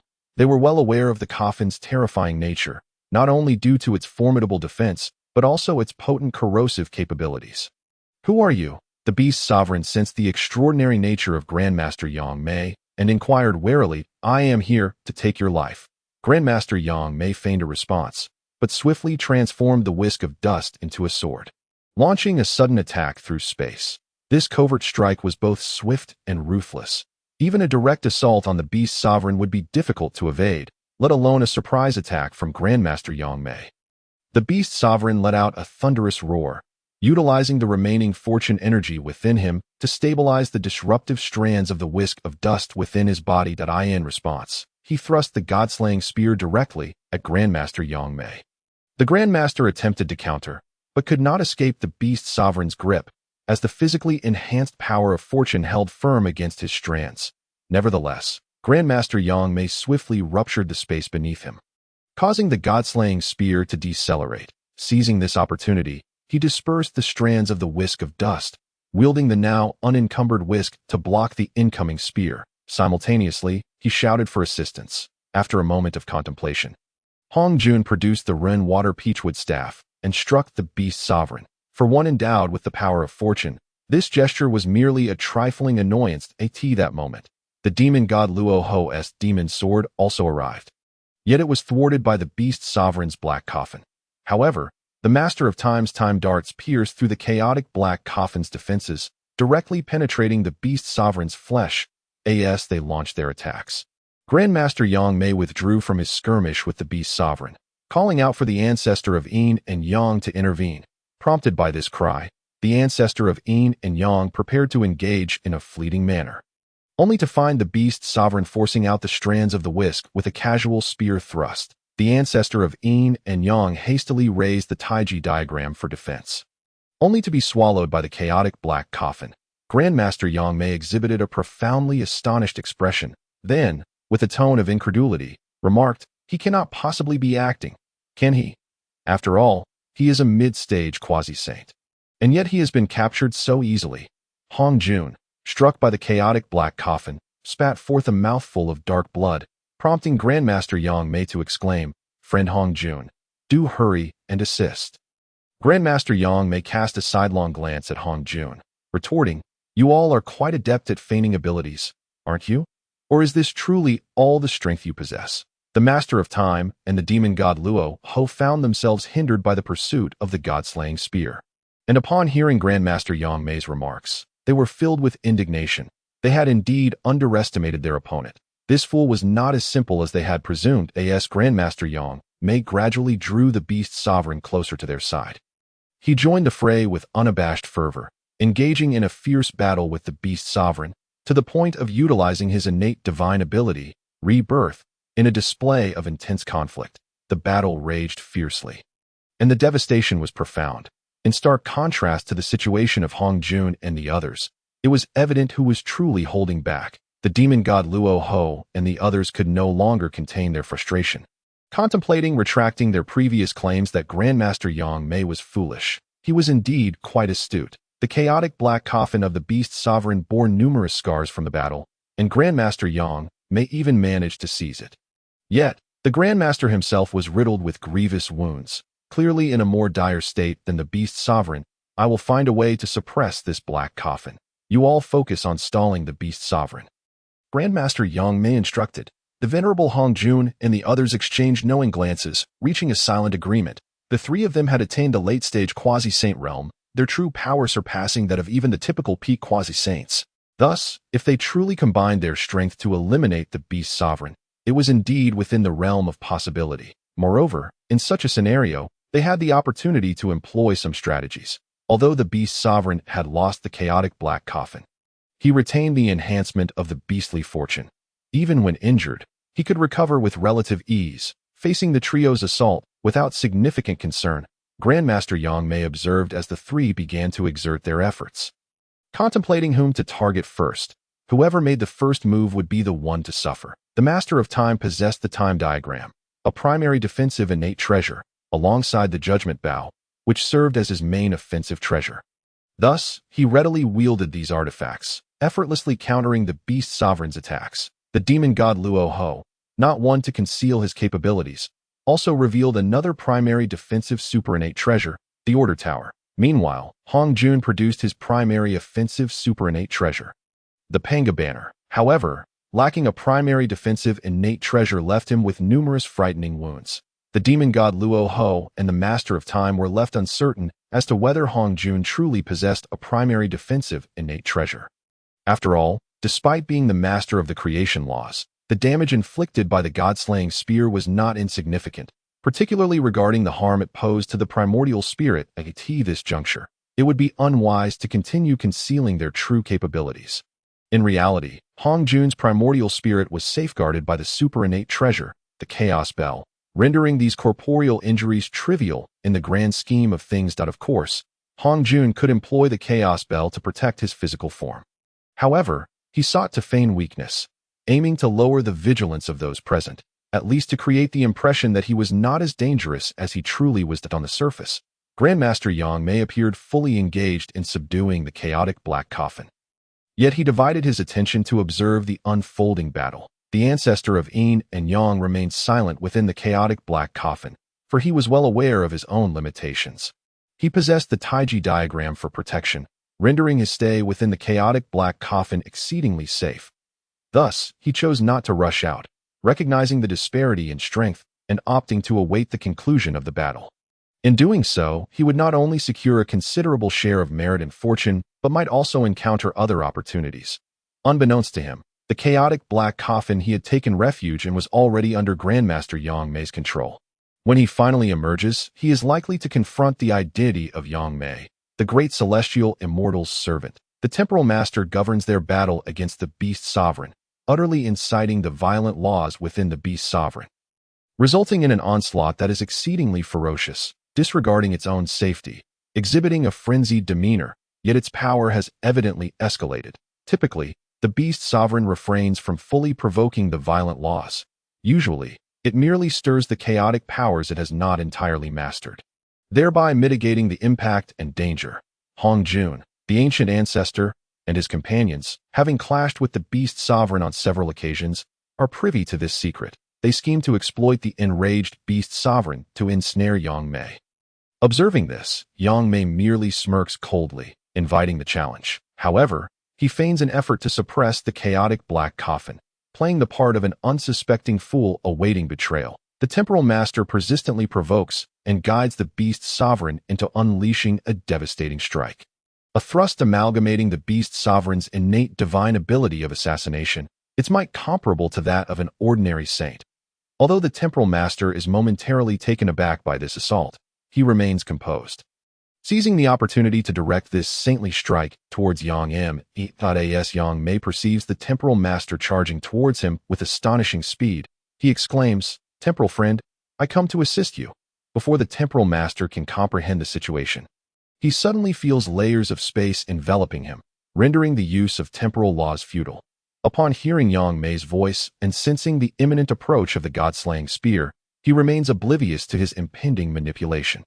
What perplexes him is how Yangmei, after an extensive confrontation with the beast sovereign, seemingly exhausted all his trump cards, now appears to possess less than half his peak strength. Moreover, with the chaotic black coffin restraining him, how could he have suddenly constructed such a formidable spatial prison? However, there is no time for the temporal master to ponder these questions. He must brace himself to withstand this strike, which rivals that of a saint. Failing to do so could result in his annihilation. Thus, in this critical moment, he invokes his final ace, the super innate treasure, the temporal hourglass. Reversing time, let all revert to the past. Through the hourglass, the temporal master manages to buy himself some time. Of course, given his current strength, he cannot alter the flow of time within the primordial world. He only postpones the impact of the strike that rivals a saint's power. Seizing this interval, he employs his innate divine ability. The three speeds of time, instantly transforming into particles of time, dissipating into the surroundings. Not dead, Yangmei muses inwardly, sensing that the primordial heavenly Tao is likely to abandon him. Meanwhile, he augments his strength. As 5,000 strands of dust penetrate the beast sovereign's body, this moment, the beast sovereign is not entirely spent. He struggles fiercely against this assault. Unexpectedly, Yangmei's dust strands are now several times more potent than before, the spatial laws slicing through his flesh. Were it not for the fortuitous luck still gracing the beast sovereign, he would have likely been reduced to a mere puddle of flesh. However, this only amplifies his torment, as he feels as though he is repeatedly thrust into a meat grinder, enduring unimaginable agony. Ultimately, he explodes, releasing his last vestiges of luck and annihilating his physical form. The remnants of the beast clan's luck are exceedingly scarce. Yet in the act of explosion, it could indeed obliterate several saints. Nonetheless, the power of luck is notoriously difficult to control, let alone to trigger an explosion. Such an unforeseen turn of events even catches Hongjun and his companions off guard. While the beast sovereign's scheme is formidable, fortunately, they were prepared. Thus, the extent of the explosion's aftermath remains uncertain. In the face of this explosion, Yangmei promptly seeks refuge within the chaotic black coffin. Hongjun, Meanwhile, envelopes himself with the chaotic bell, his expression grave yet unflustered. Luo Ho, the demon god, daringly retrieves the god-slaying spear and retreats into the Tower of Order. However, due to a slight delay, he is caught in the explosion and coughs up blood. Upon witnessing the chaotic black coffin opening, the Yin-Yang ancestor approaches to ascertain the cause. Upon arrival, he observes Yangmei collecting something, muttering about the disappearance of the god-slaying spear, just as the Yin-Yang ancestor prepares to converse with Yangmei. The latter departs, and the chaotic black coffin seals once more. Remarkably, the chaotic black coffin sustains minimal damage from the explosion, as Yangmei adeptly employs spatial laws to evade the energy unleashed by the blast. Nevertheless, initially, Yangmei had taken the black coffin and fled the scene ahead of the explosion, only returning to gather the beast sovereign's remains once the threat had subsided. Although Hongjun enjoys the protection of the super innate treasure, the chaotic bell, he still sustains considerable injuries and requires recuperation. Luo Ho, on the other hand, faces a graver predicament. He dares not leave the Tower of Order. Fortunately, he had made prior preparations, ensuring his recovery would not be excessively delayed. Even the temporal master, who had just escaped from Momo Palace, finds himself affected by the explosion. His already untreated injuries are exacerbated in this moment. He is bereft of combat capability, yet he has prepared healing sacred water, which should facilitate a swift recovery. It appears I still have a chance. The temporal master reassures himself as he stabilizes his injuries. Having collected the remnants of the beast sovereign, Yangmei utilizes some sacred water to reassemble the corpse. Though only superficially, the internal structure remains irreparable, riddled with chaotic laws. Should a true spirit attempt to seize this corporeal form, it would surely lead to its demise, even for the true spirit of a saint. Through this intact body, Yangmei gains insights into numerous matters that he realizes that he can no longer eliminate Hongjun and Luo Ho. However, he can impart a lesson to them. As for the beast sovereign, who cunningly evaded this calamity, and the temporal master, who clings to a shred of hope for a share of the spoils, Yangmei shows no mercy. Yangmei spends over 10 days contemplating these strategies. Yet Hongjun and his cohorts remain ensconced within their treasures, healing and do not emerge. Thus, Yangmei deliberately leaves behind some evidence of the beast sovereign's survival before seeking out the cunningly elusive beast sovereign.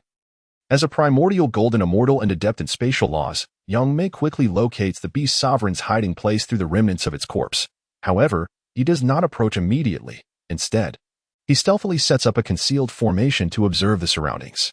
Following this, Yangmei leaves behind subtle traces, inconspicuous yet detectable by powerful beings like Hongjun. After completing this, Yangmei conducts further calculations and finds no discrepancies, allowing him to relax. Brother, your vengeance shall soon be avenged. But where are you? Why do you not come to meet me? As night falls, Yangmei gazes at the full moon, an overwhelming tide of melancholy washing over him. After a moment of reflection, he retrieves the Qiankuan cauldron to eradicate the remaining remnants of the beast clan.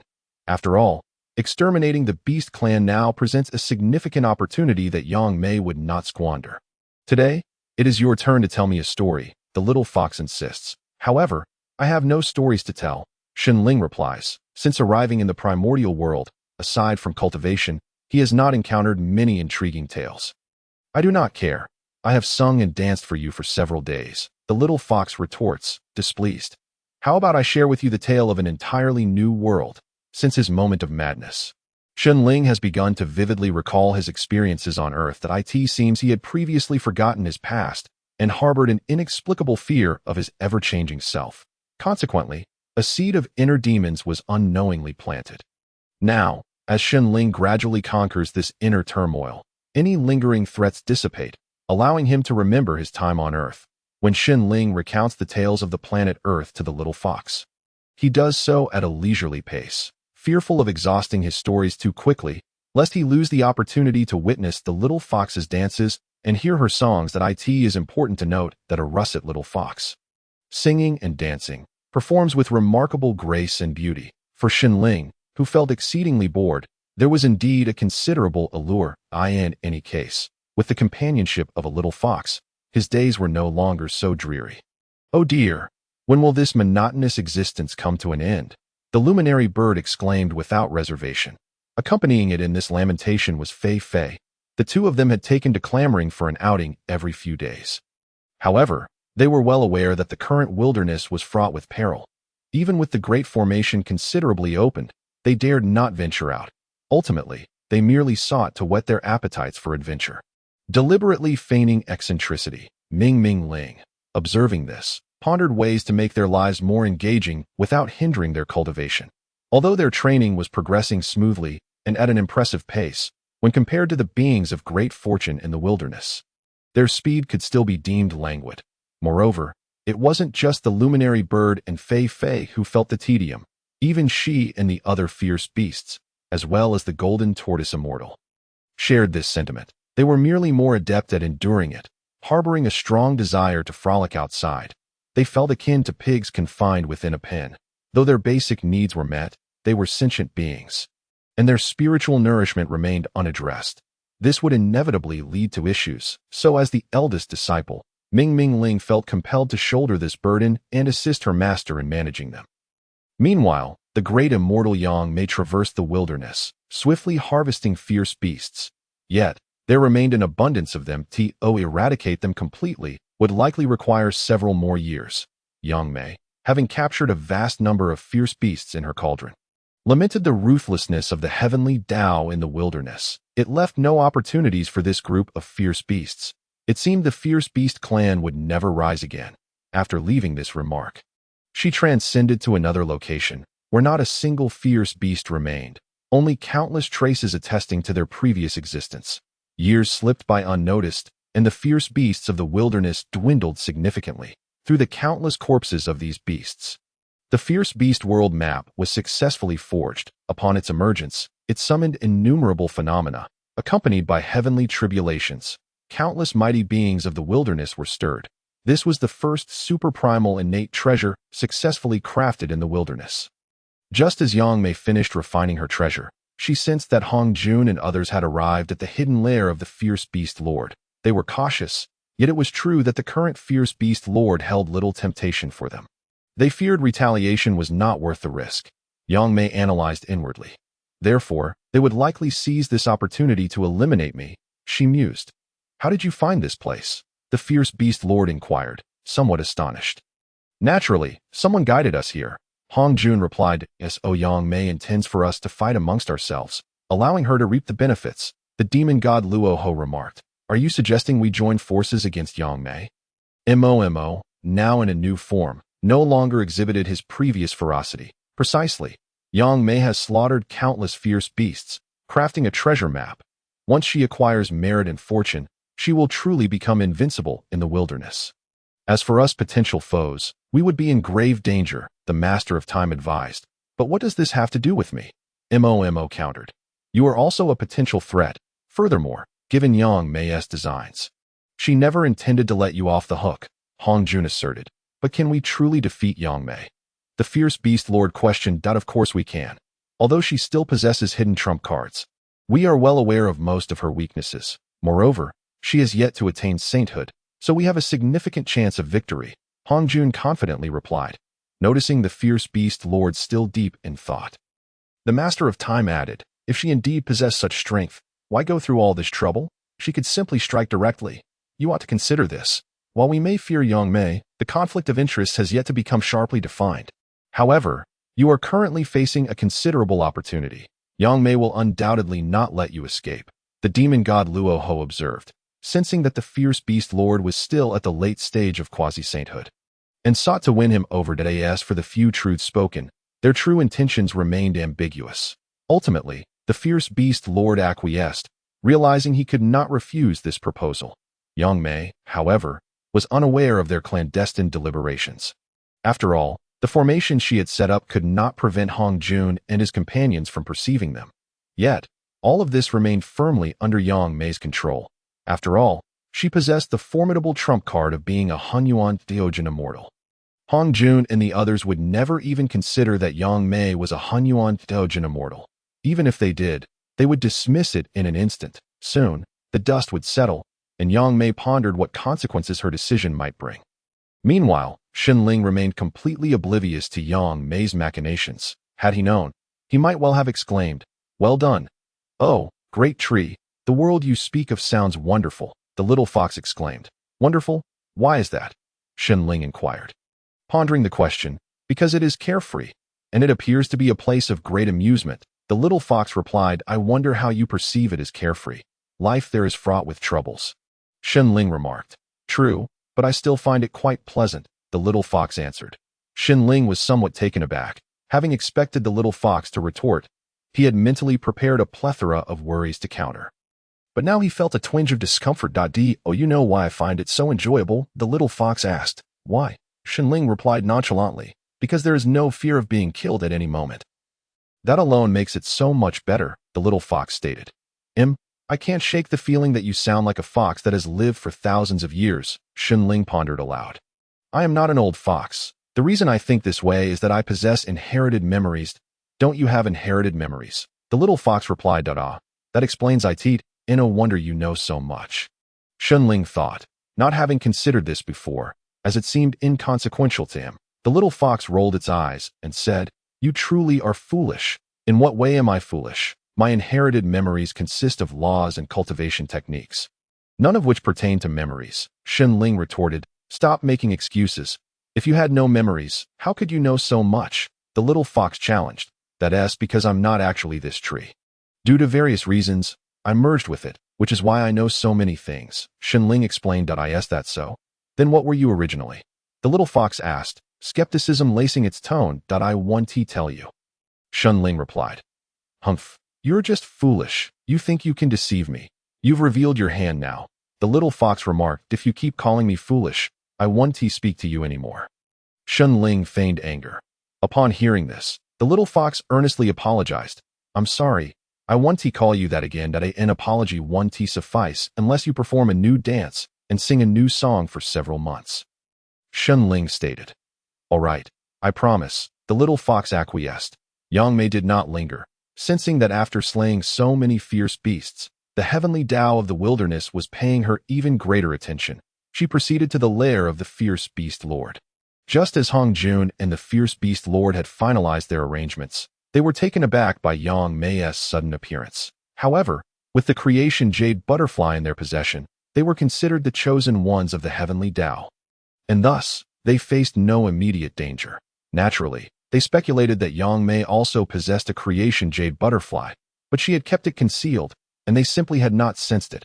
After all, when they received the shards of the creation jade butterfly, they only learned that collecting them would allow one to become the destined prince. Yet, they were unaware of the true number of creation jade butterflies. Initially, they believed there was only one, as the creation jade butterfly was evidently far superior to these innate treasures. However, upon later encounters, they sensed that the other also possessed a creation jade butterfly, realizing that the matter was more intricate than it appeared. So, you're still alive. The Great Immortal Yangmei gazed at the beast sovereign, who feigned ignorance to this moment. The beast sovereign did not appear overly anxious, for he knew that his chances of survival were slim. I am not dead. Did you not already know that? He remarked. Indeed, I am aware. I know everything, replied Yangmei with a knowing smile. The beast sovereign, taken aback, soon chuckled and asked, Why can you not simply let me be? What have I done wrong? It is not that I wish to spare you, but rather that the primordial heavenly Tao has no intention of letting you go. You are akin to an invader, and the primordial heavenly Tao will not allow your existence, Yangmei stated in a calm, declarative tone. That is not true. The primordial heavenly Tao has already spared me. It is you. You are the one who refuses to let me go, the beast sovereign roared. Yangmei regarded him with an icy detachment, exuding an air of indifference. From the moment of my birth, I was thrust into a struggle amidst ferocious beasts, for should I not fight, I would perish. Yet, as I grew stronger and gained knowledge, I began to scheme, and ultimately, I succeeded. I managed to persuade the primordial heavenly Tao to spare this wretched creature. But why? Why must you pursue my annihilation? The beast sovereign's voice was tinged with sorrow. Devoid of the earlier fury, it was a resigned capitulation. Why? There is no reason. I simply desire to end your life. What will you do about it? Yangmei replied, his tone devoid of emotion. The Great Immortal Yangmei observed the dazed beast sovereign. He continued, This world operates in such a manner. If you do not kill others, they will kill you. Thus, Only by becoming the strongest can one avoid death. Yet, does living this way not seem exceedingly dull? Exhausting? I find myself questioning the very meaning of such existence, driven only by a fear of death. Upon hearing this, the beast sovereign scrutinized Yangmei, his gaze filled with confusion, astonishment, and a complex array of emotions. To this day, I have yet to discover the meaning of life. However, there exists someone who alleviates my burdens, and you have harmed him. Thus you must die, Yangmei declared, meeting the beast sovereign's gaze with earnestness. The beast sovereign burst into laughter, exclaiming, "Ha ha ha! I shall not perish. My future is destined to be splendid." Yangmei retrieved the empty willow whisk, smiling lightly. "Then let us see what fate has in store." The beast sovereign shook his head, saying, "I do not know where you derive your confidence, but once they activate the formation, I assure you, I shall survive. We are bound to meet again." Yangmei pondered for a moment and replied, "Very well. Should there truly come a time when we meet again, I shall be your friend. Is that truly the case? That would be wonderful." The beast sovereign's face brightened for the first time with genuine joy. The ancestor Hongjun and his companions had successfully activated the 3 transformations Jade Array. However, upon witnessing that Yangmei and the beast sovereign were still engaged in what appeared to be a pleasant conversation, they found the scene exceedingly strange. "Our formation is ready, and I must engage you in combat," the beast sovereign declared, producing 2 firearms. "Very well, I shall engage you seriously," Yangmei responded, unveiling a map of the beast world and unleashing countless beasts to breach the formation. Wielding 2 swords in his hands. "You can wield a sword?" the beast sovereign exclaimed in surprise. "Of course, I can. Initially, I fought with a sword, as my whisk was utterly ineffective in slaying foes. Alas, using a sword now does not guarantee a kill." Yangmei explained that "I shall show you no mercy." The beast sovereign charged forth. Yangmei remained still, thrusting his swords directly at him. The beast sovereign hurriedly defended himself, but was nonetheless injured. "You should be the one concerned. Even though these 2 swords are mere ordinary innate spiritual treasures, with my spatial laws enhancing them, you will find it exceedingly difficult to approach me," Yangmei remarked. As Yangmei engaged the beast sovereign, ancestor Hongjun and his companions unleashed their full arsenal, swiftly subduing the beast world map with their formation. However, they discovered that Yangmei had left behind a soul imprint, concealed within the corpses of the beasts, which proved difficult to eliminate promptly. Yangmei, observing the advancing beast sovereign, brandished the empty willow whisk, stating, "I cannot continue to play with you." The beast sovereign thought to himself, "You struck me twice from behind. How can you claim to have played with me for long?" Nevertheless, the beast sovereign halted. Surviving this encounter would be quite satisfactory. After all, why should he risk himself for ancestor Hongjun and his cohort? He was destined to befriend Yangmei, and aiding a future friend was far more preferable than assisting strangers. However, this future friend was intent on his demise, leaving him with no choice but to watch. Seeing that the beast sovereign had ceased his advance, Yangmei proceeded to reclaim the beast world map. That moment, ancestor Hongjun, empowered by the formation, appeared rapidly, wielding the Pangu banner, sweeping it toward Yangmei. Yangmei wielded the empty willow whisk, conjuring layers of space, but it merely impeded the Pangu banner momentarily. Nonetheless, that moment allowed Yangmei to escape successfully, striking ancestor Hongjun twice with his swords. Hongjun was momentarily caught off guard, as Yangmei's spatial laws exceeded his expectations. The demon god Luo, who, too, moved with unprecedented speed, lunging forth with his sword. Yangmei transformed the whisk into a sword, easily parrying the attack, and the 2 were forced apart by the impact. Seizing the opportunity, the time sovereign unleashed his judgment arrow, which transcended temporal limits, becoming an inevitable strike. However, the empty willow vine armor Yangmei donned mitigated the damage. Conversely, his whisk sent the time sovereign tumbling to the ground.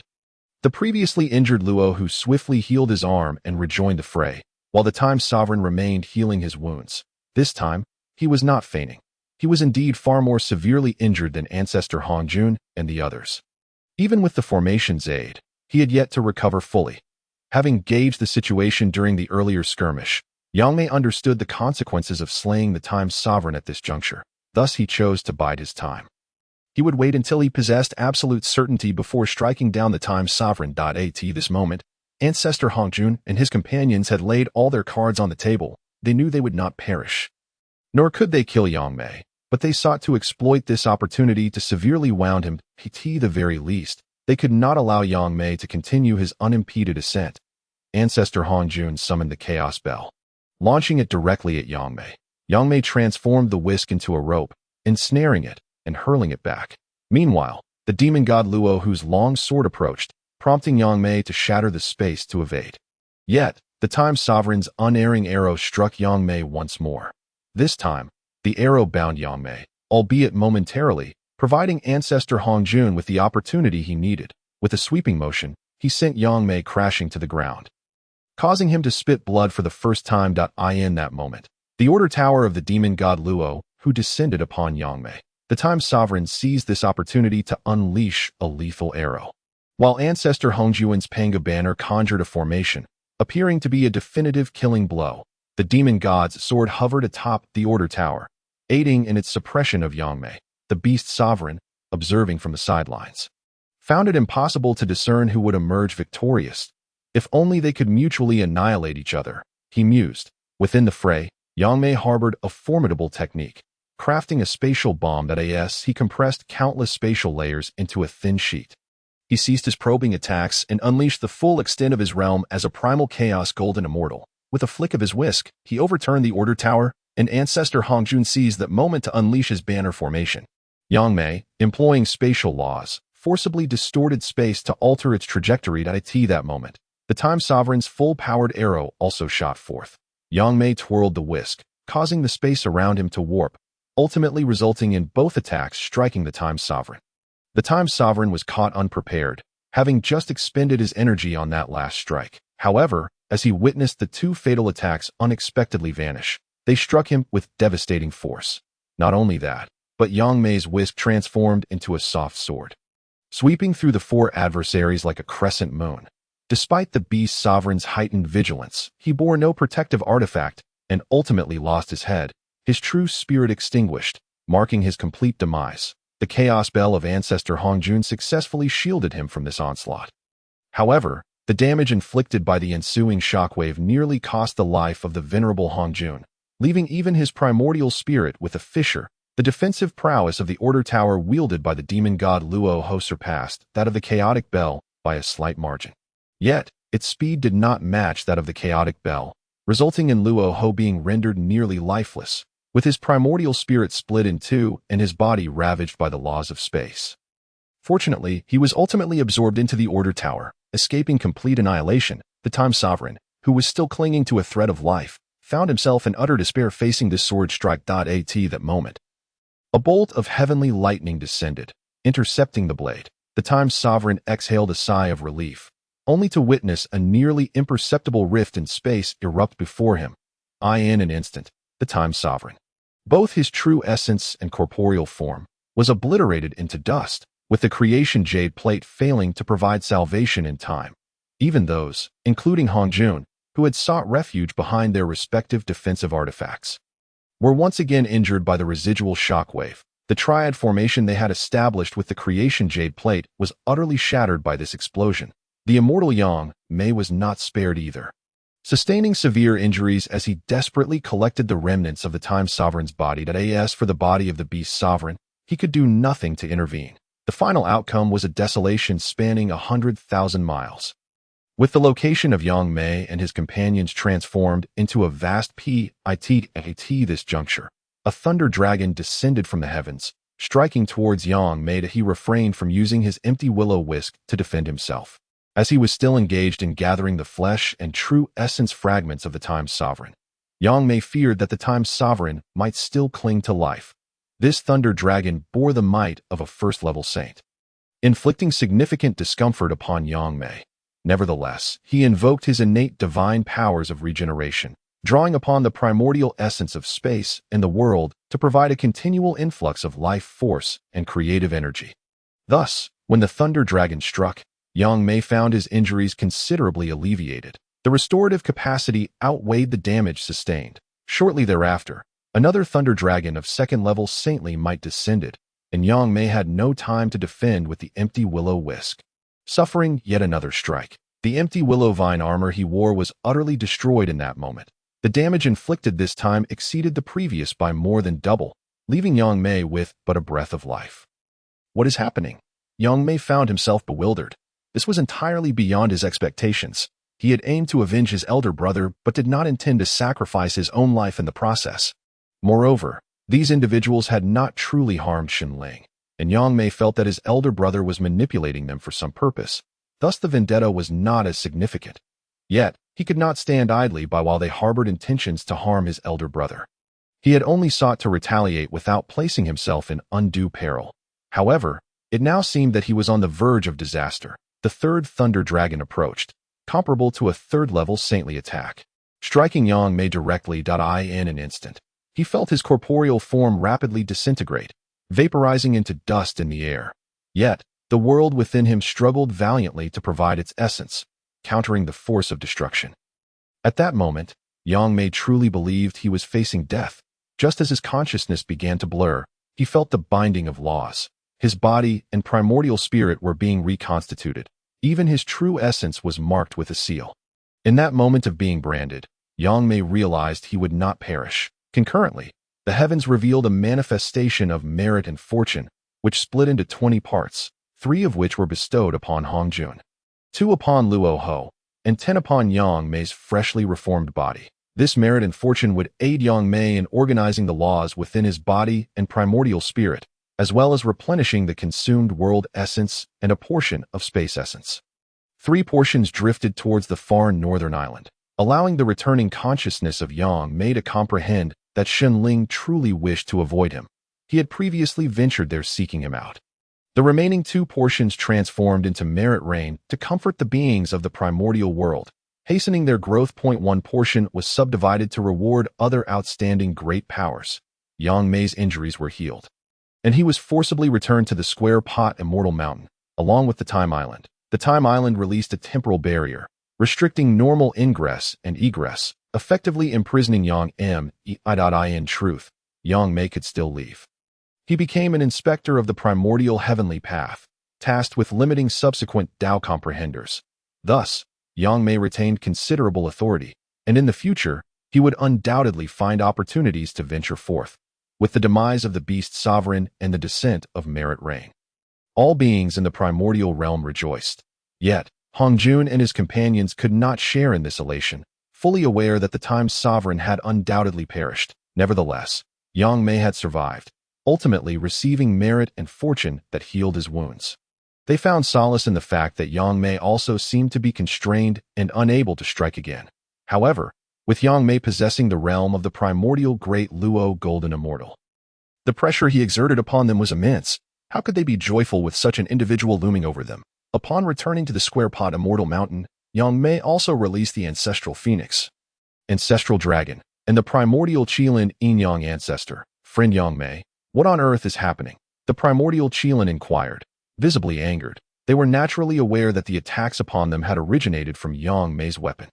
What could possibly explain this? Previously, I intended to kill you, but now I have reconsidered, Yangmei replied nonchalantly. Emanating the aura of a second-level saint, the primordial Qilin turned pale with fright, rendered speechless. The ancestral dragon and his companions were drenched in cold sweat, cursing the primordial Qilin in their hearts. He truly was more foolish than the beasts. They had suffered tremendously this time. Enough of this. We should not linger here. It's time to return, Yangmei declared with a wave of his hand. Banishing the group from the square pot Immortal Mountain, the merit and fortune not only healed Yangmei's injuries, but also elevated him to the realm of a second-level saint. Indeed, Yangmei had now marked the primordial world. He was a saint. This delineates one of the distinctions between a saint and a primordial Great Luo Golden Immortal. Thus, Yangmei resolved to first stabilize his realm before seeking opportunities for gain within the primordial world. After receiving the 3 portions of merit and fortune, Shenling was also poised to take form at any moment. Shenling, having long been stifled, directly proceeded to take shape. Are you really going to take form? Great Tree, the little fox asked in astonishment. Indeed, I shall take form, Shenling replied. Upon hearing this, the little fox promptly scampered away, exclaiming, Great Tree, you must succeed. Shenling smiled at this and began the transformation with assurance.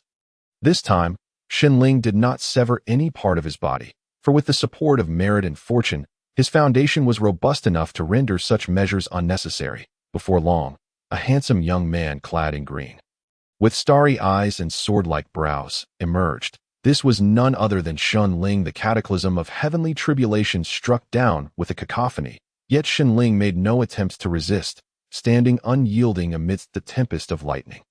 Empowered by the potent laws of life, granting him boundless vitality, and the healing powers provided by the laws of creation, Shunling withstood the heavenly tribulations without sustaining any harm.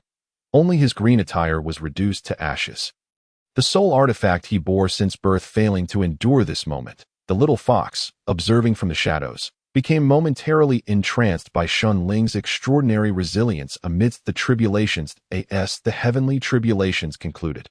Shunling instinctively raised his hand. That moment, a treasured artifact fell into Hong Yi's grasp. Upon closer inspection, he realized it was the legendary creation jade butterfly.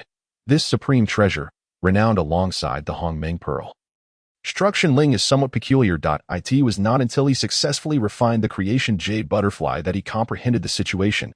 Indeed, even after changing his identity, he remained under the watchful gaze of the primordial heavenly path. Was there truly a lack of formidable beings in the primordial realm? Hong Yi pondered the reasons behind the creation jade butterfly's attention towards him. Thus, the days dragged on for over 10. And had it not been for the little fox approaching, Hong Yi might have remained lost in thought. Great tree, you are so impressive and so handsome. The little fox praised Shunling. Shunling felt a tinge of embarrassment under her gaze. For the little fox was female. Shunling found herself involuntarily recalling a multitude of joyous thoughts. These memories surged through her mind. She stood even taller. The little fox, noticing this transformation, shyly turned her head away. Shunling was also at the edge of a cliff, harvesting the leaves of the premium innate spiritual root, the rock chestnut, to forge a garment of azure. Originally, this rock chestnut was meant to serve as the foundation for Shunling's new form. However, it was now destined to become material for her magical artifact. The little fox, sensing that Shunling had donned her attire, gradually turned her head back and, upon observing Shunling engaged in artifact creation, curiously climbed onto her, inquiring, "Great tree, what are you crafting?" Shunling, still feeling a bit awkward, cleared her throat and replied, "I am forging a functional innate treasure dough. Great tree, are you preparing to leave this place?" The little fox asked after a moment of contemplation. "Indeed, would you care to accompany me?" Shunling casually inquired that I would. The little fox blurted out. Hong Yi, somewhat astonished, remarked, "Aren't you going to wait for your parents?" "No need for that. Shall we seek them out directly?" The little fox replied. "But," Shunling hesitated, "Great tree, do you intend to abandon your little fox? I promise to be very well behaved, and in my inherited memories. Our fox clan is renowned for its warmth and openness. You are bound to be enchanted by it. Please accompany me." The little fox chattered excitedly, her tone laced with affection, finding it rare for the little fox to act so endearingly. Shunling felt somewhat overwhelmed and eventually nodded in agreement. After all, she had developed feelings for the little fox, making it difficult for her to disregard her. Moreover, from Shunling's recollections, the fox clan seemed to be a significant lineage, which could offer her a share of their fortune. "Very well, I will abide by your wishes. Once I have completed the forging, I shall take you to find your family." Shunling gently ruffled the little fox's head. The little fox obediently nestled against Shunling's neck, watching intently as Shunling continued her crafting. The artifact Shunling was attempting to forge was an ultra-innate treasure, a process that would naturally consume considerable time. Furthermore, as the materials were not part of her own being, the duration would be significantly longer than her previous creations, the Tianyuan bottle and the Piyuan spear. However, once Shunling immersed herself in the forging, she scarcely perceived the passage of time. Even after a millennium, she merely felt as though only a brief moment had elapsed. Yet, the little fox could hardly wait. Within less than a month, she was on the verge of boredom. Thus, she earnestly began her own cultivation. In this manner, 3,000 years swiftly passed. The little fox sensed a shift in the heavenly phenomena and ceased her training. Soon after, the heavenly tribulation descended upon them. Seeing the little fox still in a daze, Shunling swiftly scooped her up and held her close. Gently touching the little fox's nose, she chuckled, "Have you been lost in thought during your training?" The little fox was about to retort when a tremendous crash echoed, startling her into retreating into Shunling's lower half. Unfazed by the heavenly tribulation, Shunling allowed the rock chestnut palace she had forged to withstand the onslaught. It was worth noting that Shunling was a pawn favored by the primordial heavenly path, and crafting an ultra-innate treasure posed no risk. The little fox, however, was thoroughly frightened, eventually burying herself completely within Shunling's garment. Too fearful to witness the heavenly tribulation, Shunling felt the soft, warm presence against her abdomen, which brought her an unusual sense of comfort. When the heavenly tribulation concluded, Shunling did not retract the rock chestnut palace, which had transformed into a palace in the sky, but instead produced the creation jade butterfly. The little fox cautiously peeked out, scanning her surroundings. Shunling pressed it back down, saying, "I need to forge for a while longer. You can take a nap in my embrace." Moments later, the little fox, looking quite pitiful, poked her head out and lamented, "I can't fall asleep." Shunling felt a twinge of guilt and replied, "Then come out and cultivate." The little fox leaped out, exclaiming, "Great tree, I sense my destiny calling. I shall be back shortly. You must wait for me." Shunling nodded, turning her focus back to her task. She intended to merge the creation jade butterfly into the rock chestnut palace, a process that required her undivided attention that a moment's carelessness could ruin everything. Thus, nearly 10,000 years passed unnoticed at last. Shunling successfully fused the creation jade butterfly with the rock chestnut palace, giving birth to the first chaotic spiritual treasure ever refined in the primordial realm. The resulting phenomena were nothing short of terrifying. Had Shunling not been the chosen one of the creation jade butterfly, the divine punishment descending upon her would have surely obliterated her, even in her current state as a late-stage Deluo golden immortal. However, because she was indeed the chosen one, Shunling ultimately weathered the divine punishment, all of which had been anticipated. The primordial heavenly path sought to utilize Shunling, yet she intended to leverage this to her advantage. Observing the ancient, miniature palace in her grasp, a smile broke across her face. After gazing at it for a considerable time, she finally stored the rock chestnut palace within her internal world. Where could the little fox be? Shunling wondered, perplexed by the absence of her companion. After several calculations, she still could not discern anything until she sensed a connection to her destiny that seemed to be related to the little fox. Intrigued, she followed her inner sense, following her intuition. Shunling arrived at a mystical cave, where stones radiating a kaleidoscope of colors created an unusually enchanting atmosphere. As she ventured deeper, she discovered a breathtakingly beautiful woman lying upon a stone bed. This was the most exquisite woman Shunling had ever encountered. Even in dreams, she could not have envisioned such beauty. Words failed to capture her allure, which was not of an untouchable sanctity, but rather leaned towards a seductive femininity. She was an enchanting nymph, irresistible to any man who might wish to succumb to their primal urges. Shunling was no exception, though her self-control had significantly strengthened over time. Approaching the stone bed, Shunling examined the captivating visage closely. "Little fox, how could you?" Shunling found herself unable to resist gently caressing her, whispering, "I can hardly bear it." Just then, the little fox abruptly opened her eyes. Shunling halted, their gazes locking. "Great tree, you've come," the little fox said weakly. Yet, her voice had transformed, now imbued with a unique femininity. "What has happened to you?" Shunling inquired, cradling the little fox while probing her condition. "I am nearing death," the little fox replied faintly. "How could that be?" "You shall not perish," Shunling asserted, immediately invoking the principles of creation and life. Gradually, the little fox's complexion improved, becoming more vibrant, which made Shunling feel profoundly uneasy. However, as she detected something within the little fox that was disrupting the life and creation principles she had infused, she regained her composure. "Great tree, you are remarkable. Yet, I fear I may not live much longer. Therefore, I wish to share two secrets with you," the little fox said with a sly smile. "Rest assured, you will not die," Shunling reassured her, diligently examining the foreign entity within the little fox. "Even if I were to survive, I must tell you today. But you must promise me one request in return," the little fox stated. Shunling chose to ignore her plea, maintaining her focus on the little fox's condition while contemplating a solution. Noticing Shunling's intent demeanor, the little fox tugged at her sleeve, playfully pleading, "Please, pretty please." Shunling had always found it hard to resist the little fox's charms, especially in her current state. Thus, she relented, saying, "Speak, and I shall grant you one request." Upon hearing this, the little fox beamed and declared, "My name is not Little Fox. It is Hu Yao Yao. That is my first secret." Shunling chuckled. "Is that truly a secret? Allow me to share one with you as well. My name is not Great Tree. I am Ching Song." The little fox stuck out her tongue, explaining, "In our fox clan, women do not easily reveal their names. Typically, only to those they hold dear.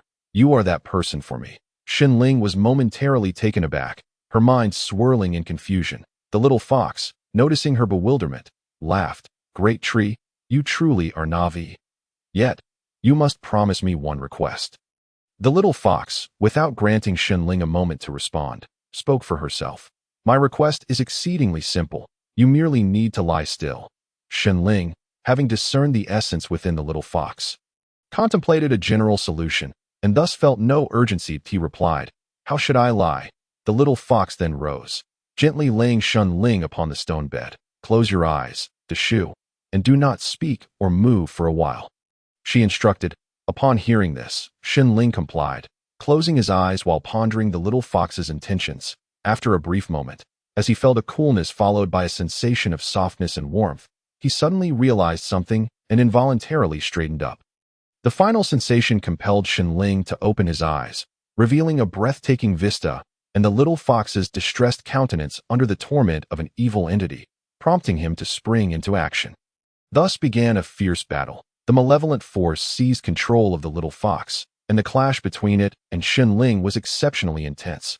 This was Xinling's first encounter in combat with a female opponent, compounded by the little fox's inheritance of memories. Consequently, within a single day, the little fox managed to best Xinling. Nevertheless, Xinling remained resolute, continuing to confront the challenge. After countless fierce skirmishes, he ultimately triumphed over the malevolence within the little fox, restoring her to normalcy. This arduous endeavor spanned a decade, during which the treasure within the little fox was entirely digested. Of course, Xinling also reaped considerable benefits from this experience. Over the course of 10 years, he directly ascended to the early stages of quasi-sainthood, while the little fox's cultivation surged, now reaching the late stage of Deluo Jin Xian. Moreover, the little fox transformed from her previous frail state into one of increased charm. A testament to her newfound vitality, as Xinling and the little fox departed the cave, he retrieved the rock chest palace, intending to extract the cave from existence. This cave indeed harbors peculiarities. "I fear it may be the source of the malevolence," remarked the little fox. Xinling nodded in agreement, stating, "I too have felt its effects. Fortunately, due to the chaos crystal within you causing a breakdown, we not only emerged unscathed but advanced further. So one might say we turned misfortune into fortune." With the aid of the rock chest palace, Xinling successfully reclaimed the cave into his inner world. Observing this, the little fox suggested, "Then let us depart." Xinling nodded, preparing to leave the extreme north and journey to the Hongjun continent. Master Yangmei took little time to realize the key to his liberation from constraints.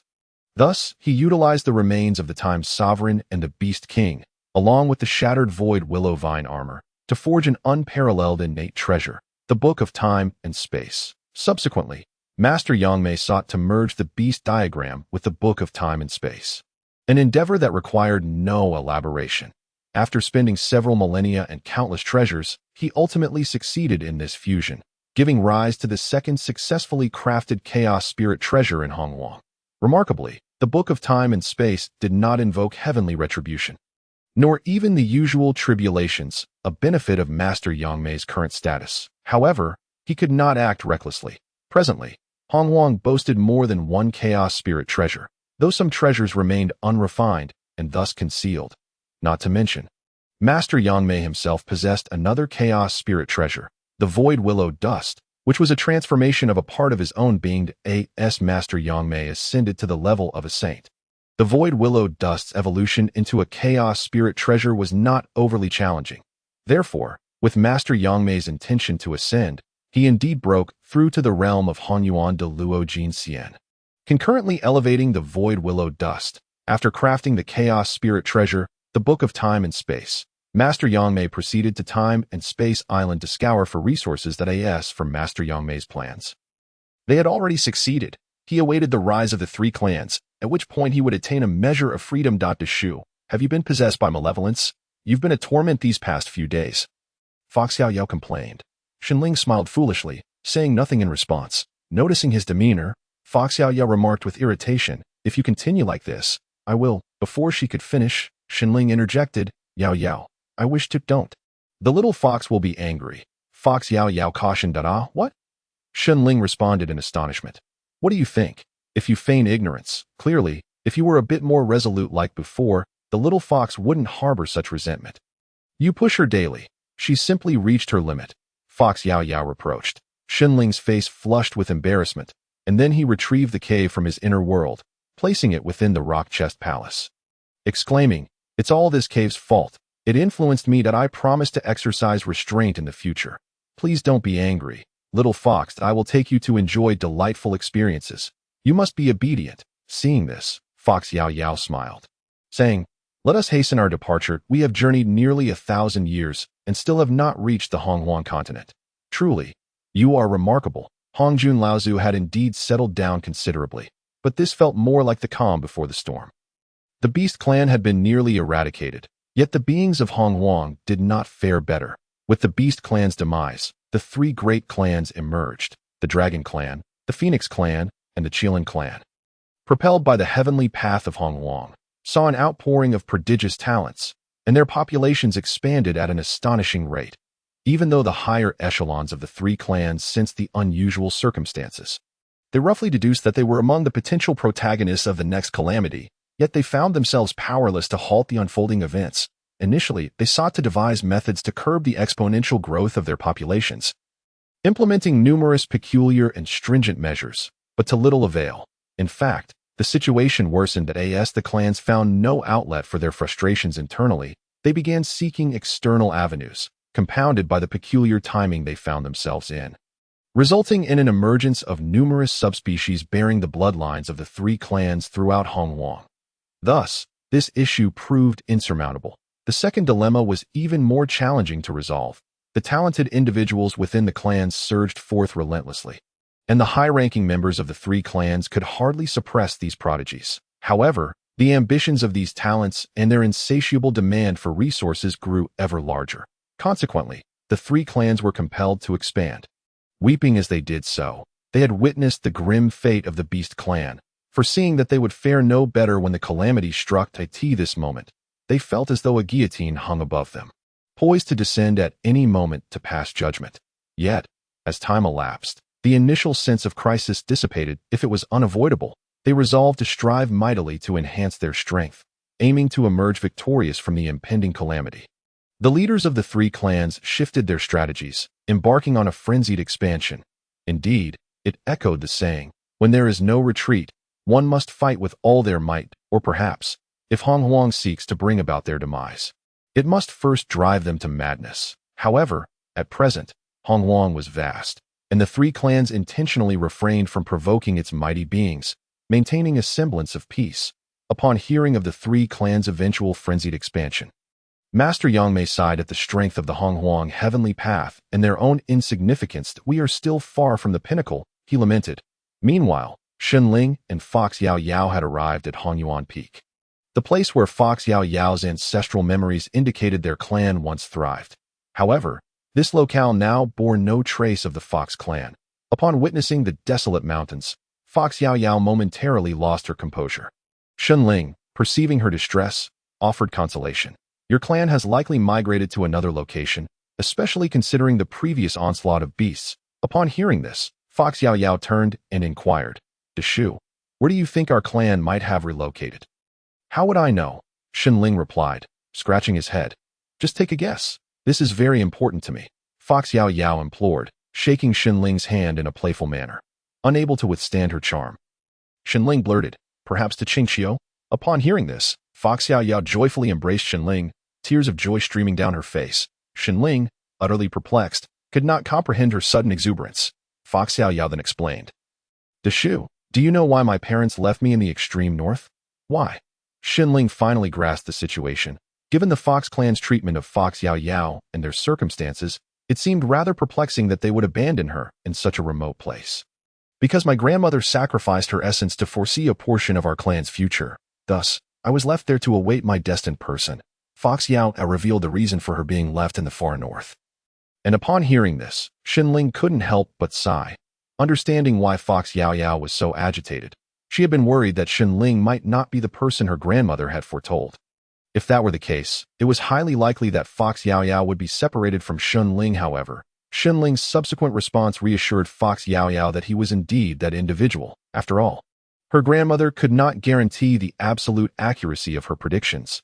Discrepancies in essence and time were quite normal. Then let us proceed to Qingqiu, Xinling said, gently patting Fox Yao's head, with a soft agreement. Fox Yao accompanied Xinling to Qingqiu. Currently, the celestial mountain of Qingqiu was not particularly renowned, lacking the ethereal aura of Penglai or Kunlun mountains. Moreover, its location was rather secluded, making it an ideal hiding place for a prominent clan. Yet, even in the vast wilderness, one could find distant relatives among the affluent. Although the wilderness was vast, when confronted with the three major clans, one would discover the futility of escape, wherever one might go. If the three great clans sought them out, they would surely be found. Presently, one of the 5 unicorns of the Qilin clan, the Wind Qilin, had arrived at Qingqiu. His purpose was not to annihilate the Qingqiu clan, but to persuade them to become their vassals. As the Qilin clan aimed to dominate all terrestrial creatures in the wilderness. However, should the Qingqiu Fox clan refuse, the future remained uncertain. Though the Qingqiu Fox clan resided in the mountains, they remained vigilant about the significant events in the wilderness and were aware of Wind Qilin's intentions. Thus, the Fox Immortals, Fox Xin'er and Fox Gu, both ancestors of the Fox clan, personally came to welcome Wind Qilin to Qingqiu Mountain. Having recently faced rejection from the White Tiger clan, Wind Qilin was naturally delighted by such a warm reception. It should be noted that Fox Xin'er and Fox Gu were formidable beings of the same era as the Primordial Qilin. Although they could not compare to the Primordial Qilin now, they were still of a higher caliber than Wind Qilin in various aspects. We are indeed willing to ally with your esteemed clan. Our friendship with your clan has existed for ages. And we still have children of Qilin blood within our ranks. It would be our honor to foster good relations with your clan, Fox Xin'er said with a smile as warm as spring. The Fox clan was inherently beautiful, and Fox Xin'er was an exceptionally rare beauty, leaving Wind Qilin utterly captivated by her words, momentarily lost in blissful confusion as he was led out of Qingqiu. Nevertheless, having acquired numerous treasures from the Fox clan, he remained elated and would undoubtedly return singing the praises of the Qingqiu Fox clan, while Wind Qilin traversed the wilderness to recruit terrestrial creatures for the Qilin clan. The Phoenix clan was also busy gathering avian allies. The Dragon clan, not one to remain idle, sent the Azure Dragon to recruit scaled beings. This, a prominent clan among turtles, the Xuanwu clan had forged a blood pact with the half-beast Tingsha clan, allowing them to stand on relatively equal footing with the Dragon clan. However, the fortunes of the three clans were flourishing, and it wasn't long before the Dragon clan left the Xuanwu clan far behind. Yet, the Xuanwu clan was unwilling to simply become a vassal of their former competitors, accepting a life of subservience. Consequently, the elder of the Xuanwu clan, Xuanwu Ming, along with several powerful clan members, visited Pangu Mountain. The Great Immortal Yangmei had just taken in the goddess of light, who had accompanied the mysterious old Taoist. Hearing of the Xuanwu clan's visit, he instructed the Taoist Xianyuan to welcome them. As Yangmei was currently unable to leave Pangu Mountain, and they were not of sufficient standing for him to greet personally. Upon entering, Xuanwu Ming initially noticed nothing unusual and felt a tinge of disappointment. Indeed, Yangmei had exhausted his previous possessions in the crafting of the Book of Time and Space, leaving only some exceptionally valuable treasures that could not be displayed openly, rendering Yangmei's abode seemingly humble, even somewhat shabby. However, upon seeing the goddess of light beside Yangmei, Xuanwu Ming resolved to take Yangmei as his master. Even if he could not become a disciple, he would gladly accept being a vassal. For Yangmei was far more formidable than the primordial dragon. Being a vassal of such a powerful entity was infinitely preferable to serving the dragon clan. Not to mention, having the goddess of light here only added to the prestige.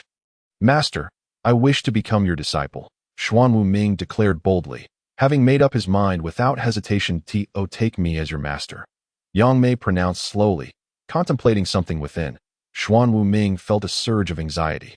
While his fourth brother simmered with indignation at what he perceived as Yangmei's disdain, viewing it as an insult to both his elder brother and the Xuanwu clan.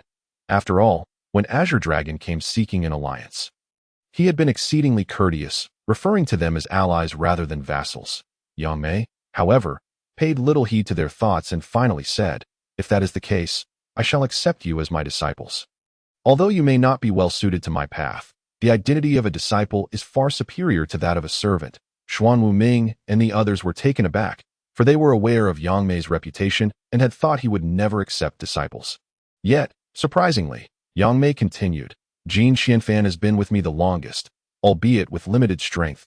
Thus he shall be the youngest. Taoist Xianyuan, who met me earlier, may not be powerful, but his lineage is exceptional, and he will surely achieve greatness. So I shall make him your eldest senior brother." Yangmei ignored their expressions and added, "The goddess of light is ahead of you and is, in fact, the strongest among you. She shall be your second senior sister. You will be sequentially my third, fourth, fifth, and sixth disciples." Yangmei pointed to Xuanwu Ming and his three brothers as for Tingsha, who has signed a blood pact with you. They shall share the identities of the third, fourth, fifth, and sixth disciples. He cast a glance at the Tingsha clan standing beside Xuanwu Ming. The Tingsha clan was filled with astonishment, having never anticipated that they too might become disciples of Yangmei. As a semi-beast, they had formed a blood pact with the Xuanwu clan under the premise of preserving their freedom, shedding half of their beastly bloodline, and becoming vassals of the Xuanwu clan. Although the Xuanwu clan treated them well, they were still subordinates, and their fate could not be expected to be glorious. Everyone was somewhat bewildered by Yangmei's sudden acceptance of disciples, especially the goddess of light. She had exerted tremendous effort to remain here, ultimately securing Yangmei's consent.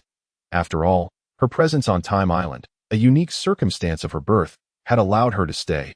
Indirectly linking her to Yangmei, it was worth noting that the Jin Gui clan did not reside within Fenghu Mountain itself. "Now that I have officially accepted you as disciples, I must offer you a token of welcome." Yangmei thought of a grander scheme and prepared to bestow some treasures for his disciples to engage with. "Master, could you enlighten us with your teachings?" "I can forego the welcome gift," Taoist Xianyuan interjected, having reached a stalemate in his cultivation at the mid-stage of the Great Golden Immortal Realm. Thus, he was eager to hear Yangmei's teachings. The goddess of light, having recently broken through to the peak of the quasi-saint realm, also wished to learn from Yangmei, for she lacked little in the way of treasures.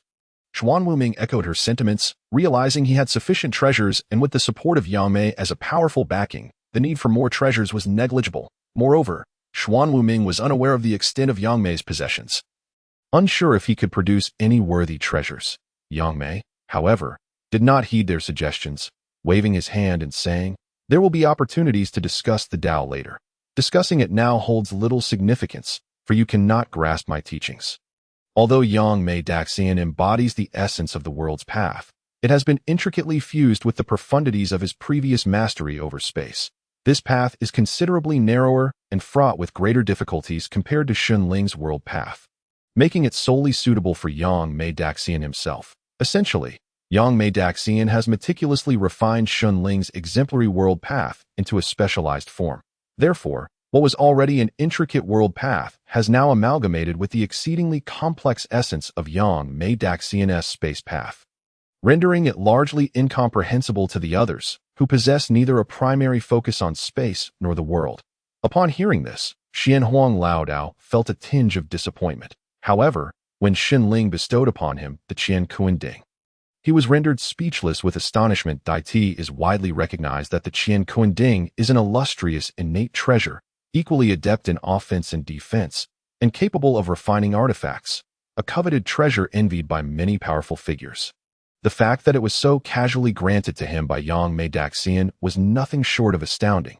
"This treasure of yours, I believe, may be of assistance to you as the elder brother.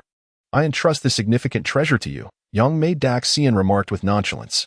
Xianhuang Laodao, overcome with emotion, reddened his eyes and knelt to receive the Qian Kuanding, subsequently bowing in gratitude. After accepting this grand gift, Yangmei Daxian produced the judgment bow and bestowed it upon the radiant empress, saying, "You should recognize this bow. The master of time wields it, and it is nearly as formidable as the Qian Kuanding.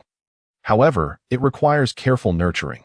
Otherwise, its true power cannot be realized." The radiant empress was equally astonished, having never anticipated that Yangmei Daxian would bestow such a treasure upon a newly acquainted disciple. Observing their reactions, Yangmei Daxian explained, I cannot venture forth at present. These treasures are of little use to me here, so it is better to grant them to you. The assembled crowd understood the underlying implication of Yangmei Daxian's generosity. He was essentially entrusting them to carry out his tasks in his stead. Once Yangmei Daxian perceived that his disciples comprehended his intent, he continued bestowing treasures. This dark demon bottle, along with the chaotic black coffin, shall be granted to you. These two are innate treasures born alongside the sovereign beasts. You must refine them diligently. Moreover, it is advisable to refrain from using them under normal circumstances, he cautioned. Xian Wuming and Tung Hua were overwhelmed with joy, even with the previous two treasures. They were still astonished. They had never imagined that Yangmei Daxian possessed such formidable treasures. Even Xian Wuzhan, who had previously harbored grievances against Yangmei Daxian, was now filled solely with reverence and admiration. After accepting their expressions of gratitude, Yangmei Daxian presented the time map, stating, Jin Xianfan, your Jin Gui clan excels in observing fortunes.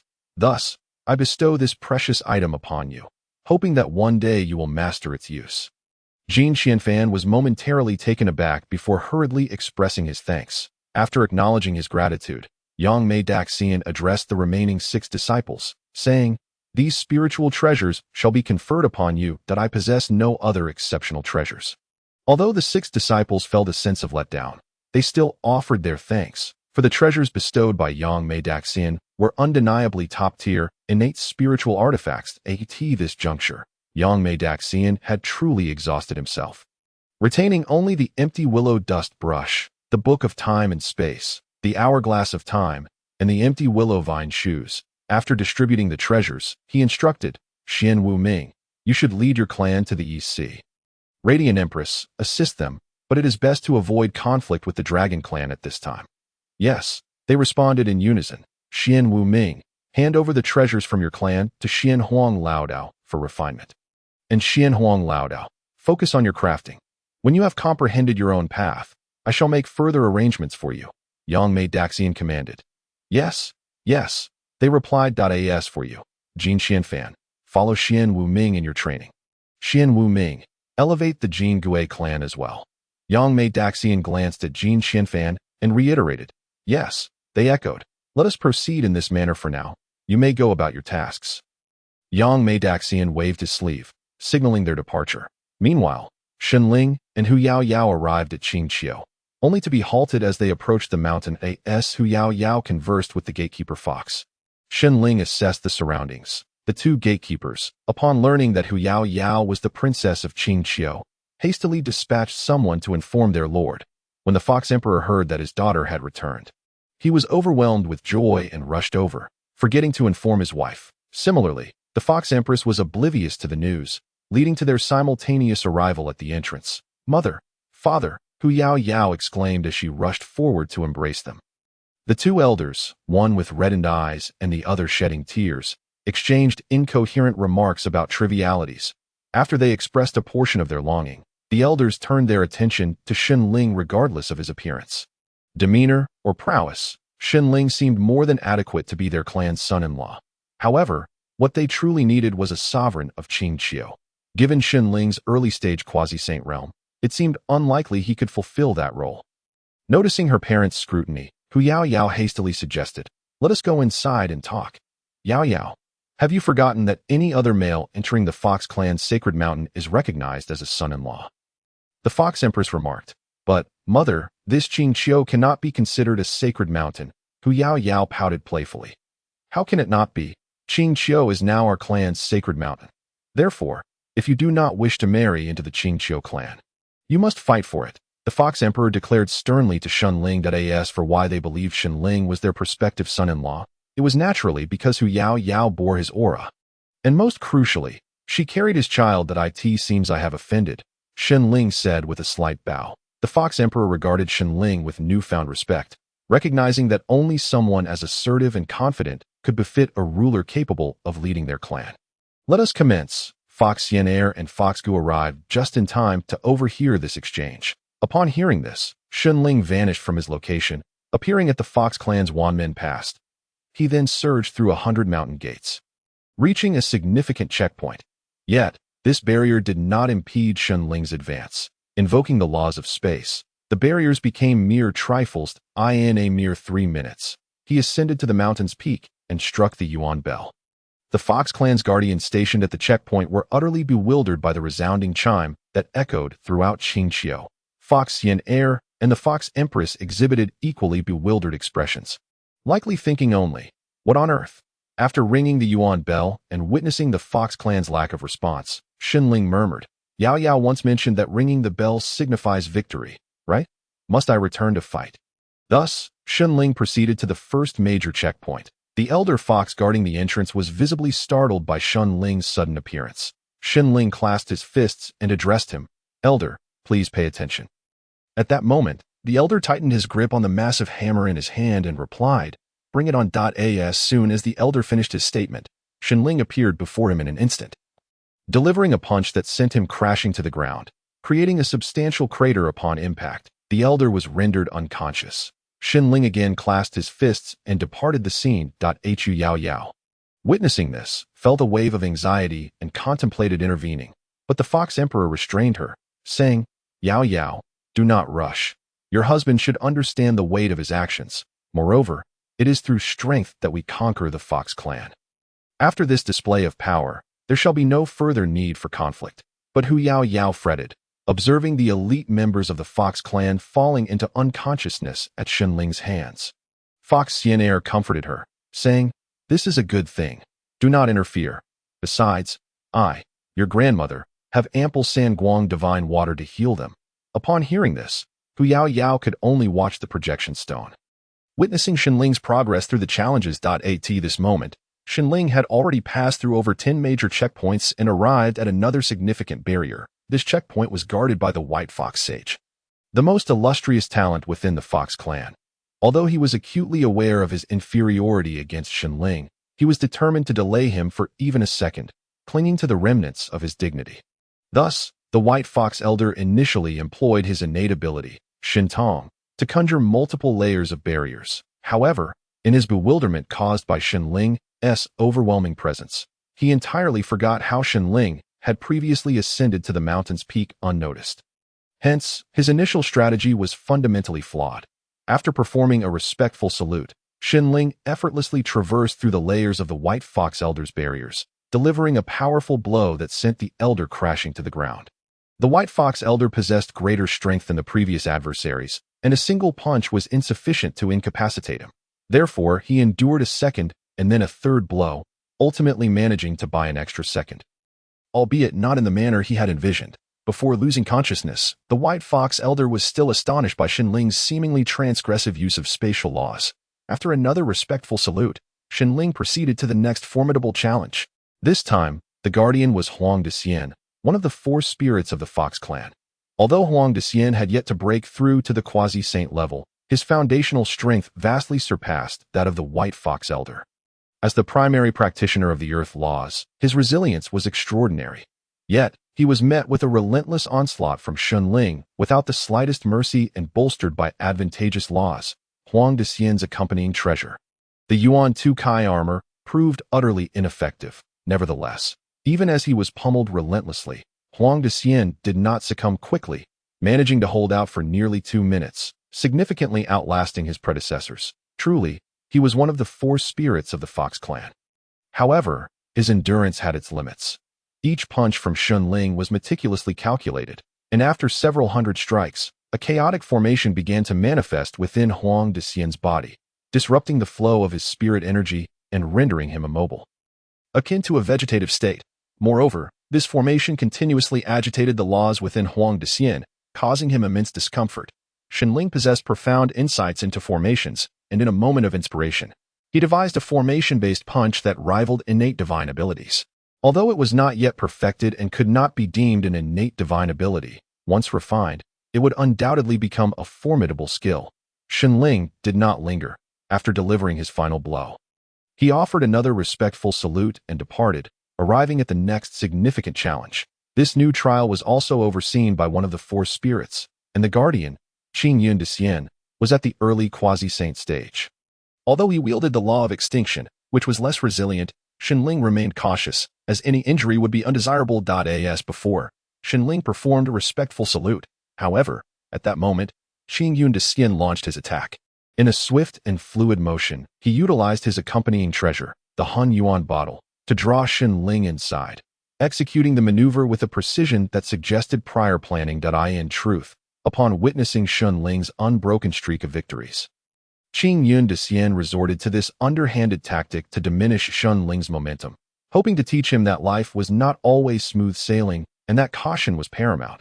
Yet, he could never have anticipated that the moment Shenling was ensnared, he would emerge almost instantaneously. Without hesitation, Shenling unleashed a barrage of blows, applying the same technique that had rendered Huang de Xian incapacitated. In the aftermath, Shenling remarked, "Since you have initiated hostilities, I naturally consider the battle commenced. I hope you do not take offense." Shenling's demeanor was devoid of arrogance, and his words resonated with sincerity, instantly winning over the spectators among the foxes. This was a testament to his charismatic personality. Had he adopted a lofty attitude, it would likely have bred resentment, or at the very least, distanced a ruler with such grace, strength, and an expansive heart was precisely what they desired.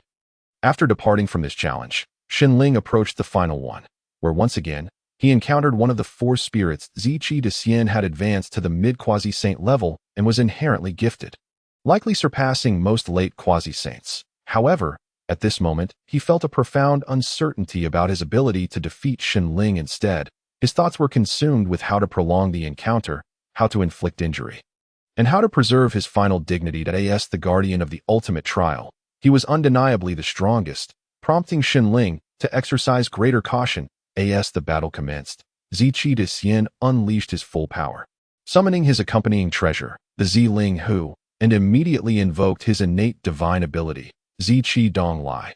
The sharp, deceptive nature of the purple energy, coupled with its incredible speed, compelled Shenling to tread carefully, even with his profound comprehension of spatial laws. Consequently, Shenling took significantly longer to approach Ziqi de Xian than he had with previous adversaries. In that crucial moment, a swift purple energy sword pierced through Shenling's brow. Upon witnessing the successful strike of his purple energy sword, Ziqi de Xian felt a flicker of joy. Yet, as he sensed that Shenling seemed unresponsive and made no attempt to block the sword's intrusion, panic began to set in. But it was too late. The purple energy sword detonated within Shenling, unleashing an explosion of countless purple energy blades that riddled him with wounds. At that moment, Ziqi de Xian was left in a state of utter disbelief. He had never entertained the notion of Shenling's defeat, treating him with the utmost seriousness as though he were a mortal enemy. What if he had inadvertently slain a future emperor? The thought horrified him, and he was overwhelmed with regret. It dawned on him that Shenling was merely a junior, not his superior, and he had acted far too rashly. His mind was now a tumult of confusion. Fox Yao Yao's hands instinctively clenched, and even the usually composed Fox Emperor furrowed his brow in concern. The entire Fox clan, gathered to witness this monumental challenge, felt a wave of anxiety wash over them, as if time itself had come to a standstill in Qingqiu, until Shenling's calm voice broke the tension, exclaiming, "This purple energy is truly profound." A collective sigh of relief escaped the crowd, followed by exuberant cheers. Even Fox Yen Er and her companions exhaled deeply, for if Shenling had perished or suffered irreparable harm at that moment, it would have been an unbearable blow for their clan. Little did they know that with the laws of creation and life at his disposal, Shenling had no need to withstand what appeared to be a lethal strike. He had merely been captivated by the enigmatic purple energy, resulting in a momentary delay in his reaction. Ziqi de Xian, relieved, wiped the cold sweat from his forehead and remarked, "You truly frightened me."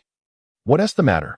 Shenling inquired. Sensing something amiss, Ziqi de Xian replied, "It's nothing, but I concede. You have successfully passed the trial, making you our king." Shenling responded, a look of confusion crossing his face. He recalled that Fox Yao Yao had mentioned this was merely a procedural exception for marrying a Fox clan princess. Was this not just a means to avoid becoming an adopted son-in-law? Ziqi de Xian smiled enigmatically, offering no further explanation. Shenling chose not to dwell on it. Becoming the king of the Fox clan would undoubtedly benefit his future plans, ascending to the mountainous peak. Shenling approached the Yuan bell and gently struck it 3 times. For the first strike, he utilized the law of creation, For the second, the law of life. And for the final strike, he combined both laws. This exertion left him utterly spent, yet it resulted in the complete restoration of all the guardians from the trials, including Huang de Xian and Qing Yun de Xian, returning them to their original states. Even the guardians from the lesser trials had their ailments and injuries healed. Such an occurrence was nothing short of miraculous. Xinling once again left the members of the Fox clan in a state of shock, elevating his status in the hearts of countless foxes to an extraordinary height. Naturally, the ethereal aura of Qingqiu Mountain had thinned somewhat due to the recent healing, for the laws of nature do not provide energy. Yet, to heal someone at the cost of a mere fraction of celestial energy is indeed a worthy endeavor. After stabilizing his breath, Xinling descended the mountain. It was only then that Fox Xiener and the others emerged from their astonishment. Momentarily at a loss for words, the impact Xinling had on them was profound, and they needed time to recover. Xinling, however, naturally seized the moment and declared, "Father, mother, along with grandmother and grandfather, let us return to the palace." The Fox Emperor and Empress felt a touch of awkwardness, not to mention Fox Xiener and her companions, who appeared to be no older than 20. It seemed that with Xinling's call, their ages were accentuated.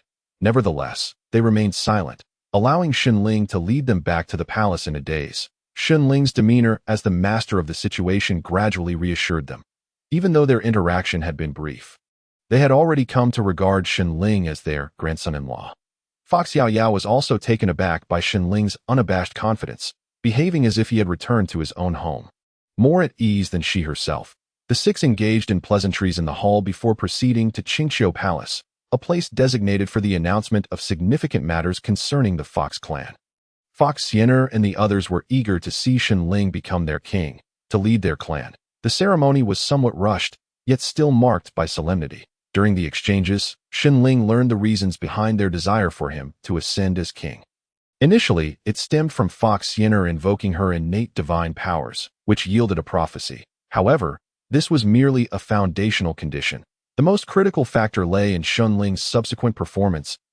He had indeed won the hearts of the Fox clan through his own merits. Rather than relying solely on Fox Xiener's prophecy, which would not have sufficed for his ascent. Even if he had achieved the throne under such circumstances, the Fox people would likely not have recognized him. At this moment, nearly 1,000 ministers expressed their heartfelt allegiance. Xinling, undeterred, conducted the coronation ceremony with poise. The imperial aura he exuded felt entirely natural to the Fox people. Internally, Xinling experienced a mix of anxiety, excitement, and exhilaration. Although the coronation ceremony was simplified significantly, it still lasted for half a day, as the Fox clan was a lineage that valued etiquette and aesthetics. Seated upon the throne, Xinling surveyed his ministers. When his gaze fell upon a young man in blue beside Fox Yaoyao, he couldn't help but glance multiple times. The young man's appearance surpassed even that of the Fox Emperor, rivaling the breathtaking beauty of Fox Yaoyao herself. If Xinling's orientation were not so steadfast, he might have been swayed. Why was Xinling so fixated? Because this young man was likely his future brother-in-law. Foxy also sensed Xinling's intense scrutiny, but refrained from meeting his gaze, fearing the awkwardness of eye contact.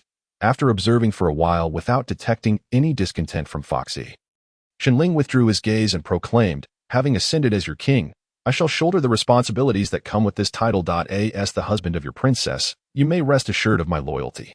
Of course, loyalty and responsibility should not merely be spoken. They must be demonstrated through action. Thus, I shall refrain from further words today. Let us disperse. With a grand gesture, Xinling stepped down from the throne and began to depart. The ministers, momentarily taken aback, hesitated before offering a somewhat disorganized farewell. "We humbly bid farewell to your majesty. May our king reign for eons." Xinling's apparent disregard for formality did not elicit discontent among most of the Fox people.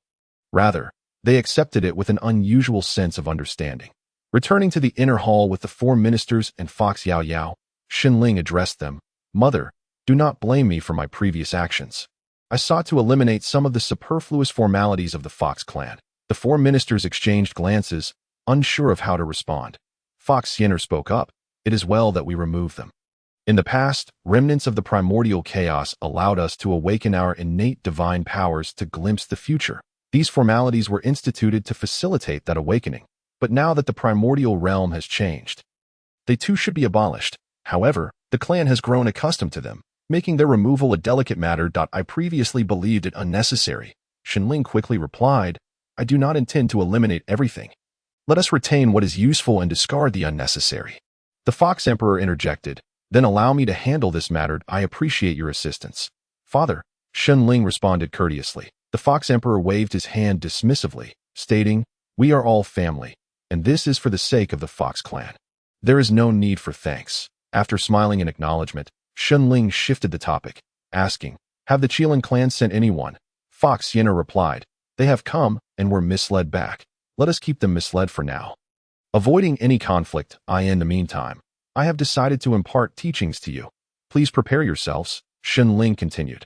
Fox Yenna and the others were momentarily bewildered, despite having witnessed countless miracles wrought by Shenling. This proclamation felt surreal. They understood that Shenling was capable of creating wonders, and his statement implied that his teachings would undoubtedly be beneficial. Observing their reaction, Shenling was unsurprised. He too would likely feel a tumult of emotions if a younger member were to offer him guidance. Nevertheless, the trust they placed in Shenling was nearly absolute. Even if they found it hard to believe, they were inclined to accept his words.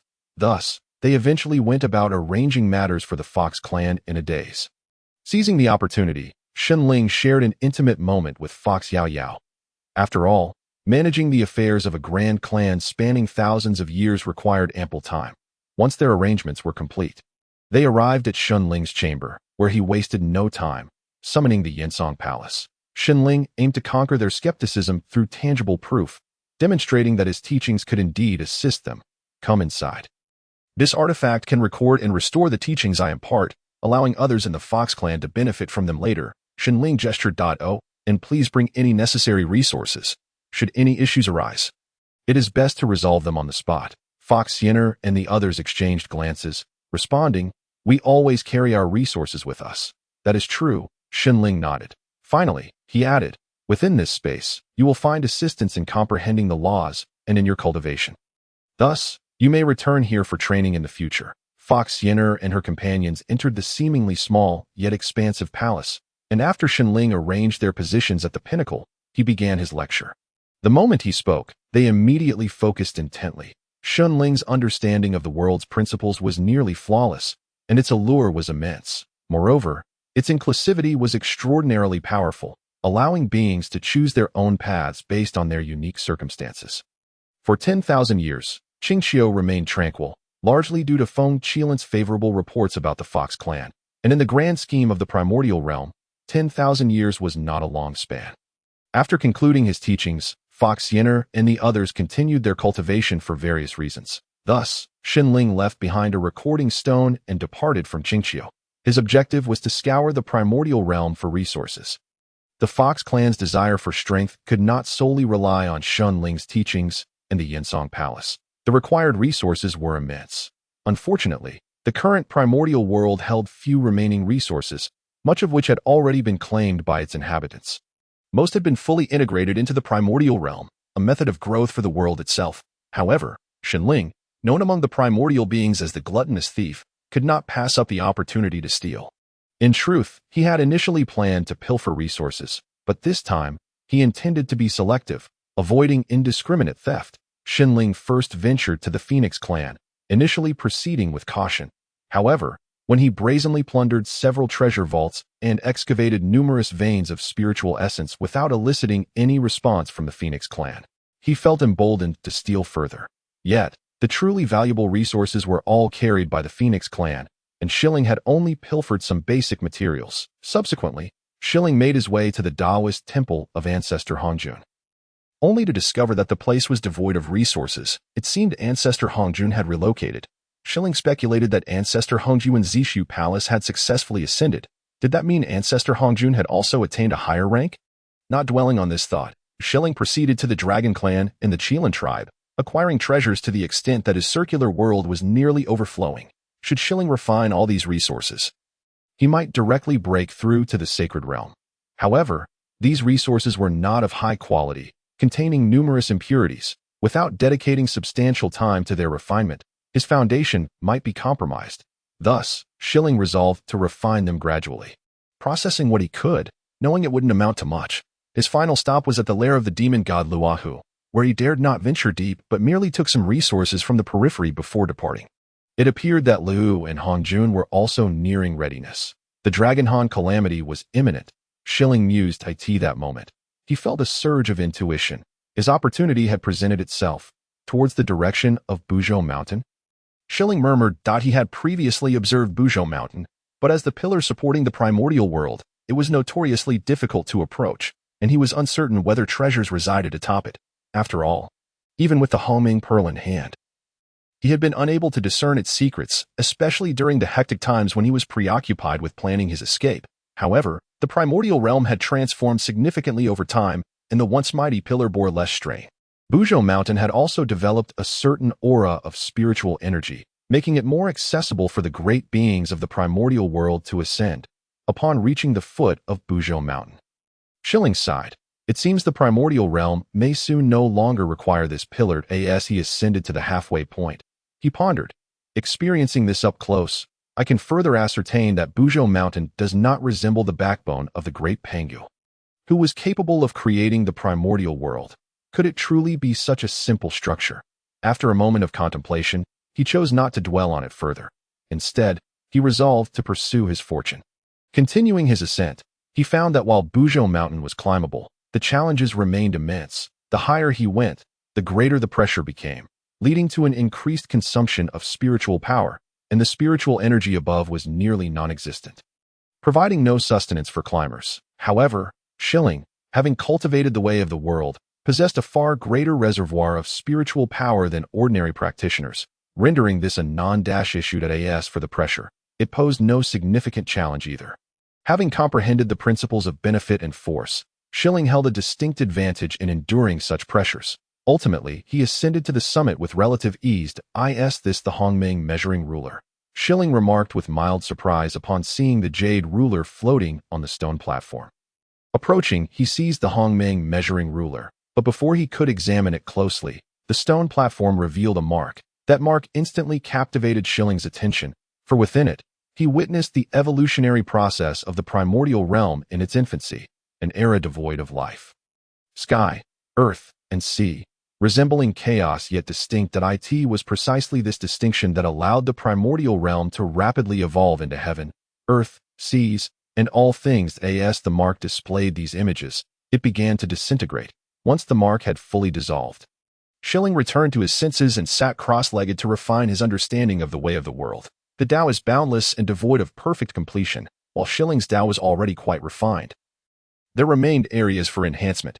Moreover, this marked a crucial evolutionary moment for the primordial realm, immensely beneficial to Shilling's path. This realization consumed nearly 20 millennia. During these two epochs, the primordial realm underwent tremendous changes, and the Dragonhan calamity had indeed begun to unfold. The conflicts among the three great clans had intensified, resulting in countless skirmishes. However, the higher echelons had yet to intervene, and the situation had not escalated to a perilous level.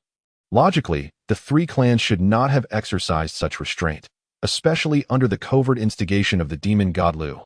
Yet, the absence of large-scale warfare persisted. The reasons were manifold, including the looming threats posed by the three titans, Yangmei, Liu, and ancestor Hongjun. Furthermore, the Dragon Clan's current strength was insufficient to contend against two factions simultaneously. After all, the Xuanwu clan had once been a formidable power on par with the Dragon Clan. Without their involvement, the Dragon Clan, while still formidable, could not reach the level of challenging two foes at once. Thus, a tenuous balance had been established among the three great powers, aware that he had delayed too long. Shilling hastened his descent to alleviate any concerns from Hu Yaoyao and the others. However, just as he reached the halfway point, he sensed another opportunity. Unwilling to let it slip away, he proceeded to investigate the matter further. If it were merely a minor opportunity that required considerable time, he could easily forego it without significant delay. In no time, Shilling arrived at the natural formation surrounding the opportunity. He quickly employed the laws of space to enter this natural array. Upon witnessing the two luminous orbs containing humanoid figures with serpentine tails, he recognized their identities. What does the primordial heavenly Tao signify? Does it truly guide me to seize ancestor Hongjun's disciples? Or has the heavenly Tao yet to determine who is the true Taoist? After contemplating for a moment, he approached the two luminous orbs. Fuxi and Nuwa were beginning to gain consciousness, albeit not fully formed yet. Upon seeing Shilling, they instinctively huddled together in fear. "Who are you?" Fuxi stepped forward protectively, shielding Nuwa. Shilling did not respond verbally. Instead, he extended his hands, grasping Fuxi with one and Nuwa with the other. Although Fuxi and Nuwa lacked the strength to resist, they struggled with all their might. However, when Shilling infused his comprehension of the creation laws into Nuwa's orb, she fell entirely silent, immersing herself in the process of grasping the laws of creation. Naturally, Fuxi was also drawn in by the spatial laws Shilling imparted. Within the orbs, understanding the laws came significantly easier for them, allowing them to become engrossed in the process of comprehension. Once Shilling completed his transmission, they would remain engaged in understanding the laws for quite some time. Thus, he left behind a recording, essentially instructing them to seek him out at Qingxiu Yenshu Palace once they had fully formed. Having completed these tasks, Shilling did not linger and departed immediately. He could not afford to wait for them to fully manifest, and their safety here was assured. Taking them away could prove detrimental. Hu Yaoyao, with her burgeoning belly, leaned against the palace door, murmuring, "Great tree, where on earth have you gone? Why haven't you returned yet? Little fox, be patient. Your father will surely hurry back," Hu Yaoyao reassured as she gently caressed her belly. Just then, Hu Feifei approached from behind, expressing her discontent. "Aren't you going to let my dear grandchild out? You're going to smother my grandson at this rate. When that time comes, Qing Song will surely blame you. He is not one to concern himself with such trivialities." Hu Yaoyao lowered her head in silence. She did not truly mind these concerns but harbored a premonition that giving birth to the little fox could pose life-threatening risks, which was why she insisted on waiting for Shilling's return. In the event of any mishap, it would at least allow her to bid farewell. Just then, Shilling returned, and Hu Yaoyao finally saw him again. Upon noticing Hu Yaoyao's prominent belly, Shilling's expression shifted dramatically. "Yaoyao, you..." Shilling stammered. Hu Yaoyao collapsed into Shilling's embrace, unable to maintain her composure any longer. At that moment, Shilling sensed that the being in Hu Yaoyao's womb was indeed the little fox. The fleeting green thought that had crossed his mind was thoroughly dispelled. However, his anxiety only heightened. It was considered normal for primordial beings to carry their offspring for millennia, but over 10,000 years would be quite extraordinary. For over 20,000 years, Hu Yaoyao has been pregnant. Even if Neza were to traverse the primordial wilderness, he would likely pale in comparison to the little fox. Shenling paced anxiously outside the door, his heart brimming with tension and unease. However, the customs of the Fox clan dictate that men must not enter during childbirth, a practice that has been simplified over time, and Shenling felt it inappropriate to contravene this tradition. Moreover, Hu Yaoyao did not seem to be in great distress. At least, her cries were not particularly loud. Inside, not only were there a group of midwives, but also the Fox Goddess and the Fox Queen. Thus the likelihood of any complications arising seemed minimal. Observing Shenling's restless pacing, the Fox Emperor comforted him, saying, "My dear son-in-law, why not take a seat? This incessant pacing will not yield any solutions." "But I feel so uneasy," Shenling replied, his face etched with worry. "Fear not. Rest assured. Our Fox clan has never encountered issues during childbirth. When the queen was delivering Yaoyao, I too was deeply anxious." For the queen's cries were indeed heart-wrenching, the Fox Emperor reassured, as he began to recount the events surrounding Hu Yaoyao's birth. Just as he was about to continue, a clear, melodious cry echoed forth, reminiscent of both a human child and the soft whimper of a fox. Upon hearing this, Shenling vanished from the Fox Emperor's sight and appeared within the chamber. There, he beheld Hu Yaoyao cradling the little fox, soothing and rocking it in her arms, which brought him a sense of relief. However, the midwives, along with the Fox Goddess and the Fox Queen, wore expressions of concern. Shenling approached them and asked, "What is the matter?" "Mother and the others are worried that the little fox's appearance, a blend of human and fox traits, may lead you to overthink," they responded. Upon seeing Shenling, Hu Yaoyao instinctively broke into a smile. As Shenling drew closer, he noticed the cherubic little creature, with 2 pairs of reddish-brown fox ears, sharp teeth, and claws resembling those of a fox. Beyond these fox-like features, he observed a plump little backside adorned with a brownish-red tail that bore hints of earthy tones and a touch of pale green. The remainder of the little one's form was distinctly human, with the exception of its tail, which bore a semblance to a tree. This prompted the Fox Goddess and the others to ponder deeply. After all, Shenling's true form was that of a tree, specifically a five-needle pine. How could such a being give birth to a creature of this nature? Moreover, even in transformation, it had taken a fully human shape.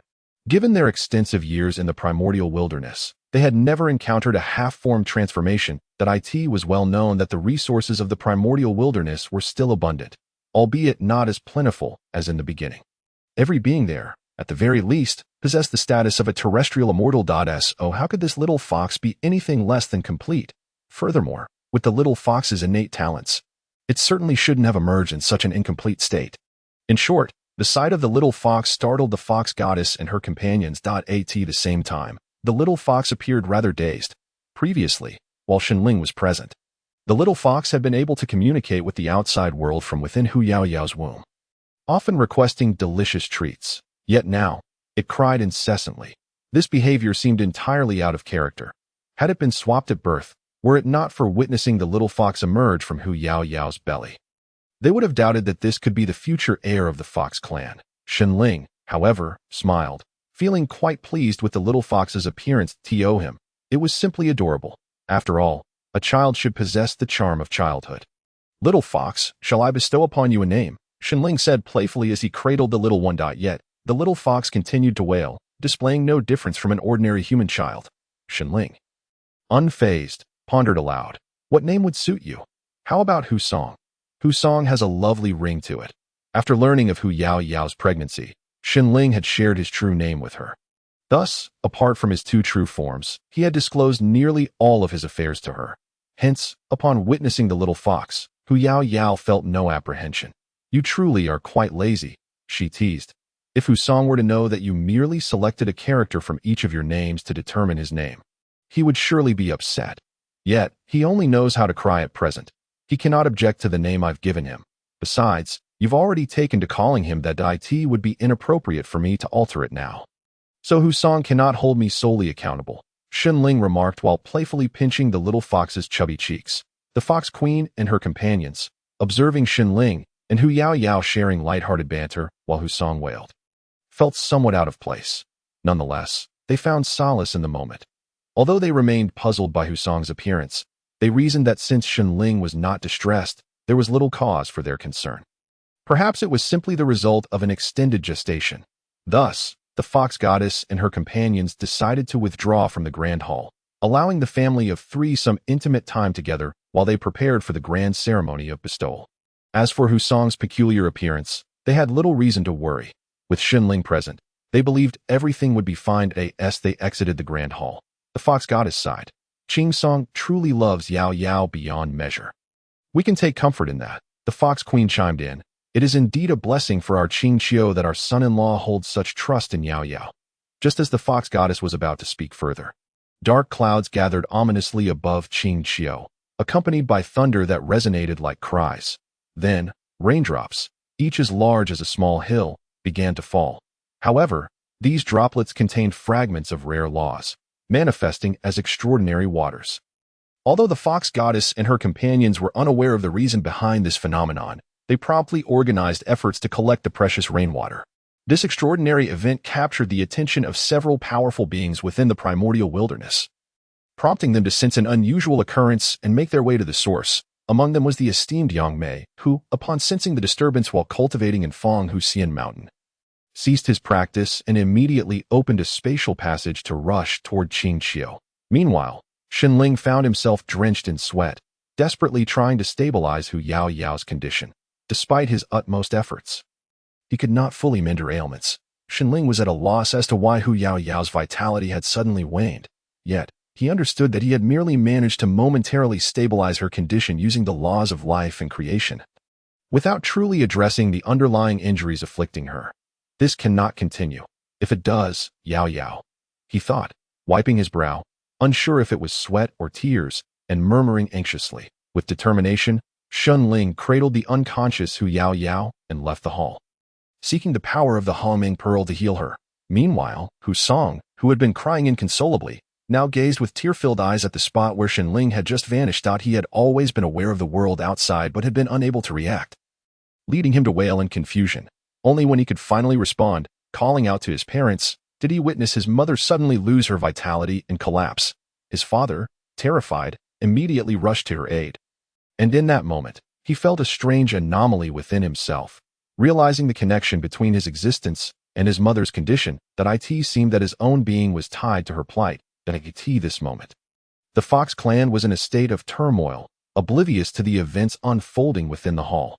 Guided by his innate connection to his true form, Xinling made his way toward Panglai, Xian Mountain. Given his current strength, escaping the primordial wilderness was not feasible. Only by harnessing the power of his true form, the Tongtan Yuanhe, could he hope to leave. Coincidentally, at that moment, Panglai Xian Mountain was positioned directly above Qing Qiu's celestial domain. Xinling did not take long to reach the vicinity of the mountain.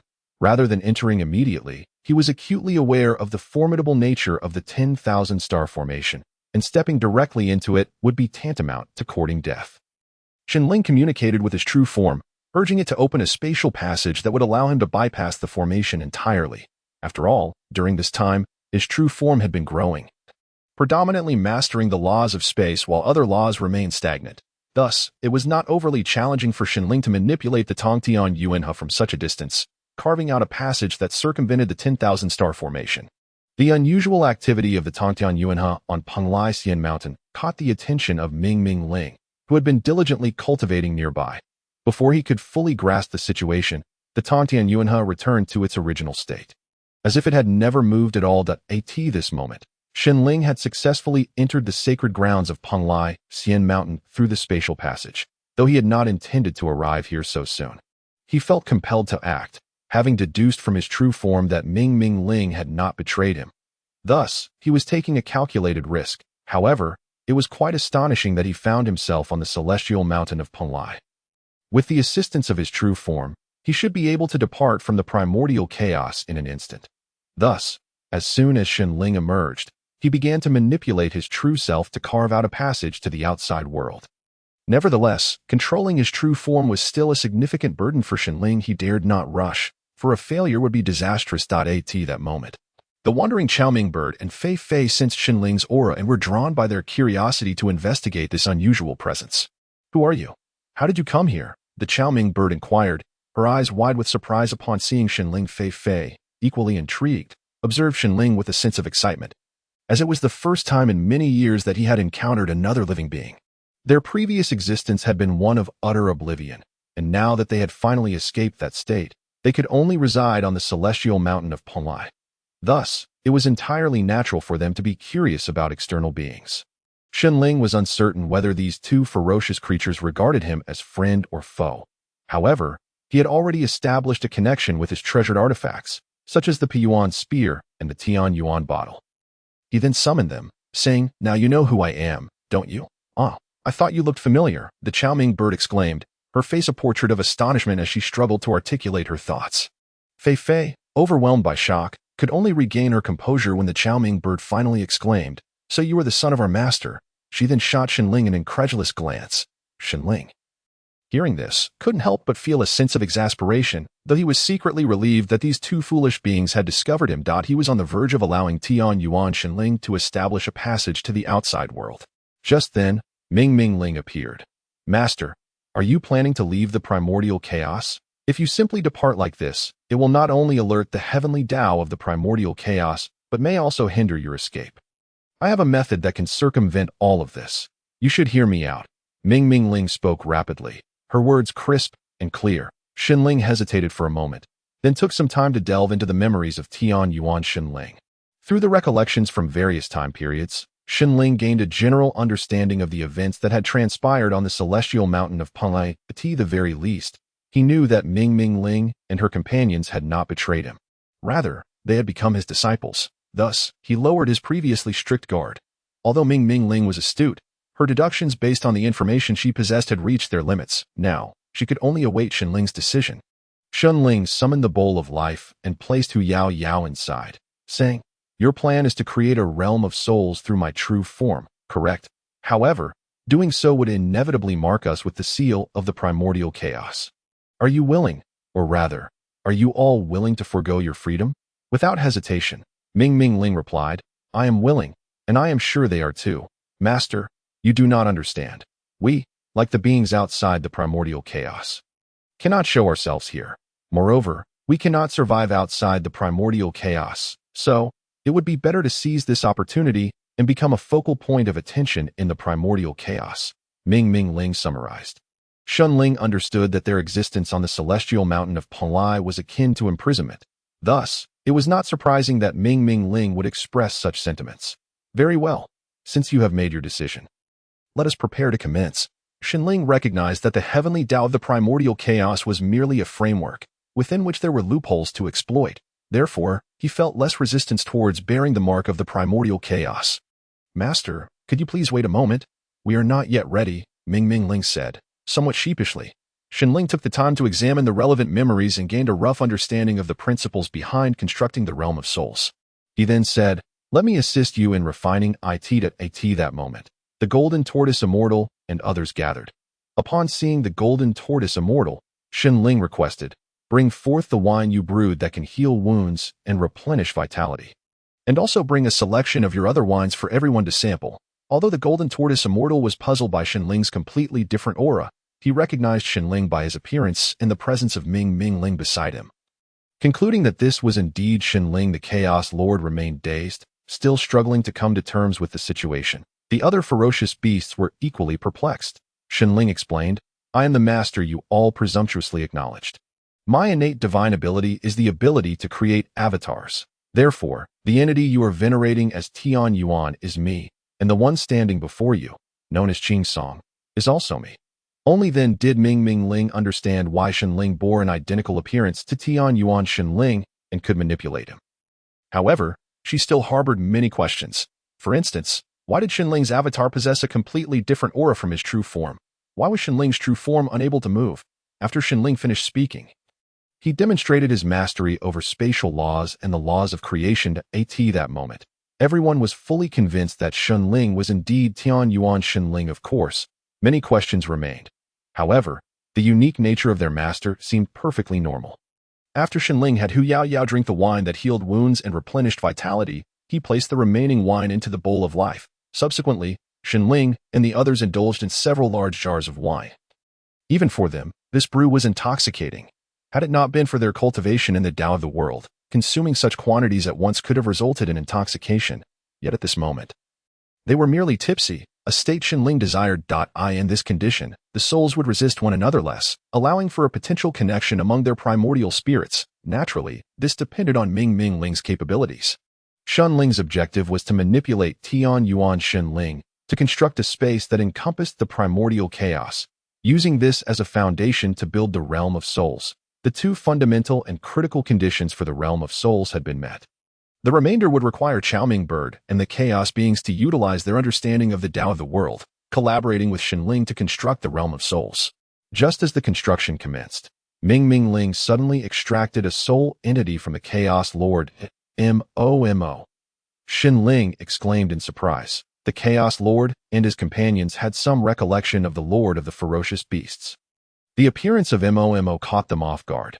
Master, Mo cheekily echoed Shinling's words. Who is your master? Shinling felt exasperated. You are my master, Mo asserted. Those who have listened to your teachings are your disciples. I, too, have listened. Thus I am your disciple, Mo earnestly declared. Their differences had not diminished. Rather, they had widened. The honorable ancestor Hongjun felt a pang of bitterness, yet managed to maintain a facade of a smile, saying, Then I shall gift your beloved disciple with the Ren Shui Peachwood staff, which I have nurtured for many years and has now ascended to the level of a congenital supreme treasure.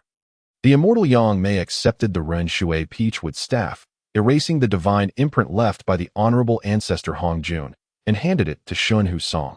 Shun Husong was momentarily taken aback. And Yangmei added, Place it in your treasure. After a moment of hesitation, Shun Husong finally stored the Ren Shui Peachwood staff in the rock chest palace. I shall not disturb you two further. The honorable ancestor Hongjun stated. Yangmei also remarked, Thank you for the gift. Honorable ancestor Hongjun, I shall bring my beloved disciple to pay you a visit when the opportunity arises. The honorable ancestor Hongjun casually replied, then hurriedly departed. This time, Yangmei did not attempt to stop him. It was already a stretch to obtain a special congenital supreme treasure from the honorable ancestor Hongjun. Any further disturbance could jeopardize this calamity.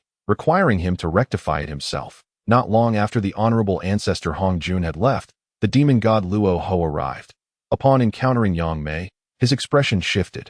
For he had previously sensed the departure of the honorable ancestor Hongjun, but had not detected the concealed aura of Yangmei. This was a consequence of his haste. Demon god Luo Ho has also arrived. The opportunities here belong to me. I have also safeguarded the Fox clan. Do not come seeking revenge afterwards, or beware that I may overturn your demon god palace. Yangmei warned nonchalantly. The demon god Luo Ho's face darkened. Yet he managed to restrain his fury, saying, "Why would I seek revenge? You are overthinking it, because I will require you to leave the demon god sword behind, and I am sure you will harbor some resentment." Yangmei replied. The celestial master Yangmei, with a mere flick of his empty willow whisk, instantaneously imprisoned the demon god Luohu, yet spoke in a remarkably nonchalant manner. The demon god Luohu, his hands clenched tightly, regarded Yangmei with an intensity akin to that of a mortal enemy. Yangmei then continued, "Luohu, in your current state, how can you possibly contend with the venerable Hongjun? Perhaps it would be prudent for you to contemplate an escape route." At these words, Luohu was momentarily taken aback, but soon regained his composure, discarding the demon sword and shattering the spatial prison created by Yangmei, making his departure. Yangmei retrieved the demon sword, erasing the marks upon it, and subsequently returned it to Shen Huxiang. This time, Shen Huxiang grasped the profundity of his master's prowess and surmised that being his disciple would undoubtedly yield benefits. Thus, he endeavored to cultivate a deeper bond with Yangmei and inquired, "Master, are you aware of the significance of Yanshili Palace?" "I have a general understanding," Yangmei nodded in response. Then, "Master, do you believe I possess the potential to attain sainthood?" Shen Huxiang pressed further. "This remains uncertain. However, as long as you do not meet an untimely demise, it should not pose a problem," Yangmei replied candidly. "Then, Master, what prompted you to take me as your disciple?" With the assurance that Yangmei would respond truthfully to his inquiries, Shen Huxiang found his courage increasing. "Firstly, we share a certain affinity, and secondly, I seek to procure something through you." Yangmei contemplated briefly before articulating, "May I inquire what it is you wish to obtain?" "Master," Shen Huxiang asked once more. This time, Yangmei did not provide a straightforward answer, instead stating, "Freedom. I seek to reclaim my freedom through you." As Shen Huxiang pondered the implications of this statement, the ancient dragon made his entrance. Yangmei, with a sweep of his whisk, conjured another spatial prison, immediately bypassing pleasantries and addressing the matter at hand. "Leave behind the dragon pearl, and you may depart." "What?" the ancient dragon questioned, suspecting a mishearing. The dragon pearl was a primordial treasure imbued with the fortunes of the dragon clan, capable of influencing their fate.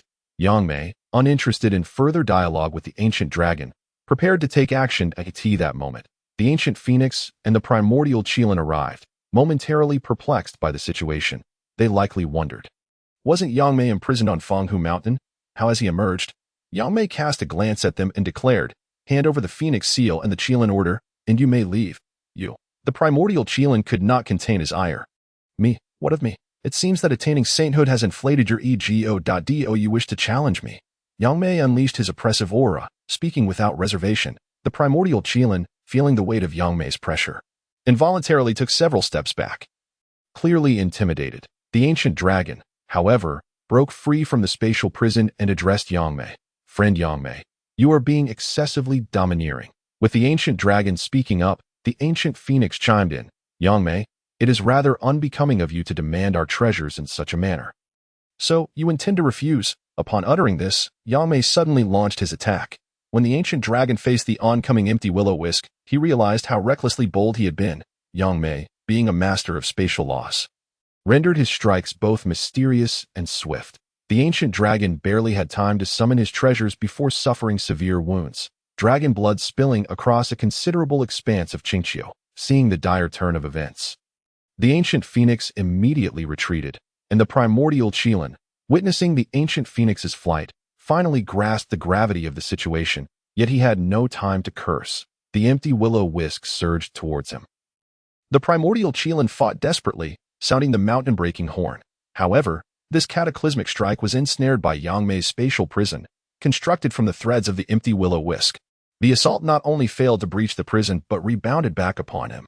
The primordial Qilin, caught off guard by the turn of events, found that even with the Qilin order to partially shield him, he was still battered, blood surging to his throat.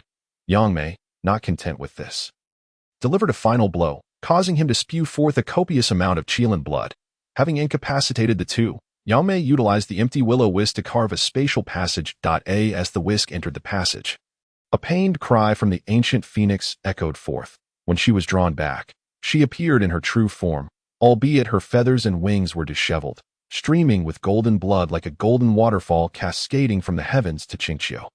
Yangmei then remarked, "Now, may I expect the treasures to be surrendered?" Reluctantly, the ancient dragon presented the dragon pearl, and seeing their leader yield his treasure, the primordial Qilin and the ancient phoenix also relinquished their own. As Yangmei accepted the artifacts, erasing their spiritual imprints, he remarked, "You have ascended to sainthood through the power of fortune, and yet you exhibit such arrogance. It is likely that your extinction is not far off. Today, I have imparted upon you a lesson to temper your arrogance. Should you fall too soon, it would indeed be rather dull." The primordial Qilin and his companions were taken aback, while their animosity towards Yangmei lingered. They could not deny the validity of his words. After all, their reliance on their clan's fortune to ascend to sainthood, without discovering their own path, rendered them weaker than those who had found their way.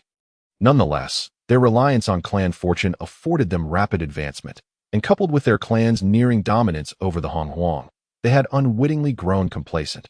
Yangmei paid no heed to their thoughts and continued, "The Fox clan is under my protection. Do refrain from encroaching upon this domain. Should you disregard this warning, I will personally pay you a visit. Particularly you, primordial Qilin, abandon any notions of subsuming the Fox clan into your ranks." With this distinct warning issued to the primordial Qilin, Mingling prepared to transform the spirit realm into a marketplace for the beings of Hongjun.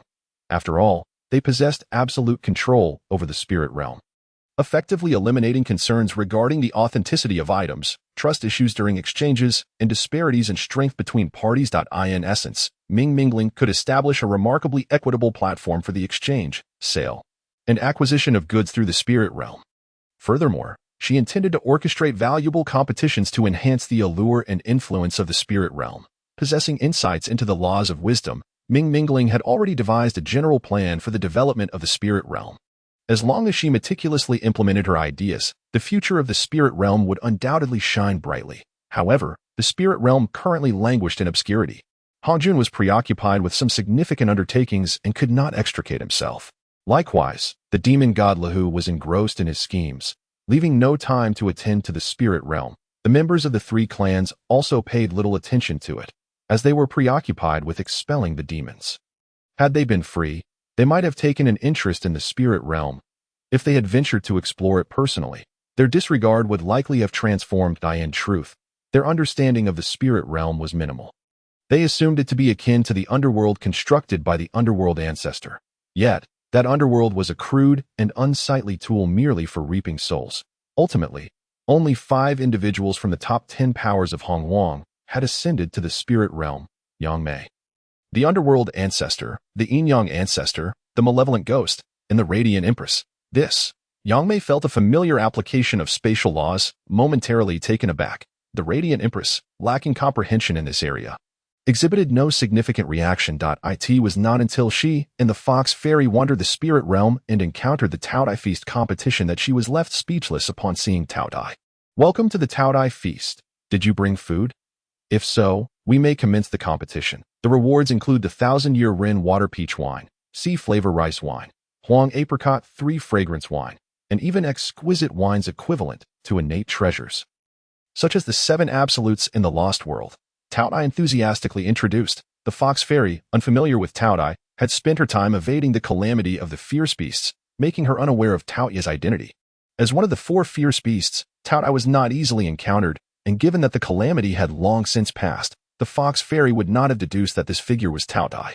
Nevertheless, she felt no fear, only curiosity. After listening to Taoya's lengthy introduction, she couldn't help but exclaim, "Is it all just wine?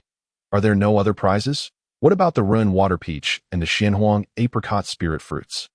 After such a long time, the gluttonous beast was filled with enthusiasm upon encountering other beings for the first time. However, the radiant empress hastily took the fox spirit by the hand, urging her to leave the spirit realm. "Don't go," the gluttonous beast cried out in urgency. Yet, the radiant empress had already whisked the fox spirit away from the spirit realm and returned to the Qingqiu. "Radiance, what is happening?" the fox spirit could not help but inquire. The radiant empress glanced at the fox spirit, took a deep breath, and replied, that individual was one of the four fierce beasts, the gluttonous beast. The gluttonous beast. The fox spirit was equally taken aback.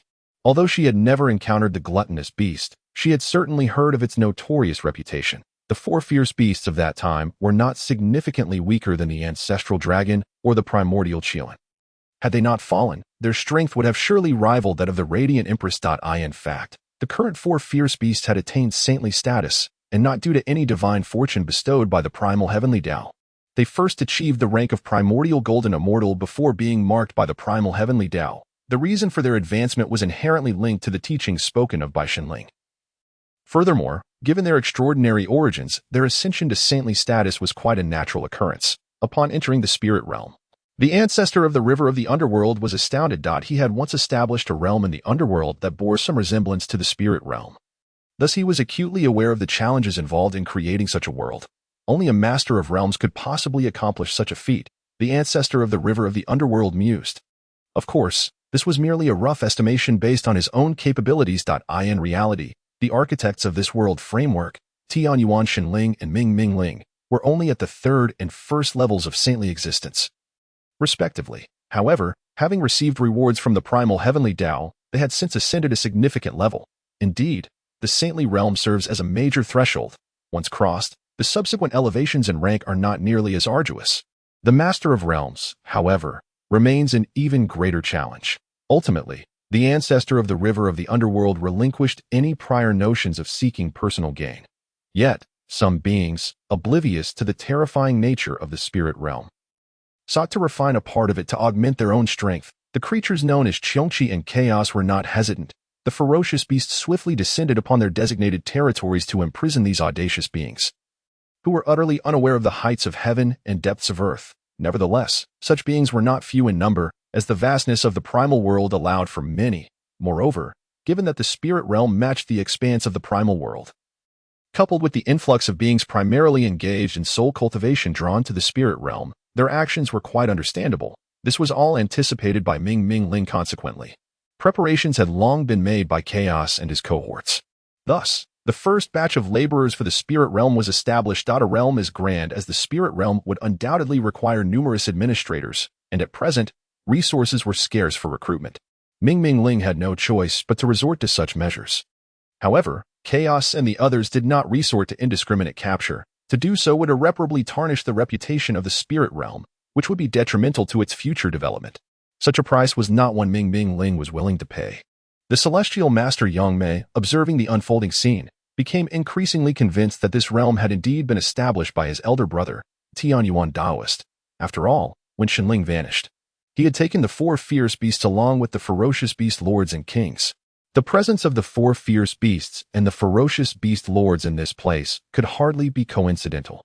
Furthermore, the similar spatial laws and the dominating Panglai immortal mountain allowed for a 99% certainty that this was the handiwork of Shenling. Nevertheless, Yangmei still harbored many questions, such as why Shenling had not sought him out, how he had constructed this spirit realm, and the reasons behind his feigned death. As Yangmei wandered through the spirit realm, pondering these matters, the malevolent ghost elder found himself pursued by a Tiao Wu. Initially, the malevolent ghost elder had been cautious in secretly refining the spirit realm. Yet, as his spiritual powers surged significantly and he detected no immediate dangers, his audacity grew. Unbeknownst to him, he had already been marked by the spirit realm. It was only when Tiao Wu arrived that the malevolent ghost elder realized he could not extricate himself from the spirit realm. Clearly, this is the doing of Luoho. He must be seeking revenge for our purging of the demons he had secretly infiltrated. The primordial Qilin fumed. Indeed, the likelihood of the demon god Luoho being behind this was high, though the possibility of Yangmei and his companions could not be entirely dismissed. What shall we do now? The ancestral phoenix also suspected it was the work of the demon god Luoho. What shall we do? Of course, we must demand an explanation. He deliberately incited discord among us. Does he not hold any reason? The primordial Qilin exclaimed in anger. However, the demon god Luoho had long since broken through to saintly status, and relying solely on the three of us does not bode well for our chances. Even if we were to win, it would likely be a Pyrrhic victory, the ancestral dragon sighed, shaking his head. Moreover, we are amidst a calamity. Peril looms at every corner, and a single misstep could lead to our annihilation, the ancestral phoenix expressed her concerns. The primordial Qilin recalled the encounter in Qingqiu, and the flames of his anger were doused as if by a bucket of cold water. Let us proceed cautiously. What if it was not the demon god Luoho? Added the ancestral dragon. Very well, shall we form an alliance once more? The primordial Qilin inquired. Let us indeed ally. There shall be no internal strife among us. First, we must eradicate the demon god palace. The ancestral phoenix concurred with the notion of an alliance. Yes, we shall eliminate the other factions of the primal world, and then we can vie for dominance. Proposed the ancestral dragon. Agreed, replied the ancestral phoenix. Very well, responded the primordial Qilin. Thus, the three great clans formed an alliance in an almost uncanny manner, compelled by the pressures exerted by Ming Ming Ling and the demon god Luoho. This made them acutely aware that they were not as formidable as they once believed, with several other powerful factions capable of easily shaking any of their clans. Ming Ming Ling returned to the spirit realm.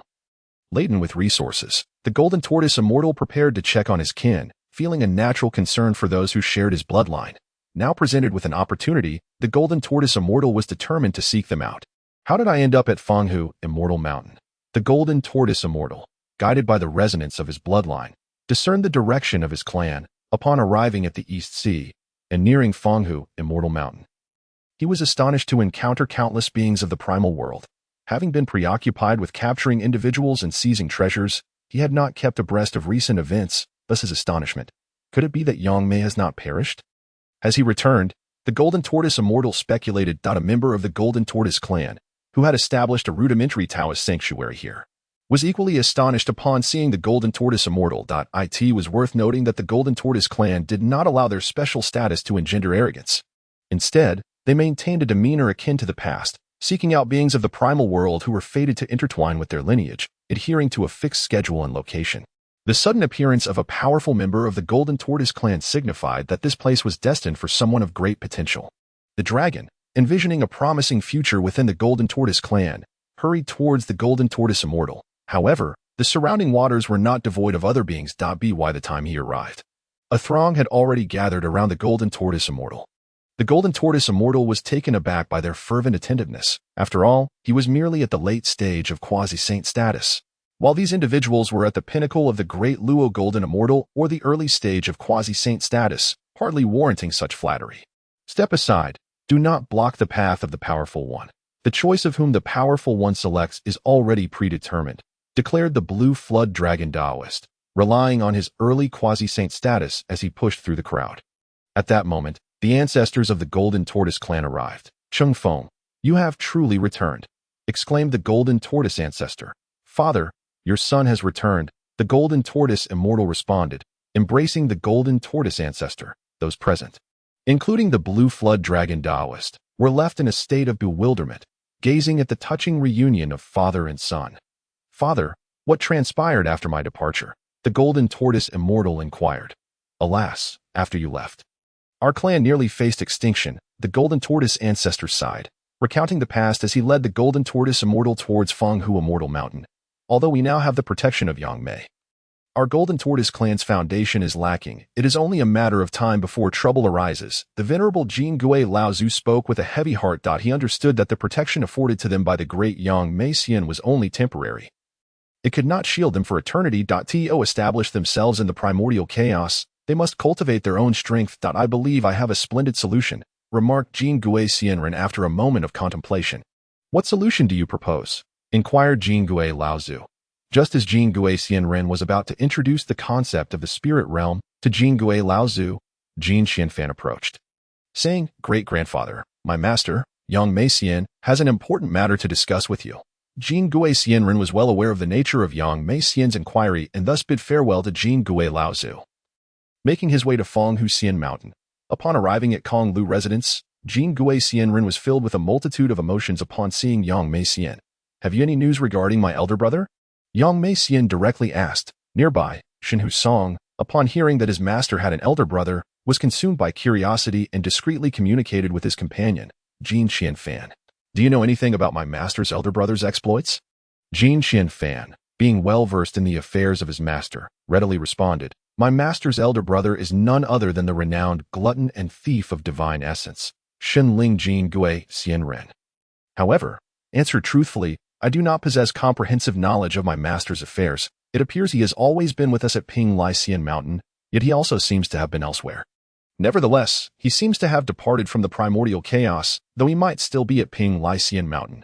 Yangmei pondered this, slowly piecing together her previous confusions in light of Shenling's peculiar behavior and her understanding of him. Of course, Yangmei thoughts were merely bold conjectures. Jin Xianfan and the others, however, were left perplexed, completely unaware of the implications behind Jin Gui Xianren's words, having gleaned insight into Shenling's situation. Yangmei continued, the spirit realm, did my elder brother create it? Indeed, and I have a request that I hope Yangmei will grant, replied Jin Gui Xianren. What request do you have regarding the spirit realm? Yangmei inquired. The spirit realm is in urgent need of personnel and resources, hence I propose that beings from outside the mountain serve in the spirit realm, Jin Gui Xianren responded. That is entirely up to you. I have no authority over them. However, I can certainly allow the Xianwu clan to select some individuals and contribute a portion of resources, Yangmei stated. Then, on behalf of my master, I express my gratitude to you, Yangmei. Jin Gui Xianren acknowledged, fully aware that Yangmei generosity stemmed from her connection to his master. It is no trouble at all. Merely a small favor. However, please convey a message to my elder brother for me, Yangmei, being quite amiable, especially towards those close to her, requested. Please, speak. Jin Gui Xianren readily agreed to Yangmei request. Tell him that I miss him. If he still remembers this troublesome younger brother, he should come to visit. Yangmei conveyed through a private transmission. Jin Gui Xianren's expression became quite animated upon hearing this. While Yangmei demeanor turned slightly awkward, perceptively, Jin Gui Xianren excused himself from the conversation. Master, what message did you ask great-grandfather Jin Xianfan to convey? Why must we remain in the dark? Shen Husong inquired curiously. Yangmei did not address this question directly. Instead, she adopted a serious tone. Have you fully comprehended the principles of the innate treasures? Not yet, Shen Husong admitted. Adopting a more serious demeanor. Then hurry along, Yangmei commanded with authority. Upon hearing this, Shen Husong quickly departed, with Jin Xianfan following suit. Outside Fenghuxian Mountain, Jin Gui Xianren elaborated on the matters concerning the spirit realm to all present beings. Subsequently, he disregarded their reactions and led the Jin Gui clan towards Ping Lycian Mountain. Upon receiving instructions from Yangmei, Xian Wuming accompanied several members of the Xianwu clan in following Jin Gui Xianren. A small number of primordial beings chose to accompany Jin Gui Xianren and his group towards Ping Lycian Mountain. Jin Gui Xianren did not concern himself with them. For Ping Lycian Mountain was not particularly vast, and accommodating this group would require expansion. Consequently, he felt no urgency, especially since they had already captured numerous individuals from the three clans, and the personnel of the spirit realm would undoubtedly become highly sought after. However, for the spirit realm to be embraced by all primordial beings and to flourish as a bustling world would take considerable time. Yet, the forthcoming development of the spirit realm proceeded remarkably smoothly. One could say that the tranquility following the primordial chaos was quite extraordinary. Various factions seemed to be awaiting something, brewing a significant change. Nearly 10 millennia had allowed the spirit realm to firmly establish its presence in the primordial chaos, leading to an increase in primordial beings coming to trade within the spirit realm. Shenling, utilizing the control of the small grass Shenling, opened a passageway leading to Ping Lycian Mountain. Thanks to the concealed presence of the Hongmeng Pearl, the celestial path of the primordial chaos remained oblivious. The essence of Hu Yao Yao had been successfully reconstructed, allowing her to break through to the early stage of quasi-sainthood. However, she now counted as a being outside the primordial chaos. Having reconstructed her essence within the chaos, she successfully ascended to an ordinary chaotic spiritual root, shedding the primordial markings that once defined her. Therefore, Shenling resolved to allow her to remain at Ping Lycian Mountain, for the dangers outside the primordial chaos were considerable, and he wished to keep Hu Yao Yao by his side. Master, you have returned, Jin Gui Xianren announced, leading the way. Indeed, Shenling responded and added, this is your new mistress. She shall reside here henceforth. Hu Yao Yao greeted them amicably, though upon sensing their powers, she felt a twinge of anxiety. Ming Ling, noticing Hu Yao Yao's discomfort, warmly took her hand, offering to introduce her to exquisite wines. Hu Yao Yao felt somewhat uneasy by Ming Ling's enthusiasm and cast a glance back at Shenling. Observing this, Shenling approached her and whispered, You should be more confident. Otherwise, I might be swept away by someone else. Hu Yao Yao's feelings of restraint and anxiety stem from a lack of confidence, rather than a shy disposition. Upon hearing Shenling's words and glancing at Ming Ming Ling beside her, she considered that with such a disciple, her husband might indeed have reason for concern. Shenling was taken aback to find Hu Yao Yao momentarily lost in thought. Logically, she should have immediately expressed her displeasure. Shenling felt a flicker of doubt. Had the reconstruction of her essence altered her personality? No, for when Hu Yao Yao initially awakened, she had been as exuberant as ever. Unbeknownst to him, Shenling's thoughts wandered into perplexing territory. No worries. I am quite magnanimous, Hu Yao Yao declared, before taking Ming Ming Ling's hand and departing. Shenling snapped back to reality, astonished. Master, Yangmei Xian has a message for you. Jin Gui Xianren now understood that this Shenling was indeed the living Shenling. What message? Shenling inquired, regaining his composure. Jin Gui Xianren relayed verbatim. Tell him that I miss him, that if he still remembers this troublesome younger brother, he should come to visit. Once again, Shenling was taken aback, after a moment of silence. He cleared his throat and asked, Is there any significant event occurring in the primordial chaos recently? The influx of beings into the spirit realm had increased, and Jin Gui Xianren had learned much about the happenings in the primordial chaos.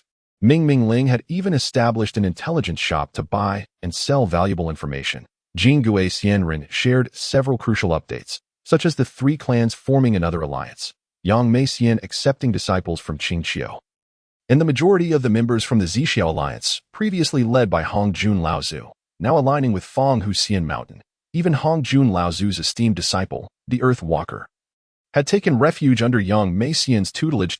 In truth, the Zixiao Alliance had always been managed by Hongjun Laozu's close friend, the 5 Elements Ancestor. However, the 5 Elements Ancestor had been cunningly dispatched by the malicious Ghost Elder.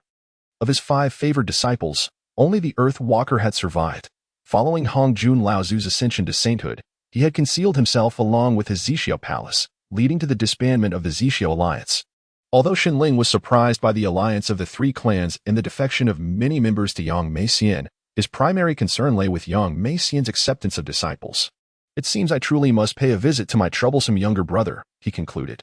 Shenling, upon hearing the tale of Yangmei Daxin's apprenticeship process, found himself murmuring in contemplation, the reaction of the Golden Tortoise Immortal, combined with the relationship between Hu Yao Yao and Shenling, birthed a bold notion within him. After exchanging a few words with the Golden Tortoise Immortal, Shenling bid farewell to Hu Yao Yao. Upon learning that Shenling intended to seek out the little fox, Hu Yao Yao, too, felt a longing to return home. After much consolation from Shenling, Hu Yao Yao managed to calm her emotions, fully aware that she had caused him some inconvenience. Thus, she feigned nonchalance, saying, It's nothing. I was merely distracted earlier. We can meet again in the spirit realm, so do not worry about me. Please take these spiritual fruits and this along to Hu's song. Shenling accepted the spiritual fruits, curious about the contents of the yellow gourd, but was halted by Hu Yao Yao. Her cheeks tinged with a faint blush, she shyly remarked, It's just something for children. You needn't open it now. I've also left a message for Hu's song. Shenling, suddenly struck by a thought, accepted it with an oddly complex expression. Hu Yao Yao, caught off guard by Shenling's demeanor, felt even more embarrassed. Yet, Shenling remained blissfully unaware, his gaze wandering downward. Hu Yao Yao, blushing to her ears from his scrutiny, retorted in annoyance, It's not entirely mine, so I won't talk to you anymore. With that, her face flushed and her demeanor huffy, she departed.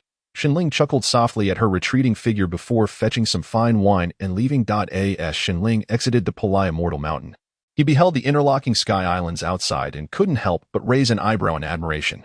The Mingming spirits truly possess remarkable skill. They've managed to gather so many living beings in such a short time, he mused. Without lingering further, he invoked the laws of space and hastened toward the Fanghu Immortal Mountain, where Yangmei Daxin's abode was located. Upon returning to the primordial chaos, Hongjun Laozu had just completed his seclusion, having unexpectedly broken through to the 2nd level of sainthood during this period. He was taken aback to sense the existence of the spirit realm.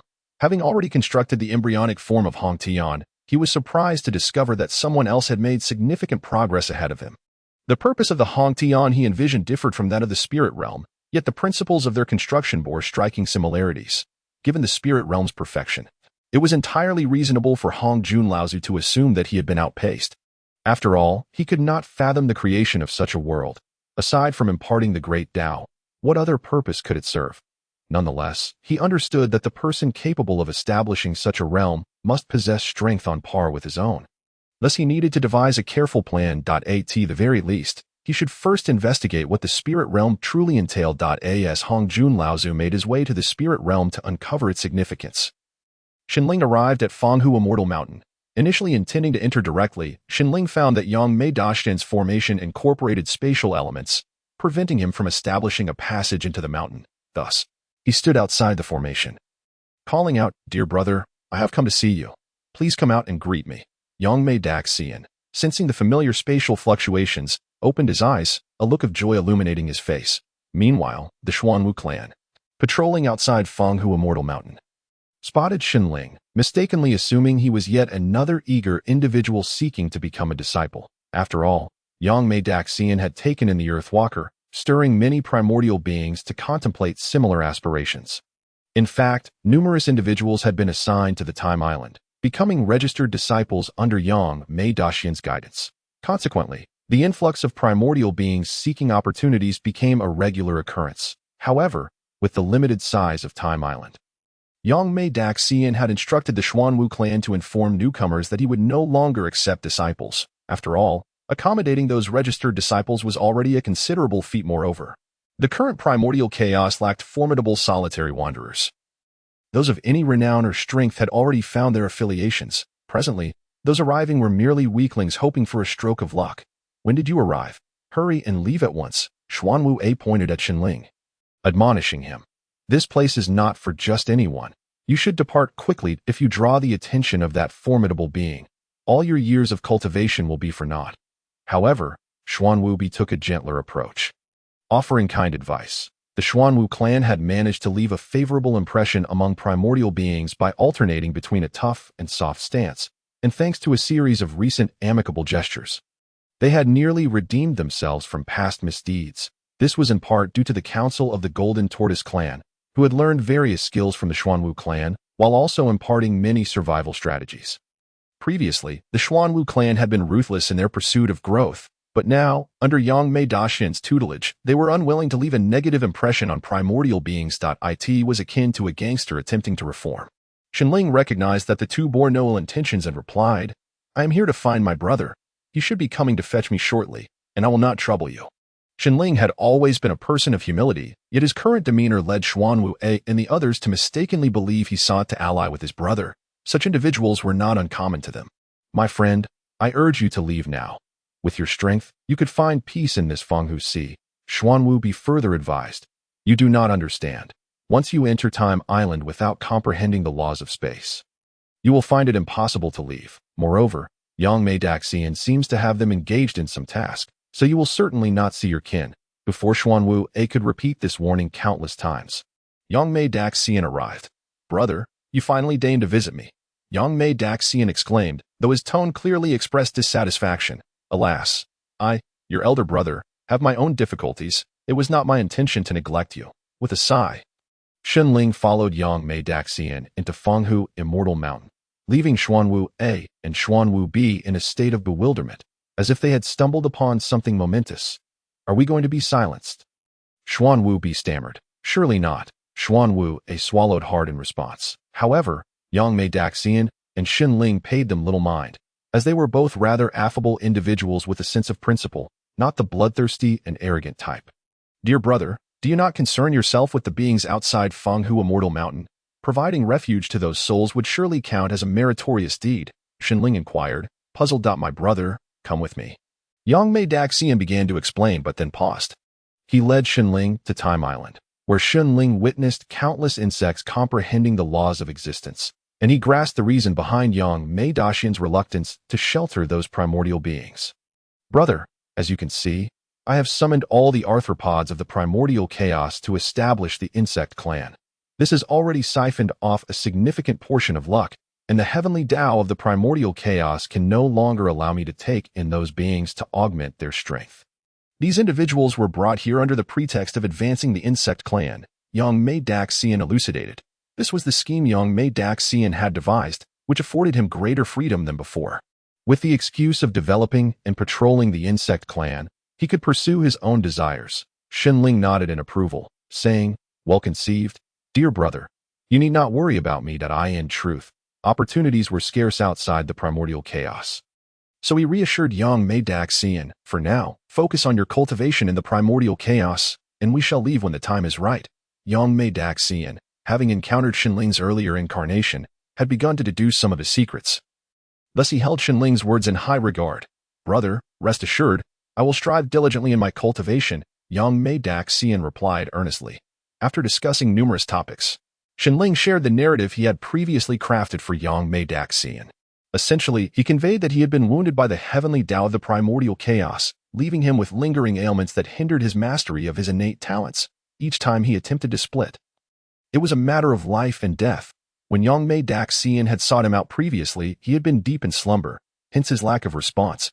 Later, due to the significant changes in his aura post-split and his diminished strength, he had refrained from visiting Yangmei Daxian. Additionally, he had never intended to deceive him regarding the state of his original form. Due to his unsuccessful split, he would be reborn in his original form, at which point his primary self would lack any autonomous awareness of crisis, rendering him completely vulnerable to being slaughtered. To speak candidly, at that moment, Shenling did not harbor an overwhelming trust in Yangmei Daxian, which is why he refrained from divulging everything to him. Hearing this, Yangmei Daxian was deeply moved. Shenling's willingness to share so openly with him perhaps indicated a level of trust that surpassed even that of his own brother. This was undoubtedly due to the fact that Shenling had spoken a considerable amount of truth and had crafted his narrative with remarkable coherence and reasonableness. One must understand that Shenling himself was almost convinced by his own words. In reality, the discrepancies were minuscule. For instance, his split was not as perilous as it seemed, and while he would indeed be reborn in his original form post-split, the autonomous awareness of crisis would genuinely dissipate, though he would still possess consciousness.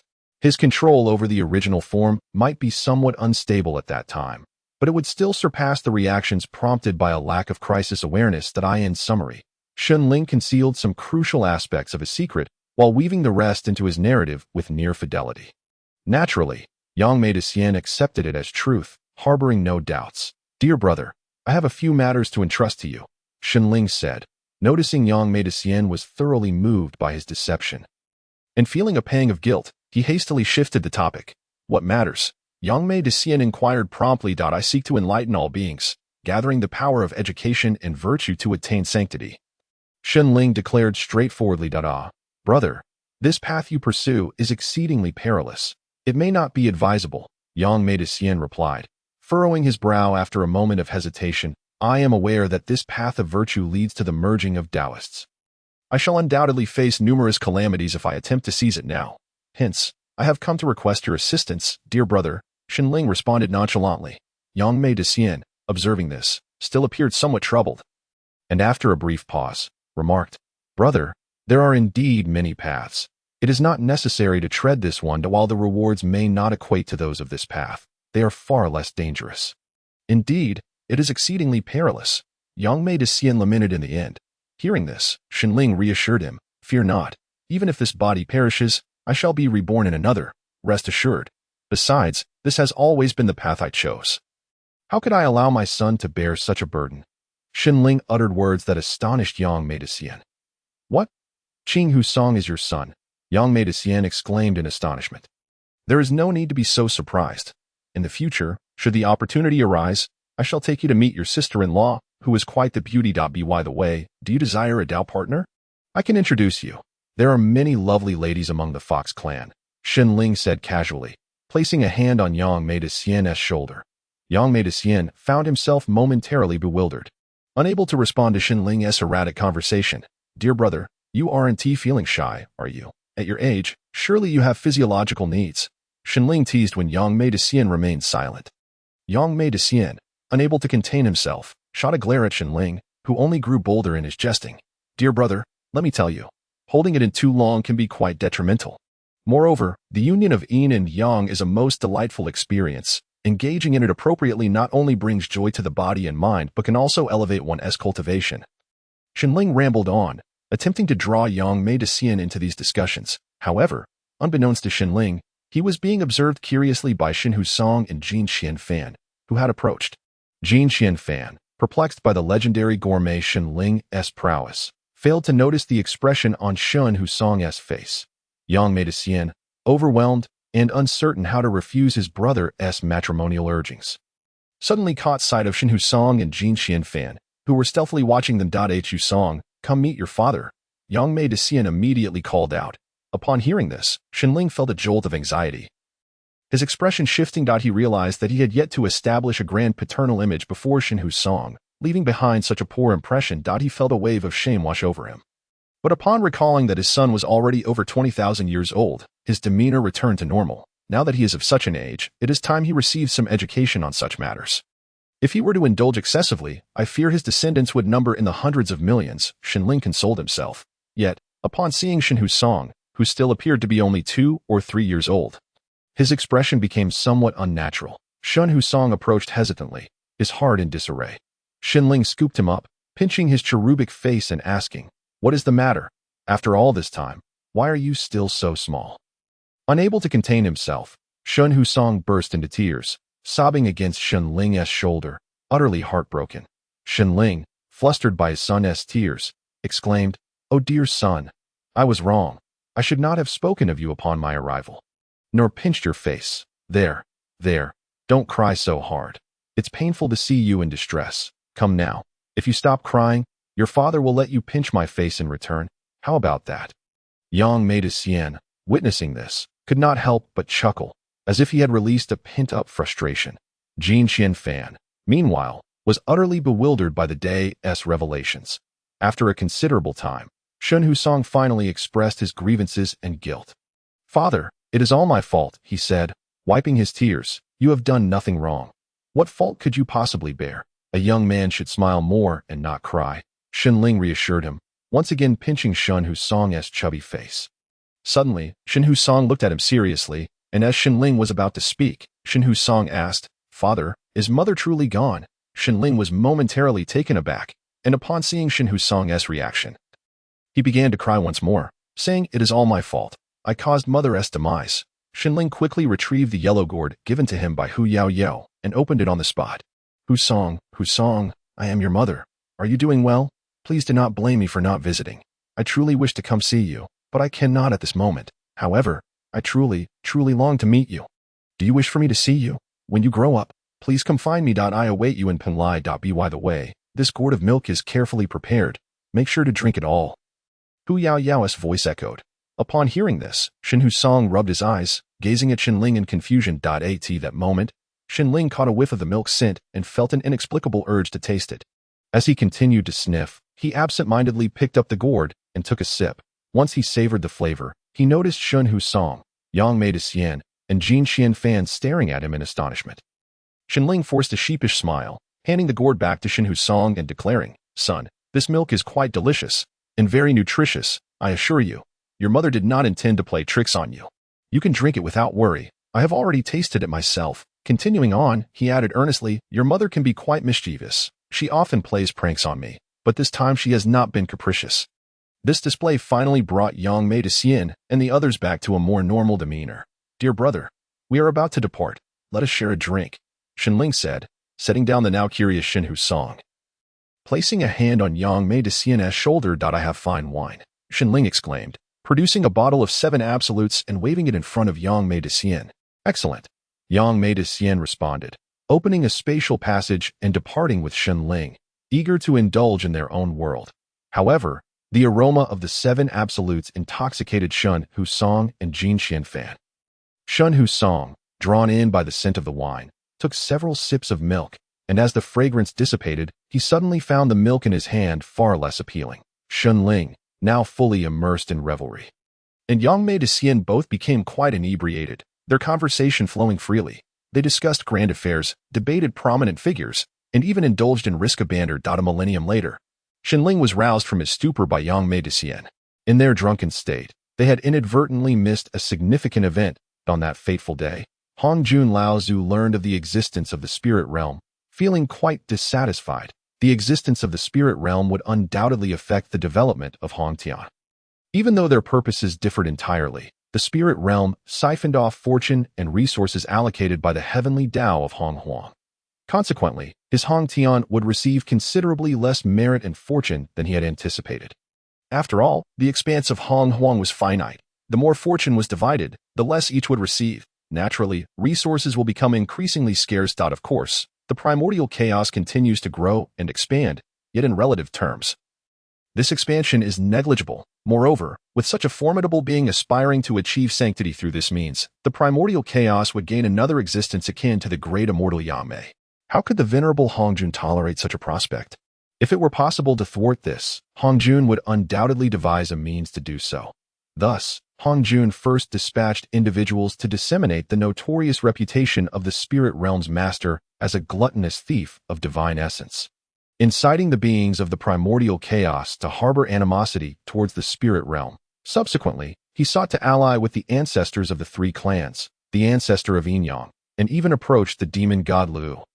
In essence, every significant ancestral power currently extant in the primordial chaos, save for the Great Immortal Yangmei, was persuaded by Hongjun as for why he did not approach the Great Immortal Yangmei. After all, Yangmei had previously seized treasures from several top-tier powers. Both the ancestors of the three clans and even Hongjun himself were reluctant to collaborate with him. However, this was not the primary reason. The main reason was that Yangmei was already engaged in his own endeavors. What business did they have with him? Their intent was not solely to undermine the spirit realm, but also to carve out its benefits for themselves. If Yangmei were to seize all the advantages, it would be preferable for the spirit realm to persist. In any case, Hongjun indeed managed to contact a group of individuals. The ancestors of the three clans need not be elaborated upon. After all, their kin had been taken, and many still served in the spirit realm. Previously, no one had been willing to take the lead, for they dared not provoke trouble, given the fearsome beast of the spirit realm.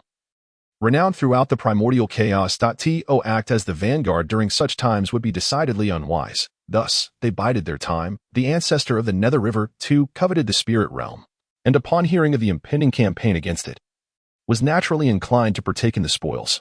Although the ancestor of Yinyang had no particular grievances with the spirit realm, the prospect of joining the feast was enticing, especially since he had little else to occupy his time. Luahu, on the other hand, refrained from participating. He understood that the spirit realm was not a morsel to be casually devoured, and some might find their teeth broken in the process. Furthermore, he had more pressing matters to orchestrate. Seizing this opportunity, he aimed for a grand undertaking. The malicious elder ghost, while harboring hatred for the spirit realm, was also aware that his current involvement might not yield advantages. Moreover, superior opportunities awaited him, along with more consequential tasks. The absence of Luahu and his ilk did not faze Hongjun. He had little interest in Luahu, believing his presence or absence to be inconsequential. Additionally, the ancestors of the three clans held a deep-seated animosity towards Luahu. Should they meet, it would not likely culminate in a cordial exchange. Even if a brawl did not ensue. In truth, Hongjun believed that with his current strength, he could vanquish the spirit realm single-handedly, as he presumed it was established by the gluttonous thief of divine essence. However, this gluttonous thief had suffered grievous injuries during the last great battle. Now, having constructed such a grand realm as the spirit realm, it was reasonable to conclude that he was still in the process of recovery, a deduction drawn from Hongjun's understanding of the cost and time required to establish his own Hongtian. Thus, Hongjun surmised that even if the gluttonous thief had acquired the merit and fortune to construct the spirit realm, he would at most attain the second level of sainthood. Being of the same second level of sainthood, Hongjun believed that, due to his collection of the Pangu banner, another primordial bell, 2 Taiji diagrams, the 12th grade merit golden lotus, and various other treasures, he could effortlessly surpass the gluttonous thief. It must be said, Hongjun is truly the favored son of the heavenly Tao of the primordial chaos, having momentarily found himself amidst its treasure trove, acquiring such a wealth of precious artifacts. Yet, whether Lu had similarly acquired numerous treasures during this unique period remains uncertain. As for Shenling, who temporarily assumed the role of the god of time, he merely obtained a primordial measuring ruler and an opportunity for enlightenment, along with the previously bestowed creation jade butterfly. Moreover, it seemed the heavenly Tao of the primordial chaos had abandoned him, redirecting its attention to its favored son. With Shenling's return, it remains to be seen how the heavenly Tao will navigate this unfolding power dynamic. Speaking of which, Hongjun, being prudent, believed that with such a formidable assembly of powers, breaching the spirit realm would be virtually assured. It should be noted that the ancestor dragon and his kin, bolstered by the endowment of fortune, had recently ascended to the second level of sainthood. Although they were somewhat weaker than those who had discovered their own paths to sanctity, their extraordinary lineage rendered them equivalent to ordinary saints, albeit unable to engage in battles beyond their means. Ironically, they became the ones who were outmatched. However, only those of particularly high realms could not be surpassed by others, an advantage stemming from directly breaking through to the status of a saint due to the fortune they possessed. With the three clans joining, Hongjun and his entourage advanced majestically towards the Isle of Penglai. As for directly entering the spirit realm, they were not so foolish. By destroying the Penglai mountain, the spirit realm would inevitably collapse, making it exceedingly easy to devour it thereafter. Presently, the spirit realm was infused with the merit and fortune of the primordial chaos, along with various essences from its beings, and subsequently nurtured by resources provided by Mingming Ling and others, rendering it a significant opportunity for Hongjun and his companions. In summary, on the surface, directly entering the spirit realm would be exceedingly unwise. Indeed, they swiftly seized the outer ring of floating islands of Penglai Mountain. They descended upon it like wolves among sheep, and these sheep were particularly plump, causing their alliance to become exceedingly exhilarated. Immersed in their plunder and destruction, even when faced with surrenders, they executed their captives without hesitation. Indifferent to whether these individuals yielded, even those from the three clans who had been taken perished amidst this frenzied alliance. Naturally, those from the three clans were granted trust by Mingming Ling, which spared them from confinement on Penglai Mountain. Furthermore, these individuals were not particularly powerful, merely lowly beings, hence even the three clans chose not to spare them.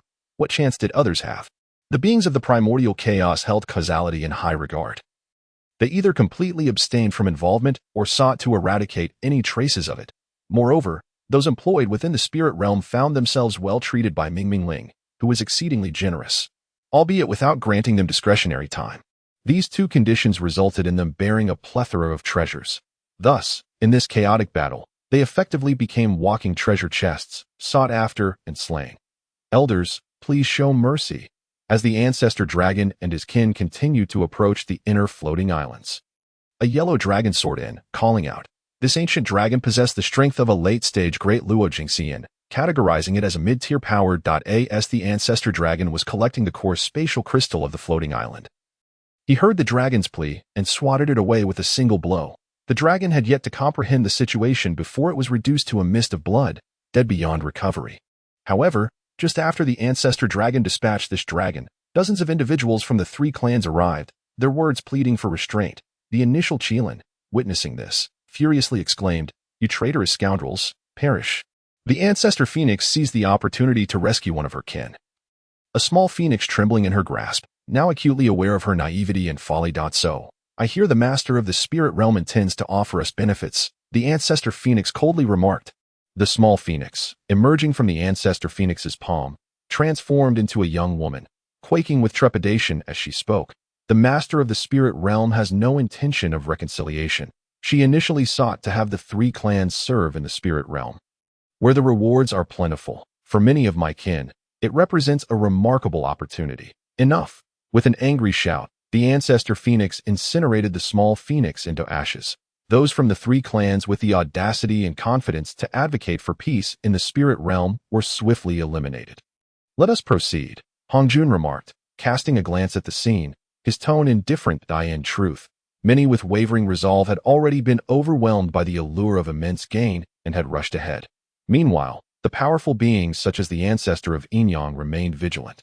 As they listened to the venerable Hongjun's words, they followed him towards the inner layer of the circular floating islands. However, in the inner layer, there were only the islands themselves, with very few people remaining.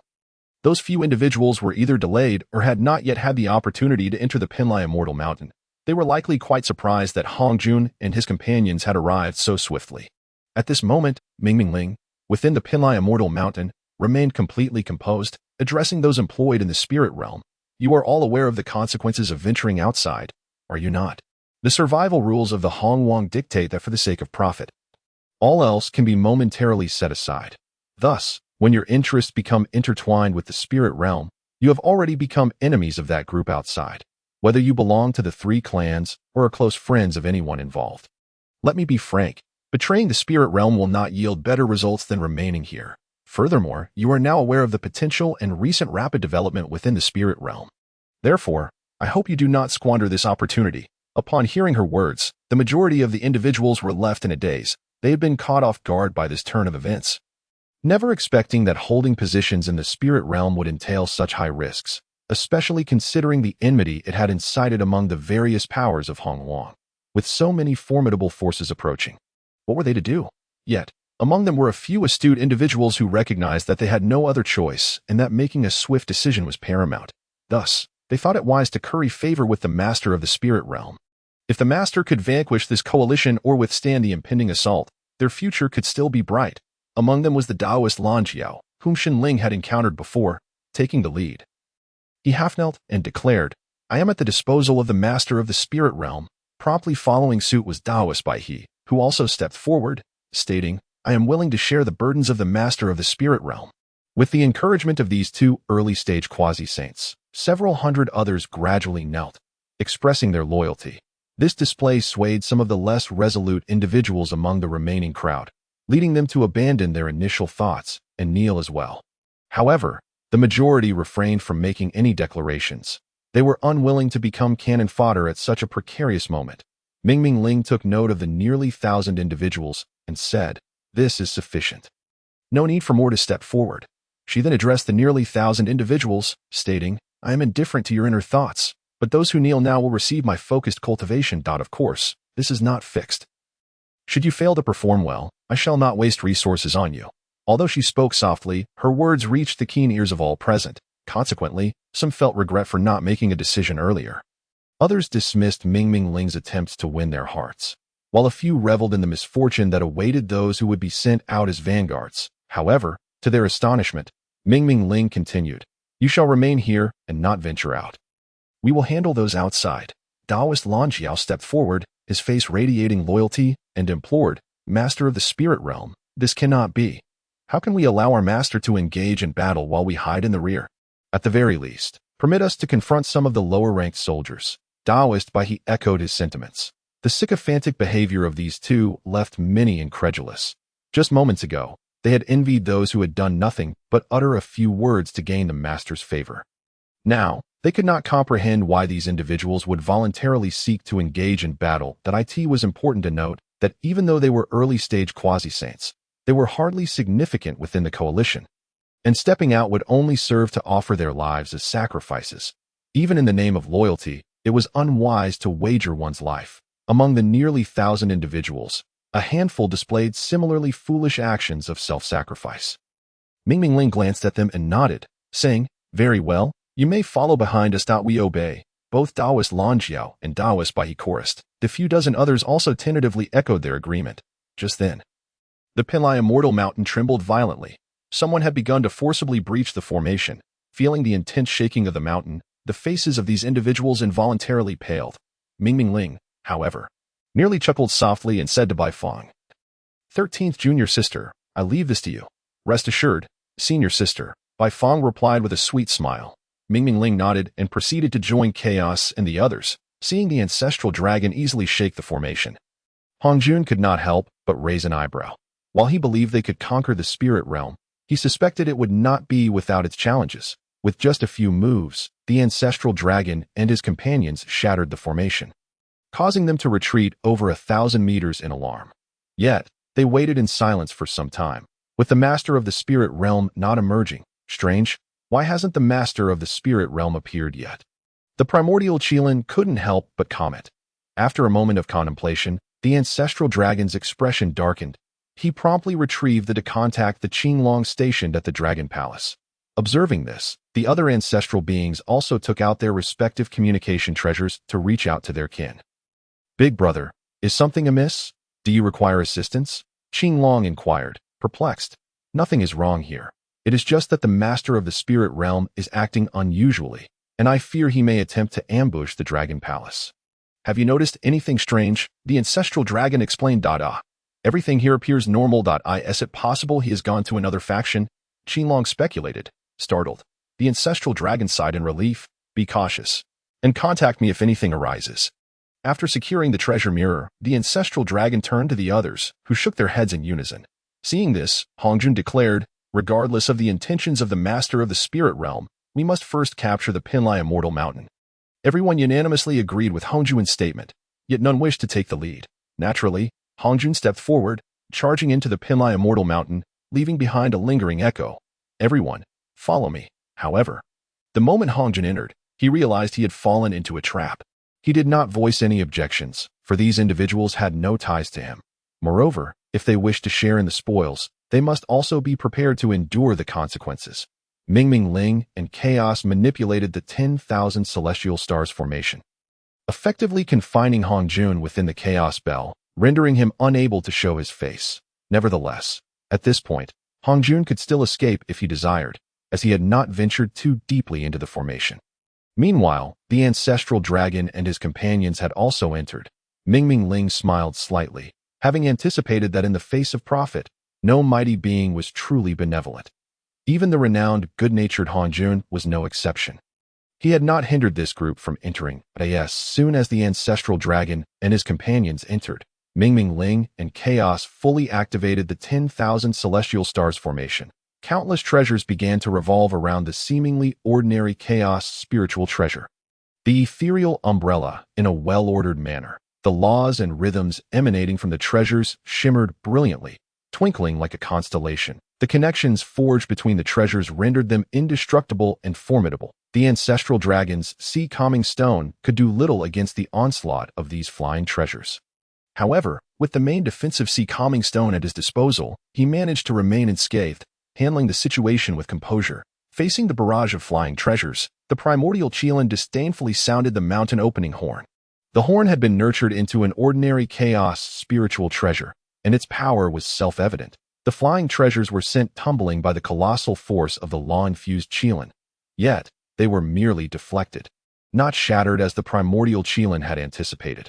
Although surprised, the primordial Qilin blew the mountain opening horn again, determined to use its power to obliterate the formation. However, the 10,000 celestial stars formation was imbued with the might of the stars. Unless the treasures representing the stars were destroyed, even the strength of a realm master would struggle to dismantle it directly. Unbeknownst to the primordial Qilin, he exerted all his might, producing a denser giant Qilin that surged forth, diverting countless treasures from their original paths and forcibly carving out a passage. Yet, before he could even revel in his success, the treasures promptly returned. His earth-shattering strike seemingly failed to exert any influence on the formation. At that moment, countless magical artifacts surged toward him from all directions. The initial Qilin, witnessing this, felt a surge of panic and harbored thoughts of retreat. However, this decision only resulted in grievous injuries. Meanwhile, Zhu Feng had long since made her escape, her naturally suspicious disposition leading her to believe that this formation was exceptionally formidable. Otherwise, the venerable Hongjun would not have entered without any reaction if it were easily dispelled. Hongjun would have likely emerged long ago to organize a collective effort to break the formation. Rather than remaining in the dark about his whereabouts. Of course, there was also the possibility that the formation was not particularly powerful, and Hongjun deliberately sought to deplete their numbers and energy. Regardless of the circumstances, the outcome was unfavorable for them. Zhu Feng, in particular, held a deep-seated apprehension towards Hongjun, and she was more than willing to turn the tables on him this time. However, just as she believed she had escaped the formation, she discovered that her kin had suffered devastating losses. In truth, they had long been ensnared within the formation, and when Zhu Feng and the other mighty beings entered the bright array of the 10,000 star formation, the hidden dark array, concealed by the ethereal umbrella, activated. The dark array was the true killing formation, while the bright array primarily served a defensive role and lacked the offensive power of the dark array. Yet, if the bright array could injure a great sage like the initial Qilin, the might of the dark array was unimaginable. How could those present withstand it? As Zhu Feng beheld the rivers of blood and scattered corpses surrounding her, the shock within her heart was indescribable. Upon locating her beloved disciple, she found her not only reduced to a mere human stick, but also her true spirit shattered within her body. Enraged, Zhu Feng let out a piercing cry, transforming into her true form, her golden-red wings blotting out the sky. As her overwhelming fury descended upon this realm, the area instantly transformed into a sea of flames, reddening half the sky. However, these flames did not affect the Great Immortal Mountain, and the 10,000 star formation continued its operation as usual, though the ethereal umbrella could no longer conceal these magical artifacts. Those other cultivators who had narrowly escaped this calamity were thus burned alive. The venerable Ming, he had just escaped the bright array in a state of disarray when he witnessed Zhu Feng unleash her innate divine ability in a frenzied manner, prompting him to hastily summon the ordinary chaos spirit treasure, the 12th grade Karma Red Lotus. Yet, this nirvana divine flame was exceedingly restraining for Ming He, leaving him hesitant to act recklessly. Thus, he could only watch helplessly as his disciples perished in the endless sea of blood brought forth by the flames. The inhabitants of the endless sea of blood were adept at hiding and fleeing, and among the survivors, they likely comprised 8 out of 10 yet. After such a conflagration, it was probable that only a few would remain. Ironically, their greed was to blame. Had they not sought to feast upon the flesh and blood of others and fled sooner, they would not have faced such a catastrophe. Zhu Feng. Ming He ground his teeth and shouted. Meanwhile, hidden within the chaos spell, Hongjun no longer exuded his previous composure. He had never anticipated that the formation, which had suppressed him to the point of not daring to show his face, had not fully activated. However, escaping now proved no easy task, as Ming Ling and the others were closely monitoring him. Zhu Feng's fiery assault was not merely an expression of rage, it aimed to save her kin. The Feng clan possessed the nirvana divine ability, but the awakening times varied. Some would not awaken even upon death.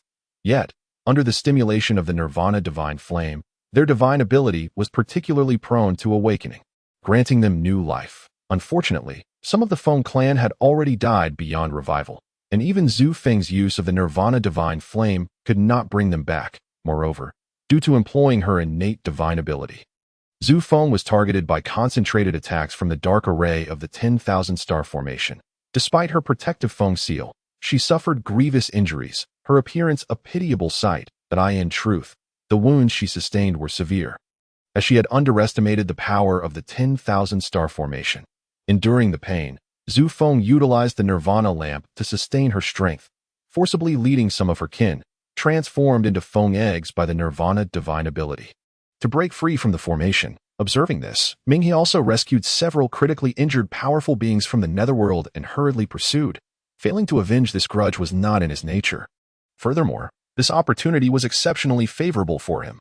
Under normal circumstances, he would have had to endure in silence. The Yin-Yang ancestor, possessing the Taiji diagram, had suffered little harm. For Ming Ling and the others had primarily targeted Hongjun and the 3 ancestral elders. Thus, they had dispatched few magical artifacts against him and Ming He, merely to serve as a symbolic intimidation. Upon leaving the dark array, the Yin-Yang ancestor did not depart immediately, but lingered outside the Pangu Immortal Mountain, seeking opportunities to gain some advantage, for he had no pressing matters to attend to. Not long after Zhu Feng's departure, Zhu Long also escaped the bright array, only to be immediately besieged by the dark array. Seeing the blood mist swirling and the torrential rain of blood, Zhu Long let out a long howl and transformed into his true form, repelling the incoming magical artifacts with all his might in search of his 5th brother. Bai Long and 3rd brother, Qi Long, however, after searching high and low, he found not a single living dragon among those he had brought. They were all gone. Zhu Long was filled with shock and rage, unable to fathom how things had come to this. Yet, he had no time to vent his anger by destroying the magical artifacts, for the 4 great ferocious beasts and their 13 leaders had surrounded him. Alarmed by this situation, Zhu Long was taken aback. However, the voracious Tao Tai initiated the attack, directly engulfing him with the laws of devouring. Zhu Long instinctively swept his tail, but Tao Tai seized the opportunity to bite down on it. The endless laws of devouring eroding the defensive laws on his tail, causing Zhu Long to cry out in pain as he clawed at Tao Tai. The chaotic beast, refusing to yield, met his strike with a chaotic counter, twisting Zhu Long's laws to the point of near destruction, inflicting little damage in return. Yet, the fierce Qiongqi had already launched an assault from behind Zhu Long, who swiftly summoned the sea-suppressing stone to block Qiongqi's ferocious blow. However, he could not withstand the violent pounce of the Zhuo Wu, who tackled him onto the floating island, creating a thunderous crash. The floating island, unable to endure the impact, shattered into fragments. Thus, Zhu Long continued his descent until he crashed onto the primordial continent, where the force of the impact could be felt by living beings across millions of miles, creating a vast pit nearly 100,000 meters deep. Countless weaker beings that had once thrived in this area were obliterated as a result. The might of a saint was indeed evident. However, the battle was far from over. Zhu Long roared skyward, igniting his essence blood to enhance his power, sending Qiangxi flying and delivering a heavy blow to Tao Tai, causing tremors felt for thousands of miles around. Zulong was truly giving it his all. As for the eight-clawed fire Qi and the other ferocious beast leaders, they did not pursue, but instead focused on repairing the dark array, awaiting the emergence of the initial Qilin. At that moment, the initial Qilin was being restrained by the Lord of Chaos, although the Lord of Chaos could not defeat the initial Qilin in direct combat. With the formation's support and the initial Qilin's eagerness to escape, they fought to a standstill, effectively holding the initial Qilin in check.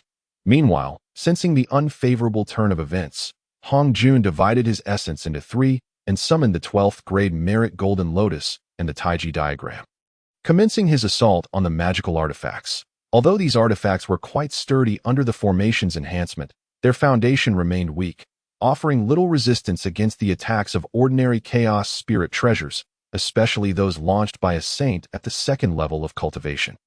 Wherever the Pangu banner appeared, numerous treasures detonated. Ming Mingling, too, could not allow Hongjun Laozu to wantonly destroy the Ming array, and thus she wielded the ethereal umbrella to launch her attack. However, Ming Mingling was not proficient in offense. Despite her adeptness at concealment, she failed to inflict any grievous harm upon Hongjun Laozu even after drawing close. Having not severely injured him with her strike, Ming Mingling hastily concealed herself once more using the array. Yet, Hongjun Laozu denied her the opportunity to escape.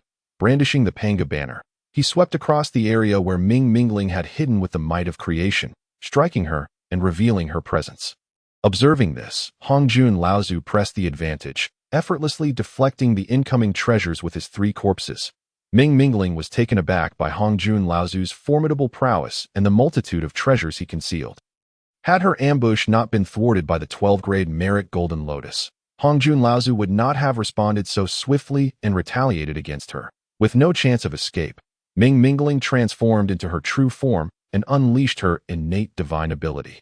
Soul Abyss. Hongjun Laozu was utterly unprepared for such a bizarre assault from Ming Mingling.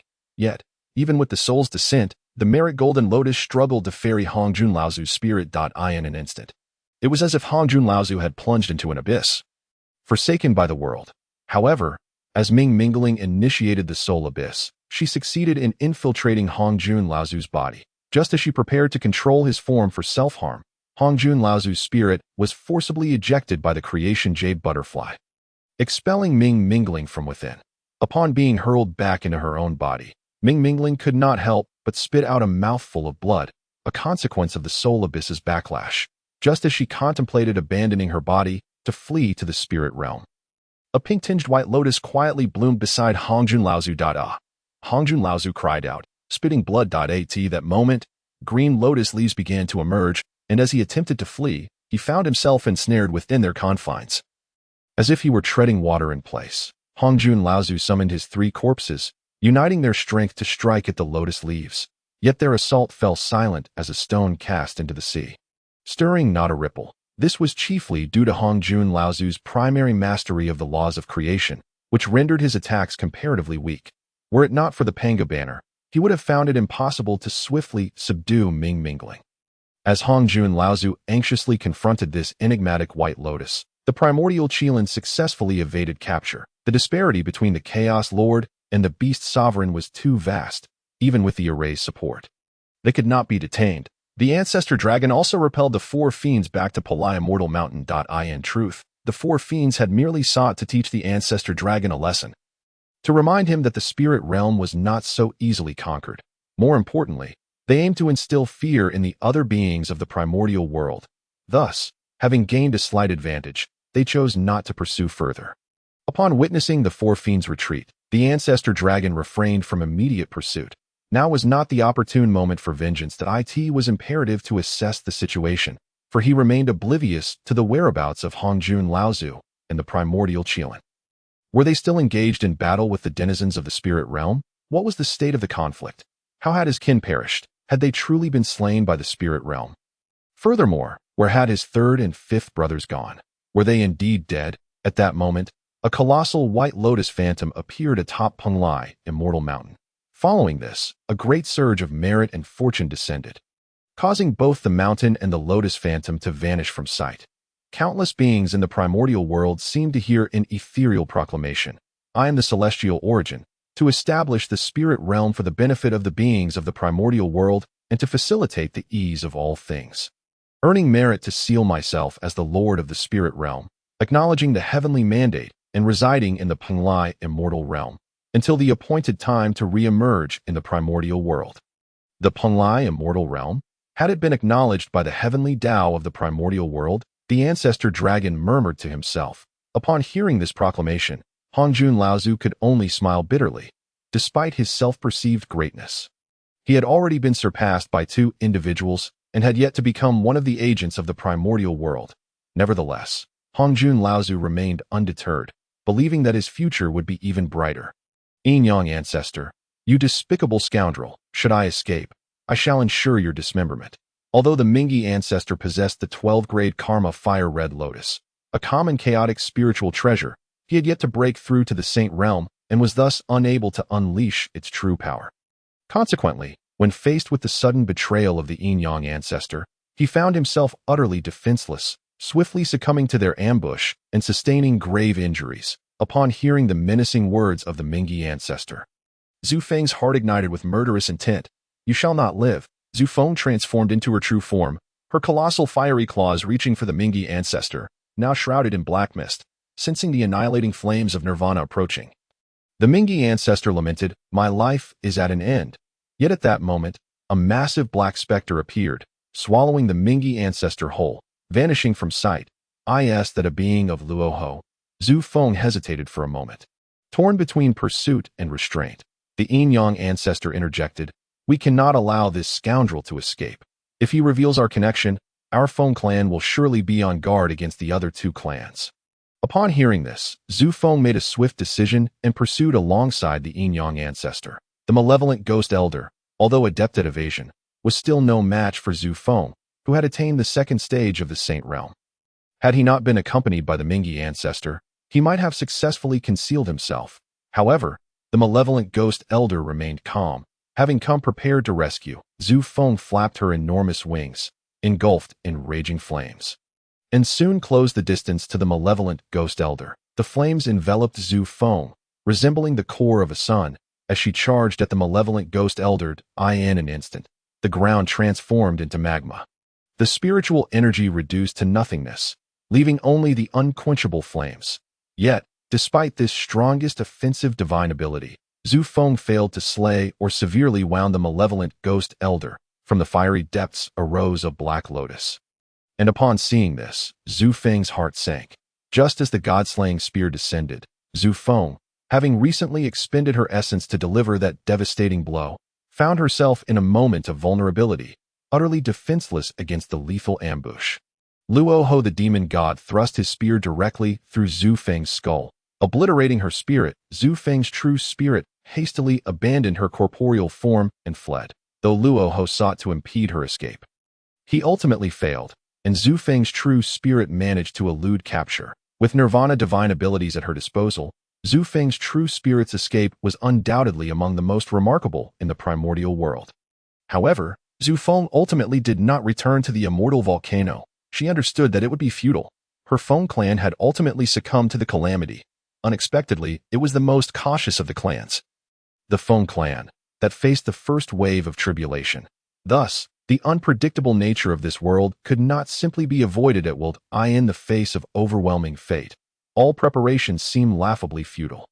Zhu Feng, once led the avian beings to attain great fortune, destined to be the leader of all birds, to serve in the Yinshi Palace as a mentor to the avian creatures. At this moment, Zhu Feng sensed the sole path of survival for the Feng clan and made a grand VOW as a result.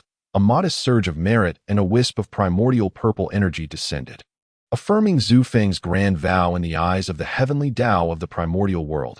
However, unlike Tian Yuan Shunling's grand vow, which was transmitted throughout the entire primordial world by the heavenly Tao, Zhu Feng's vow was subtle and silent. Unless one were to calculate it, few would ever know. Yet, as Zhu Feng's twin brother, Yuan Huang, was the first to learn of this matter. Sister, how could this be? Yuan Huang exclaimed, disbelief etched across his face. His hands clenched tightly, his emotions a complex mix of helplessness and resentment. He and Zhu Feng occupied opposing realms. Nearly no one was aware of his existence, rendering him akin to a shadow. All the Huang were mere shadows. The world knew only of the Feng, not the Huang, as countless avian beings took pride in the name Feng. Yet, unbeknownst to them, all of this stemmed from the silent sacrifices of the Huang clan. Every ounce of forbearance, every relinquishment, was for the future of the Phoenix clan. Now, the Phoenix clan was on the verge of fading into obscurity. How could he accept this? If he were to acquiesce, what would his sacrifices and those of the Huang clan amount to? He intended to ascend to the throne as soon as the news of Ancestor Zufeng's fall had not yet reached the Undying Mountain.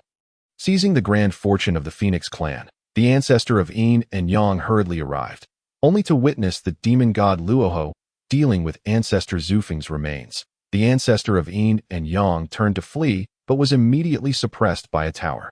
Upon seeing the ancestor of Yin and Yang subdued, the ancestor of the underworld felt a sense of vindication. Without the ancestor of Yin and Yang's meddling, he would not have found himself in such a predicament. Initially, he had followed Ancestor Zufeng, realizing that although she was injured, she possessed the Nirvana lamp and was a sage of the second realm, making him believe he could not contend with her. However, he did not anticipate that the ever-cautious Ancestor Zufeng had long since detected his presence and was prepared to eliminate this ill-intentioned tale. Ancestor Zufeng could roughly deduce why the ancestor of the underworld was following her. Yet she held him in contempt, confident in her ability to suppress him even in her weakened state. Nonetheless, her prudence demanded absolute certainty. Thus, she orchestrated a ruse, employing the ancestor of Yin and Yang to eliminate the ancestor of the underworld and sever the causal ties. The ancestor of Yin and Yang, aware of Ancestor Zufeng's power, merely sought to warn her when he noticed the ancestor of the underworld trailing behind, refraining from pursuing. However, when Ancestor Zufeng requested his involvement in the performance, he complied without hesitation, having fallen into her trap and tied his fate to the Phoenix clan. Consequently, under the pretense of camaraderie and instigation from the ancestor of Yin and Yang, the ancestor of the underworld gathered the courage to confront Ancestor Zufeng alongside him. Yet, he could not fathom that the very ancestor of Yin and Yang, who professed a mortal enmity with Ancestor Zufeng, had long been entangled with the Phoenix clan. Thus, the present outcome was wrought. Ancestor of the underworld, I see you are also a bearer of great fortune. Are you willing to embark on a grand endeavor with us? The malicious elder ghost inquired at that moment. The ancestor of the underworld understood that refusal might mean he would never see the dawn again. I am willing. Serving the demon god is a modest honor, he replied obsequiously. The demon god Luoho nodded. Indeed, the ancestor of the underworld held some utility for him. Being a powerful entity birthed from the boundless sea of blood, the ancestor of Yin and Yang, struggling to uphold the Taiji diagram, hastily added, I too am willing to submit. Please accept this treasure, demon god. You? Ha! The demon god Luoho scoffed derisively. The ancestor of Yin and Yang was taken aback, but felt more indignation. Was there truly such disdain for others? The ancestor of Yin and Yang was, after all, one of the top 10 formidable beings of the Primordial era, whom Ancestor Zufeng had to employ every means to recruit. Why would the demon god Luoho refuse him? What do you mean, demon god? The ancestor of Yin and Yang retorted angrily. I mean you are unworthy. Our domain of demon gods does not allow just anyone to enter, replied the malicious elder ghost. Raising an eyebrow, you, the ancestor of Yin and Yang, had yet to finish his retort when the demon god Luoho impatiently brandished the god-slaying spear. Upon seeing the spear, which was shrouded in black radiance and entwined with the laws of annihilation, the ancestor of Yin and Yang realized he would not be granted the opportunity to surrender. You go too far. The ancestor of Yin and Yang unleashed his innate divine ability, the Yin-Yang unification technique, transforming his entire being into the dual energies of Yin and Yang, intertwining together. The demon god Luoho narrowed his eyes, gripping the malicious elder ghost as they entered the ordinary 12th rank chaos spirit treasure. The world-annihilating Black Lotus. Just as they entered the world-annihilating Black Lotus, a dim light illuminated the ground, turning the vast spherical expanse into a void without sound or echo. The world-annihilating Black Lotus trembled violently under the impact of this immense energy, and its petals ultimately cracked as a result. Witnessing this, the demon god Luoho felt a pang of distress. He had never anticipated that this sneaky old man would possess such a terrifying innate divine ability. Had he known, he would have eliminated him in an instant, denying him the chance to utilize his innate divine ability. The malicious elder ghost reflected on the fact that even among the top 10 formidable beings of the primordial era, none were to be underestimated. To do so would incur significant consequences. Both he and the demon god Luoho had underestimated the ancestor of yin and yang, assuming he had gained his reputation solely through the Taiji diagram, believing he lacked substantial ability. However, events had transpired, and the damage inflicted upon the world-annihilating Black Lotus was irreversible. They would simply have to regard it as a lesson learned at this moment. The void-like light produced by the dual energies of yin and yang had completely dissipated. Yet remnants of the laws of yin and yang and threads of the ultimate void laws lingered in the vicinity. Is he dead? The ancestor of the underworld inquired, astonished. The malicious elder ghost remained silent. But the demon god Luoho replied, he escaped He truly managed to flee. The ancestor of the underworld had previously sensed the extreme cunning of the ancestor of yin and yang and wondered how such a person would choose to perish alongside an enemy. It was likely a ploy to shed his skin. However, such a formidable strike caused the ancestor of the underworld to feel a surge of self-doubt, prompting his earlier question, no worries. Merely a drowned rat that has fled in panic is of no concern. The ancestor of the underworld shall have his chance to dispose of him later. The malicious elder ghost remarked nonchalantly. The ancestor of the underworld chuckled in agreement. Indeed, it is perfect. I shall personally deal with him. Let us depart. The demon god Luoho cast a glance at the rising circular area of seawater, stating expressionlessly, the malicious elder ghost, witnessing the primordial continent being pierced by the ancestor of yin and yang's technique, was struck with awe. Understanding the reason behind the demon god Luoho's stoic demeanor, he respectfully replied, understood. Before departing with the demon god Luoho, in the ages to come, this sea area would become a land of great opportunity for countless cultivators. Known as the legendary Inyang Sea, when Yuan Huang summoned the great avian clans such as the Vermilion Bird and the Azure Yuan, announcing her intentions to ascend to the throne and seize her sister's fortune. The crowd was taken aback. The astute among them caught a whiff of an unusual atmosphere. Although Yuan Huang's performance of a tragic tale deceived most, the leaders of the Vermilion Bird and other clans were entirely unconvinced by her claim of elevating the Phoenix clan. Of course, Yuan Huang's argument seemed entirely reasonable and flawless. Yet, there was one exceedingly critical point. This was precisely the time of the Longhan Cataclysm. Are you causing a stir at such a moment? You claim to harbor grievances and seek to suppress the Phoenix clan to revive the Huang clan. That is a matter between your clans, of little concern to others. However, at this moment, it bears great significance. Your quarrel can unfold before or after the Longhan Cataclysm, but it must not erupt during this critical period. Even the gravest conflicts must be endured. Moreover, given the previous signs of discord between the Phoenix and Huang clans, it seemed improbable that Yuan Huang would act with such wisdom at this juncture. In summary, there was certainly something amiss, something of grave importance. What could compel Yuan Huang to hastily ascend and seize a portion of Ancestor Zufeng's fortune? The crowd quickly arrived at a chilling possibility, the most plausible one. Ancestor Zufeng had encountered an incident that it was well known that Ancestor Zufeng had previously led the leader of the Honghu clan and numerous top Phoenix clan experts to assault the spirit realm. Just moments ago, they had also learned of the Spirit Realm Lord's acquisition of the merits hidden within the Palai Fairyland. Thus, deducing that Ancestor Zufeng had faced a grave situation was quite effortless. Sai, the elder of the Xian bird, sighed heavily. The elder of the Purple Phoenix, however, was in a state of panic, having felt restless and sensed that a significant event was about to transpire. Yet, she had not anticipated that it would be of such magnitude.